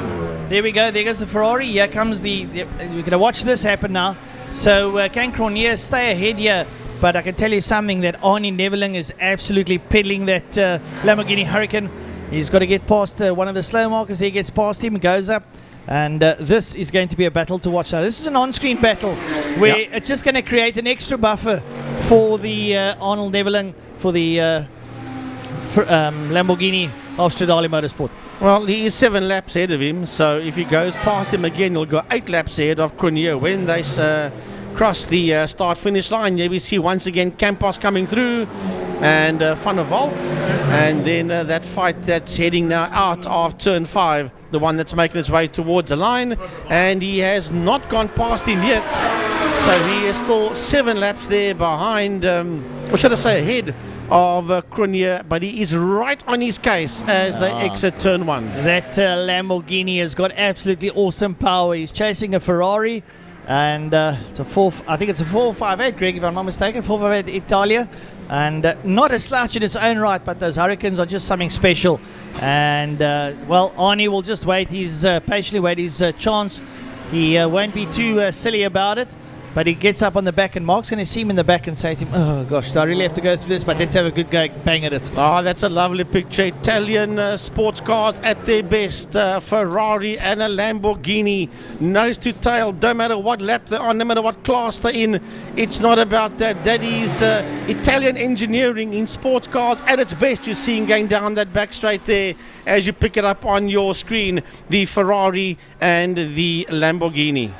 Well, beautiful stuff, like you say, the Italian excellence. Now they've got a little bit of slow traffic in front of him, and now you've got to do a little bit of negotiation because the two cars in front of him were in their own little battle, and now they're going to they go on the inside of the circuit, work their way around, and Arnie inside Cronje. Arnie going to be late on the brakes. He is indeed. Oh, he actually lights up the back tyre as he stomps on the brakes, manages to work his way through, and now makes his way up towards Quarry Corner. And like I say, it's now another lap. So he's going to put another lap on Cronje. It hasn't come up. It won't come up on your screen yet. Once they cross the line, it'll register. So they'll be able to pick it up on that. Well, they just blew past the 42 Cobra of Roots on the home straight, as he's also making his way through the kink, but now we'll keep on watching that Lambo that now leads the Ferrari up the Tigerberg Straight. Oh, and that's a lot of traffic that the two of them have to get through. Well, they're not in the same class. The 86 cars in the GTS class, and the 17 is in the GT3 class, but that makes no difference on track. It's a lovely, lovely fight there between the Lamborghini and the Ferrari, between Neveling and Cronje. Well, Jason Campos is going to get a little bit of a wake-up call. He'll probably just hold his line and let them get past, because they are supercars, although he's also riding a Super Cup car. Not as quick, though, unfortunately, as they come flying past the control tower. And I think it was the number 1 hit they were playing, because it was music to my ears. Yeah, definitely number 1 on the top 20, like we used to have back in the day. I'll give you my age away, yeah. So where is that 15 Porsche of Hein Latergang? He is 6 laps behind Cronje, 3rd overall, and in the same class as Cronje. If we can find him on the track, we can always get our producer. Oh, it's in the pits. It's in the pits. I was talking about it. Well done, Mr. Producer. I was talking about that 15 car, and it's in the pits there doing, well, they've got some running repairs going on to that 15 Porsche. They're actually refueling it. Remember Porsche's motor sits at the back? Of course. You've got to refuel on the front. Yeah, Yes, it's a crash tank that they put in the front there. They're going to be changing tyres pretty shortly. You see the new rubber, the new shoes are lying on the side there. New boots. The new boots, and then they're going to loosen the laces, take it off, put the new boots on, refuel the car. They're changing drivers. So I don't know who's going to be taking over there. Let's have a look on the number 15. It could be either Verissimo Tavares or Henk later gaan. We'll have a look-see. Yeah, they'll pick it up on screen. Right there, they finish refueling. They're closing the bonnet lid. Putting new boots on. Putting the new boots on. You can see that rubber nice and shiny there. Now the mechanics go to the back there. That picks up the new tyre. Nice new shiny silicone rubber. The old one's off. The new one's on. And you can see the other teams are watching and looking there. Yeah. To see exactly what these guys are doing. Not a bad little setup these guys have got. They're looking pretty professional. Yeah. There we go. A little bit of clean green onto the windscreen. Looks like a handy bottle. Quickly wipe it off. Nice and clean. All the bugs off. The Kalani bugs. We've got a lot of them here, don't worry. And then he'll be pretty okay. And he'll be able to get back on his way. Doing a sterling job. Bit of Colton roll there with the bug spray. And you'll be able to get back on your way. That's a lovely car, that 991 GT3 RS Porsche. That's a lovely motor car, you're quite right. That's German engineering at its best for sports cars. Although the guys at Mercedes-Benz wouldn't want to hear that with that GT AMG thing. Oh, that is a lovely piece of equipment that races in the DTMs. Yeah, I just said one day when I'm big, I'll drive a GT3 RS. But I'm never going to be that big. No, you're gonna drive a Nissan Maxima next week. Yo, next week Thursday. 3 litre. It's the same thing they're running in this 240Z Nissan. Oh, and the bucket list golf is in the pit lane. It looks like they're tightening up. So they came to change some tyres. So, yep, that'll be... I think that's the 21 car or something. It's either 212 or 213. Yeah, the 212 car. Trying to pick it up here somewhere. Well, they're both bucket list racing. See if I can pick it up. Remember, Budnick is in the 213. That's a 212. That's a Chris Budnick bucket list racing car. So they're sorting that one out. It'll be out pretty shortly. Right, on screen. There's the Mini again with another Polo up behind him. He's going to say, are there any Polos not on the circuit? But not too far behind them. There's going to be a roaring car coming, bearing down on them. And Jenkins has got once again, really? Why me? My timing's not right. The Golf's gone past him. Yeah, it's gone past. And there's another Lamborghini up behind him. Yeah, as... the Schecter car gets overtaken in turn 1 there by Arnold Neerveling. Now, Arnie Neerveling is, excuse the pun, reveling in that car at the moment. He's having an absolute blast out there. And I said to him, I spoke to Arnie early on before he got in the car, before we started the race. I congratulated him on his Polo Cup drive. And watching there as he comes through the Roadster, the backdraft Roadster stays out the way. I was saying to Arnie, and you must enjoy your day and drive. He says, hell, how can you not enjoy your day inside a Lambo? And I agree wholeheartedly. That is the pinnacle of a motor car, is to be sitting in a Lamborghini Huracan. I don't think it gets much better than that in terms of motorsport, unless it's Formula 1 or whatever. But I mean, those aren't normal growth. These are road-going cars that are supercars. I don't know what's much better, unless you knew McLaren MP1. I can't think it gets better than that. So yeah, it must be absolutely a fantastic experience to be able to drive in that. Oh, there you see your leader coming out of turn number 5 out of Fostron. That is the number 86 Shadali Motorsport Lamborghini of overall leader Arnold Neerveling. That car has done 217 laps and he is 8 laps ahead of Gavin Cronier, that sits in a different class in second position. Well, we've still got 4 hours to go, so I reckon he'll be close to about 450 laps, give or take. Yep. They will pit here and there. But that car it pays testament to Stradale Motorsport. I mean, they're managing, unfortunately, the other car of Stewie White, the gearbox, there's something wrong with the clutch or the flywheel. They were just shredding the clutch. They put in a new one this morning, and now the other one is shredded again. So they'll have to go back to the factory and work that one out. But otherwise, it pays testament to the reliability. I mean, you've got a super sports car here that you're murdering 10/10ths of the time, and it's holding. So brilliant to see. And then because it's racing, it's tweaked a little bit beyond its normal road-going nature.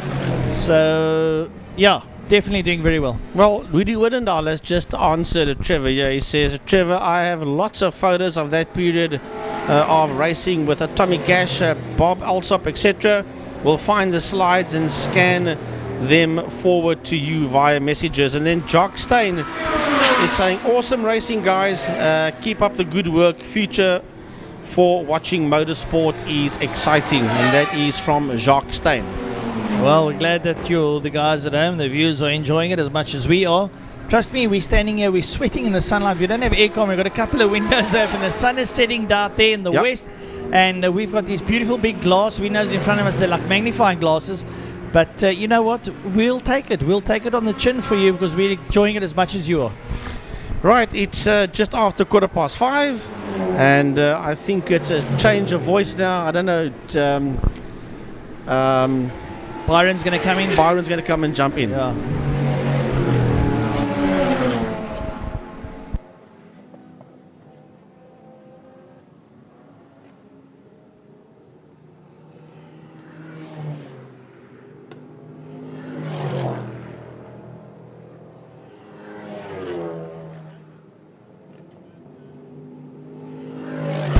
Well, thank you, Frankie and Francois.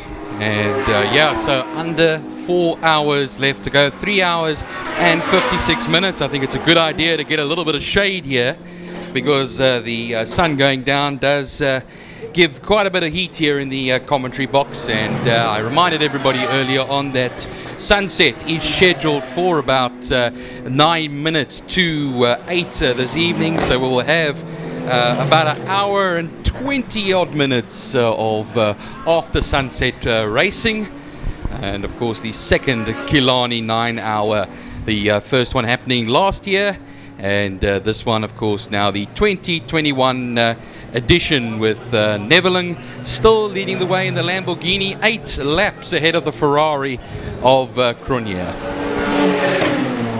Yeah, Byron, it's been an incredible race so far, I've got to say. Lots of little stories that have happened in between the heats, and of course the heat of the action that's been out on track. The most interesting story, of course, is to look at how the championship is unfolding here, with a change up in the lead of the two championship rivals. Campos now ahead of Rekordroots, and that's a vital thing to have with a lap in hand as well to play with. But it just takes an untimed or mistimed pit stop to change that up again. Campos, as I said, leading over Roots. They're 6th and 7th on the circuit. We saw a bit of a battle there earlier on between Campos and JP van der Walt. And Andre Bezuidenhout has now come back and climbed into that Volkswagen Motorsport Polo Super Cup GTI. So the Team Perfect Circle man, and of course the man who owns Ons Hasey down here in Cape Town. And of course a big sponsor of one of the events here at Cape Town, the sports and GT category. Also an endurance format. He loves the endurance format racing, and of course if you take into account last year at the Kyalami 9 hour, Saul Hackett himself with the Portuguese contingent that was part of his team all came through for a victory in the Kyalami 9 hour in the Pro-Am category. So certainly a man who knows what to do in an endurance race. I can see a couple of cars circulating slightly slower, and are we under possibilities here of a safety car? I'm just seeing why we've got slightly slower. No, the Lamborghini's slowing. Yeah. It's not safety car. The Lamborghini is actually slowing up. They have a green. I wonder if there's a problem there on the Neverland car, because he slowed dramatically down that back straightaway.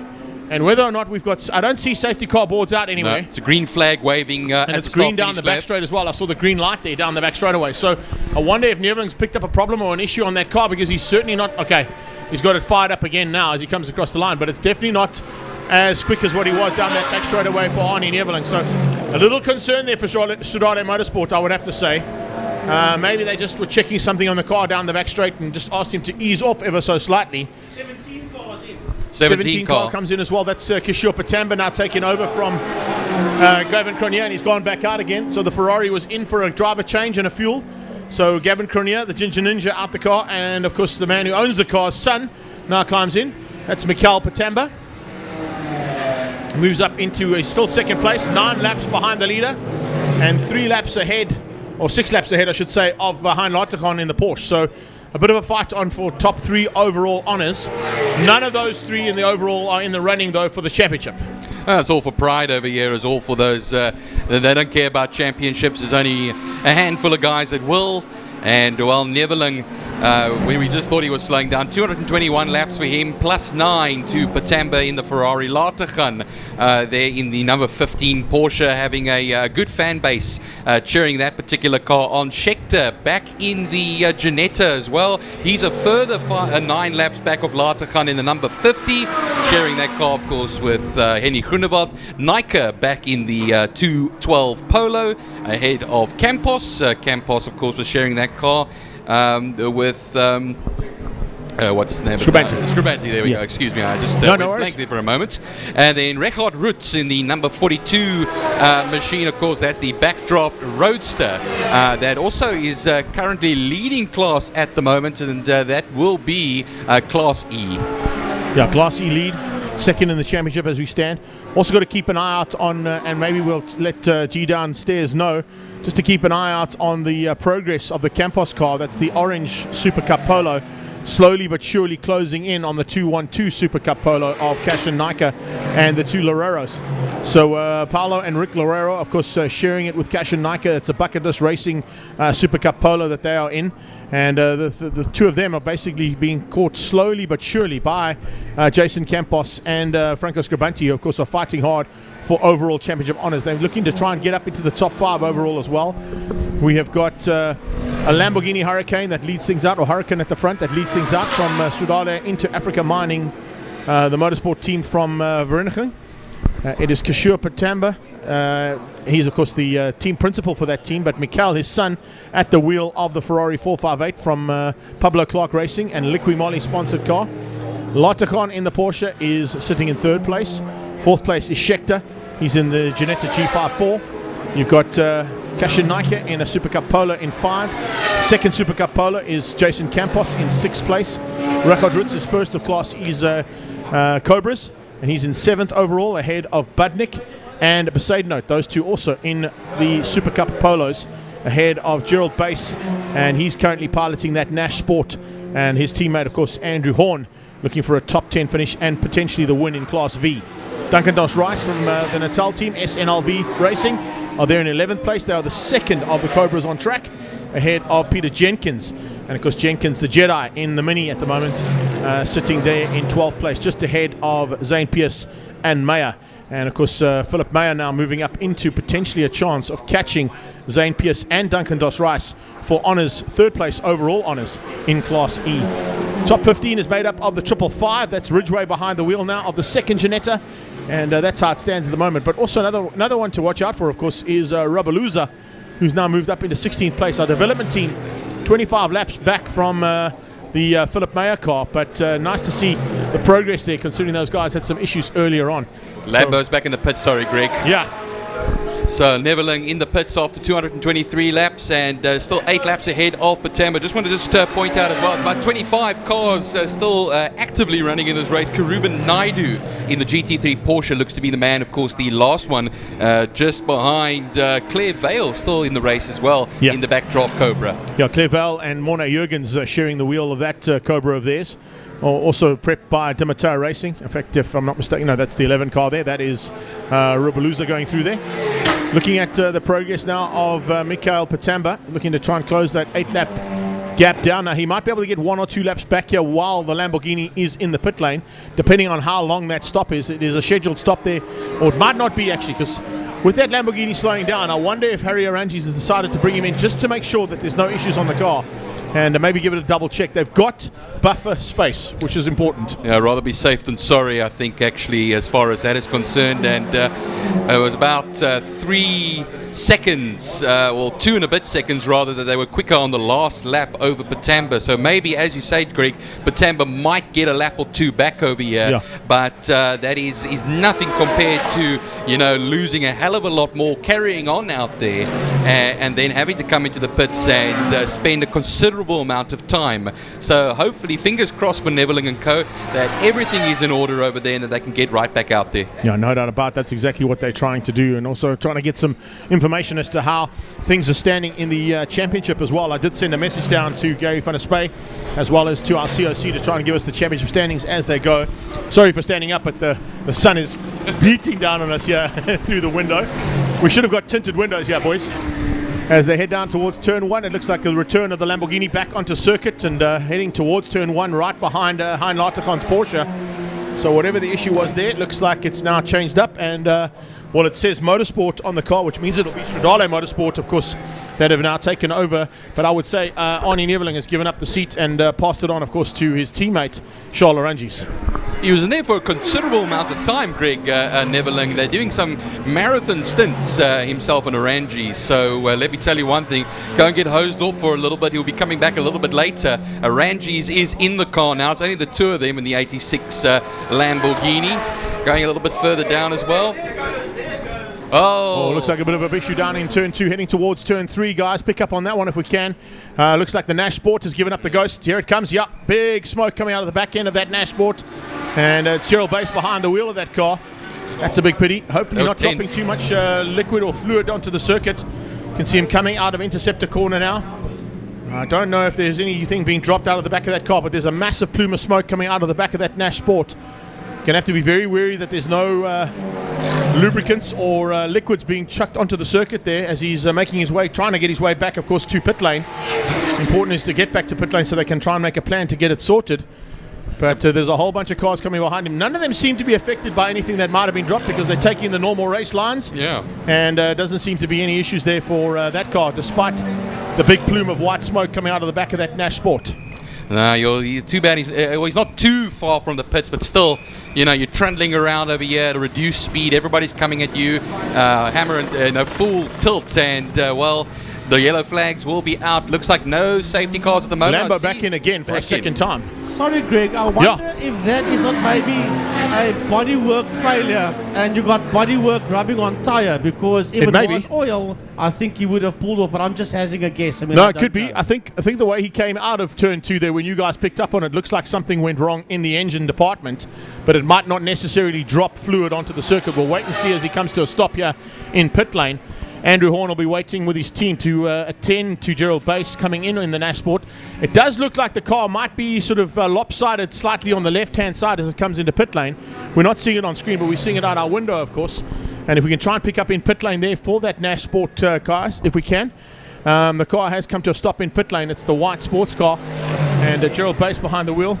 The team come out to have a look. Andrew Horn having a look at the back end. Gerald, Gareth, if you can give us pit lane, if you don't mind, bud. If we can get into pit lane just to watch that car being pushed back into the box and see whether or not they're going to be able to get that Nash Sport special sorted out. Yeah, immediately looking at the left rear there, Greg. So probably confirming what Frank was saying, that there's something rubbing against the body over there as well. Hopefully they can get that pulled up and ready again to get out there. Well, Lamborghini came in again as we saw that Nash Sport special come in. And I'm looking at the way Charles Oranges heads into turn 1 right now. I'm also watching Hein Latergan coming out of turn 3 and 4. But it certainly looks like they've got that Lambo sorted out. Latergan starting to put the pressure on now as well. Starting to pull in the laps that are required. Good recovery as well coming out of the 8-call car. Andrew Rackstraw behind the wheel of that machine now trying to take a lap back on the Ferrari. As we're watching on the back straight away, Latergan's Porsche followed by Richard Rutz in the Cobra. That's the Car Care Clinic sponsored and Luso Cafe Cobra. He's also got Motul as his sponsor there, of course, a long time standing relationship with that lubricant brand. But Richard Rutz and Steve Clark are trying to wrap up this championship, as I said earlier on in the day, and of course they're still in the running. However, they have lost the lead of the race, and remember, with double points up for grabs today, those point differentials between what is now 6th place and 7th place between them and the Campos and Scribanti car could be vital at the end of this one. Yeah, Frankie was just alerting us to the Ligier there as well, currently in 22nd position. And of course, anybody that's tuning in now, just to give you a heads up, that was involved in a second lap skirmish at turn 1, so had to be in the pits for a considerable amount of time and came right back out again. But look at the Charles Oranges, Greg, a 109.760. Nothing wrong with that car at all. Yeah, there's no doubt about it. That's the way we do it. A new lap record set in what is 5 hours and 16 minutes gone, 3 hours and 43 minutes still to go. So certainly, yeah, Charles Arangis has just dissipated any worries or fears we had about the Lamborghini not working. It certainly is with a 109.7 from Charles Arangis. Wait for Henk Laterkant to cross the line as well in the 991 Porsche. Getting a lot of support, as we've been saying earlier on, 8 laps ahead of Scheckter. And then we start with the Polos as well. Nijker and Campos. Richard Roots leading his class at the moment. Budnik in 8th position, also in the Polos as well. I see here's the Mini is back coming out of the pits now after it had been pushed into the garage. And it looks like going to be coming out for another stab at it as well. The number 12 that had been making his way around. And Potts was in the car earlier on. Let me just actually see now where they're currently saying that he's 12th position. Rob Clark, I think, was initially in the car now. I don't know if Potts is going to be coming back out. Well, it says Clark's still at the wheel of the car at the moment in that Mini, so they'll have a bit of chopping and changing that's going to happen. Also, just getting some information from down in pit lane. Thanks, Gary, for that. Gary van der Spey giving us the current standings coming into this race. Campos and Scribanti were on 170 points. Reichardt and Steve Clark were on 171 points. Patamba and Scora were 136. Arangis was on 100. And of course, Laterkant was on 105. Currently, with the points that they would score for the double points scored in this round, it will be Campos and Scribanti with 222. Reichardt and Steve Clark will be on 219. Patamba and Scora on 217. So it's up to Michael Patamba to push as hard as they can. There is a good possibility that the Ferrari team can still get up into the top 2. That's how tight it is with this championship. Oh, well, that's the thing, Greg, because now Arangis and the Lamborghini squad are doing the right thing at the moment, but they cannot, take care of what's happening behind them. So they can just gun for the win at the moment. They just got to hope and cross their fingers that some bad luck falls on some of those behind them. Certainly, that's exactly how this works. I mean, you've seen it in endurance racing in the past, Byron, and it's a sad part of endurance racing. There's always the ecstasy and the joy and the celebrations that happen if you've gone through the 9 hours and done what you needed to do and won. But there is always that heartbreak, and it literally is heartbreak, because you can get to within 5 minutes of finishing the race and it can all go wrong. And we've seen it happen at Le Mans many times as well. A number of years ago, Toyota came within sight of the flag, and they were looking at what would become what would have been their first ever win in the French Classic, but unfortunately it didn't work out for them, and I think they were within 3 laps, Greg, of the finish. Yeah, and I think it's 2017. If they just climbed onto the radio and told, I think it was Takuma Sato was at the wheel at that stage, and said to him, listen, just slow down and get to the line within another lap and just let the other guys pass you. Get lapped. You've got a lap in hand. He just went across the line, and I think, if I'm not mistaken, he went across the line and got to the Dunlop Bridge and had to pull off the circuit because he ran out of fuel. Yeah, no, I think it was one of the previous years as well. He came within sight of the pit lane, and the unfortunate thing is you'd have to cross into the pit lane to get assistance from your crew. But now, just short of the pit lane, they couldn't do anything, unfortunately. And there was a lot of hard luck for Toyota over the years. And then eventually, and finally, in 2018, they won it along with Fernando Alonso and Nakajima. Unfortunately, Kamui Kobayashi, one of the talented drivers out there, has been quite luckless in the past as well, and deserves a Le Mans victory. Yeah, so once again, just a reminder to everybody, I've got some messages coming flying at us all the way, and of course coming out of Car Care Clinic Corner as well. I can see that both Vota and Mal are enjoying the racing here and enjoying what is transpiring into an exceptionally close championship battle that is raging out there. Remember, we've just got confirmation of those points. I'll go through them one more time. If Campos and Scribanti stay as they are in 6th place and the checkered flag had to come out now, they would take the championship by 3 points. Scoring 52 points on the day. They've got already 170 points coming into this round, which give them 222 points tallied up at the end of the championship, which means that championship leaders coming into this round on 171 would lose it, as I said, by 3 points, and Clark and Richard Roots would end up on 219 points. But as I said, both Michael Patamba and Brad Scora are now in the running as well. If they can try and make their way up and potentially take a victory, or just get a couple more points ahead of both Campos and Roots, there is a chance that the Ferrari, who is currently sitting on 217 points scored and 2 points back on Roots and Clark could potentially spoil the day here, like the two Scribantis did last year, coming into this round, scoring the double points and taking the championship, Franco and Silvio. Yeah, never count out the Scribantis, I can tell you that much. They've been in motorsport for many decades, many generations of racer. BMW on the outside of Car Care Clinic there. So the BMW, unfortunately, it's an E35. Number 17, not number 17, excuse me, my mistake over there. That Lotte, 135, there we go. 135, my apologies. Yeah, Lotte behind the wheel of that car as well. That's the Kalani Spares BMW, and parked on the grass and gravel at turn 4 Car Care Clinic corner. That might require a safety car period. Yeah, a very good possibility. Also coming in here in the closing stages as well. A couple of comments that have been thrown my way. Big welcome to my queen. She's back in here having a good squiz at what's happening. Also seeing Shamal Kassis come in too. Great to have you. Roy Gardner, as always, he always comes and joins us. Willie Adlam is there too. He would have loved to be there. And of course, he's been a seasoned campaigner in this class all the way through. Trevor Noble, once again, back again. And great to see Burnley Arangis watching her man set the fastest lap there, 109.760. And Tracy Lee Stephen has also joined us there as well. So all the way from Port Elizabeth, coming in and picking up on the action here from the Kalani International Raceway. And we are going into almost 3.5 hours to go. Absolutely mind-blowing to think that we've been out here for nearly 5.5 hours and we're still not even close to the end. Well, the Ligier came back into the pits as well. Michael Jensen is now behind the wheel. Andrew Rackstraw is taking a break, and they'll be much more down in 22nd position. 11 laps ahead of Tony Martin in that number 7 backdraft roadster. Karuban Naidu still in there as well. Unfortunately, I do see a red square next to Claire Vale, so hopefully she hasn't, for the time being, exited the race. Oh, that's going to be a bit of a pity there for Vale and for Morna Jurgens if that's the case. But we'll just keep an eye on that. Maybe they're just in pit lane doing some damage repairs. And remember, they have to be out on track, and you have to come across the line and take the checkered flag to be deemed a finisher. This is not based on percentages of laps completed. They don't do any percentages. You have to complete the 9 hours of racing by crossing the start-finish line and going through the checkered flag, which of course will be waved at night.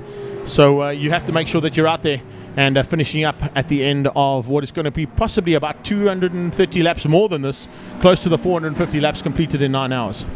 Well, we are at 233 at the moment that Charles Rangis has completed. At this time, you'll see the yellow flags are waving. Of course, that is for the BMW that is parked on the outside of turn 4. They'll all make their way through there, so under caution, no passing through that section. And well, as I say now, 3.5 hours left in this 9-hour endurance race, well and truly into the second half of this race. Going a little bit further down, 15, Tim Riddell in the Janetta is currently in 15th at the moment. The 555, of course, sharing that with Dr. Greg Mills as one of the drivers as well.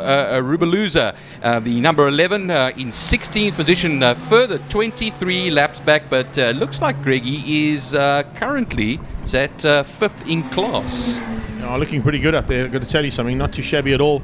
And possibly going to be looking for a chance to make his way slightly higher up in the next 3.5 hours of play, because there is still 3.5 hours to go in this race. And under safety at this stage, it means that guys can make up ground if they can. And guys coming into pit lane, like we're seeing with Scribanti and with Campos, if we can get into pit lane there quickly, as our Haval safety car is deployed from the Exeter pit lane. We can shoot down there, maybe the camera a little bit further down, guys. We can see our leading championship contender, Jason Campos and Franco Scribanti, having some work done to their car, possibly coming in for a tyre change, definitely a driver change. As you can see, drivers getting in and out of that Polo a little bit further back. Can we zoom in a bit on that camera by any chance there, G, if possible? Just try and pick up on the action that's happening with that Polo down the pit lane area, if we can. I'm not quite sure if we can, but fortunately we are seeing that they are in pit lane and a driver change is taking place there. Jason Campos going to be handing over to his teammate Franco Scribanti. And you can see even Jason Campos doing some pit lane activity himself, having to climb out the car and clean the windscreen. So that's how dedicated those two drivers are. They're not afraid to work on the car themselves to get them out as quickly as possible. There it is. There we go. A little bit closer. Thank you for that, G. And coming straight into the thick of the action out there, you can see tyre change is required. Some new Dunlop's going to be slapped onto that machine. Cooling fan at the front there as well. Make sure to keep it nice and cool. No overheating. refuel have done on that car as well. Of course, they've got to refuel that car, and they refueled it through the front door. So they have done the modification to give it a slightly bigger tank. I spoke about that earlier on with Francois. What a lot of the Super Cup Polos did initially was come and participate in this, but ran in the sprint setup. And what they found was that the cars became exceptionally hot, first of all, so they had to try and modify some air intakes for the drivers to cool down, and they also had to give them slightly bigger tanks because they would not be able to run. They'd keep having to come in all the time to refuel the cars. So it looks like that's exactly what has happened. Looks like Jason Campos is a seasoned campaigner. Does he work at a Total or possibly an engine shop down the road there? Roy Campos, if you can give us some insight there, because Jay's got this down. He's got it waxed in terms of his ability to clean a windscreen. Well, Andri Strydom is first saying thanks for the live stream from Roodepoort in Gauteng. Divan Wenzel was saying lekker Francois and Frankie, and then Bradley Johnson was saying, how's it, Magoo? So Bradley's giving you a big hi, hello. Yeah, what's up there, Brad? Good to see that. I see a couple of other comments coming in there as well. Vili Adlam has joined us all the way from Polokwane. He would have loved to have been here, of course, and loves getting involved in any race action that he can be in. And Berna Lee also saying that she's loving it, and thanks for the commentary, guys. Seeing her man go and do a 109.7 when we thought that Lamborghini was not working. Clearly, we were mistaken. I'm not sure why we're going so slow under safety car. That safety car is going exceptionally slow down towards Cape Town corner. Maybe we can try and see exactly what the concern is there, because the trail of cars is going very, very slowly behind. And I don't know if we've got a change in safety car driver. I know there were 2 teams, or actually 3 teams working as the safety car teams here. But it's certainly a lot slower than what we've got. And you can't afford to go too slow in that safety car, because it's going to get these cars overheating. Yeah. Well, that BMW is back in the pit area, so it went back into the garage, so hopefully you guys will go green shortly. Yeah, no, these a few red faces, I think, as Greg is going to be pointing out here, they're going incredibly slowly, and they're not going to be too happy about that. However, hopefully the safety car won't last too much longer.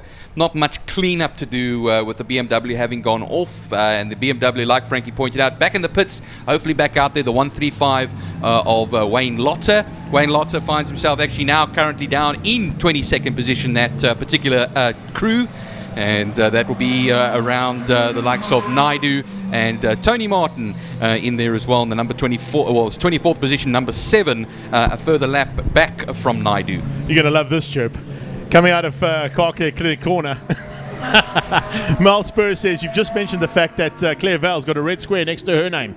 Well, Mel's got a red square next to her name as well. But it's the other alcoholic beverage known as Red Square. Love your work, Mel Spur. And, of course, love all of the Car Care Clinics. It's support you've given to the circuit.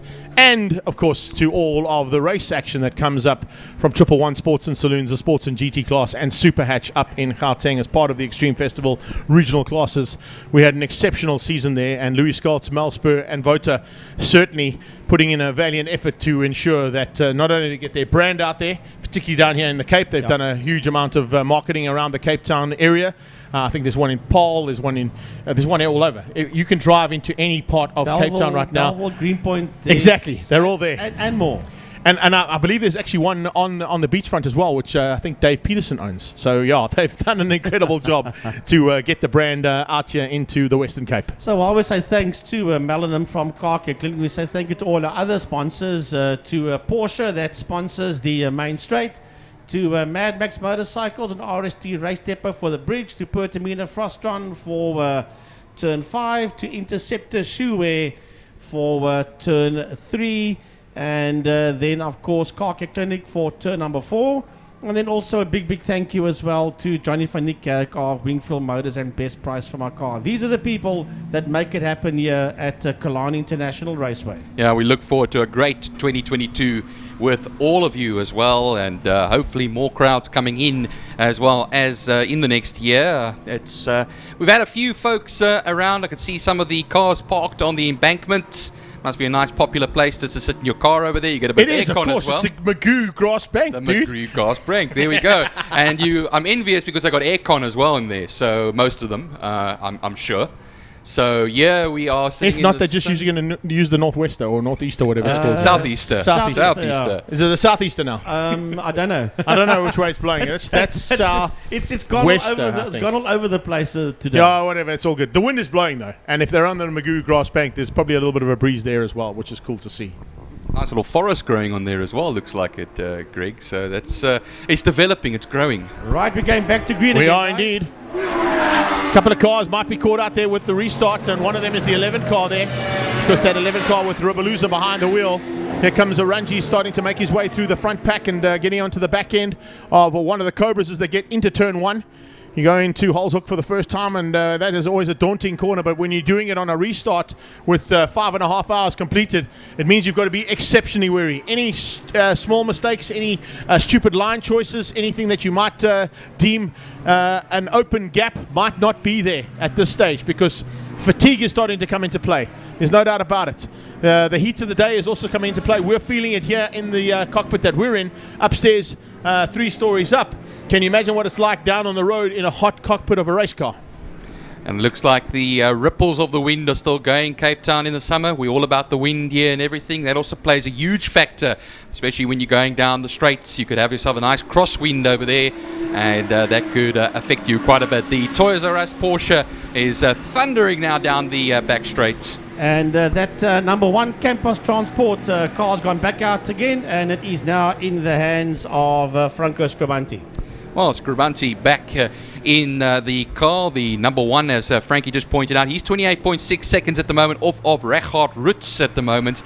And Reghard Roots in the number 42 is currently in that 6th position, the leader in the class. You have to go down to 10th position over there to the number 21 of Van Heerden, who's, of course, in the Backdraft Roadster, who's 2nd in class at the moment. And then, of course, earlier on we had the troubles that Bays was having as well. Did he actually go back out, Greg? Yeah, he's back on track. Yeah, they got it all sorted. He got back on track. But I don't know if he's actually on track at the moment. I think he might have come in for another check-up there, because I'm not seeing that Nash Sport in the train of cars heading through turn 2, 3, and 4. He might still be in the pit box. So they're doing a little bit of work there. Yeah, he's still registering in 11th place, but he's now 4 laps down, so he's lost 2 laps underneath the safety car there due to that little bit of engine issue. Hopefully it's not terminal. Yeah, I still got another 5 laps over Jenkins, who's currently in the Mini at the moment, so we'll see what it is all about. He is now then in 13th position. Of course, Pierce is currently in 13th position. That's the number 2 machine, and of course the number 2 machine is the Backdraft Roadster. Backdraft Racing with Zane Pierce, Gareth Pierce, and Grant van Schalkwyk, another man, of course, who used to race Group N's many years ago. And also Modified Saloons.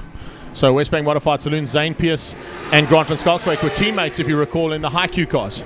Yes, and I remember the High Q cars. We're talking about almost, almost 20 years back. Yeah. 20 years back, yeah. Zane Pierce, of course, also renowned for his high-speed run in the Dunlop-sponsored drag car on the flat pans, set a new land speed record here in South Africa. And, of course, he's also was pushing hard to try and start what was seen as the V8 trucks that NASCAR run. And he tried to do that here as well. Didn't quite come to fruition, but was definitely on the high side of that, trying to get it all sorted out. It would have been really cool to see have a couple of V8 trucks running around here. Well, Tony Martin in the Backdraft Roadster as well, just like Claire Vale, looks to be stationary at the moment. The number 7 car, having completed 105 laps, and is probably now in the pit lane area. So that makes Naidu in the number 69 machine the last car to be running, and of course that will be the 23rd position, and that was going to be 9 laps back from Lotte. Lotte is now in the pits, getting that car hopefully sorted out, and then a further 4 laps forward is Bester in the 262 machine, and of course that's the DWT Team Petsy Racing a Backdraft Roadster, sharing it with Edwan Bester and Haram and Baron Pretorius. Yeah, very nice little team there as well. Also been a sort of consistent team all season long. They've had some ups and downs, there's no doubt about it. Desi's Raceway, they went really well. East London, they went really well. We actually followed them all the way to get down in East London. We kind of tag teamed with Roy Aubrey with the Haval Edenvale Porsche. that car unfortunately wasn't able to participate this morning in the 1 hour endurance race after his first time out at Killarney in a long time. I think it was lap 2 of the practice session on Friday morning, and he was unceremoniously taken out by one of the Shelbys heading into turn 5, completely destroying the front end of a Porsche. Even drama in practice, let me tell you, Greg, endurance racing. Thank goodness he stuck around as our sponsor of the safety car and pace car and didn't drive them home too. And we want to say a massive thanks, of course, to Roy and his team from Haval Edenvale and all the Haval dealerships around the country who have supported him in his endeavour to sponsor the safety cars and course cars for the South African Endurance Series. Also rounding it off for that section as well, just nearby Bester as well. 2 laps back is Bester, but the 311 of Snyder's at the moment. That's the Wright Motorsport Cobra, the backdraft roadster. And he's going to be, of course, Stephen Snyder's in the car, Mike Ferrier, also one of our very well-known Cape Townian sports car drivers, Mike Ferrier, and he's, of course, Cole Powelson sharing that car with him. So you basically have these guys now that's, of course, 20th and 21st, but in class, and, of course, that is the E-class. They are currently looking to be 5th and 6th. Yeah. With Tony Martin, like I say, currently stationary at the moment, so hopefully they can get sorted out as well. Yeah, I don't know if they're going to get that car back in. Remember, he had a big blowout coming out of turn number 5 and parked on the sideline. They had to pull him back in. I know that Backdraft have brought a whole bunch of spares along with it, to the tune that even the 77 car of Kutsia, who's at the David Kutsia, is at the wheel of that Dimitar Racing car of theirs. Dimitar Racing had a big incident yesterday coming out of Car Care Clinic Corner. And I think it was actually David Kutsia was at the wheel and put the Cobra into the back of the wall and destroyed the whole back end of the Cobra. They went down to Tony Martin and to Brian and said, listen, the car's completely destroyed. What can we do? They said, we've got a spare one in the back of the truck. He said, bring it. So Franco de Matteo then pulled out that black machine. They transferred all the machinery that they wanted from their car onto that because of some changes they did to suspension and that kind of stuff that they've done to create a car for Julian Familiaris, David Kutsia and Lorenzo Gautieri to have a go at. And of course, with that build overnight, it was sort of what Franco de Matteo did at the hill climb when he destroyed his Black Cat. Went off the circuit completely at the hill climb. We thought the Black Cat and the Deltec Batteries Jaguar was completely wrecked. Next morning, it's on the line, and by the end of the day, was in the top 10 shootout. Lovely, lovely. It's when everybody comes together and put something together that guys that look like they're originally not going to be able to make the start end up making the start. That's what motorsport's all about. And more importantly is to try and make the finish, because today you have to make the finish in order to make sure that the championship points are in the bag. Right now, there's no change in the championship other than what we've seen in terms of Roots ahead of Scribanti, but that was due to the fact that they came in for a pit stop. So that chopping and changing between Roots and Scribanti is going to continue all race long. And I know that you can see how hard Franco Scribanti is pushing now as he comes across the line. We're watching down the back straight away all the action into, of course, Cape Town corner with the aid call 247 Ligier making its way back up into the top 20 now. 19th, yeah, altogether. So a lovely fight back. About a few laps ago was 22nd. So a few of the casualties helping out there, I think, as well for the Ligier. Definitely. As he comes down towards turn 1 again, watch out for the pace. We've seen almost equal pace coming out of Jensen and Adcock when they're behind the wheel of that car as a team. Remember, they were champions in this category a couple of seasons ago, so certainly know what to do.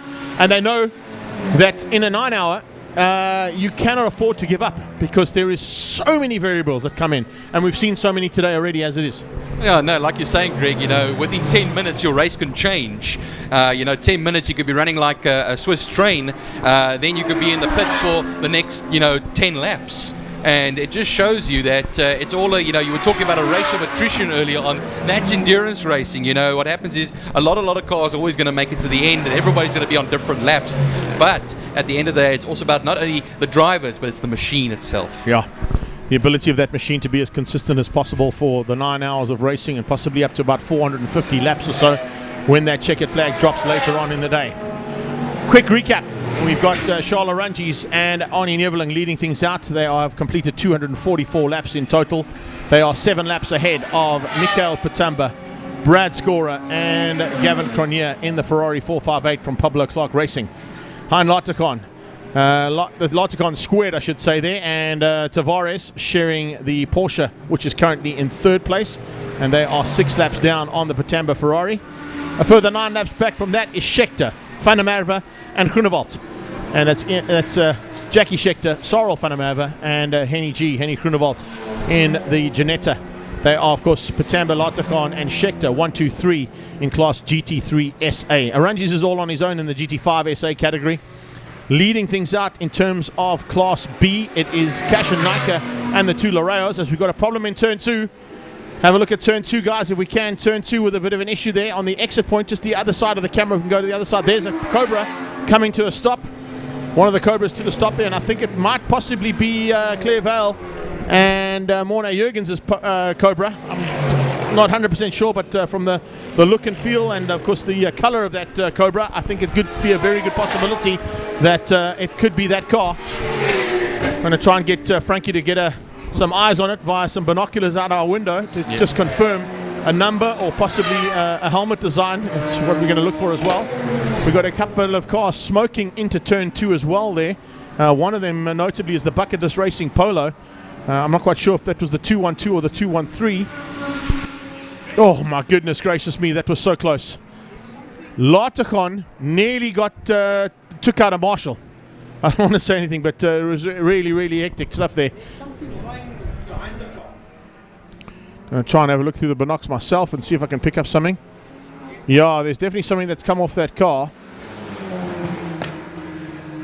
And if I look at the helmet design and the overall, good possibility that is Morna Jurgens. Yeah, and they must have just come out of the pits a lap or two ago, Greg. Or around about then, because I saw them back on the screen again in 25th position. And like Frankie was seeing through the binoculars, and yourself as well, Greg, something lying on the grass over there as well. Yeah, they've moved it out of the way now, so something must have broken on that car completely. Possibly the exhaust, maybe the fuel cell's come off. It might be the fuel cell there, Frankie. Might be the fuel cell that's bottomed out as he came off the circuit. But I'm not 100% sure, but from what I could see through the binoculars, it certainly looked like it may be Morna Jurgens at the wheel of that car. So we've got a safety car again. Understandably, due to the fact that we had cars and marshals running across the circuit. And in fact, I can't tell you, Frankie, I don't know if you saw it, or Byron, if you saw it, how close that marshal came to the front end of that Porsche. It was actually quite scary. But we won't harp on that too much, because they are doing their job. And of course, they're out there to make sure that all of our drivers can have a safe day's racing. But you've also got to take into account you cannot risk your life to get across to a car that isn't really in harm's way and isn't really in any form of danger. Right, we're getting a massive look at Graham Nathan, one of the biggest men in motorsport, to Andre Besaidnout saying, let's go. You've got to push. It is safety car scenario now, so let's try and bridge that gap and get right underneath the tail of that Haval H6 from Haval Edenvale, and of course supplied here this weekend courtesy of the guys down in Tableview. Right, so we're under safety car right now. It gives us a chance to catch up with a bit of pit lane action. And down in pit lane, let's catch up with Gary van der Spey as he has caught up with one of the drivers in pit lane.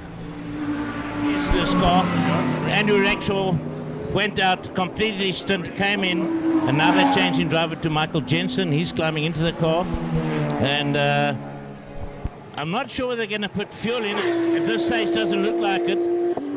But I think Andrew had reached his double stint time. So that's what we're doing at the moment.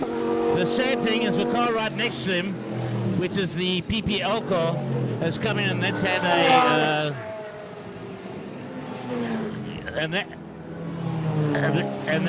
has got a gearbox and a diff change. And then the little Nash of Andrew Horn, and then I've also come into the pits. They had a left back wheel vibration early on in the race, and they've come in here with a wheel missing, so hopefully the upright and the bearing hasn't shed off and caused all sorts of damage out there. And Greg has got some interesting point scenarios, which if he hasn't mentioned it yet, we'll mention it later. Thanks, back to you guys in the tower.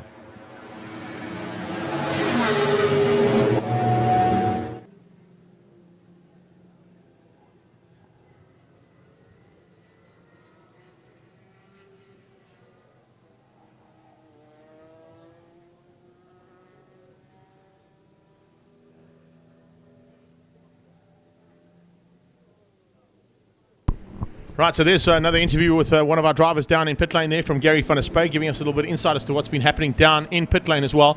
Frantic activity could be expected in pit lane, considering the fact that we're under safety car again. We saw a lovely view of that Ligier being refueled as well, and all the servicing work that goes on that particular car, which is always wonderful to see on the images. Thanks to our crew as well once again. Looks like Gary's got another interview lined up down in pit lane as well, so let's maybe shoot down to him again and pick up on some action in pit lane. Right, the potential championship. Guys that could crown it have now coming for their pit stop. This is was coming in the number 0 car. That is the Polo Cup car. Current lying P2 in the championship. He'll be climbing out, and Franco's going to get double checking things. They're busy fueling at the moment. But for 4 tire changes. So do bear with us. Okay. Jason's out. Franco's looking, climbing in. Looks like Jack and Beauty at the same time. We've got quite a few camera crews filming this. It's a very interesting part of the race.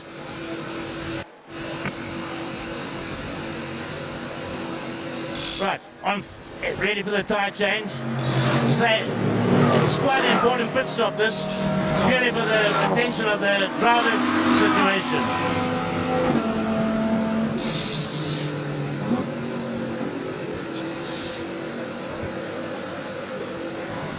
Because as I said at the moment, with the driver's points in that, should all come out equal. He's got to win the mere 2 points, but it's starting to put a lot of pressure on these guys. They've got to make sure they stay ahead of the clock car, which is the number 42 Backdraft. As they get in there, right, they're all finished with that. Tires seem to be all done. Finished talking.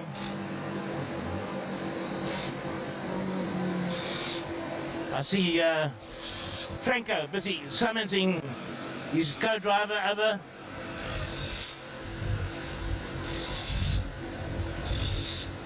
All right, round he goes.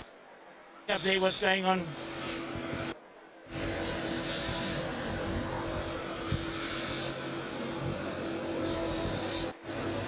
Franco's got a couple of bugs in the screen.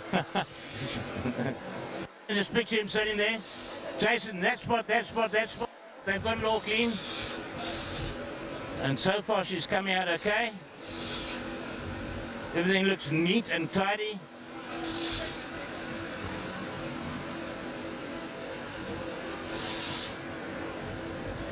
And I know it sounds sad, but when you wait for this, okay, they're being ready to fire up the car. Right-hand side wheels going on. And these guys should make it out there pretty soon.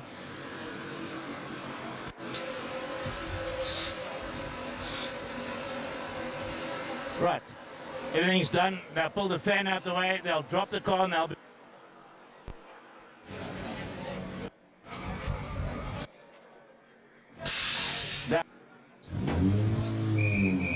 And out she goes. Right, so this is where the race is. These guys are running for the championship, and they've chosen a good time to come for a spin.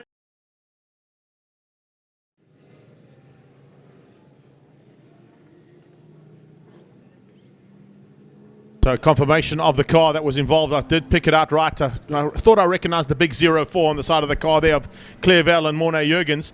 The thing that was sitting behind the car, Frankie, was his back left wheel. That back left wheel came off completely, and that's why you can see them holding that car, and it snapped off on the suspension arm by the looks of things as well. So maybe some work to do for the team, as we're under safety car scenario now once again, due to the fact that you can see on screen Morne Jurgens had to retire his Cobra on the exit point of turn 2. They might be able to get that back and repaired. There is still enough time. We're sitting at 3 hours and 9 minutes to go. And a fantastic race so far that we've had, but also getting some feedback all the way from Ile de Marie. Fantastic to see that my baby girl who used to sleep under the stairs, Kendall Jarvis, is watching us all the way from Mauritius. And Craig, yes, you are certainly missed you today, buddy. Thank you so much for jumping on and having a quick chat with us on the live stream feed. And, of course, sending us a little lots of love from Mauritius. We certainly missed you here today. I know that you were supposed to be here. It would have been great to catch up again, but to Kendall, my baby girl, thank you so much for your support too. I hope you've enjoyed all the action that we've brought you here today. I know that you're a big motorsport fan, particularly if Daddy's racing. So there you go. A little heads up from all the way from Mauritius. What is that? About 750,000 Ks that way. I'm not quite sure the distance. Somewhere around here, just pointing in all directions. Yeah, you go past Cape Town, Table Mountain, and then just keep going. Look, and Greg, you'll eventually end up in Mauritius. Greg, if you circumnavigate, I just mentioned Jarvis now. Yeah. If you circumnavigate the Earth, you'll bump into it somewhere. At some point in time, you'll get there. Yeah. Yeah, I think at one point in time, I think I might take up Craig Jarvis's offer to come and spend some time on that magnificent island. I might jump between his house and Lee Phillips's house and spend some time there with him. Maybe I can bring the family along for the ride too. That's when I make my first gazillion, which is highly unlikely. But yeah, Craigie, thank you so much. Peter Maloney's joined us as well. How's it, Pops? Hope you've enjoyed us. Right in a safety car scenario, due to the fact that one of the cars that you were supporting, Claire Vale's car, unfortunately lost the back left wheel. Morné Jurgens literally driving the wheels off that car. Well, there's some good news, and Frankie had a big smile on his face early on for the 135 BMW. That's back in the race. There we go. You see, there's no explanation needed, Frankie. You don't have to go and justify why you love that BMW and who drives it. It's you're glad they're back in the race, and that's what it's all about. So. Sort of a local team. So, no, it's wonderful to see as well when cars get back in the race. Karuban Naidu, number 23rd at the moment, number 69, the GT3 Porsche still in the race in the GT3 SA class. And 23 of the cars are, well, not 23 of the cars. It's a bit of a patchy field because some of them have stopped completely. And while some of them, of course, still have a few laps on those who are running at this time, like Edwan Bester, having completed 131 laps over there, is still ahead of Naidu. So as the laps tick down and they stay in the pits, they will catch up eventually as they come down to Car Care Clinic Corner. Sorry, out of Car Care Clinic Corner, onto the back straight into Pertamina Fastron. Steve, come for Greg. Nadia, come for Greg.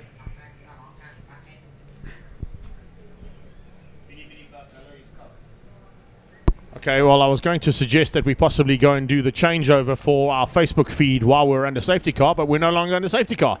So that's not going to work out, is it? Green flags come through, and we are back and racing. Heading down towards Holzhoek yet again, led out by the Janetta, currently piloted, I think, by Jackie Schechter. Behind that is the Mini, and that'll be Caution Naka, I think, behind. No, it won't be Caution Naka. It will be either Rob Clark or Richard Pott behind the wheel of the Mini. He's just been overtaken by Andre Besaidnote down into turn number 2, where the incident took place a little bit earlier on. But yeah, we are going to have to, unfortunately, kill our Facebook feed. YouTube will still be running, so if you want to continue watching and you have the ability to get onto YouTube, get onto IMUSAT or onto just search Cape Town 9 Hour or Cape Town Motorsport Festival, and you'll be able to continue the action without any delay. So we are going to have to, unfortunately, shut down in the next couple of minutes just to switch over. And okay, they're all ready to go. I just want to let everybody know we're going to just shut down the Facebook feed for about 5 minutes. I will come back and let you know once we're back in again. And of course, just keep your eyes on your Facebook notification, because you'll get a notification stating that we have gone off. And in about 5 minutes time, you'll see the notification saying Cape 9 Hour Part 2, and then just jump on once again. So for our Facebook viewers, we'll see you in a few minutes time. We'll keep the commentary going because YouTube does not slow down and does not stop. Well, the Mini having a go at the Ferrari there, looks like a Greg. It's Michael Pertamba coming across the line. Now 7 laps down on Charles Arangis in the number 12 Mini, down in 11th position, 9 laps off of Van Heerden ahead, and that of course is in the 11th position 4.2 seconds ahead of the number 2, which Pierce is behind the wheel now at the moment. Pierce is currently 3rd in Class E at the moment. Van Heerden in the 10th place, separated by Jenkins, which is about 19 laps. Okay. Almost over there, or 9 laps. I want to jump in here, if you don't mind. G is Gareth down there. Just keep an eye on. Let's keep the shot because we've got a very big battle on for the championship here. Record Roots coming through shot right now, and 4 cars back is Campos and Scribanti. So it's now less than 0.9 of a second between our 2 championship rivals. That's the 1 car. Just further up the road is the grey Cobra, and it looks like we're going to be in for a bit of a fight. In fact, I think he's got through on that. No, he hasn't. He hasn't got through on the Cobra. He's closing on that Cobra. So let's just stick with that battle if we can, Gareth, down in our production studio, because there is a big fight on here for the championship. And of course, there was only 0.9 of a second between Roots and Scribanti. Scribanti's closing in on Record Roots. There could be a change up here for the championship lead again. As we come up now to 2/3 distance in this race, 1/3 remaining, as it is 3 hours. The Ligier on the move as well, coming across the line and making his way past that 135 BMW. And the Ligier coming up was 19th at one stage, but if I look at it now, I think it's going to be 19th still, yes. 3 laps off of Coetzee. And the 101, of course, as well, in 17th position of, that's Ernst Viljoen. I think it's still in that car. Yes, it is. A man who was quite a regular at the WPMC karting a number of years ago and has raced many forms of motor cars. And it's good to see Ernst Viljoen back. I think he's in his 50s now. It's great to have him part and parcel of this event as well. But just watching out for that battle. That is the Campos and Scribanti car coming out of Interceptor, heading up towards Car Care Clinic. And as they come out of Car Care Clinic, Record Roots is already on the back straight away. He's pulled about 10.5 seconds now. And he, of course, is heading down towards turn 5. So it's literally the length of the back straight that separates the top 2 in the championship. That is so, so close, considering the fact that we are into about 3 hours to go. Can't believe how well this has turned out and what a championship battle it's turning out to be. Because if Record Roots stays in that 5th place and Scribanti and Campos stay in 6th place, they will take the championship. Record Roots will win. But if it swaps out just at one position, it changes to that 3-point differential, and that is just heartbreaking, absolutely heartbreaking. This shows you that 3 hours from the end of an endurance race, we still have a championship on our hands. We might have it 5 minutes from the end still as well. Who knows? That's what endurance racing, the excitement of endurance racing is all about over there as well. But yeah, so Charles Ranchis, 254 laps completed. The last lap time of 1:12.380 compared to the 1:12.908 of Michiel Patamba, but still the fastest lap time of 1:09.760. When we thought they were having troubles, they were putting in fastest lap times. I've got to say, an amazing job there by Z, our production producer downstairs that's handling the changeover from our social media platforms. Within 2.5 minutes, we're back live with part 2 on Facebook. So great job there, Z. Thank you for that. And hope you're enjoying all the action as you're watching from wherever you are. I'm not quite sure where you are because I didn't see you downstairs like last year. But yeah, we're back on Facebook. We're back where we've stayed on YouTube. And we haven't lost that. And we're slowly but surely seeing this championship starting to open up here big time. Scribanti is pushing hard there in the Campos Transport. And of course, turn 1 insurance car. He runs a little bit high and wide into Cape Town corner. But that's how hard he's pushing. He's trying to get the...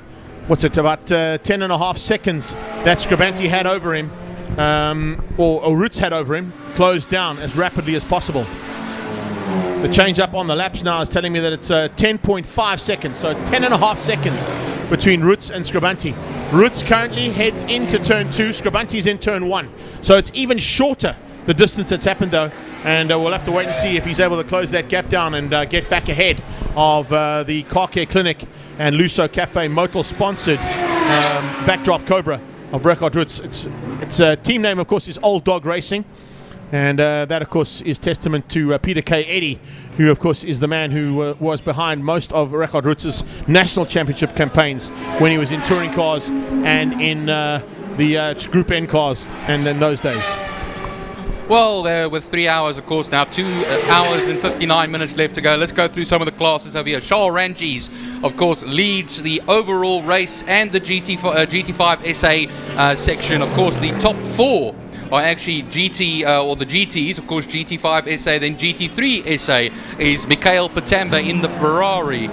He leads the way, he's second overall at the moment. Cashin Naika leads Class B in the Polos. Rechard Roots in Class E currently leads that in the number 42 machine. And leads the championship. And leads the championship at the same time as well.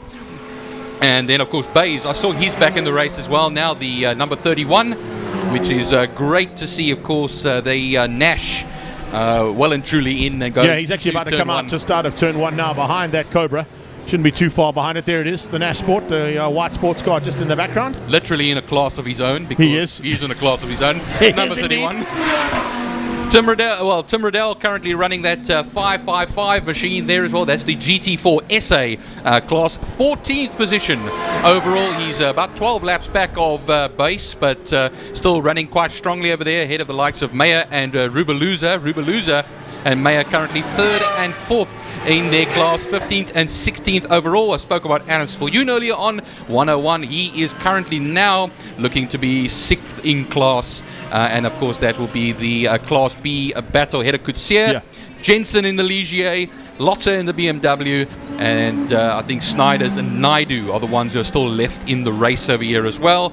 21st and 22nd. And that I think is the GTC, one of the GTCs that are still left in this race. Of course, there's 4 of them altogether. He's just got quite a gap between himself and the top 3 in class. Great stint with you, buddy. Thank you so much. I'm going to hand you over to Francois and Frankie for a little bit as well.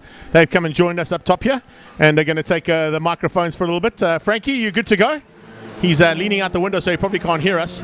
And I will hand you over. Of course, going to hand first of all to Francois to take over before I hand back to Frankie as well.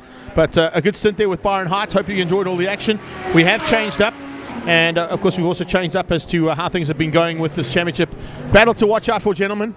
Roots and Scribanti fighting hard. Only 8 seconds with them now. And that is the championship battle. If Roots stays where he is right now, he is champion. If Scribanti and Campos catch him and pass him, they will take the championship.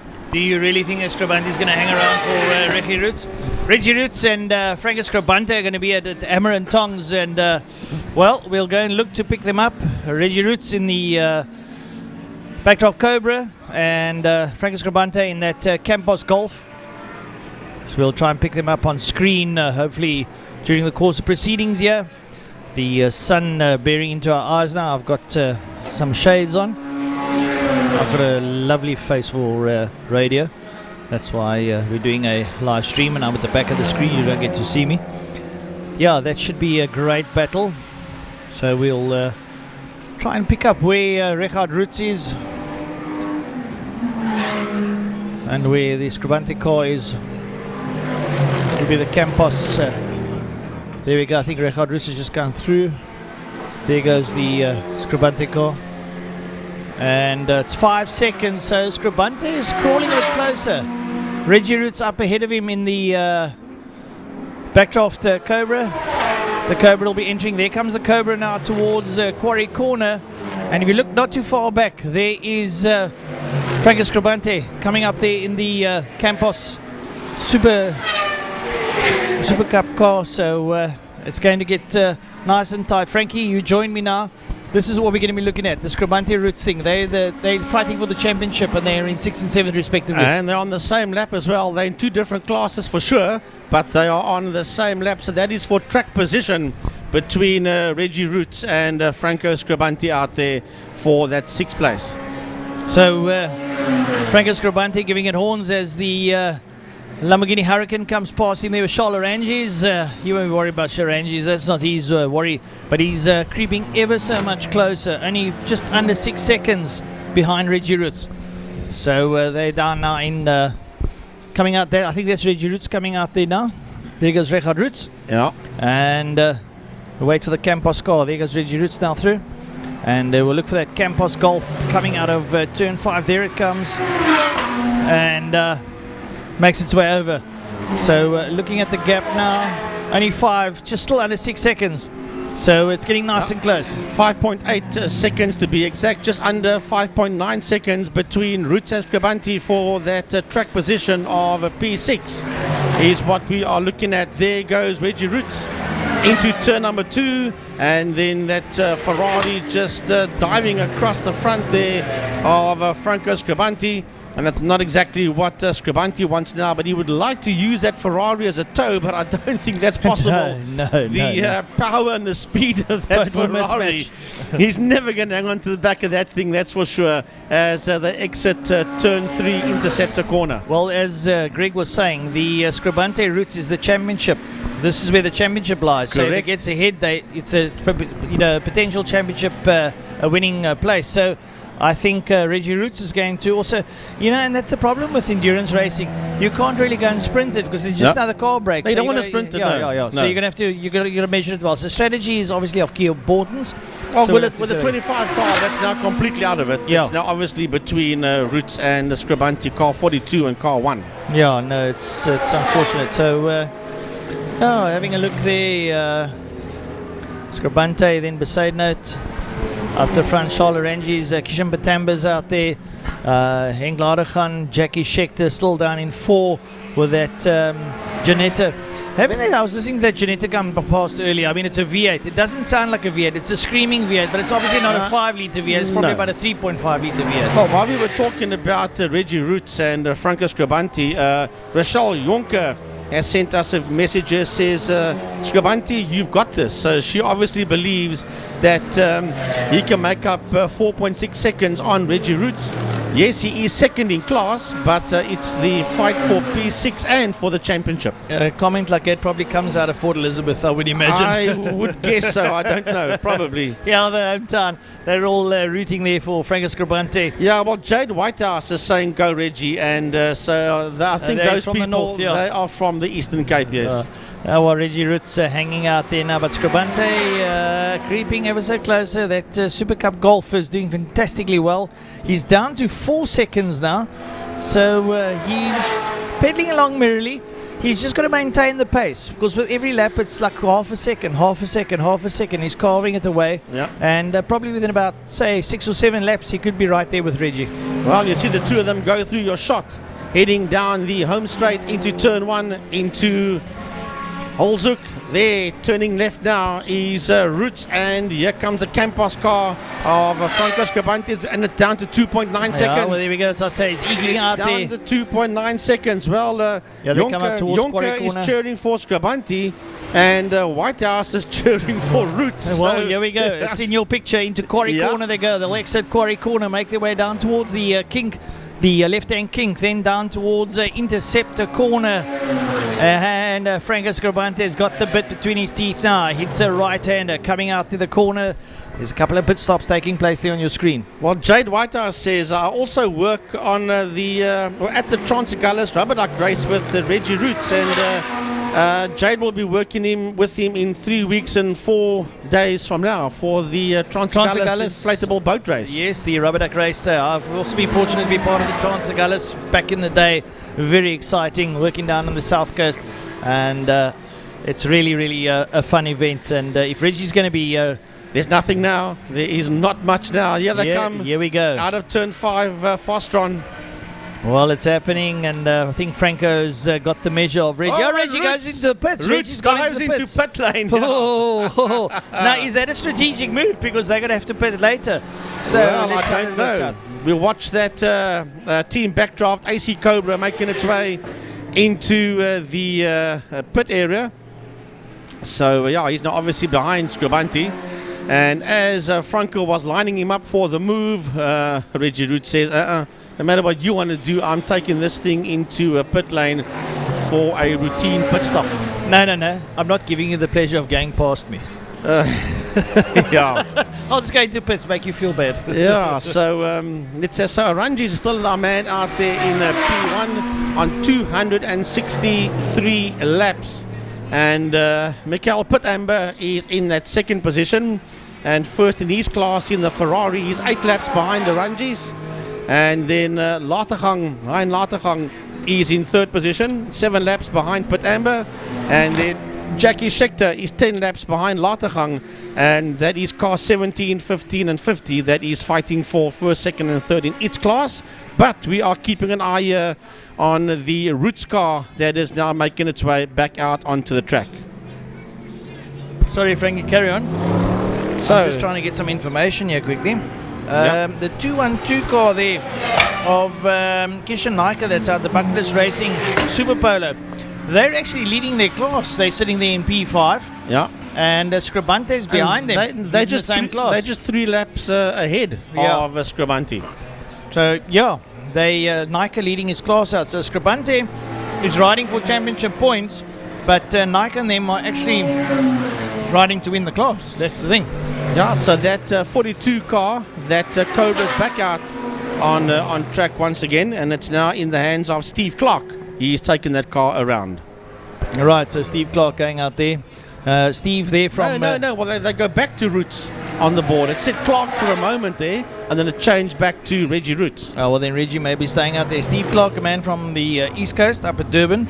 Great guy. He is out here for the weekend. So nice to have him out here. He was with us last night. We're having a little bit of a social, and what a great guy. So the car's now making their way. There's the Janetta going down into turn 5. There comes the... Polo there of Franco Scribante. He diving down into the Tamina fast-run corner. And coming towards pits, is this the Janetta? Is that the number 5, 0 Janetta of Schechter? Yeah, he'll be bringing it in. I think Sorrell's going to take over. So if our producer can pan down the pit lane, it looks as if it's the 50 Janetta that's in the hands of Jackie Schechter.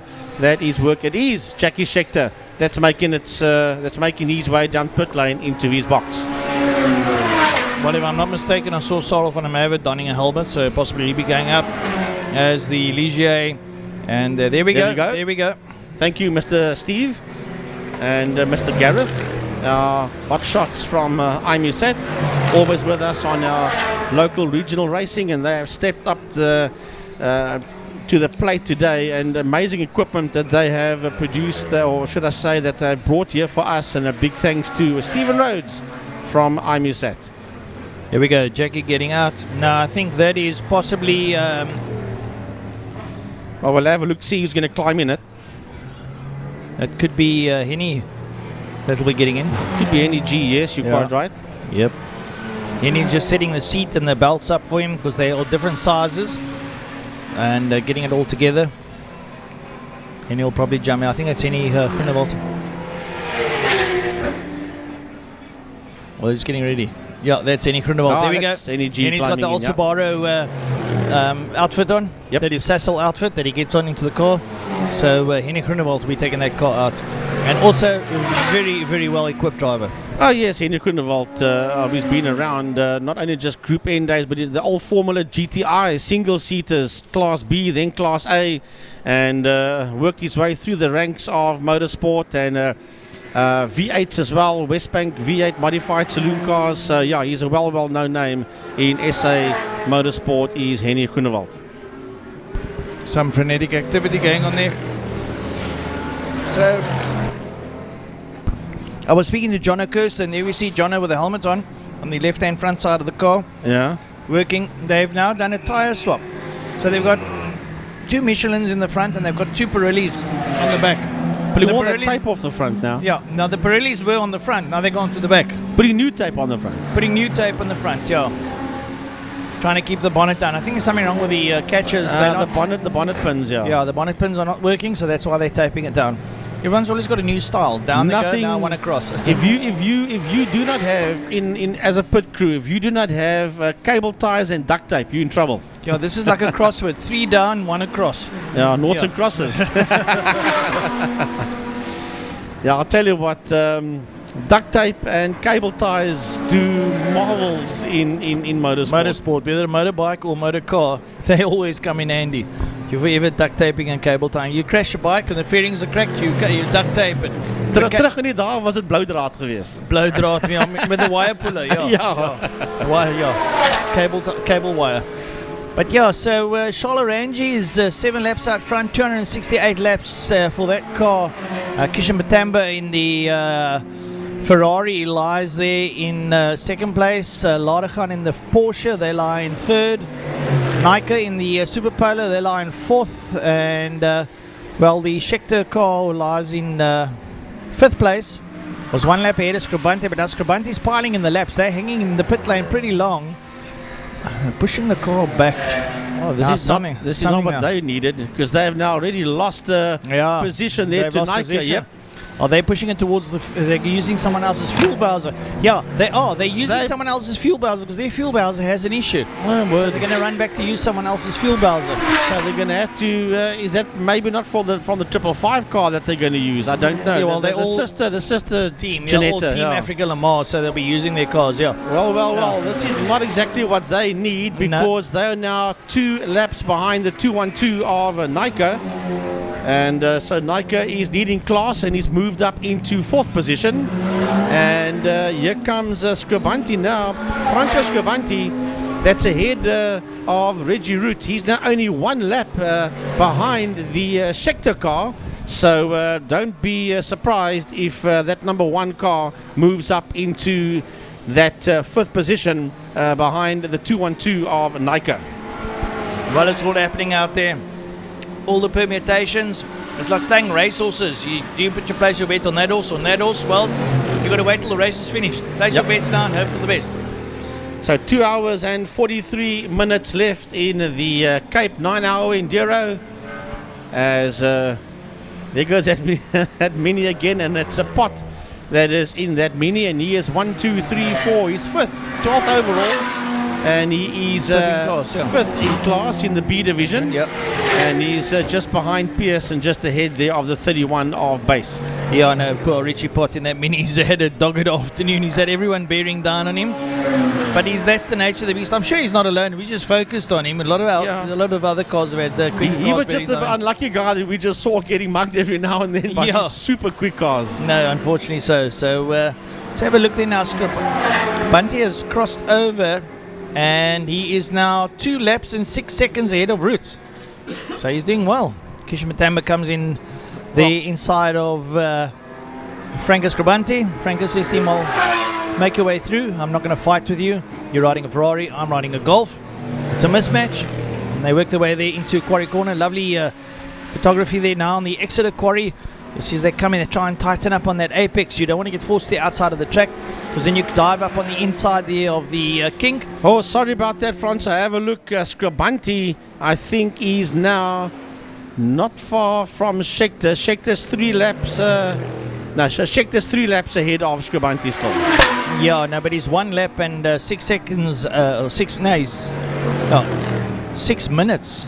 Can that be? No, that can't be right. No, that can't be right. 6 seconds. 1 lap and 6 seconds ahead there now of Reggie Roots.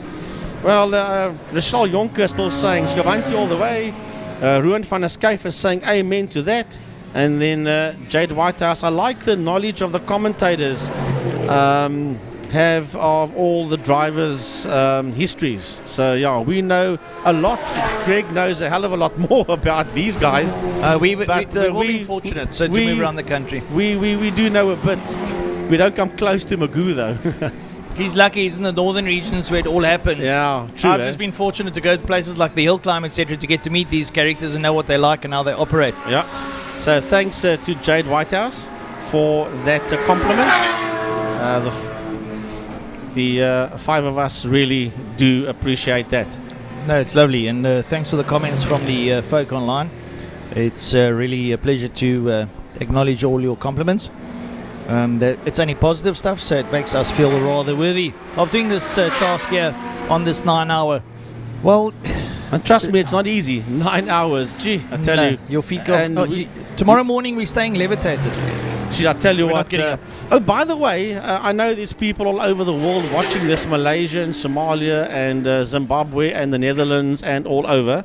For those of you that are Max Verstappen fans worldwide, I'm sure you guys all know by now your driver's on pole position and Lewis Hamilton's on second pole. So yeah, that's going to be awesome tomorrow for the final GP of 2021. I'm not a Max Verstappen or a Hamilton fan, but let's put it this way: I don't care where Hamilton is. As long as you know where Max is. I know where Max is. Yeah. Now I've got a couple of other. I'm actually waiting for next year. I've got my eyes on a couple of drivers. Look, as much as I like Sebastian Vettel, he's moving on. But I'm looking at the guys like Pierre Gasly and Lando Norris. I mean, these boys are absolutely brilliant drivers. And George Russell. I'm not a George Russell fan. Yeah, you can't deny the young guy. He's pretty damn good. Sergio Perez, top draw driver. Pierre Gasly, Lando Norris. Well, let's see. While this race is going, let's see what our viewer says. Tanya Watts already says go Max. So I've already got Tanya Watts on my side here. My guess is Tanya likes drinking Red Bull. Well, I'll tell you what, we're having a lot of fun up here in the commentary box. We've got 2 hours and 39 minutes left in this Enduro. And Tanya, yes, I agree with you. Go Max, definitely Max all the way. Well, I think with all due respect to all the drivers and the teams, etc., it'll be good in totality for Formula One for Max Verstappen to win. Just to take that away from Lewis Hamilton, because let's face it, what the public wants is excitement. Hamilton wins. He's a great driver in his own right. Take nothing away from him. Most F1 wins, etc., etc. But you'll have the protagonists that will say, nobody better than Senna, nobody better than Schumacher, nobody better than this one, nobody better. The fact of the matter is, Hamilton is a great Formula One driver. He's just been also very fortunate to be in one of the greatest teams, but in fact, he had to pilot the car. Take nothing away from him. But looking at the spectator value of it, to have a new champion on the forefront, it just, I mean, if Verstappen becomes champion, I think the interest in 2022 is going to absolutely explode in Formula One. Paulo de Cunha says, go Hamilton. Well, that is Paulo. We know Paulo like it. Paulo, don't worry, Paulo. We know you don't. You're a Hamilton fan. I'll tell you what, Russell Jonker's now saying, go Max. Awesome racing. Sports and GT. Yes, Greg Maloney says Paulo Portuguese don't count. Paulo, you can sort Greg out afterwards. You can't Paulo, don't talk. You don't allow Paulo to talk. Well, Tanya Watt says, nope, I just like wicked drivers. That's why she's supporting Max Verstappen. Oh, well. Yeah, I'll tell you what, it's good fun out here. Aranji still leads with 274 laps, and then Michael Put-Amber in that second position, 7 laps behind him, and then Hein Latergang in third, 7 laps behind Put-Amber, and they are first and second in class. And then Akasha Naika is in that third position, and Scribanti is right there, and then Reggie Roots and the Schechter, the 50 Janetta, is sitting third in class, but it's dropped down to 7th place overall as they had to sort out that refueling problem. Frankie, as you were talking now, something very, very sudden happened on the screen here. I don't know if anyone picked it up. Scribanti was 4 laps behind Kishan. He's now 3 laps.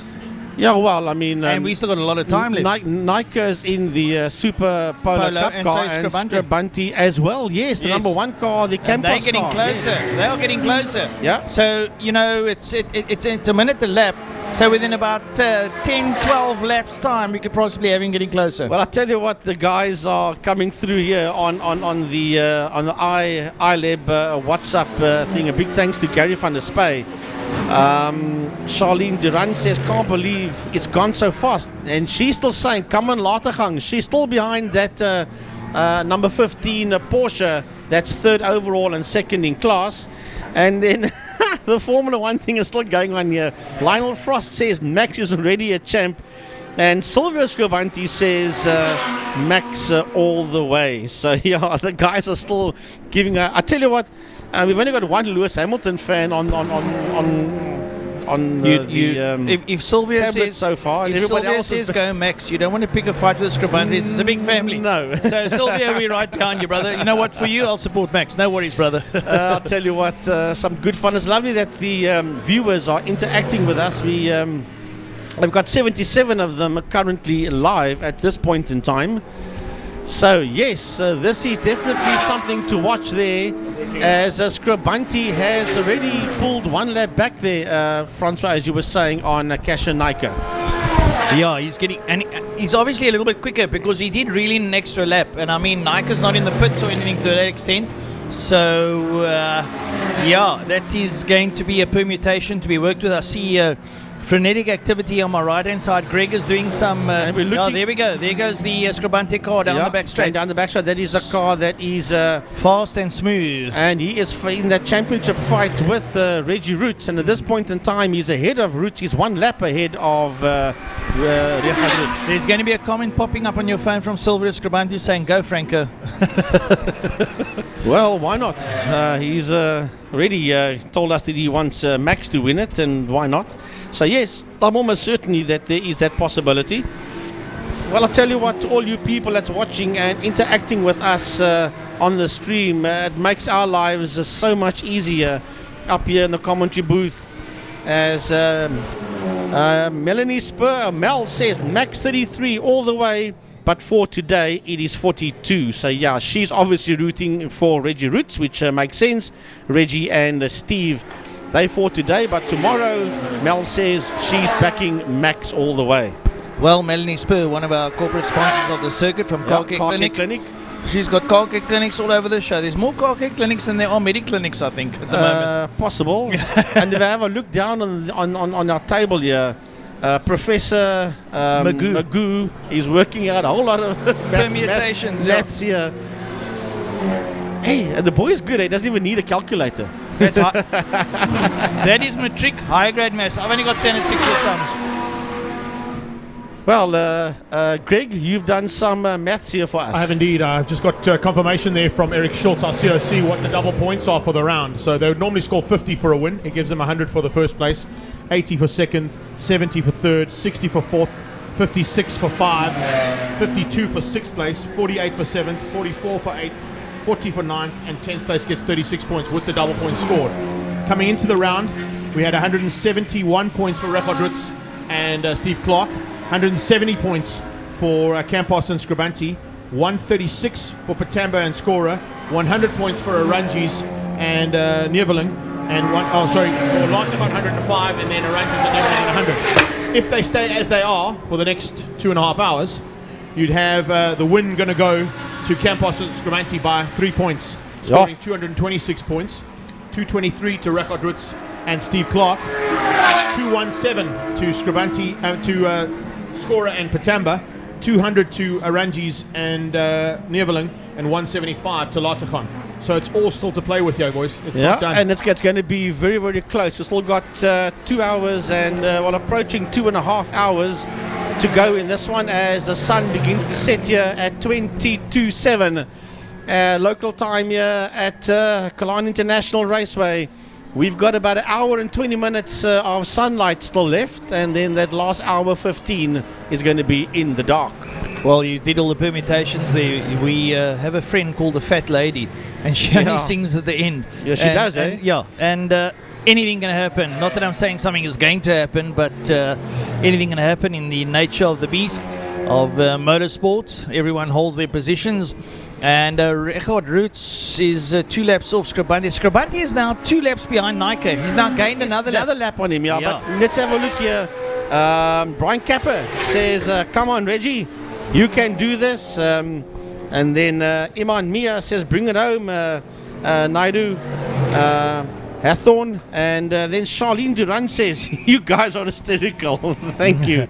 Brian Capper, Brian, my man, good to hear from you. And here we go. Silver Scribante says, go Frankie. In other words, he's chopping there we go. Franco I told you. all the way. And but he's also behind Jason as well. He's Silvio. So he's got a split sort of routing there. Yeah. So definitely now Scribante, as Francois was saying, is only 2 laps behind Nike. And that will be the fight for first and second in the B division, or B group, I can call it that, or B class. That's putting it better. As the overall leader makes his way back out of pit lane into turn number 1, and that is Stradale Motorsport Lamborghini of who's in that car right now. Well, it's just Motorsport. Yeah. It'll tell us now who's in that car. It could be It could be Shalaranji's back in the probably car. Shal again, back in yes, the car, I would imagine, yeah. But I'm having a look at this Scribante Nike thing that you guys can see on the left-hand side of your screen. And it's now 1 lap. 1 lap. Yeah, So now he's if he catching him. gets past Kesha Nike, he goes first in class, but he puts Nike between himself and Roots, so he gets a bit of a buffer. Yeah, and that's exactly what Scribante wants. Yeah. So all you people watching this production, wherever you are, it is not done yet. We've got 2 hours and 29 minutes to go, and this fight for first and second in class, and also for the championship between Scribante and Roots is not over yet. Some of the cars coming through here on up the Tigerberg straightaway here into Car Care Clinic Corner. Just mentioned Nelspur into Car Care Clinic Corner. There's the Ligier of Nick Adcock. That car was taken back over to the workshop of Rick Barlow, and they managed to fix up the fuel pump, etc. So they got it back out on circuit. Well, we're having a look amongst all this cars. They're going down into turn 5. You saw the Campos car going through. If the camera can stay there, it should come into view shortly. There it goes, making its way through Pertamina Fastron, and that is Scribante sitting 5th overall, 2nd in class, and fighting for the overall championship. He's been driving. I mean, Franco Scribante, let's take it, he's driven everything, even probably a good trolley run, pick and pay at breakneck speed, but he's doing fantastically well, and his strategy he's using is just keep it on the straight and narrow and keep your pace going, and that has paid good dividends for him, because he is not too far behind Nike. So you should probably see him start coming up behind Nike pretty shortly in the not too distant future, and that will then put him into a new position.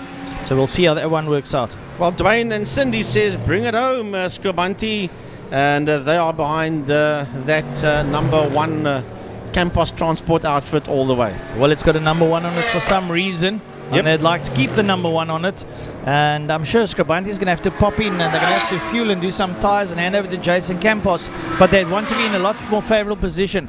Reggie Roots 2 laps off, and if your pit stop is going to be longer than a lap, we're going to have a new permutation on our hands. Yeah, definitely. So we're going to keep an eye still on that Nike and Scribante fight. It's not finished yet. There goes Scribante down that back main. You see him heading to turn 5.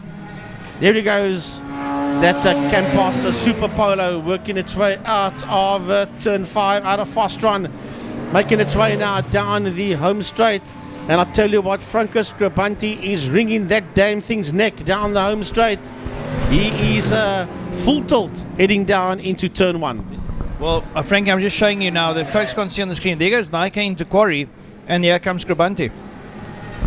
That's how close it's getting. Yeah, Nike making his way out of turn 2, and Scribante making his way towards turn 2. Yeah, there we go. So that's how close it is.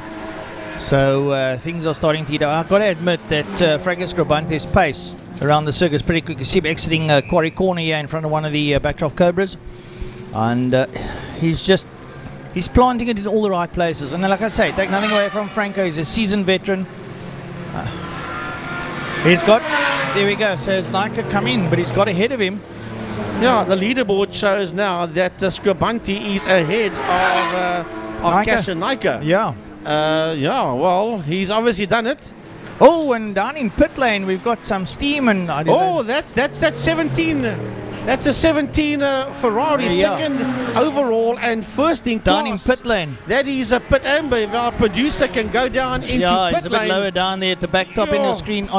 I think that was actually just steam and dust coming off there, Frankie, that caught our attention. It could be. It's dust. Yeah, they're blowing the dust. Could be brake dust. They're blowing it out. Yes. It's actually got a cowling on the inside of the disc, so they're blowing all the dust off. There you can see there. You see it on screen. You see the top right hand corner there. The camera pans it down. Well, the camera's gone all over the show. It's looking at the birds. Bird flying. There goes a bird. Hello, birdie. Great camera work. There we go. So there's the Kishan Matamba Ferrari in pit lane. They do a tyre change, etc. Got me stressed out there for a moment. That's just when they take the wheel off. For those of you that don't know, they put the airline in and blow all the dust off. All the brake dust out, and then they. Well, it looked like flame and fire to us. Reseat the tyre and the wheel, I should say, and then off you go. Yeah, but our eyes are starting to fail us, Frankie. We're over 50. Jeez, yeah. All of us, barring 2. Yeah, barring 2, yeah. No, definitely great stuff. So they're doing a tyre change. You saw the onboard jacks go up, the car lifted in the air, and there you see now they got the dollies out and start pulling there. The wheels come off and the new wheels go on. So that's all happening out there. Well, Patamba's got 9 laps ahead of Ladegan, but I can tell you what, depending how long he stays in the pits, well, the Ferrari drops down. Well, the Ferrari coming back out of the pits again. There we see it rolling down pit lane. A big thanks to all our sponsors, including Toys R Us and Haval, and so many others that's hopped aboard for this one, as the number 17 Ferrari rolls out of pit lane, back out onto the track once again, and right in front of 3 cars, and one of those cars is Grabanti, that heads into turn number 1. So well, I was just chatting to Greg here, sorry to interrupt you, Frankie, but given where Francis Grabanti finds himself now, he's leading the championship with 7 points over Reggie Roots. So Reggie Roots also got past Nike now, but he's still 2 laps down on Francis Grabanti. But like I say, Roots and them have pitted, and Grabanti and them will have to come into the pits at some stage, but it's going to have to be a blisteringly quick pit stop for them to be able to get ahead there of Reggie Roots, because Reggie Roots is a wily old character. He's going to take this one down to the wire.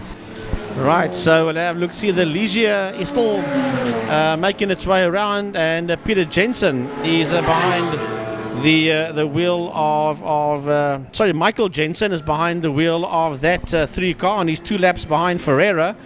That is in the 101, and they are in 17th position. At one stage of the game, they were all the way down in about 22nd, 23rd position after having problems out there in the opening lap or 2 of this one, and they have fought very hard to get that Ligier back out on track, in the pits, on the track in the pits. They're back out. They're sitting 2nd in class and the 17th overall, so they will just want to take that Ligier to the checkered flag. Brian Capper says, great coverage, cool to be able to watch from anywhere in the world. Brilliant, well done guys. Roots for the win today and Max for the win tomorrow. And that is from Brian Capper. Well, Brian, thank you for the positive commentary. Great to have you on board. Great to see you watching 4 wheels. You're a 2 wheels man. Yeah. Reggie's in pit lane. Yeah, Reggie's in pit lane. Oh, there's some essays that turn up for the books. Reggie Roots into pit lane. So that's a little bit of a turn up. Going straight into the box. He's gone into the box. So Reggie Roots got a problem, and this is opening up the door for Scribante. Well, that's not what they needed in that AC Cobra right now for Richard Roots to dive into the pit lane with 2 hours and 22 minutes to go. Yeah, that's that is a difficult one. So what? It's all happening out here, and I'll tell you this for nothing. It's not done yet. Wait until the last half an hour comes in, you're going to see fireworks. It's usually the case. All hell will break loose. Take nothing away from it. Do you know that sprint race is coming, Frankie? Yeah. At last half an hour, everyone just opens up the kettles and they let them boil. So yeah, Terry, see on that board, you saw 2 hours, 26 minutes still to go. Our monitor says 2:22, so I think it's lying to the drivers. But it's 2 hours, 22 minutes and 1 lap. Eh? Yeah. So give or take. So yeah, take nothing away. All right, coming up to us now, it's that Patamba Ferrari going through there on the Porsche, and down into turn 1 is the Janetta. That's Arnie Neveling. No, that's not. I'm lying. That's going to be. Who'll be out there now? That was. It's Henny Groenewald, NEG. That's out in number 50 car there. They're down in 8th position. There goes the Janetta, and doing sterling work out there. And yeah, you got Jackie, Sorrel and Henny G in the car. You would expect better, but unfortunately they also had mechanical issues. They did. They've actually got a spare car, but short of using a spare car, spare car stands directly behind the pit garage. Yes. Yeah. So they short of using the spare, they're using that car as parts. Donor. It's a donor. Yeah. Probably. It's a donor. Yeah, it's like me, blood donor. I always have to lie at the back of the garage. You know how it is. Never mind. Well, Victoria obviously shouts here. Victoria Campos says, go Jason and Franco. So the Campos family well in there behind that number 1 car. Well, I know that the back of that team, Roy Campos, is going to be shouting loud and proud. I saw Roy here yesterday, and he's very excited for this, and I'm sure he'd love them to take a championship, because all the sponsorship that he's plowed in behind that car to go up and take the championship and just put a big fat smile on the front of Roy's face. So it's going to be a good one. But that Reggie Roots car still in the pit lane. Scribante Well, it looks like he'll hold on to fourth because in order to catch Laudachan, he's got to do 14 laps on him. Yeah, I don't think Laudachan is absolutely murdering around and not the just circuit. that, there's no way that Super Polo Cup car is going to catch that Porsche in any case. So, yeah. All he wants to do is end fourth, win class, and obviously win the championship. That's what they're looking at now in that number one car. Well, they just got to keep it together. And they've now got a cushion. They're already a lap ahead of, they're 6 laps ahead of Nika. So Nika's no threat, yeah. And Reggie Roots is stuck in the pit lane. So things are going to happen. Nika will start gaining on Roots as well. So the permutations for Reggie Roots' team are not looking pretty good. But unfortunate. I don't know what the problem is. I'm sure Greg will try and find out for us. So we'll see how that works out. Right, so some of the cars out on circuit coming out of turn 5. That is, it looked like the Lamborghini of Arnie Neveling. No, it's the Janetta. That's the number 50 Janetta with Henny Groenewald there as he passes Francis Grabante. And Frank is going to say to him, "You're lucky I don't have my sheriff here. I would have caught you with the sheriff." So, yeah. The one know what the sheriff is? It's a Nissan Skyline Guiltline car that Francis Grabante then built. It's got wings on the front, wings on the back, and it's commonly called the sheriff. Well, Miguel Campos says hi, Jason. And then Amanda Lee Robinson says, well, go team Reggie, Rambo, Roots and Clark. So they still believe that 42 will not only just win its class, but they believe it's going to get ahead of Scribante. Right now, he's 6 laps behind Franco Scribante. The 42 car is behind the 1. But you know what, endurance racing is a weird form of motorsport. It evolves all the time. And for 9 hours, this race has been evolving. And there might just be, with about a half an hour to go, a final chapter to be written. But who knows? So those guys that are behind Roots, don't give up yet. It's not over yet. And of course, at this point in time, Scribante is the favorite. But anything can happen. Well, in that top 10, we've got 3 of those Super Cups. Scribante, we've got Jean-Pierre van der Walt in there. That's moved ahead there. Of Nika. Nika's dropped down to 8th. So Henny G's got past him as well. Van der Walt moves up into 6th.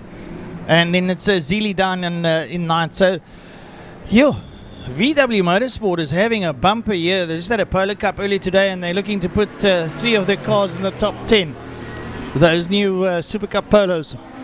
I'm sure Mike Rowe will have a smile from ear to ear, as his VW Motorsport cars are doing fantastically well there around the circuit. And for them to, it'll pay testament to the quality of that Super Cup Polo, that it can last 9 hours at full pace. Well, it's a good test session for the car. We've got a yellow flag. I saw a yellow flag now in turn 3. There's still a yellow flag waving in turn 3. As a matter of fact, I'm trying to find out, as you go into turn 3, interceptor corner, there is a yellow flag. So there's a car coming back on the track again. Yeah, someone went off. On the exit of 3. Is that not the 555 Janetta? It could be. It could be the 555 Janetta of Tim Riddell. Yeah. It is. You're quite right.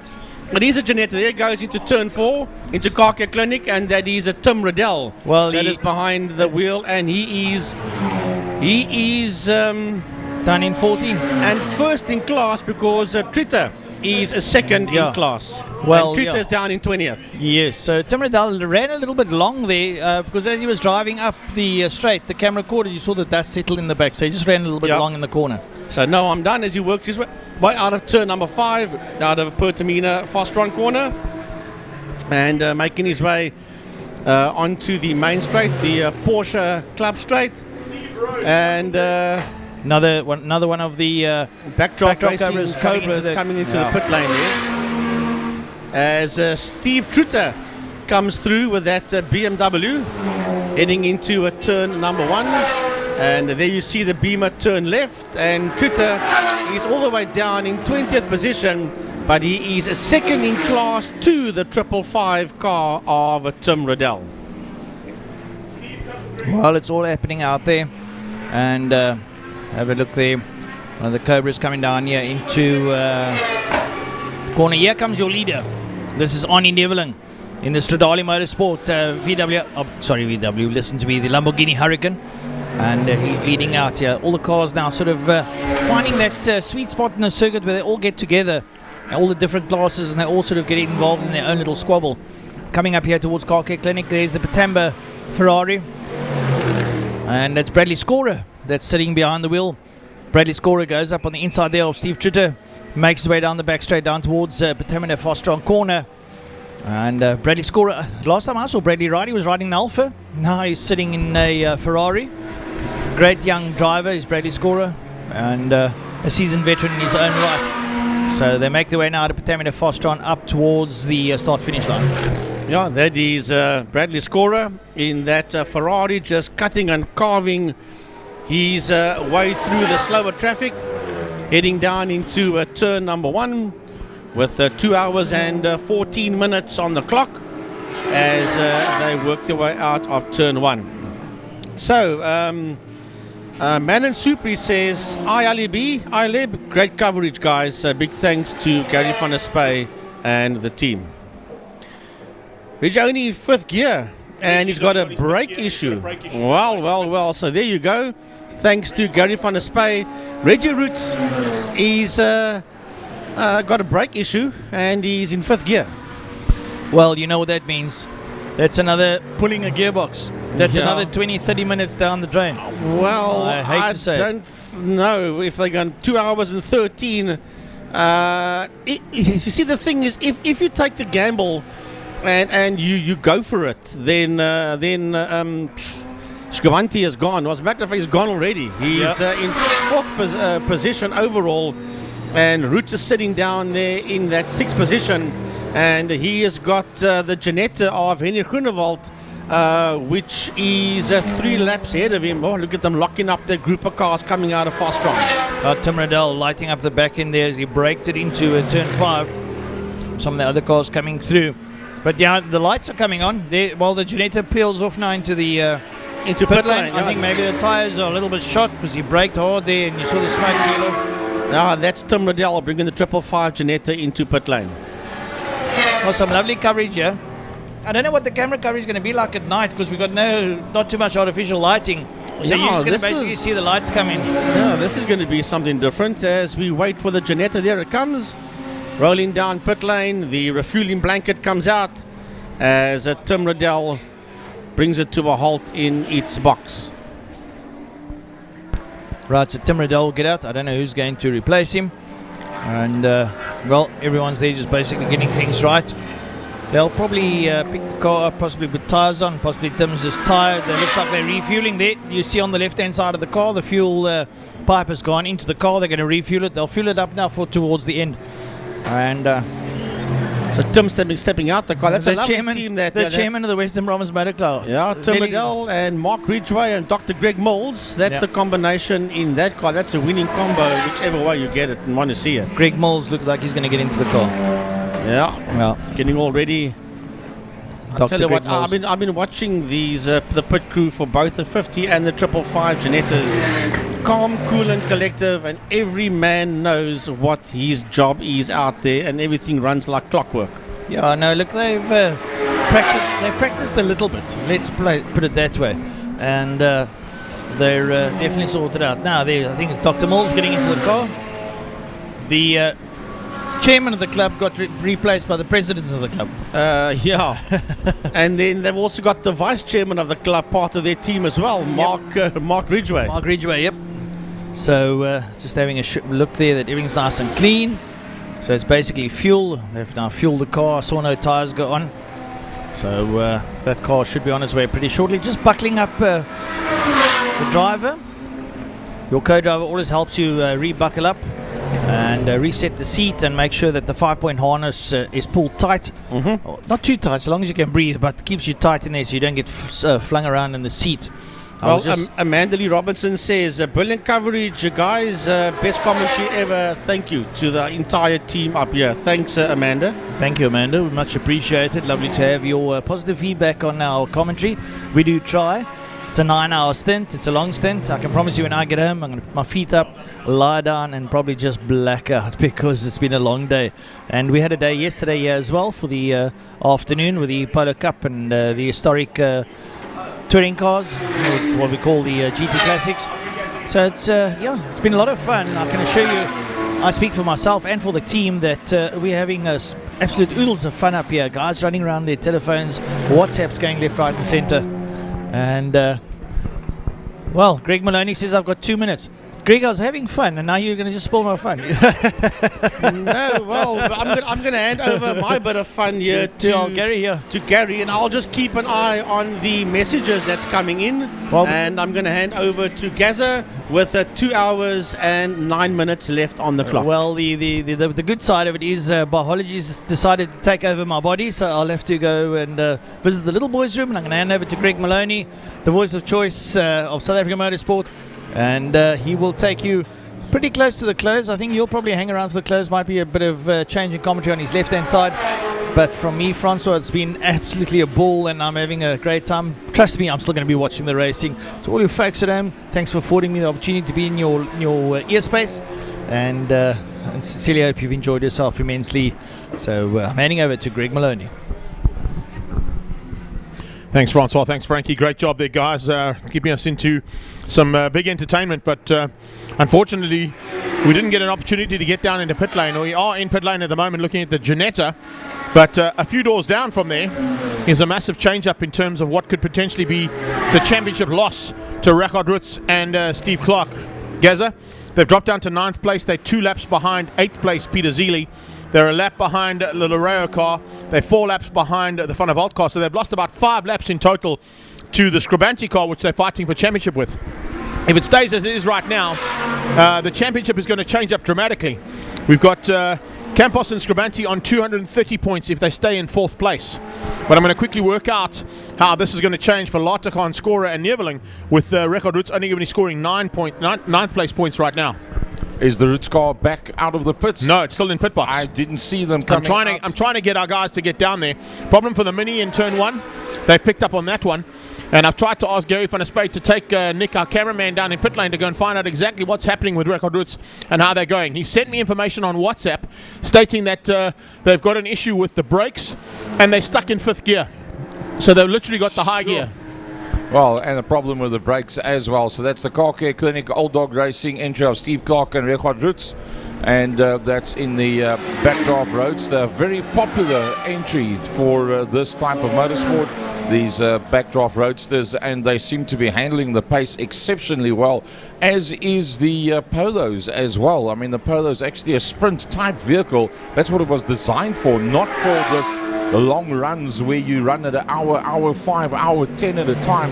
And well, somehow or other, whoever put the basis of those Polos together has done it exceptionally well, because their reliability is way above what you would expect. I can tell you who it was, Michael Arles and Graham Nathan, that have put the Cobras together along with Volkswagen Motorsport. But I just picked up and worked out the results there for you quickly. If you look at the results as it stands right now, with Roots and Clark down in 9th place, they lose the championship first of all. The lead of the championship stays with Scribanti and Campos in 4th. They'll be on 230 points scored, with the double points that they'd score for 60 points in 4th place. But Mikhail Patamba and Brad Scorer moved to 2nd. Wow, and they have been there for an extended period of time in but 2nd in the championship as well. Yeah, all in that 2nd, 3rd, 4th position pretty much all race long. And I must say that 17 car has always been in there. The Toys R Us Bigfoot Express of Michael Patamba, Bradley Scorer and Gavin Cronje. Scorer was the first man that went out of that motor car. He's back in the motor car. Now they're 9 laps down from Neerfeling, but they are still lapping very, very quickly. 1 minute 18s in the Ferrari 458 GT3. The sole only Ferrari out there. 1 minute 20s, lap for lap. They're just chopping those laps away. You're going to be amazed at my next comment. We've got 3 guys in pit lane that can't get that information to me. However, Ian Pepper, who's in Edenvale in Johannesburg, has just sent me the fact that Richard has sent him a message saying they've broken the chassis as well. They're welding it up and they're going to put him in 5th gear and send him back out again. Wow. So how does that happen? That just shows your passion for motorsport. It doesn't matter whether you stay in Edenvale or Brackenfell. It doesn't matter. That's the way it goes. Arnold Neerfeling in the The GT5, so there were 299 laps in that Lamborghini Hurricane. Greg, the next time he comes past us, Arnold Neerfeling and his crew will have done 300 laps around the circuit, and that started off at 12:15 earlier on today. We've got 2 hours and 5 minutes to go, and I must say the GT3 cars are looking very good. Henny Groenewald in the 50 car is 261 laps, 267 is the car just ahead of him. Yeah, that's how it's looking at this point in time. Great to see that we're still getting some awesome comments coming in from all over the world and all over the country as well. Fantastic that you guys are enjoying it. I hope you are. I see. Is that... Yeah, Amanda Lee Robinson says Reichardt doesn't need brakes. Yeah, we know that, but he does need a slightly more a stiffer chassis. A stiffer chassis first of all, and possibly a couple of extra gears. Well, we know that he can probably get around that, and I know that it's been a problem in the past. I think, if I'm not mistaken, at their home race at Desi's Race Show, they were stuck in 5th gear, and they still finished on the podium. So the 5th gear is probably not the biggest problem. The broken chassis and the brake issue will be their problem. Remember, there are 3 big braking points on the circuit, and you don't want to be hurtling down the back straightaway into Cape Town Corner, into Fostron, and have an issue on brakes, because you're going to go straight through into the pit wall and out the other side, and possibly end up at what's it, Marine Circle. Oh, close to the DSTV building. Well, if you have a look at how the Polos is going, the 4th place car out there, the number 1, the Franco Scribanti racing car of Jason and Franco, they are leading the VW Polo Super Cups of the entries that they are out there. 6th place, the 14 car with Jonathan Mogotsi and Andre Besaidenout. They are up into 2nd position in that class. Then the 213, that is Chris Pretorius, Darren Winterboer and Peter Zeely, and they're also doing a very decent job out there with a Polo. And then the 212 of Lerero, that's Cashin Naiker with Paulo Lerero and Ricky, his brother, and they find themselves 4th overall in class, and well, pretty much within a lap of themselves and the 213 car. So the Polos, as we said, are acquitting themselves exceptionally well out there on track. It is certainly going out on track, and of course the championship is being decided here as well. Neerfeling at this point in time doing everything right, not a problem at all. He's basically been lap for lap at a 111, 112 mark. Possibilities of the index of performance going his way as well, Gary. So an incredible effort, but more importantly, Scorer and Patamba moving up into 2nd place overall in this championship. Yeah, Arnold Neerfeling, as you said, in the Lamborghini Hurricane, that motor sounds exactly the same now as what it did earlier on. 1 minute 12.8 was the last time that they were out there, that they came past the start-finish line. And looks like we've got safety vehicles out on circuit once again. Yeah, Gary, I see there's a safety car going out. We want to have a look and see where the fire buckets are going to. So we're back under full caution yellow. Yeah. Full caution yellow with 2 hours and 2 minutes to go. So the safety car's being deployed. I'm just having a look out the commentary box windows, Gaza. Must be something in turn 4. See where the fire buckies are stopping. It'll tell us, oh, there's a car on the wall on the exit of turn 3, interceptor corner, just where those red and white tires start. There's a car on the wall. If our camera crew can pick that one up. It's literally just to the right-hand side of where that white bucky is moving now. There is a car in the wall there. Yeah, there you see the bucky go across the road to the far side. That's on the exit of turn number 3. So let's see exactly. I'm not sure who it is that's actually gone into the wall. We haven't got a straight camera shot of that one yet to able to pick it up. So the fastest lap so far for the day, a 1 minute 9.760. That is by the 86 car that's presently in the hands of Arnold Neerfeling. They've done 302 laps around the circuit. Well, now that they're slowing down, it's one of the few times that you see them outside of 1 minute 13, 1 minute 14 at tops. I think we're around about 19 cars that's still out on circuit from the original 40 odd that started. So it's been a high rate of attrition, no doubt about it. The GT3s have come through very, very strongly, I must say, and the Polos as well come through very, very strongly. A lot of guys that have got some major repairs going down in the pits right now. From welding of chassis to replacements of gearboxes, you name it, it's all happening right down there in the pit lane. And The sun is starting to set, and the guys are starting to get their lights on, and now we're going to go into that transfer period where you go from day into night.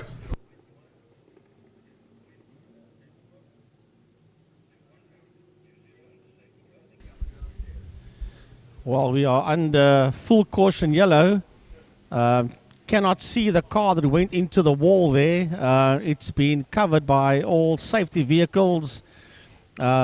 The fire one is there, all the rescue vehicles are there, the rollback is on its way to that situation, and the medical vehicle is also making its way to that situation there on the exit of turn 3, on the outside of turn 3, interceptor corner.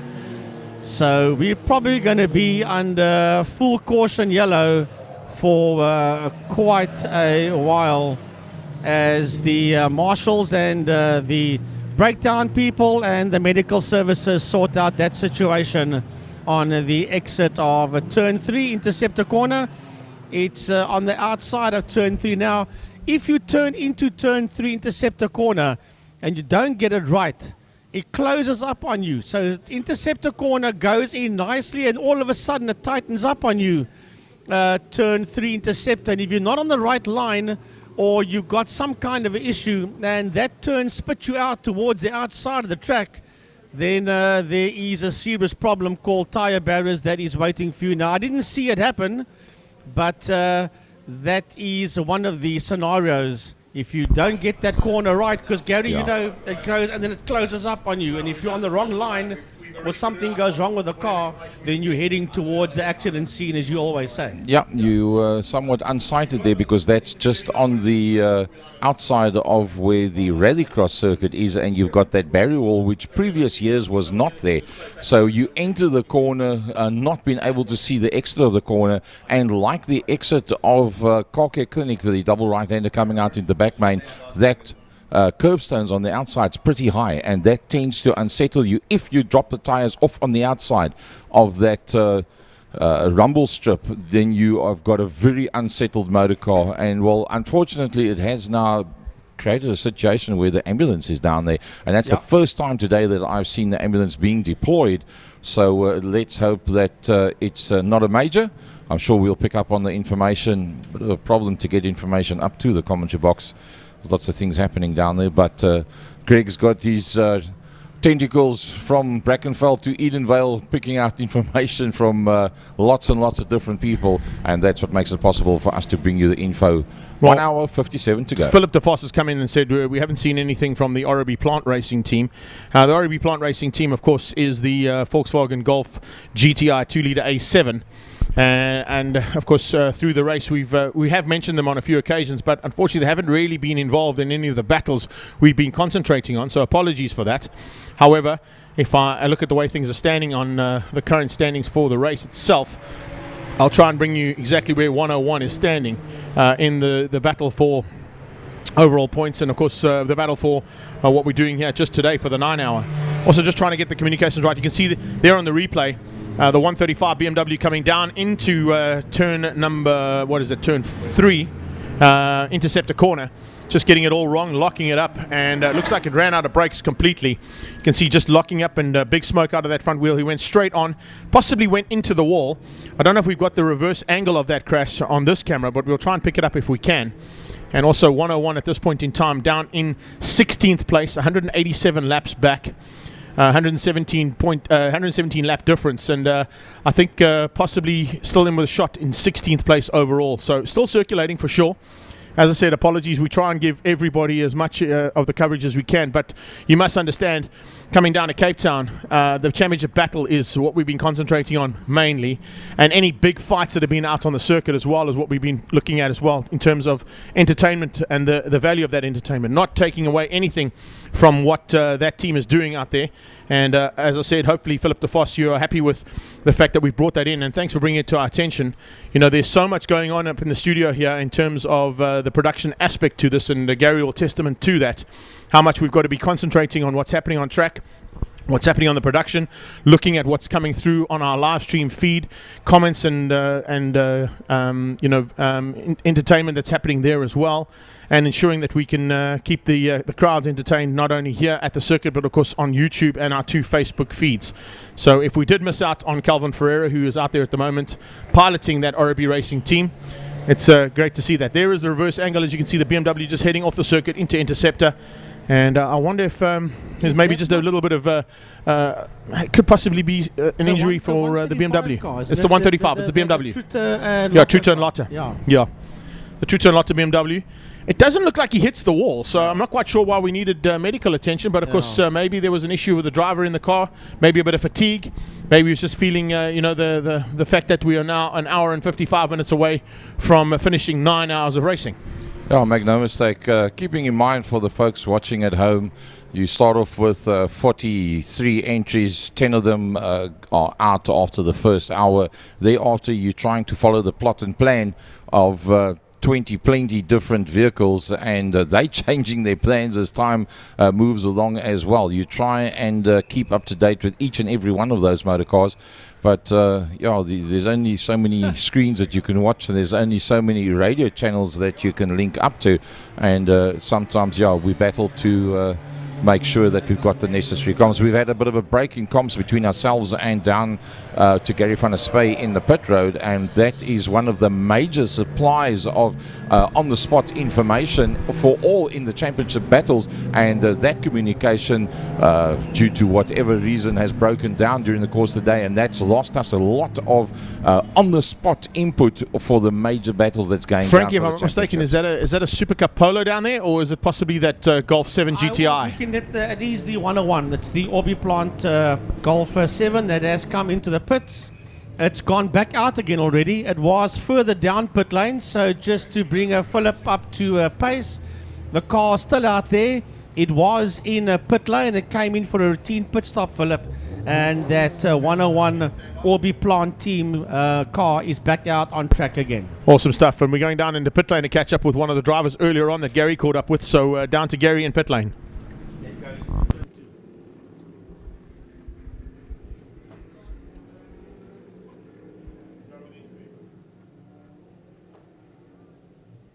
Come back to us in the pits here. Greg, this is especially for you. The game change has probably been thrown. Reggie Roots in car number 42, that's a backdraft, 42 grey backdraft, coming to the pits. Coming to the pits. He's run out of gears. He's only got 5th gear in his car, and he's running out of brakes. Unfortunately, he's a championship leader, and the person that is chasing, which is Franco Scabante, have now made up 3 laps on him. So it'll be interesting to see if Reggie and them can get their car out again and circulate to the end of it. So it's just a quick update for you guys, but it does affect the way the championship's going to throw out this afternoon. Back to you guys.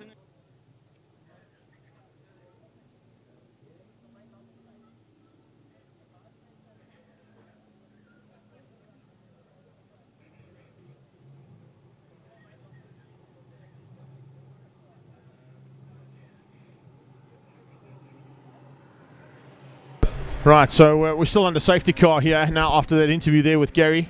Thanks for that, Gazza. But I did ask him to try and get down to Richard Rutz's pit to try and find out exactly what's gone wrong there. We have had confirmation, a couple of pictures sent up to me via different channels. The crash, of course, in the wall was the BMW, that 135. It's the 35 BMW M3. Steve Trutter was at the wheel at the stage, and he's now dropped back into 19th place, understandably, having to get that car back in pit lane. And hopefully, as I said, we needed medical attention down there. So whether or not it was fatigue, possibly an injury inside the car that we didn't see, but the medical team, of course, on call there, and the medical team here at Killarney are world class. They've had to deal with numerous events and incidents in the past, so we'll leave them and leave Steve in the capable hands here of Killarney's International Raceway medical team. It almost looked like he didn't get into the ambulance at all. They were there, but when the ambulance pulled away, they looked like they were just cruising line astern back this way. No, You as I couldn't said, I'm even not see sure. heads inside there either. So I don't think he actually got into the ambulance. The problem is if the ambulance is called there, the marshals called it. Yeah. They're going to either call whatever the code is that they use down here. There's different codes at different circuits, but of course they would have called for medical assistance. And the medical assistance or the doctor's car arrived there shortly after the incident. We're still under safety car because of that. And I'm sure that there's a good possibility once we've got the fastest car ever around this track, in my opinion, the yellow fire truck off the circuit, will be going to green back under race conditions. Well, that 101 car that they were talking about earlier, that Philip wanted, it's sitting 16th overall, and it's 3, 4, 5. It is 6th position in class, and it is Calvin Ferreira that's behind the wheel there, Philip, of that 16 car, and he is 7 laps behind Letlaka, that is in car number 11, the Backdraft Cobra. That's the Black Draft Cobra, but 15th Black position. Draft Cobra, hey? Okay. Because it's the black team. It's our brothers that are racing out there. So the Black Draft Cobra there of Letlaka. Also, just you wanted some info on your driver. yeah, exactly. There it is. Oh, yeah. A question there from Tim Sinclair saying, "How many laps has the safety car done all year?" Dude, I should have actually started taking taking notes of that at race number 1 because, Mike Altona, who's of course our official pace car driver for the series, and down here at the 9 hour, I think it's Piet. I can't remember his surname. That's gone right out of my head. Dave Milan. Dave Milan, and then there's Piet as well that's helping out with the duties, and they're sharing the duties like we've been doing all day. We call Dave our local Stig. There you go. So That's it's shared duties amongst them, and I'm not quite sure how many each driver has done today. But yeah, we have had, this is probably about we're into the dozen safety car scenario today. Well, when the pace car safety car driver goes home in the evening and says to the wife he's suffering from driver fatigue, then you know there's been lots of incidents on the day. Well, it was brilliant up until now, no doubt about it. The fight is not over. The 86 car of Neerfuling doing 307 laps around the circuit, but if something goes wrong with that car, now all of a sudden it changes the shape of everything. And we've got guys in the pits that are busy changing gearboxes, they're changing turbos, they're welding chassis, replacing brake calipers and discs, and you name it, fixing shock mountings, broken gear levers. They're welding chassis. Yeah, they're welding chassis. I mean, it's anything's possible. You take the pace that a lot of these cars are doing. Look, anything under 1 minute 20 around the circuit, you're kind of holding it. No matter what you're driving, whether it's a 700,000 rand roadster or anything more expensive than that, you've still got a lot of G-forces, and the amount of wear and tear that goes into these vehicles in a 9 hour, it's plenty. Yeah, big time. And of course, what they're looking for, if you're talking about scenarios that could potentially happen, if Neerfuling and Oranjis fall out for whatever reason, championship gets handed across to Skora and Patamba. They will get 100 points, giving them a total of 236 points, which is 5 points more than what your current championship leaders are down in 4th place, Scribanti and Campos. So there is a lot still to play for you, Gary, with an hour and 47 minutes to go. Yeah, well, Scribanti's showing on the screen that plus 15 laps. That's a long way down. And barring unforeseen, you can't make that up in 2 seconds and 3 seconds of that. That you can make up when the people in front of you run into. Same with some of the problems that you've had that's dropped you that far down. So sometimes it's somebody else's bad luck that becomes your good luck that moves you up the island. Now moving through there as well as Groenewald on the inside of the 14 car. 14 car at the moment being piloted, if I'm not mistaken, just looking down the field there, by JP van der Walt. Yeah, JP van der Walt in 6th place overall there. His teammate is Andre Besaidenote and Jonathan Mogotsi. Van der Walt up into 6th place, getting valuable seat time in a Super Cup Polo, because he will be piloting a Super Cup Polo next year in the Global Touring cars. Greg, while we're on that one, the Super Cup Polos, have you got any knowledge of the plans for 2022? Let me get back to you on that one in a few seconds' time. I'm just getting communication, Gaz, if you don't mind, down in pit lane. Say that again, Gary.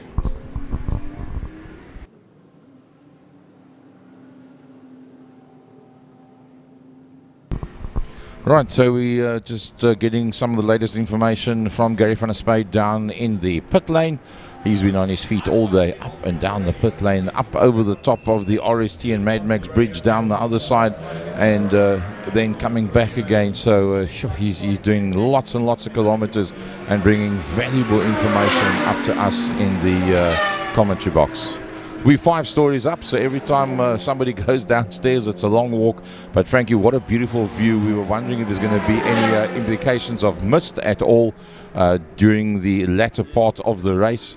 But it doesn't look like it. It's nice and clear all the way out towards Cape Town, towards Table Mountain side. And I personally don't believe that there will be any problems with mist whatsoever from here on out. No. There is definitely no chance of mist or rain. It's going to be a clear one all the way to the checkered flag, Greg. It certainly is. We're going back down to pit lane now to catch up with Gary van der Spey and an interview while we're under safety car there. So let's get some information from the pit lane from Gary.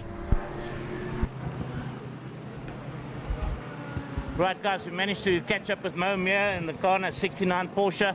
Just taking his gloves and his helmet off, and I'll get him to talk to us. It's beautiful. Got one of the guys that support us, the Toys R Us Porsche. He's just been there for quite a long stint, and we'll try and get something from him and see what he can tell us. Yeah.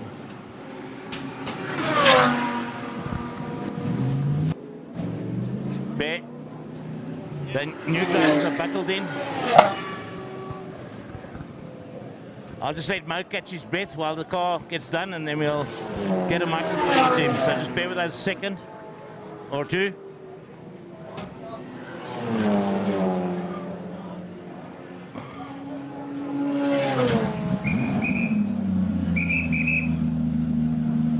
Right, bear with us.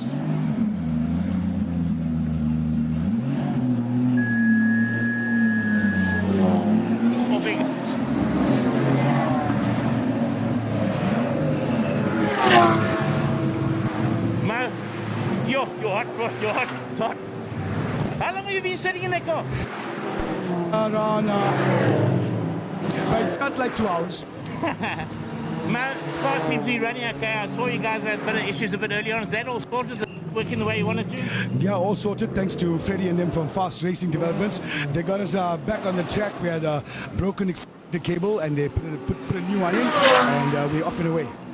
Now, I'm going to ask you a personal question. Sure.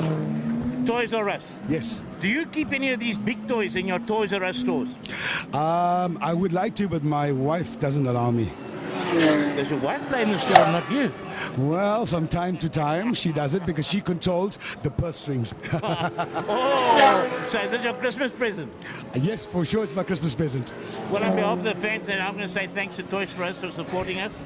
Thank you so much, Gary, and I'd like to say thank you so much to Roger and you, Gary, from the South African Endurance Series for putting together yet another excellent finale to the year, as well as all the other 4-hour events. We really, really appreciate it, and really we thank all the sponsors out there, and especially all the teams who've traveled all the way down. We know 9 hours is a long time, and it comes at a huge cost, and everybody's made the effort and tried to get their cars around. So as far as I'm concerned, they are all the winners for today. Mo, thank you very much. Go and get that cold drink or water and go and chill, and I'll catch up with you later. Take care. Thank you so much, Gary. Thanks. Back to you guys.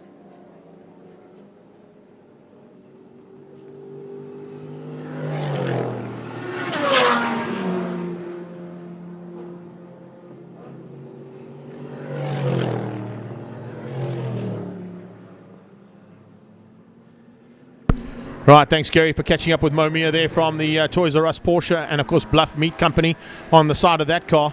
We're expecting to see the Campos and Scribanti car to come into pit lane, according to Gary as well, as he came off that interview just feeding us some information. So we may be heading down to pit lane shortly to see exactly how well that pit stop goes for potentially the champions again. Going to go make it back-to-back championships. It'll be Jason Campos's first championship in the South African Endurance Series, but it'll be, I think, the second time or third time that we've seen Franco Scribanti take a victory in this incredible series. So we expect to see some pit lane action pretty shortly as we are watching out on track.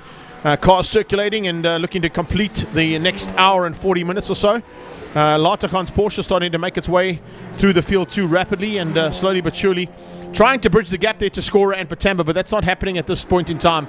And I think we're going to be seeing those top three basically remain the same, barring anything going wrong in the next hour and 40 minutes. See that Class B battle, there's just 2 laps in it. Last time it came up on the board, it's JP van der Walt and Rick Lerrero on 270 and 268 laps. And they're doing very similar lap times at the moment as well. And I think that one's going to go a bit further. 213 of Pretorius in there behind him. And that is the bucket list racing. That's Chris Pretorius, Darren Winterboer, and Peter Zili, also in one of those super duper Polo Cup cars. I'm so impressed with these Polo Cup cars. They look good, they sound good, and they just keep on trucking. They certainly do. Lorera, of course, and Pretorius teammates there from Bucket List Racing, 212, 213, 7th and 8th place on track. Just behind Van der Walt, Besaidenote, and Jonathan Bechotzi sharing the drive there in the Volkswagen Motorsport Team Red Racing and Team Perfect Circle collab car.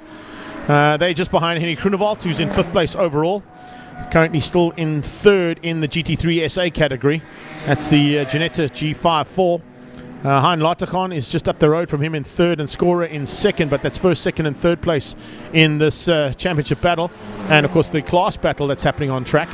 Don't think anybody's going to be catching Arnie Neveling or Charles Orangis. They've just had a basically flawless performance from this car, and it's kind of expected from that category as well. That car is purpose built for this type of racing, so a phenomenal effort from them so far. But we still have an hour and 39 minutes to go, so there is still a lot that can happen in this one. Watching as well the return of Fenter, who's now behind the wheel of that 8-call 247 Ligier. He's up to 17th place, I beg your pardon, and only a lap down on Ferreira, who of course is out there in the 101 machine. So some battles still to happen out on the circuit. One that we need to be notably mentioning, of course, is the fact that the championship is in the hands of Scribanti and Campos as it stands right now. But if anything happens as they come into pit lane, here they come. On the left-hand side of this shot, you can see the pit lane, into pit lane comes the Scribanti and Campos car for a scheduled stop, and of course possibly for a driver change to get them through the next hour and a half. Yeah, we'll be able to tell you that once they come out of the pits. To see over there if a driver change is happening. I don't see any doors open at the moment, maybe out of my view on the right-hand side. We'll check now. But yes, just under an hour and 14 minutes, an hour and 38 minutes left in this Cape 9 now. Of course, the city of Cape Town, you'll see in the corner of your screens, and Toys R Us sponsoring this magnificent event today here at Killarney. To end off the racing season, basically, as far as car racing is concerned. Let's see if we can get down to pit lane there. Gareth, if you can pick up the pit lane action there with that orange Campos Transport Super Cup Polo. It's in pit lane at the bottom end of the pit lane, so it'll probably be our 3rd pit lane camera that we can try and pick up the action on, if possible. We're watching the Stradale into Africa Mining Lamborghini. There it is. That's the very shot we want. Also just looking to see whether they're going to do a driver change or not. It doesn't look like Jason Campos is around there, although I'm looking. And if Marco would just move out the way with a big fan, we could work out whether or not they've done a driver change. It could possibly be A lot happening there, Greg. Yeah, there is a lot. They're doing some pulling and some tyre changes as well. They're taking wheels off to put new rubber on to get them through to the end. In the car, I don't see anybody in the driver's seat at this point, although it's possibly Scribanti doing a driver change there with Jason Campos. Yeah, there we go. So it is confirmed. There we go. There we go. Take the next and get out of the car, and then become part of the crew as he does the whiny, whiny, whiny. Anybody remember that advert from many years ago? Will you repeat that again? Whiny, whiny, whiny. Sorry guys, there was a WhatsApp that came through here by Jade saying, is Reggie and Clark still in the pits? Yes, they are. They are in the pits, yes. They're working frantically, Jade Whitehouse, to get that car all sorted out and get the welding done so they don't have to come in again. They want to make sure that everything is spot on before they send that car back out on track, because if you have been listening to the commentary, Jade Whitehouse, you'll also understand that they also only have 5th gear. So it's going to be a drive on torque of the engine to get them to the end of this one. They unfortunately dropped down to 10th place, which of course, that could possibly even change them up even more dramatically. I'm going to work out the championship points quickly while Byron watches this pit lane activity. Yeah, I know there's a hive of activity around that Golf still. They are servicing, that Polo I should rather say. They are servicing that car very nicely over there. The Franco Scribanti and Roy Campos machine. Frankie, we now make our way about 10 more minutes, 11 more minutes until we have the sun dipping beyond the horizon and we're into the twilight zone. And, well, then we're going to have, of course, the run to the line as an hour and 36 minutes remain in this race. 7 hours and 23 minutes have elapsed. Yeah, there's 1937. We have got until about 8 o'clock before the sun starts to go down. It is setting there over Table Bay, and it's going to drop down and just disappear there past the Sea Point, Camps Bay, Hout Bay area, and then it will be in darkness. So we've got about, less than 20 minutes before it officially gets dark here in summer. And Greg Maloney making good use of his high school mathematics over here as well. Looks like hieroglyphics from where I'm standing. He's making lots of mistakes there, I see. Yeah, listen. Maths was not my forte, okay, so we're not going to go there. So let's just take it easy there. Just looking at the championship standings with Rekot and Stevie dropping down to 10th place now. It means that they still stay in 3rd place overall, but it's only to the tune of 7 points. Anything else goes wrong, they could potentially drop into the clutches of Arunjis and Neveling. Arunjis and Neveling winning the race are going to give themselves 200 points scored. They've got 100 points coming into this round. They're going to score 100 points for the double points scored on the day, giving them 200 points right now. They won't change if they stay where they are. No matter what happens in this race, they cannot score more than the 200 points they can get for the double victory. However, with Rekord Ritz dropping by the wayside here and dropping every single time cars come around the circuit, he could potentially drop out of the top 10 standings. And I'm going to get the top 10 that Eric sent me to see what 11th place, 12th place and 13th place could potentially score them. And we may even see Arunjis and Neveling moving into 3rd place overall in the championship. Well, so it's still all to play for with the hour and 34 left to go. This one is as exciting as it gets. And Greg Philip de Vos says, thank you guys for that information. And he said some great commentary. So, Philip, I'm glad that you are happy with that information. You'll see that your driver is still 6th in class, or your team, I should say, and they're sitting 17th overall. And Calvin Ferreira, he's the man behind the wheel. And just to let you know, they've done 199 laps now, 200 laps as they head into turn 1. Yeah, just looking at the class positions at the moment. Of course, Neveling, the 86 doesn't only lead overall. It's the GT5 SA class with Scorer in the Ferrari. He's 10 laps back, and he's done a good enough job to keep within those 10 laps. The number 17 Ferrari currently leads the GT3 SA class. Roy Campos, the number 1, who just took over there from I always go blank over there as well. Scribanti, that's the one. There we go. Yeah, I was going to jump in for you again. I got to go. You got to tick through them exactly. Yeah. Going to go to the alphabet. Don't worry, I know how you feel. But the number 1 car. We've been here since yesterday afternoon. 100%, bro. And we're still here. What you got to remember is that we're dealing with 40 cars on track. That means there's 3, 4s are 12, 120 drivers. There's 40 different sponsors and potentially 80 to 90 different sponsors, depending on how many sponsors are in each car. And that's just in the 9 hour. You guys have done the local races here today as well. Yep. I've done the Polo Cup with yourself and with Gary. And they must understand that you also got to take into account that there are sponsors to be kept happy on the circuit. There's sponsors to be kept happy in terms of the series. Correct. Everybody's got to try and remember all these things. And sometimes it just goes blank. Yeah, and I know, I can tell you, it's the worst thing. You're going, it's like that guy.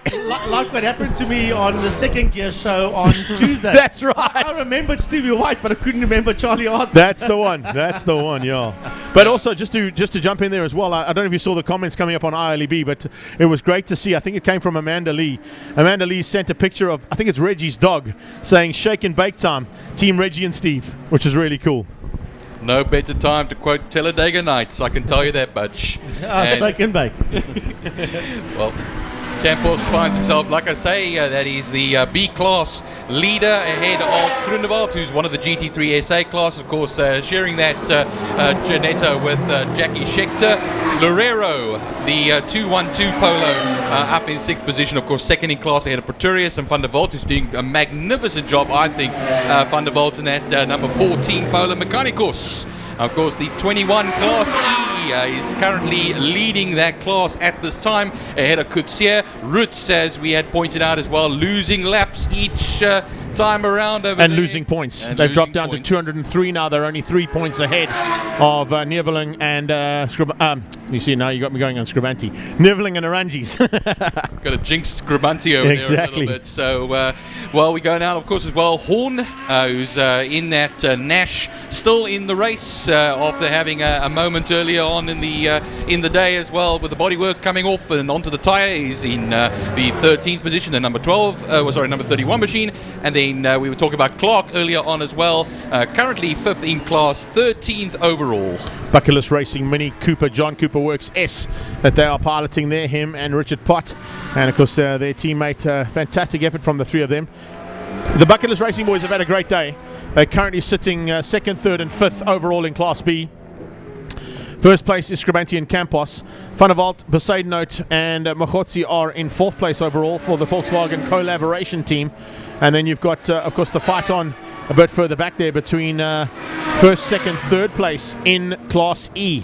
It's Tuka Mechanikos in the 21 car that now leads out Class E in the Cobras, ahead of David Coetzee in the 2 car, and Richard Roots and Steve Clark still in pit lane and dropping by the wayside every single time these guys come across and cross that start-finish stripe. Well, it looks like if you go down to the 52 car, McLaughlin seems to be still in the race as well. I was seeing a number of names. Hathorn in 20th position at the moment, also making his way around in the 69 Porsche GT3 that he was sharing with Naidu. Philip Mayer coming through the shot now on the main straight in the backdraft roadster, one of many out there today, and has basically been majority actually from the backdraft Cobras. Yeah, 100%. And they're lovely cars as well. They're beautiful looking. So there's 7 of them in the top 22 at the moment. And if we run down to Mike McLaughlin, still out there and still being circulating. So he is the 8th one. I'm just going to wait for the timing monitor to change up once again down to the bottom section of the circuit. But 16 of them started. So we've got an attrition rate of about 50% if that's the only cars that are still out on track. But I think there's a bit more. Hour and a half to go though still, so anything can still happen out there as well when we're having about 20 odd cars still circulating on the track. I think we might even have a little less now than the 20 cars. 43 started. Gary Fleming reminded us of that very much earlier. All the lights are on now, and Cape Town of course looks very pretty at this time of the day. Oh, we were talking about sunset, eh?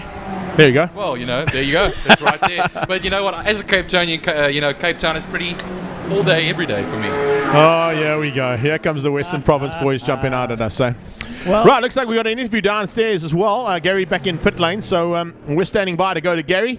And he's down in pit lane. Let's go down to him and find out what he's found out down in the pit lane area. Go. Right, Campbell's car's just pulled up into the pits. Coming in here. This is in contention for the second championship. They'll pull up, do their pit stop, and they're going to do a driver change. Maybe that's a bit of damage to the front spoiler done earlier on in the race. So Jason Campbell's getting ready to get in. Franco Scabante will climb out. I will try and get a word with Franco. It's not always accommodating, but we'll try and check with him.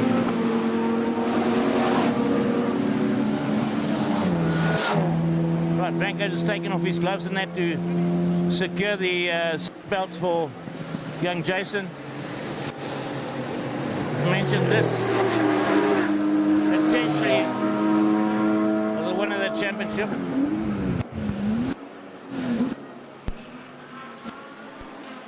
Guys are standing by just putting fuel, the fuel running in.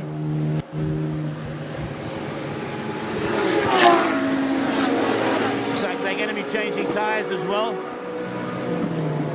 Right, fuel's finished, the car will jack up.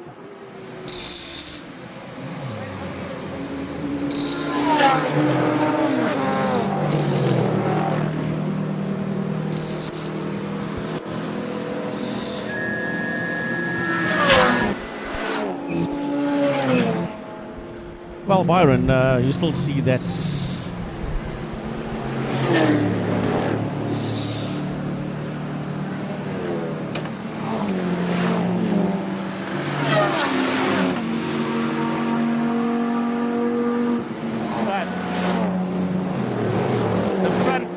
skirting of the front skirt board, which is on the bottom, has been pushed back after going off somewhere and is hooked on the wheel. They want to take the wheel off. So having a big problem trying to get that out the way so they can pull the wheel off. I don't know if they can zoom in tight enough to get that.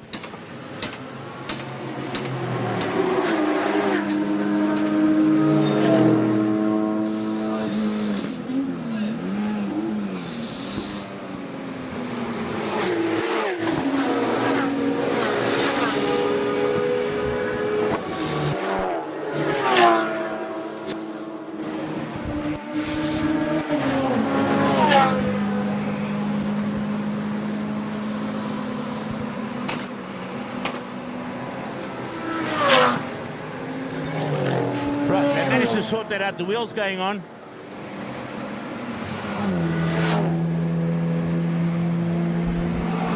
Well, Paulo de Cunha was saying, I haven't seen Gavin Cunha out in the Ferrari today. These problems, it is take a lot.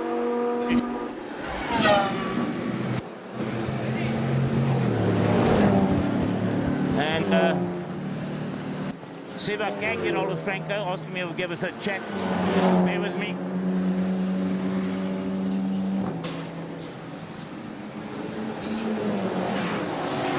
So they've left their front wheels now on.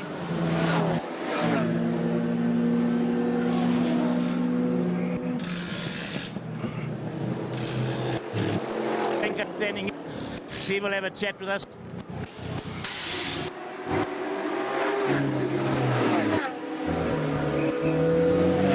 Franco, quite a... Right, back on track there, Frankie, as we caught up there with the pit lane activity a little bit earlier on in the day.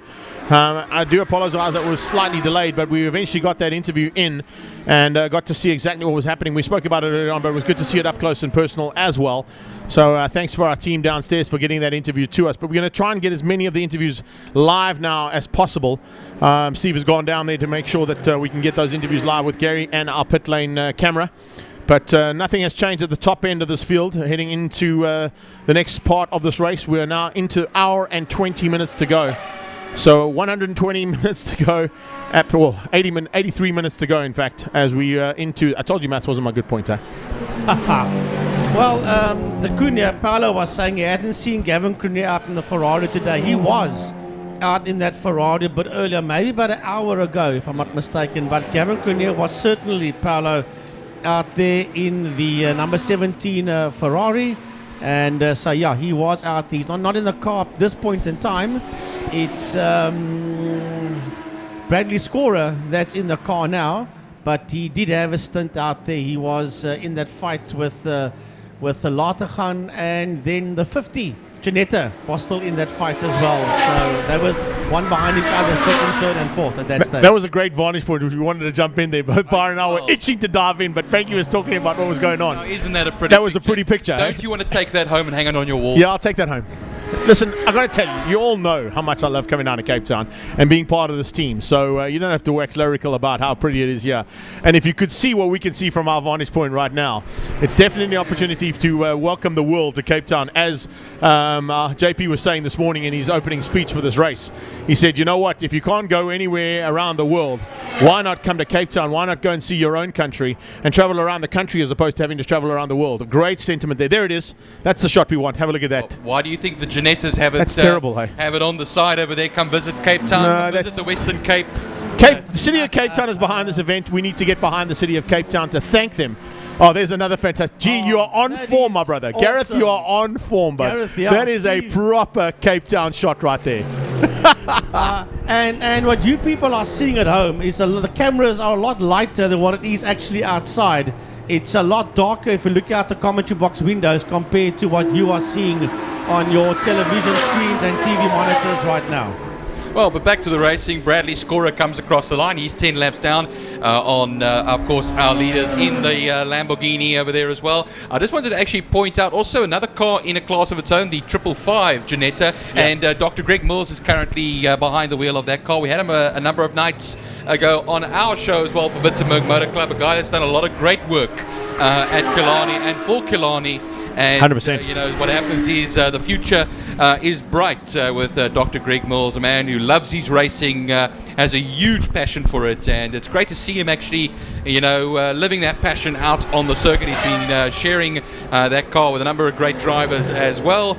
They are 14th at the moment. Well, it looks like they might have stopped at the moment and pulled it into the garage for just a short little bit. But as long as they get back out there again, and as when they cross the line and are running at the finish, that's what it's all about. Also, just to mention the fact that this beautiful scenery we're seeing is 10 to 8 at night in Cape Town. By 10 to 8 at night in Joburg, it's pitch black, buddy. Pitch black. You're not going to see any view or vantage point like we're seeing from our commentary position right here, which is up there on the top of the tower. Oh, we nearly got a chance to have a wave there, Frankie. Next time. Yeah, there we are. There we go. How you doing? There we are at the top of the tower. Well, there we go. We're on the top of the tower. Well, Greg, it's getting to that point of the day. What the monitors don't show, and if you look out the window, look at that lovely cloud. Oh, it's magnificent the day. sun. Yeah, it's the cameras don't pick it up like the sunsets that we do get here in Cape Town. It's absolutely awesome. Oh, there we There are. we go. All right. Hey, there how we you doing? There, Sorry you couldn't get through. There we go. That's us, top of the tower. Shot G, appreciate that, bud. Garrett's been on form all day. The production guy has been absolutely amazing in terms of what we've asked for, we've got. And that's exactly what we want to show you. The action that's happened on track has come straight to you from Amusat, and a great effort there from the team downstairs. There's no doubt about it. Well, the city of Cape Town's motto is "This city works for you," and they are certainly doing just that. So big thanks to the city of Cape Town for being one of our major sponsors of all, and the Toys R Us amongst others. But yeah, we have now got 1 hour and 19 minutes left. We've got about 5-6 minutes before it's supposed to start getting dark. The sun is completely gone already, but it's still light enough out there. So give it another 5-10 minutes maybe, and then these drivers will be out there in total darkness. As I saw last night, I mean, you guys weren't here, but the night session, the practice session last night was absolutely spectacular. I mentioned it to Francois and to Gary earlier on, but with you two joining me here for the last hour to go, I did my first TikTok live on the wall last night, and basically sat along that pit wall with my camera over the wall and watched Lamborghinis and Ferraris come past at 230, 240 plus. When you see it in the daytime, it's spectacular. You sit on that pit wall and the car goes past you and you go, wow. When you stand there at night, you go, wow. Those lights are deceiving, you know. It's unbelievable. That distance, no, it's proper cool. And then, of course, it's the braking points on the circuits that you watch for as well. Standing up here on the control tower, you might get to see it occasionally now, and we may get a couple of shots side on of the cars. As they hit the brakes, you just see those carbon fiber discs light up, or the disc lighting up under braking with the heat of the rubber, and of course the braking point on those as well. It's just amazing.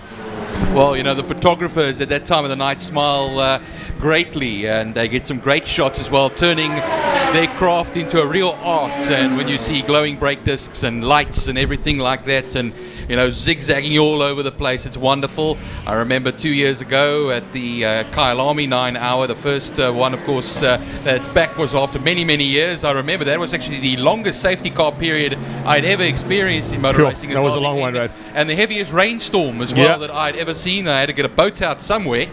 But, well, unfortunately, no Kyalami 9 hour this year, but next year.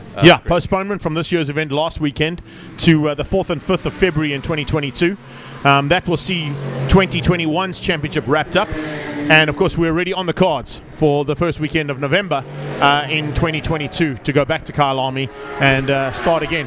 And hopefully it'll all work according to plan, because I don't know if you guys heard earlier on, I was chatting to both Gary and Francois, saying to them that what was planned for this year was the fact that we would have the South African Endurance Series wrapped up here, but a week before we'd have the South African GT Racing Association category, which of course is the sister category to the SAES, and will be running in conjunction with each other next year. They were going to run an hour endurance on the Friday. The first hour of the 9 hour would have been their second hour endurance to wrap up their championship.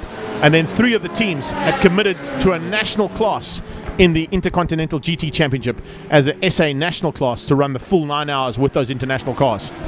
Oh, we've also got the SA, as Greg was saying, championship endurance has been, the calendar has already been set out for next year. And there's a couple of tracks that have been doing 3 hours and 4 hours, but we've got the 9 hour again next. Yeah, the 9 hours definitely back here in Cape Town. I'm going to run through. I've actually got it on my calendar so we can tell you exactly how it kicks off. Correct. First round of the SA Endurance Series is at Swartkops. That's on the 2nd of April. Yeah. Then we come down to PE on the 14th of May.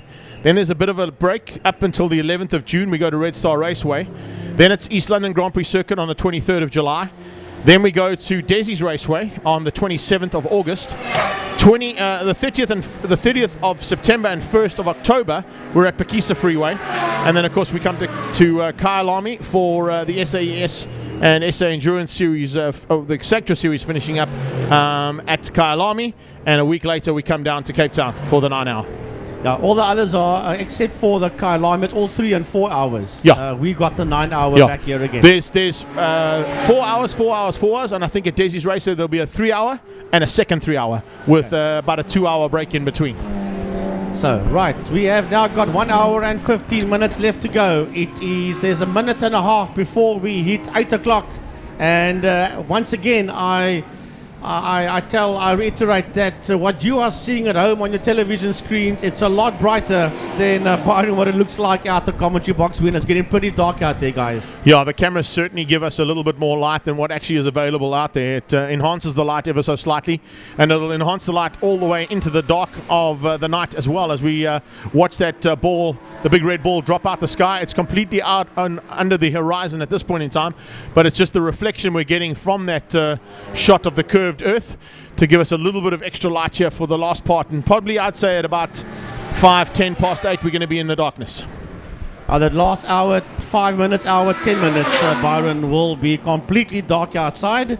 Right now, if you look up the left-hand side of our commentary box towards turn number 5, Fostron, it's just a whole heap of headlights that is working its way out of turn 5 at a Fostron towards us. Of course, your TV screen shows it a lot more brighter, but it's pretty dark down there at the south side of the circuit. I see a car is coming to the pits. Is that a Porsche coming into the pits? It's a Toys R Us Porsche. Yeah, it's once again the 69 car that's in pit lane. 69 car. Hathorn is currently behind the wheel of that car, a lap behind the 77 of Familiares, who himself is a lap behind Mayer.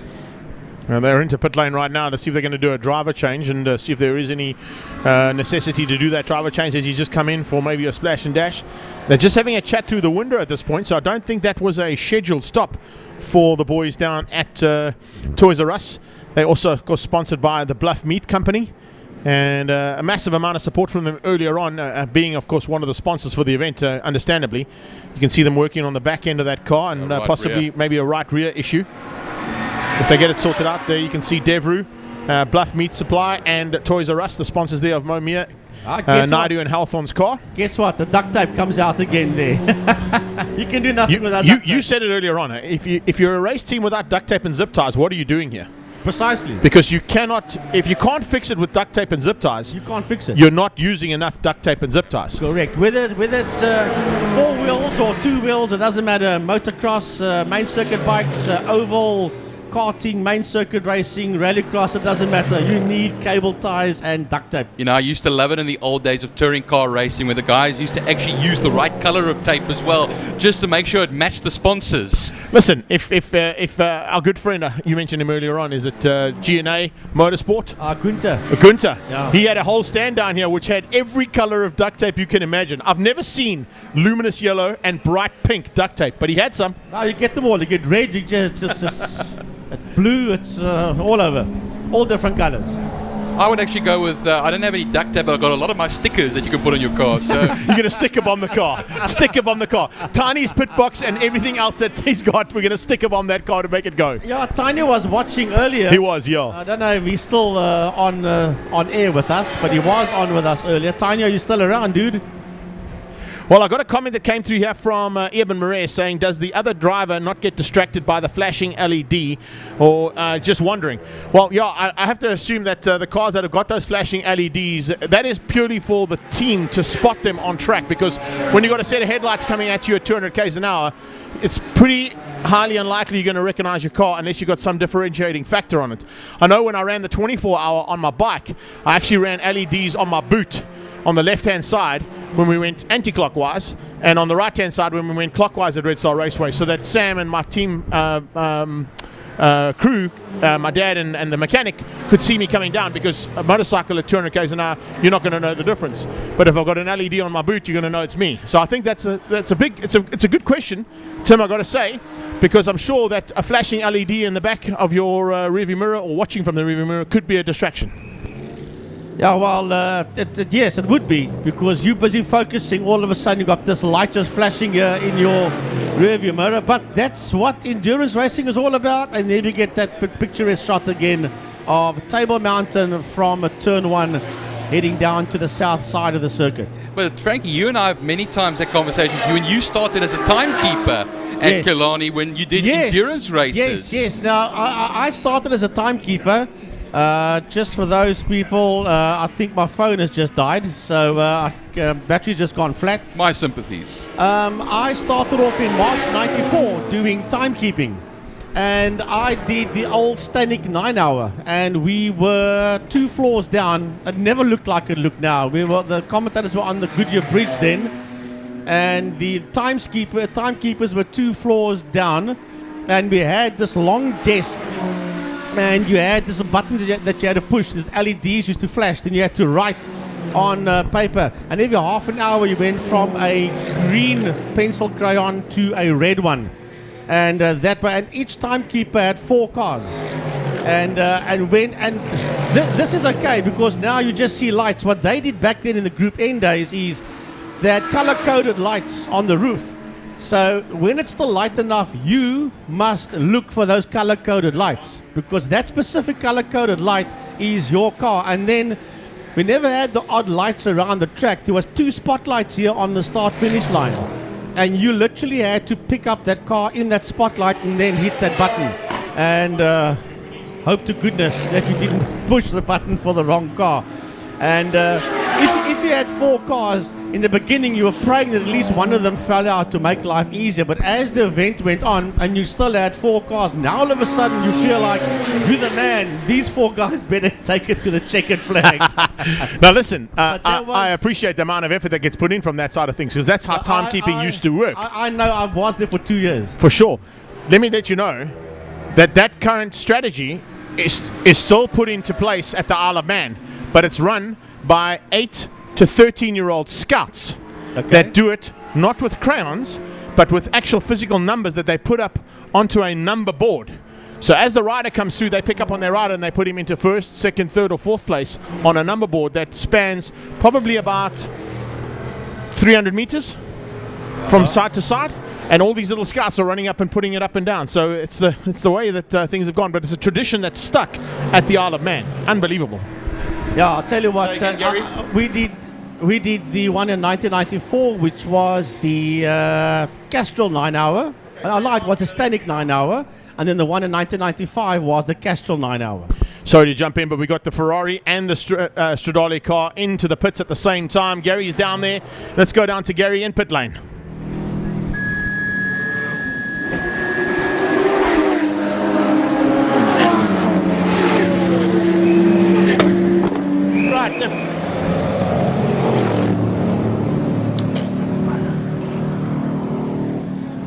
Okay, the leaders are both in the pits. We got the Ferrari car number 17 who've pitted, and the Stradale Motorsport car pitted. There's been a driver change here for the number 17 Ferrari, and there's going to be a driver change for the Stradale car. And it looks like Charlotte Redfish will be getting into the Stradale. And we have Gavin Cornier has just got into the Ferrari, making his way out. And it looks like we're getting a driver change there for Stradale as well. Arnie Neverland climbing out, and Charlotte Redfish climbing in. So they are the 2 lead cars, although there's a couple of laps between the 2 of them. This is where it comes down to who's actually going to win this race. Right, tyres are going on, everything's out for Stradale. That's Charles that's in the car now. And water bottles have been changed. Car down, and off they go. Back to you in the studio, Greg.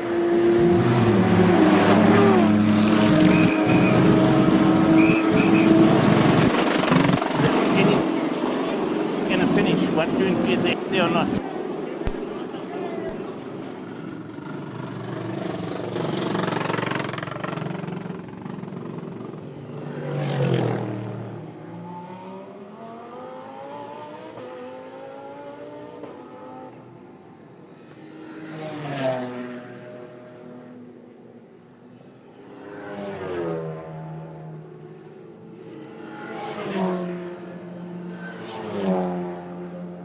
Right, we're back on track there. Thanks, Gary.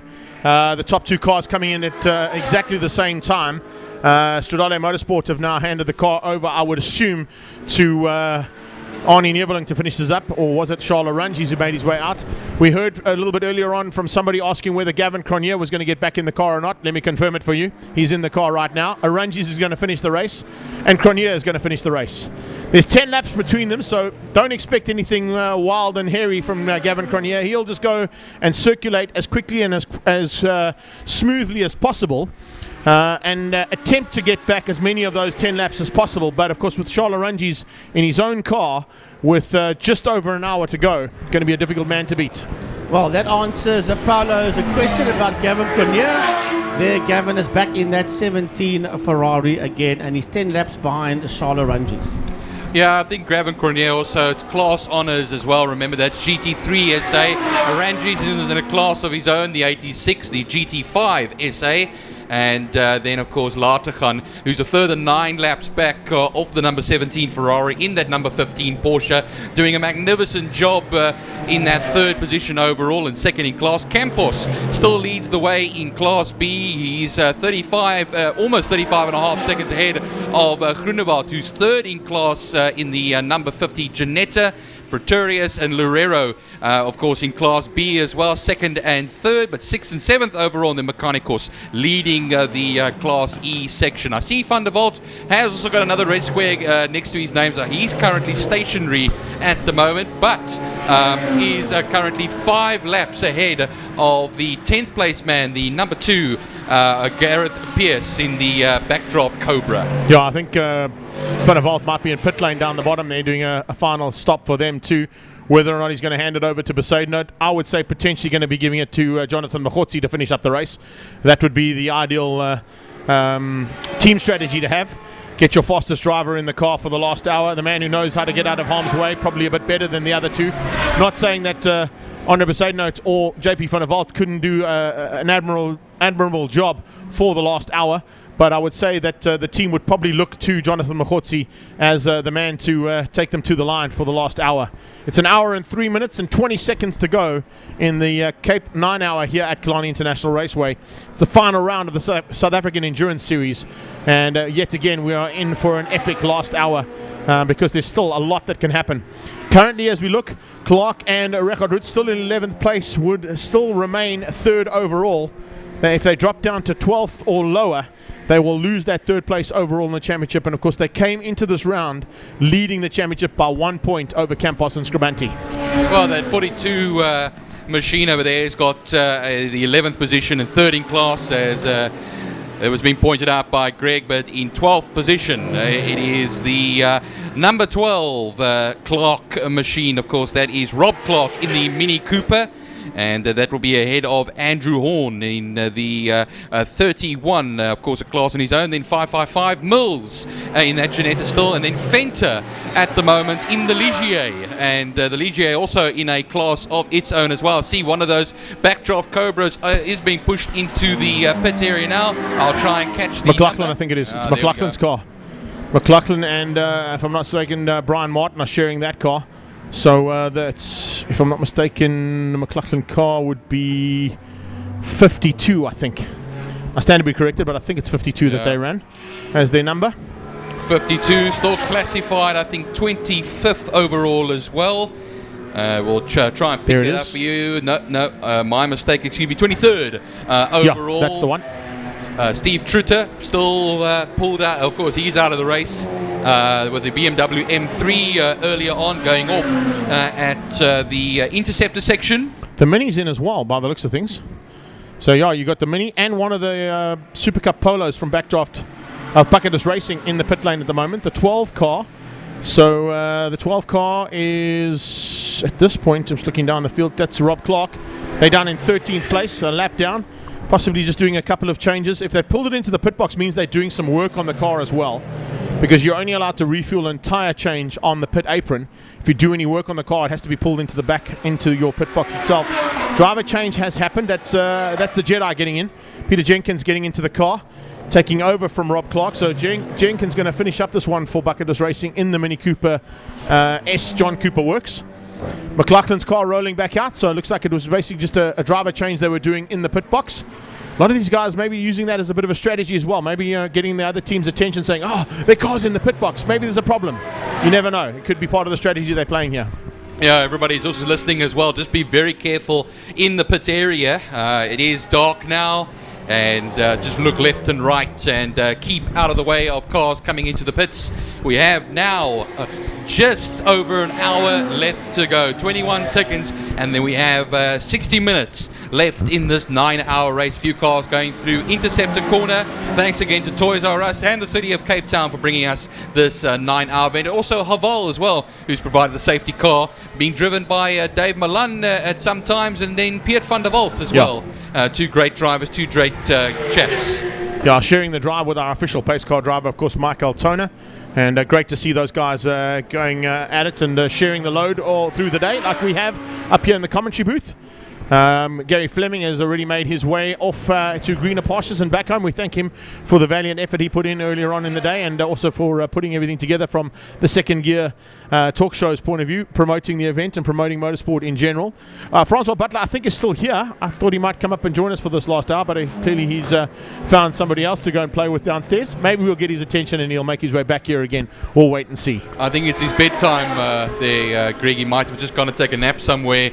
By the way, it is past my bedtime too, but I'm happy just to be be allowed past my bedtime. Okay, here we go. Cape Town boys can't take the pace, eh? Oh, well, Donovan Taylor made a little interesting comment. We were talking about the flashing lights and the LEDs being a distraction. He says, no. It's not meant to grab their attention. It is meant to be a distraction. So I don't know. He comes out of a race team. Of course, he was partner with Brian Martin in Brian Morgan, I beg your pardon, in a Backdraft Cobra for a couple of seasons. He actually ran in Hulk colours, which was one of my favourite cars to actually commentate on, being a big Hulk fan myself. So it's a pity he's not down here, but Donnie Taylor, of course, part of the AMG Driving Academy and does an amazing job. There we go. Mel Spur, or is that Mel Spur? No, it's not. It's Manan Supri saying they're used to it by now. So do I. Those competing must and should extremely be aggressive on the stand to stand the pressure. By all means, and in any circumstances and situation, this is all part and parcel of any sporting event. So he's probably saying, well, yeah, it's all part and parcel of how the distractions and, of course, the strategy comes into play with now 58 minutes to go. We're into the last 60 minutes, boys. Well, the Bucketless Racing Mini, Greg, is back out in the circuit as well. Just saw it exiting the pits, and now Jenkins is behind the wheel of that motor car. So there answers our question. If he was going to take over, he will take over. He's 6 laps ahead of Greg Mills at the moment, still behind the wheel of the Ginetta. And then the further 27 laps back after that, you have the Fenta driving the Ligier. The Ligier earlier on in the day, on the second lap of the race, had a coming together with a number of cars at turn 1, and has basically been a recovery drive ever since. Yeah, recovery now, of course, more important than recovery, of course, is now survival. Last 60 minutes, 57 minutes to be exact, and some change. It's survival time. Now what you're going to find is there'll be a slightly different driving strategy if you're in the car. It's short shifting. It's not revving the car to the full limit. It's maybe waiting half a second more, maybe waiting till the straight to make a pass as opposed to diving on the corner, because as we saw all day long, and we haven't really mentioned it, the size of the cars, the height of the cars now become a major factor, because sometimes in a low-slung sports car like the Ligier or the Nash, and you're in a saloon car, you may not see them in your rearview mirror. So yes, the styles and techniques all change.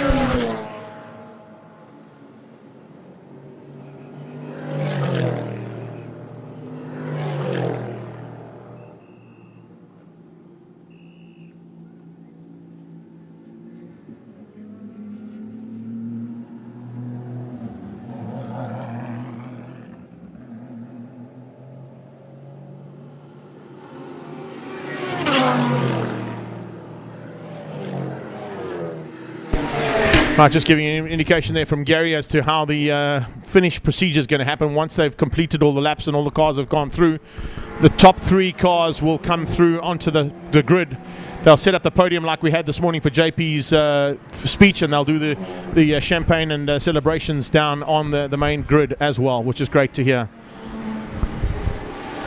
Right, 55 minutes left in the 9 hour. I'm used to the 8 hour. Listen, if it was 8 hours, we'd be going home by now, hey? Yeah. Just to let you know, Franks. We normally have the 8 Are you with us, buddy? No, we normally have the 8 hour for short circuit bikes. And that's next weekend, I believe. Yeah, Francois Butler will be calling that one next week on the karting circuit.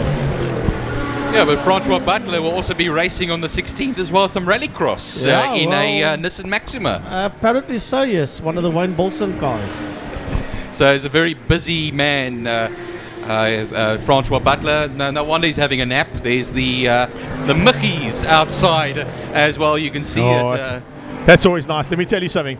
In a race car, now you don't want to be in an open cockpit. No. Because you're now going to have Mickeys and flies all over that visor. We already got the Mozzies in the commentary box from the river that runs just behind the track. So we already got our fair share of mosquitoes. Dude, do you remember the Mickeys and mosquitoes up at Magoo's Grass Banking at World Rallycross? Yes, geez, yeah. Wow. And that was in the daytime. Mind-blowing, mind-blowing. I've never been attacked so badly in all my life. But yeah, we're into 54 minutes of race action to come your way. It has been a spectacular event. There has been action aplenty, literally from the word go. 2 laps in, we had our first incident, a major one that took out nearly 5 cars. First of our safety cars coming out at that point. It's the first of about a dozen safety cars we've had all race long. And now, as we've been talking and intimating, it is survival time. You have to try and get these cars through. You're going to not be looking to do anything spectacular right now. Only guys who are pushing, I would say, the hardest at this point in time are the 50 car, and that is the orange Janetta of Henny Grunewald, who's trying to catch onto the back end of Campos. He's only 2.2 seconds back, so if you can pick up on that, Gareth, down there, we're looking for that orange Janetta closing in on the orange Super Cup Polo. Wow, that's going to be hard to do. Remember... Sorry, Frankie, I just want to get in there quickly. That is 350 laps now for Charles Arangis as he crosses the line. 11, well, all be 10 laps ahead of Cronier. Cronier still got to cross the line and complete his lap. 10 laps down. Lateghan in 3rd position, but 2nd in class at the moment in the Porsche. And then we start with the Class B cars. As I say, Campos 20 laps further back of Lateghan, but ahead of Grunewald. But Grunewald's closed up the gap to 2.2 seconds over, and he goes past Grunewald at the moment now as they cross, Campos as they cross the line. Campos is 8 laps ahead of Pretorius. Loureiro in that 212 Polo is 3rd place in class at the moment. Amazing action that's happening out there. Just also trying to spot it for our production team down there to try and see those 2 cars that are fighting so hard. It's now 3 seconds back. Campos has now lost that advantage. Grunewald back into 4th place. Campos down into 5th. And now to the tune of 3 seconds. Doesn't really have to worry too much. And as I spot my first mosquito, and yes, he got killed in the first attempt there, by the way. So not too bad there from Daniel Son Magoo.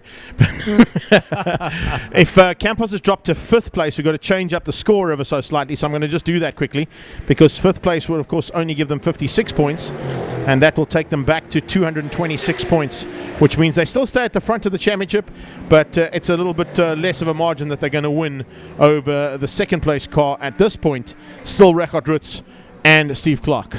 Yeah, so Grunewald has got his nose ahead there of Campos. He moves up into that 4th place and 3rd in class, and that battle for 5, 6 and 7, that's P1, 2 and 3 in the B category. That is Campos, Pretorius and Loureiro. And Loureiro is 2 laps behind Pretorius. Pretorius is 8 laps behind Campos, and Loureiro is 3 behind Pretorius. So if we look at the championship standings as they stand at this point in time, Campos and Scribanti hang on to the championship win with a 230-point tally. In 2nd place will be Patamba and Scora on 217. Richard Rutz and Steve Clark will be 3rd on 203. And Arangis and Neerveling on 200 stay in 4th place, just ahead of Lateghan on 175. So that's how the championship standings are, with 352 laps completed. let's see whether or not there's going to be any more changes. If Clark and Richard Roots drop to 12th and Andrew Horn catches them and catches up those 3 laps that he has in the deficit right now, we would see, of course, Arangis and Neveling moving into 3rd place overall in the championship. Well, there's Slabbert now in the 101 car. Oh, somebody's not sounding that great. That looked like Mike McLaughlin's Cobra that just went past us with the big wing on the back, so potentially that car with a bit of a misfire. Yeah, certainly not firing like it was earlier on in the race day, that is for sure. That's all the way down the field. We're talking about 22nd position, 52. He's 29 laps off of Trutter at the moment. Of course, Trutter, I think, is still stationary at the moment. Oh, the BMW's out, so that's the case over there. That was, of course, the 135 BMW, the Kalani Spares. Karuban Naidu doing a great job as well in the GT3 SA class. He is much further down, of course. 69 is the car number. He's 20th with 5 laps off of Maya Familiaro. Is also currently out there at the moment. 18th position overall in the number 77 backdraft Cobra. And that is off of Slubbert, but 25 laps back. Yeah, what I'm going to say is I think Trutter and his teammate, can't remember, it's gone out of my hand, but the BMW. Lotta and Trutter, that's it.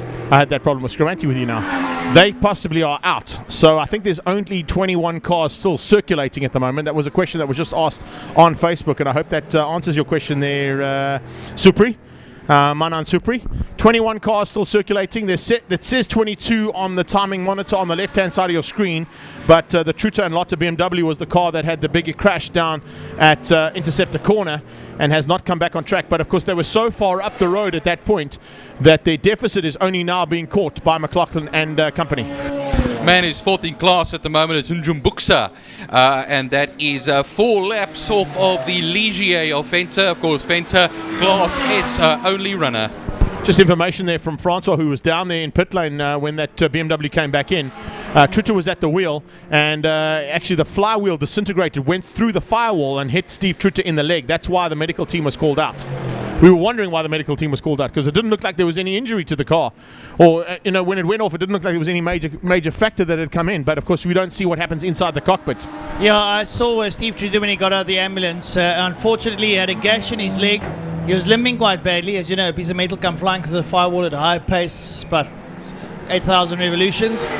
So very distraught wife at his side. But they've taken him to hospital, and as far as I know, he is okay. They're obviously treating the wounds, etc., and he's just going to be a little bit sore for a couple of days.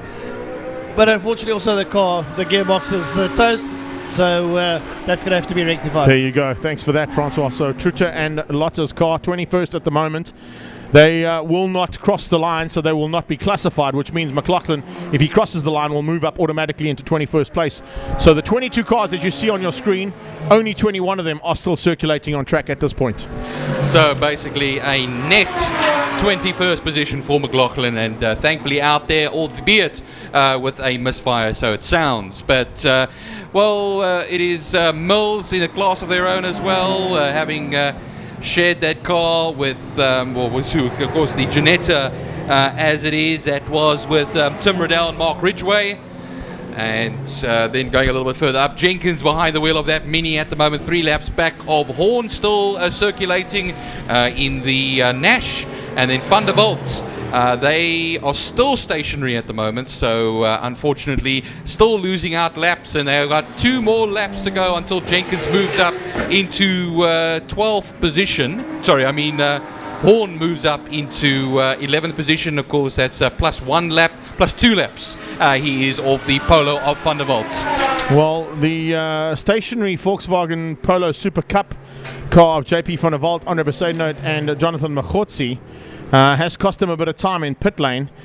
Steve Clark and Richard Roots back on track have made up 1 position and moved up into 10th spot. So I'll do a couple of mathematician works again, because it just keeps changing the entire time here. Yeah, I remember the days of nighttime homework, and that was the earliest I did my homework.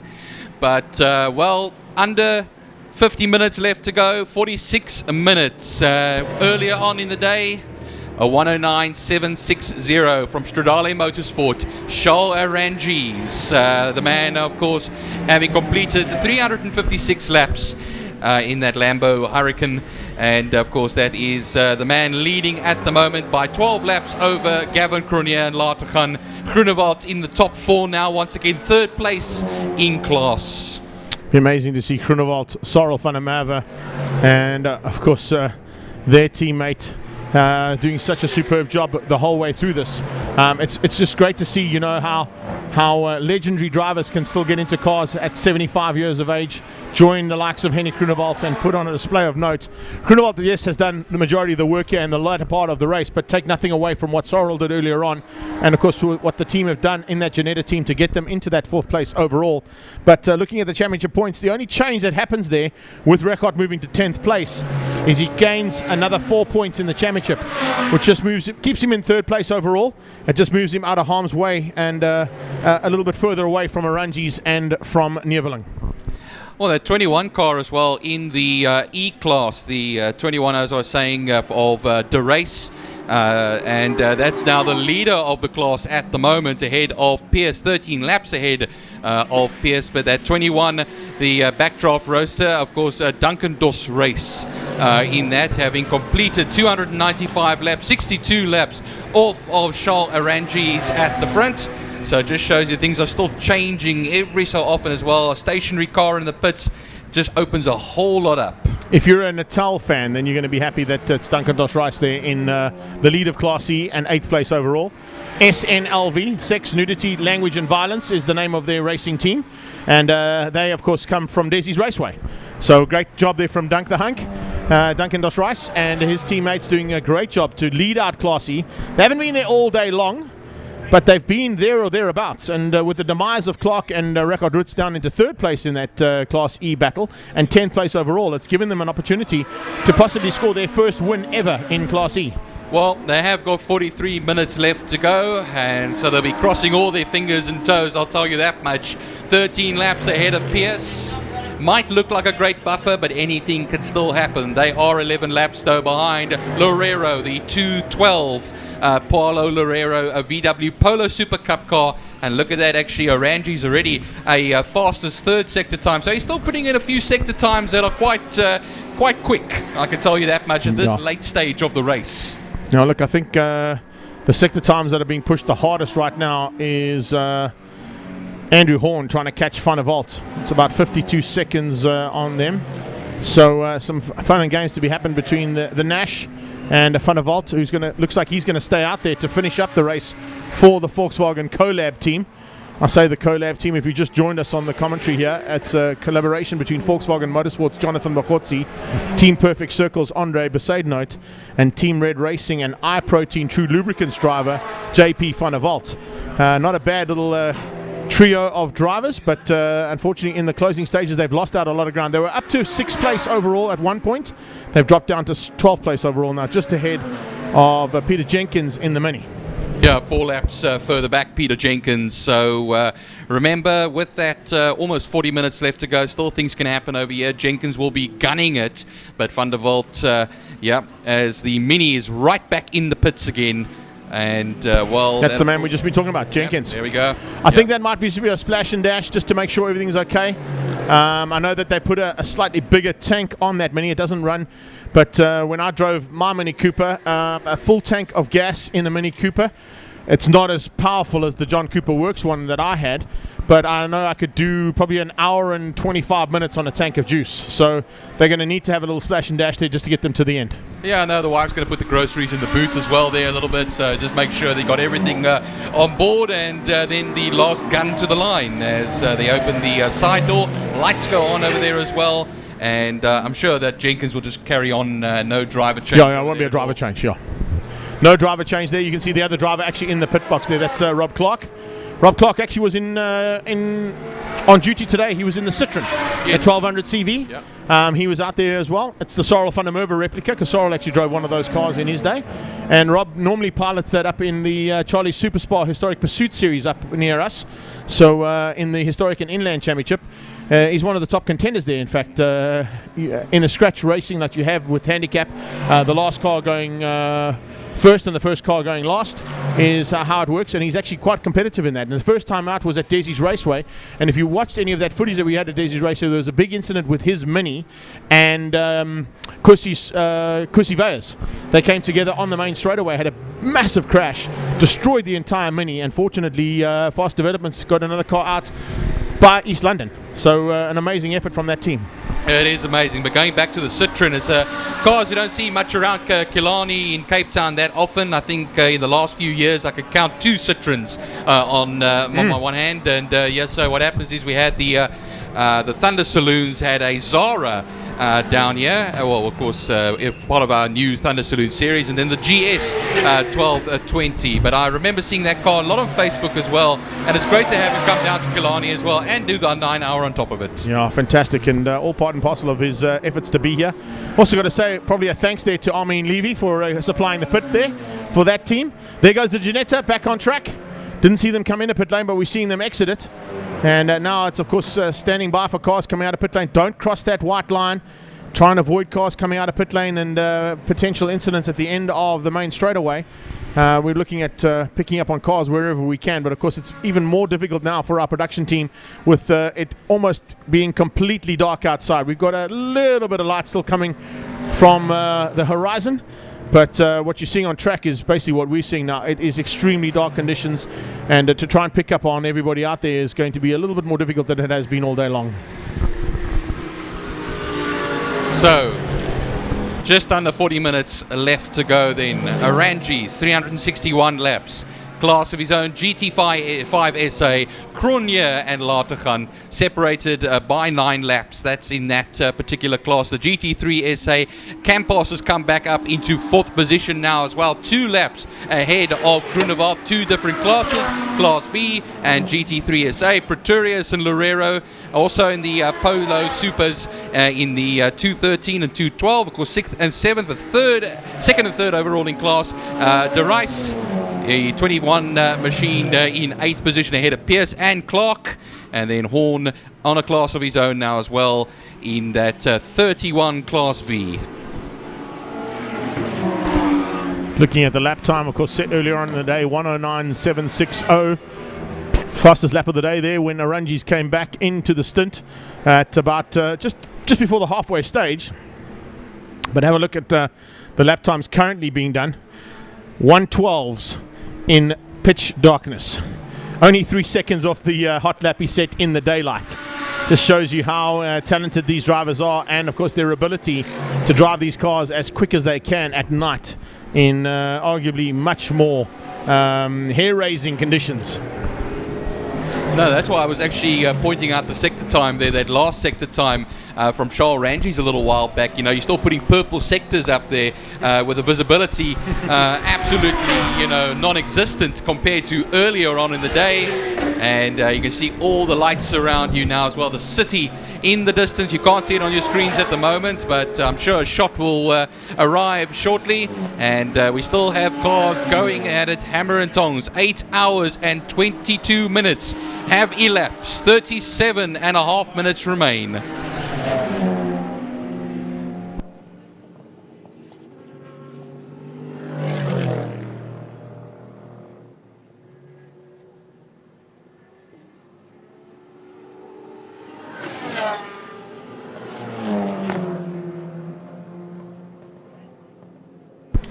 So we're starting to get the proceedings ready for, of course, the finish of the race in 37 minutes time. There you can see the last ditch effort there from the big ball above us in the sky, the sun. That is literally, I think, the last 30 seconds of light available in Cape Town, if G stays on that shot for the next 30 seconds or so. But it is dark conditions, survival time. We've spoken about the survival rate and the attrition rate of this race. We started with 43 cars. 33 of them competed in the 9 hour, and 10 of them were only in the, or 6 of them I should say, were only in the hour race. So my maths going completely out the door again. 43 minus 6 gives us 37 cars that participated in the 9 hour. Let's get that right, Greg. It has been a long 9 hours, Byron. So just don't laugh at me, bud. No, I can't laugh at you, Greg. You know, when I got confused with maths, I had to drop it. So there we go. And ever since, mathematics not really paid much attention to it. The point I got to was when we had to start adding letters. I didn't understand how A plus B equals X. That made no sense to me. But anyway, let's not worry about maths right now, because we're into 36 minutes to go. That's all gold time. 36. Oh, jeez. Here we go. It's been a long night. Listen, you gave the pick and pay one, and you gave the engine windy. Can't I give all gold? You can, of course, yes. Yeah, but now, Greg, I'm starting to think royalties now. That's now it's I need to pay some money off. worms, you know? Let's bring some money into us, yeah. Well, if you have a look at that fight, I was watching it there between Pretorius and Loreo, the 2-1-3 and the 2-1-2. There's only one lap difference between the two of them. And that is that fight for second and third in the B division. So if Pretorius gets it wrong, then Paulo Loreo will come through on him. And I mean, yes, it is a lap, but you get it wrong and you end up in the pit, and all of a sudden that 6th and 7th position can easily change around. You know, one lap doesn't seem like much, but well, little I should rather say, but any mistake, like you're saying, Frankie, and with 35 minutes left to go, you see cars coming into the pits. Greg and I were talking about it earlier on. Look at great races like Le Mans, where you come within 3 laps of the finish, and what happens is you bomb out, and then what happens is you're stuck somewhere on the circuit.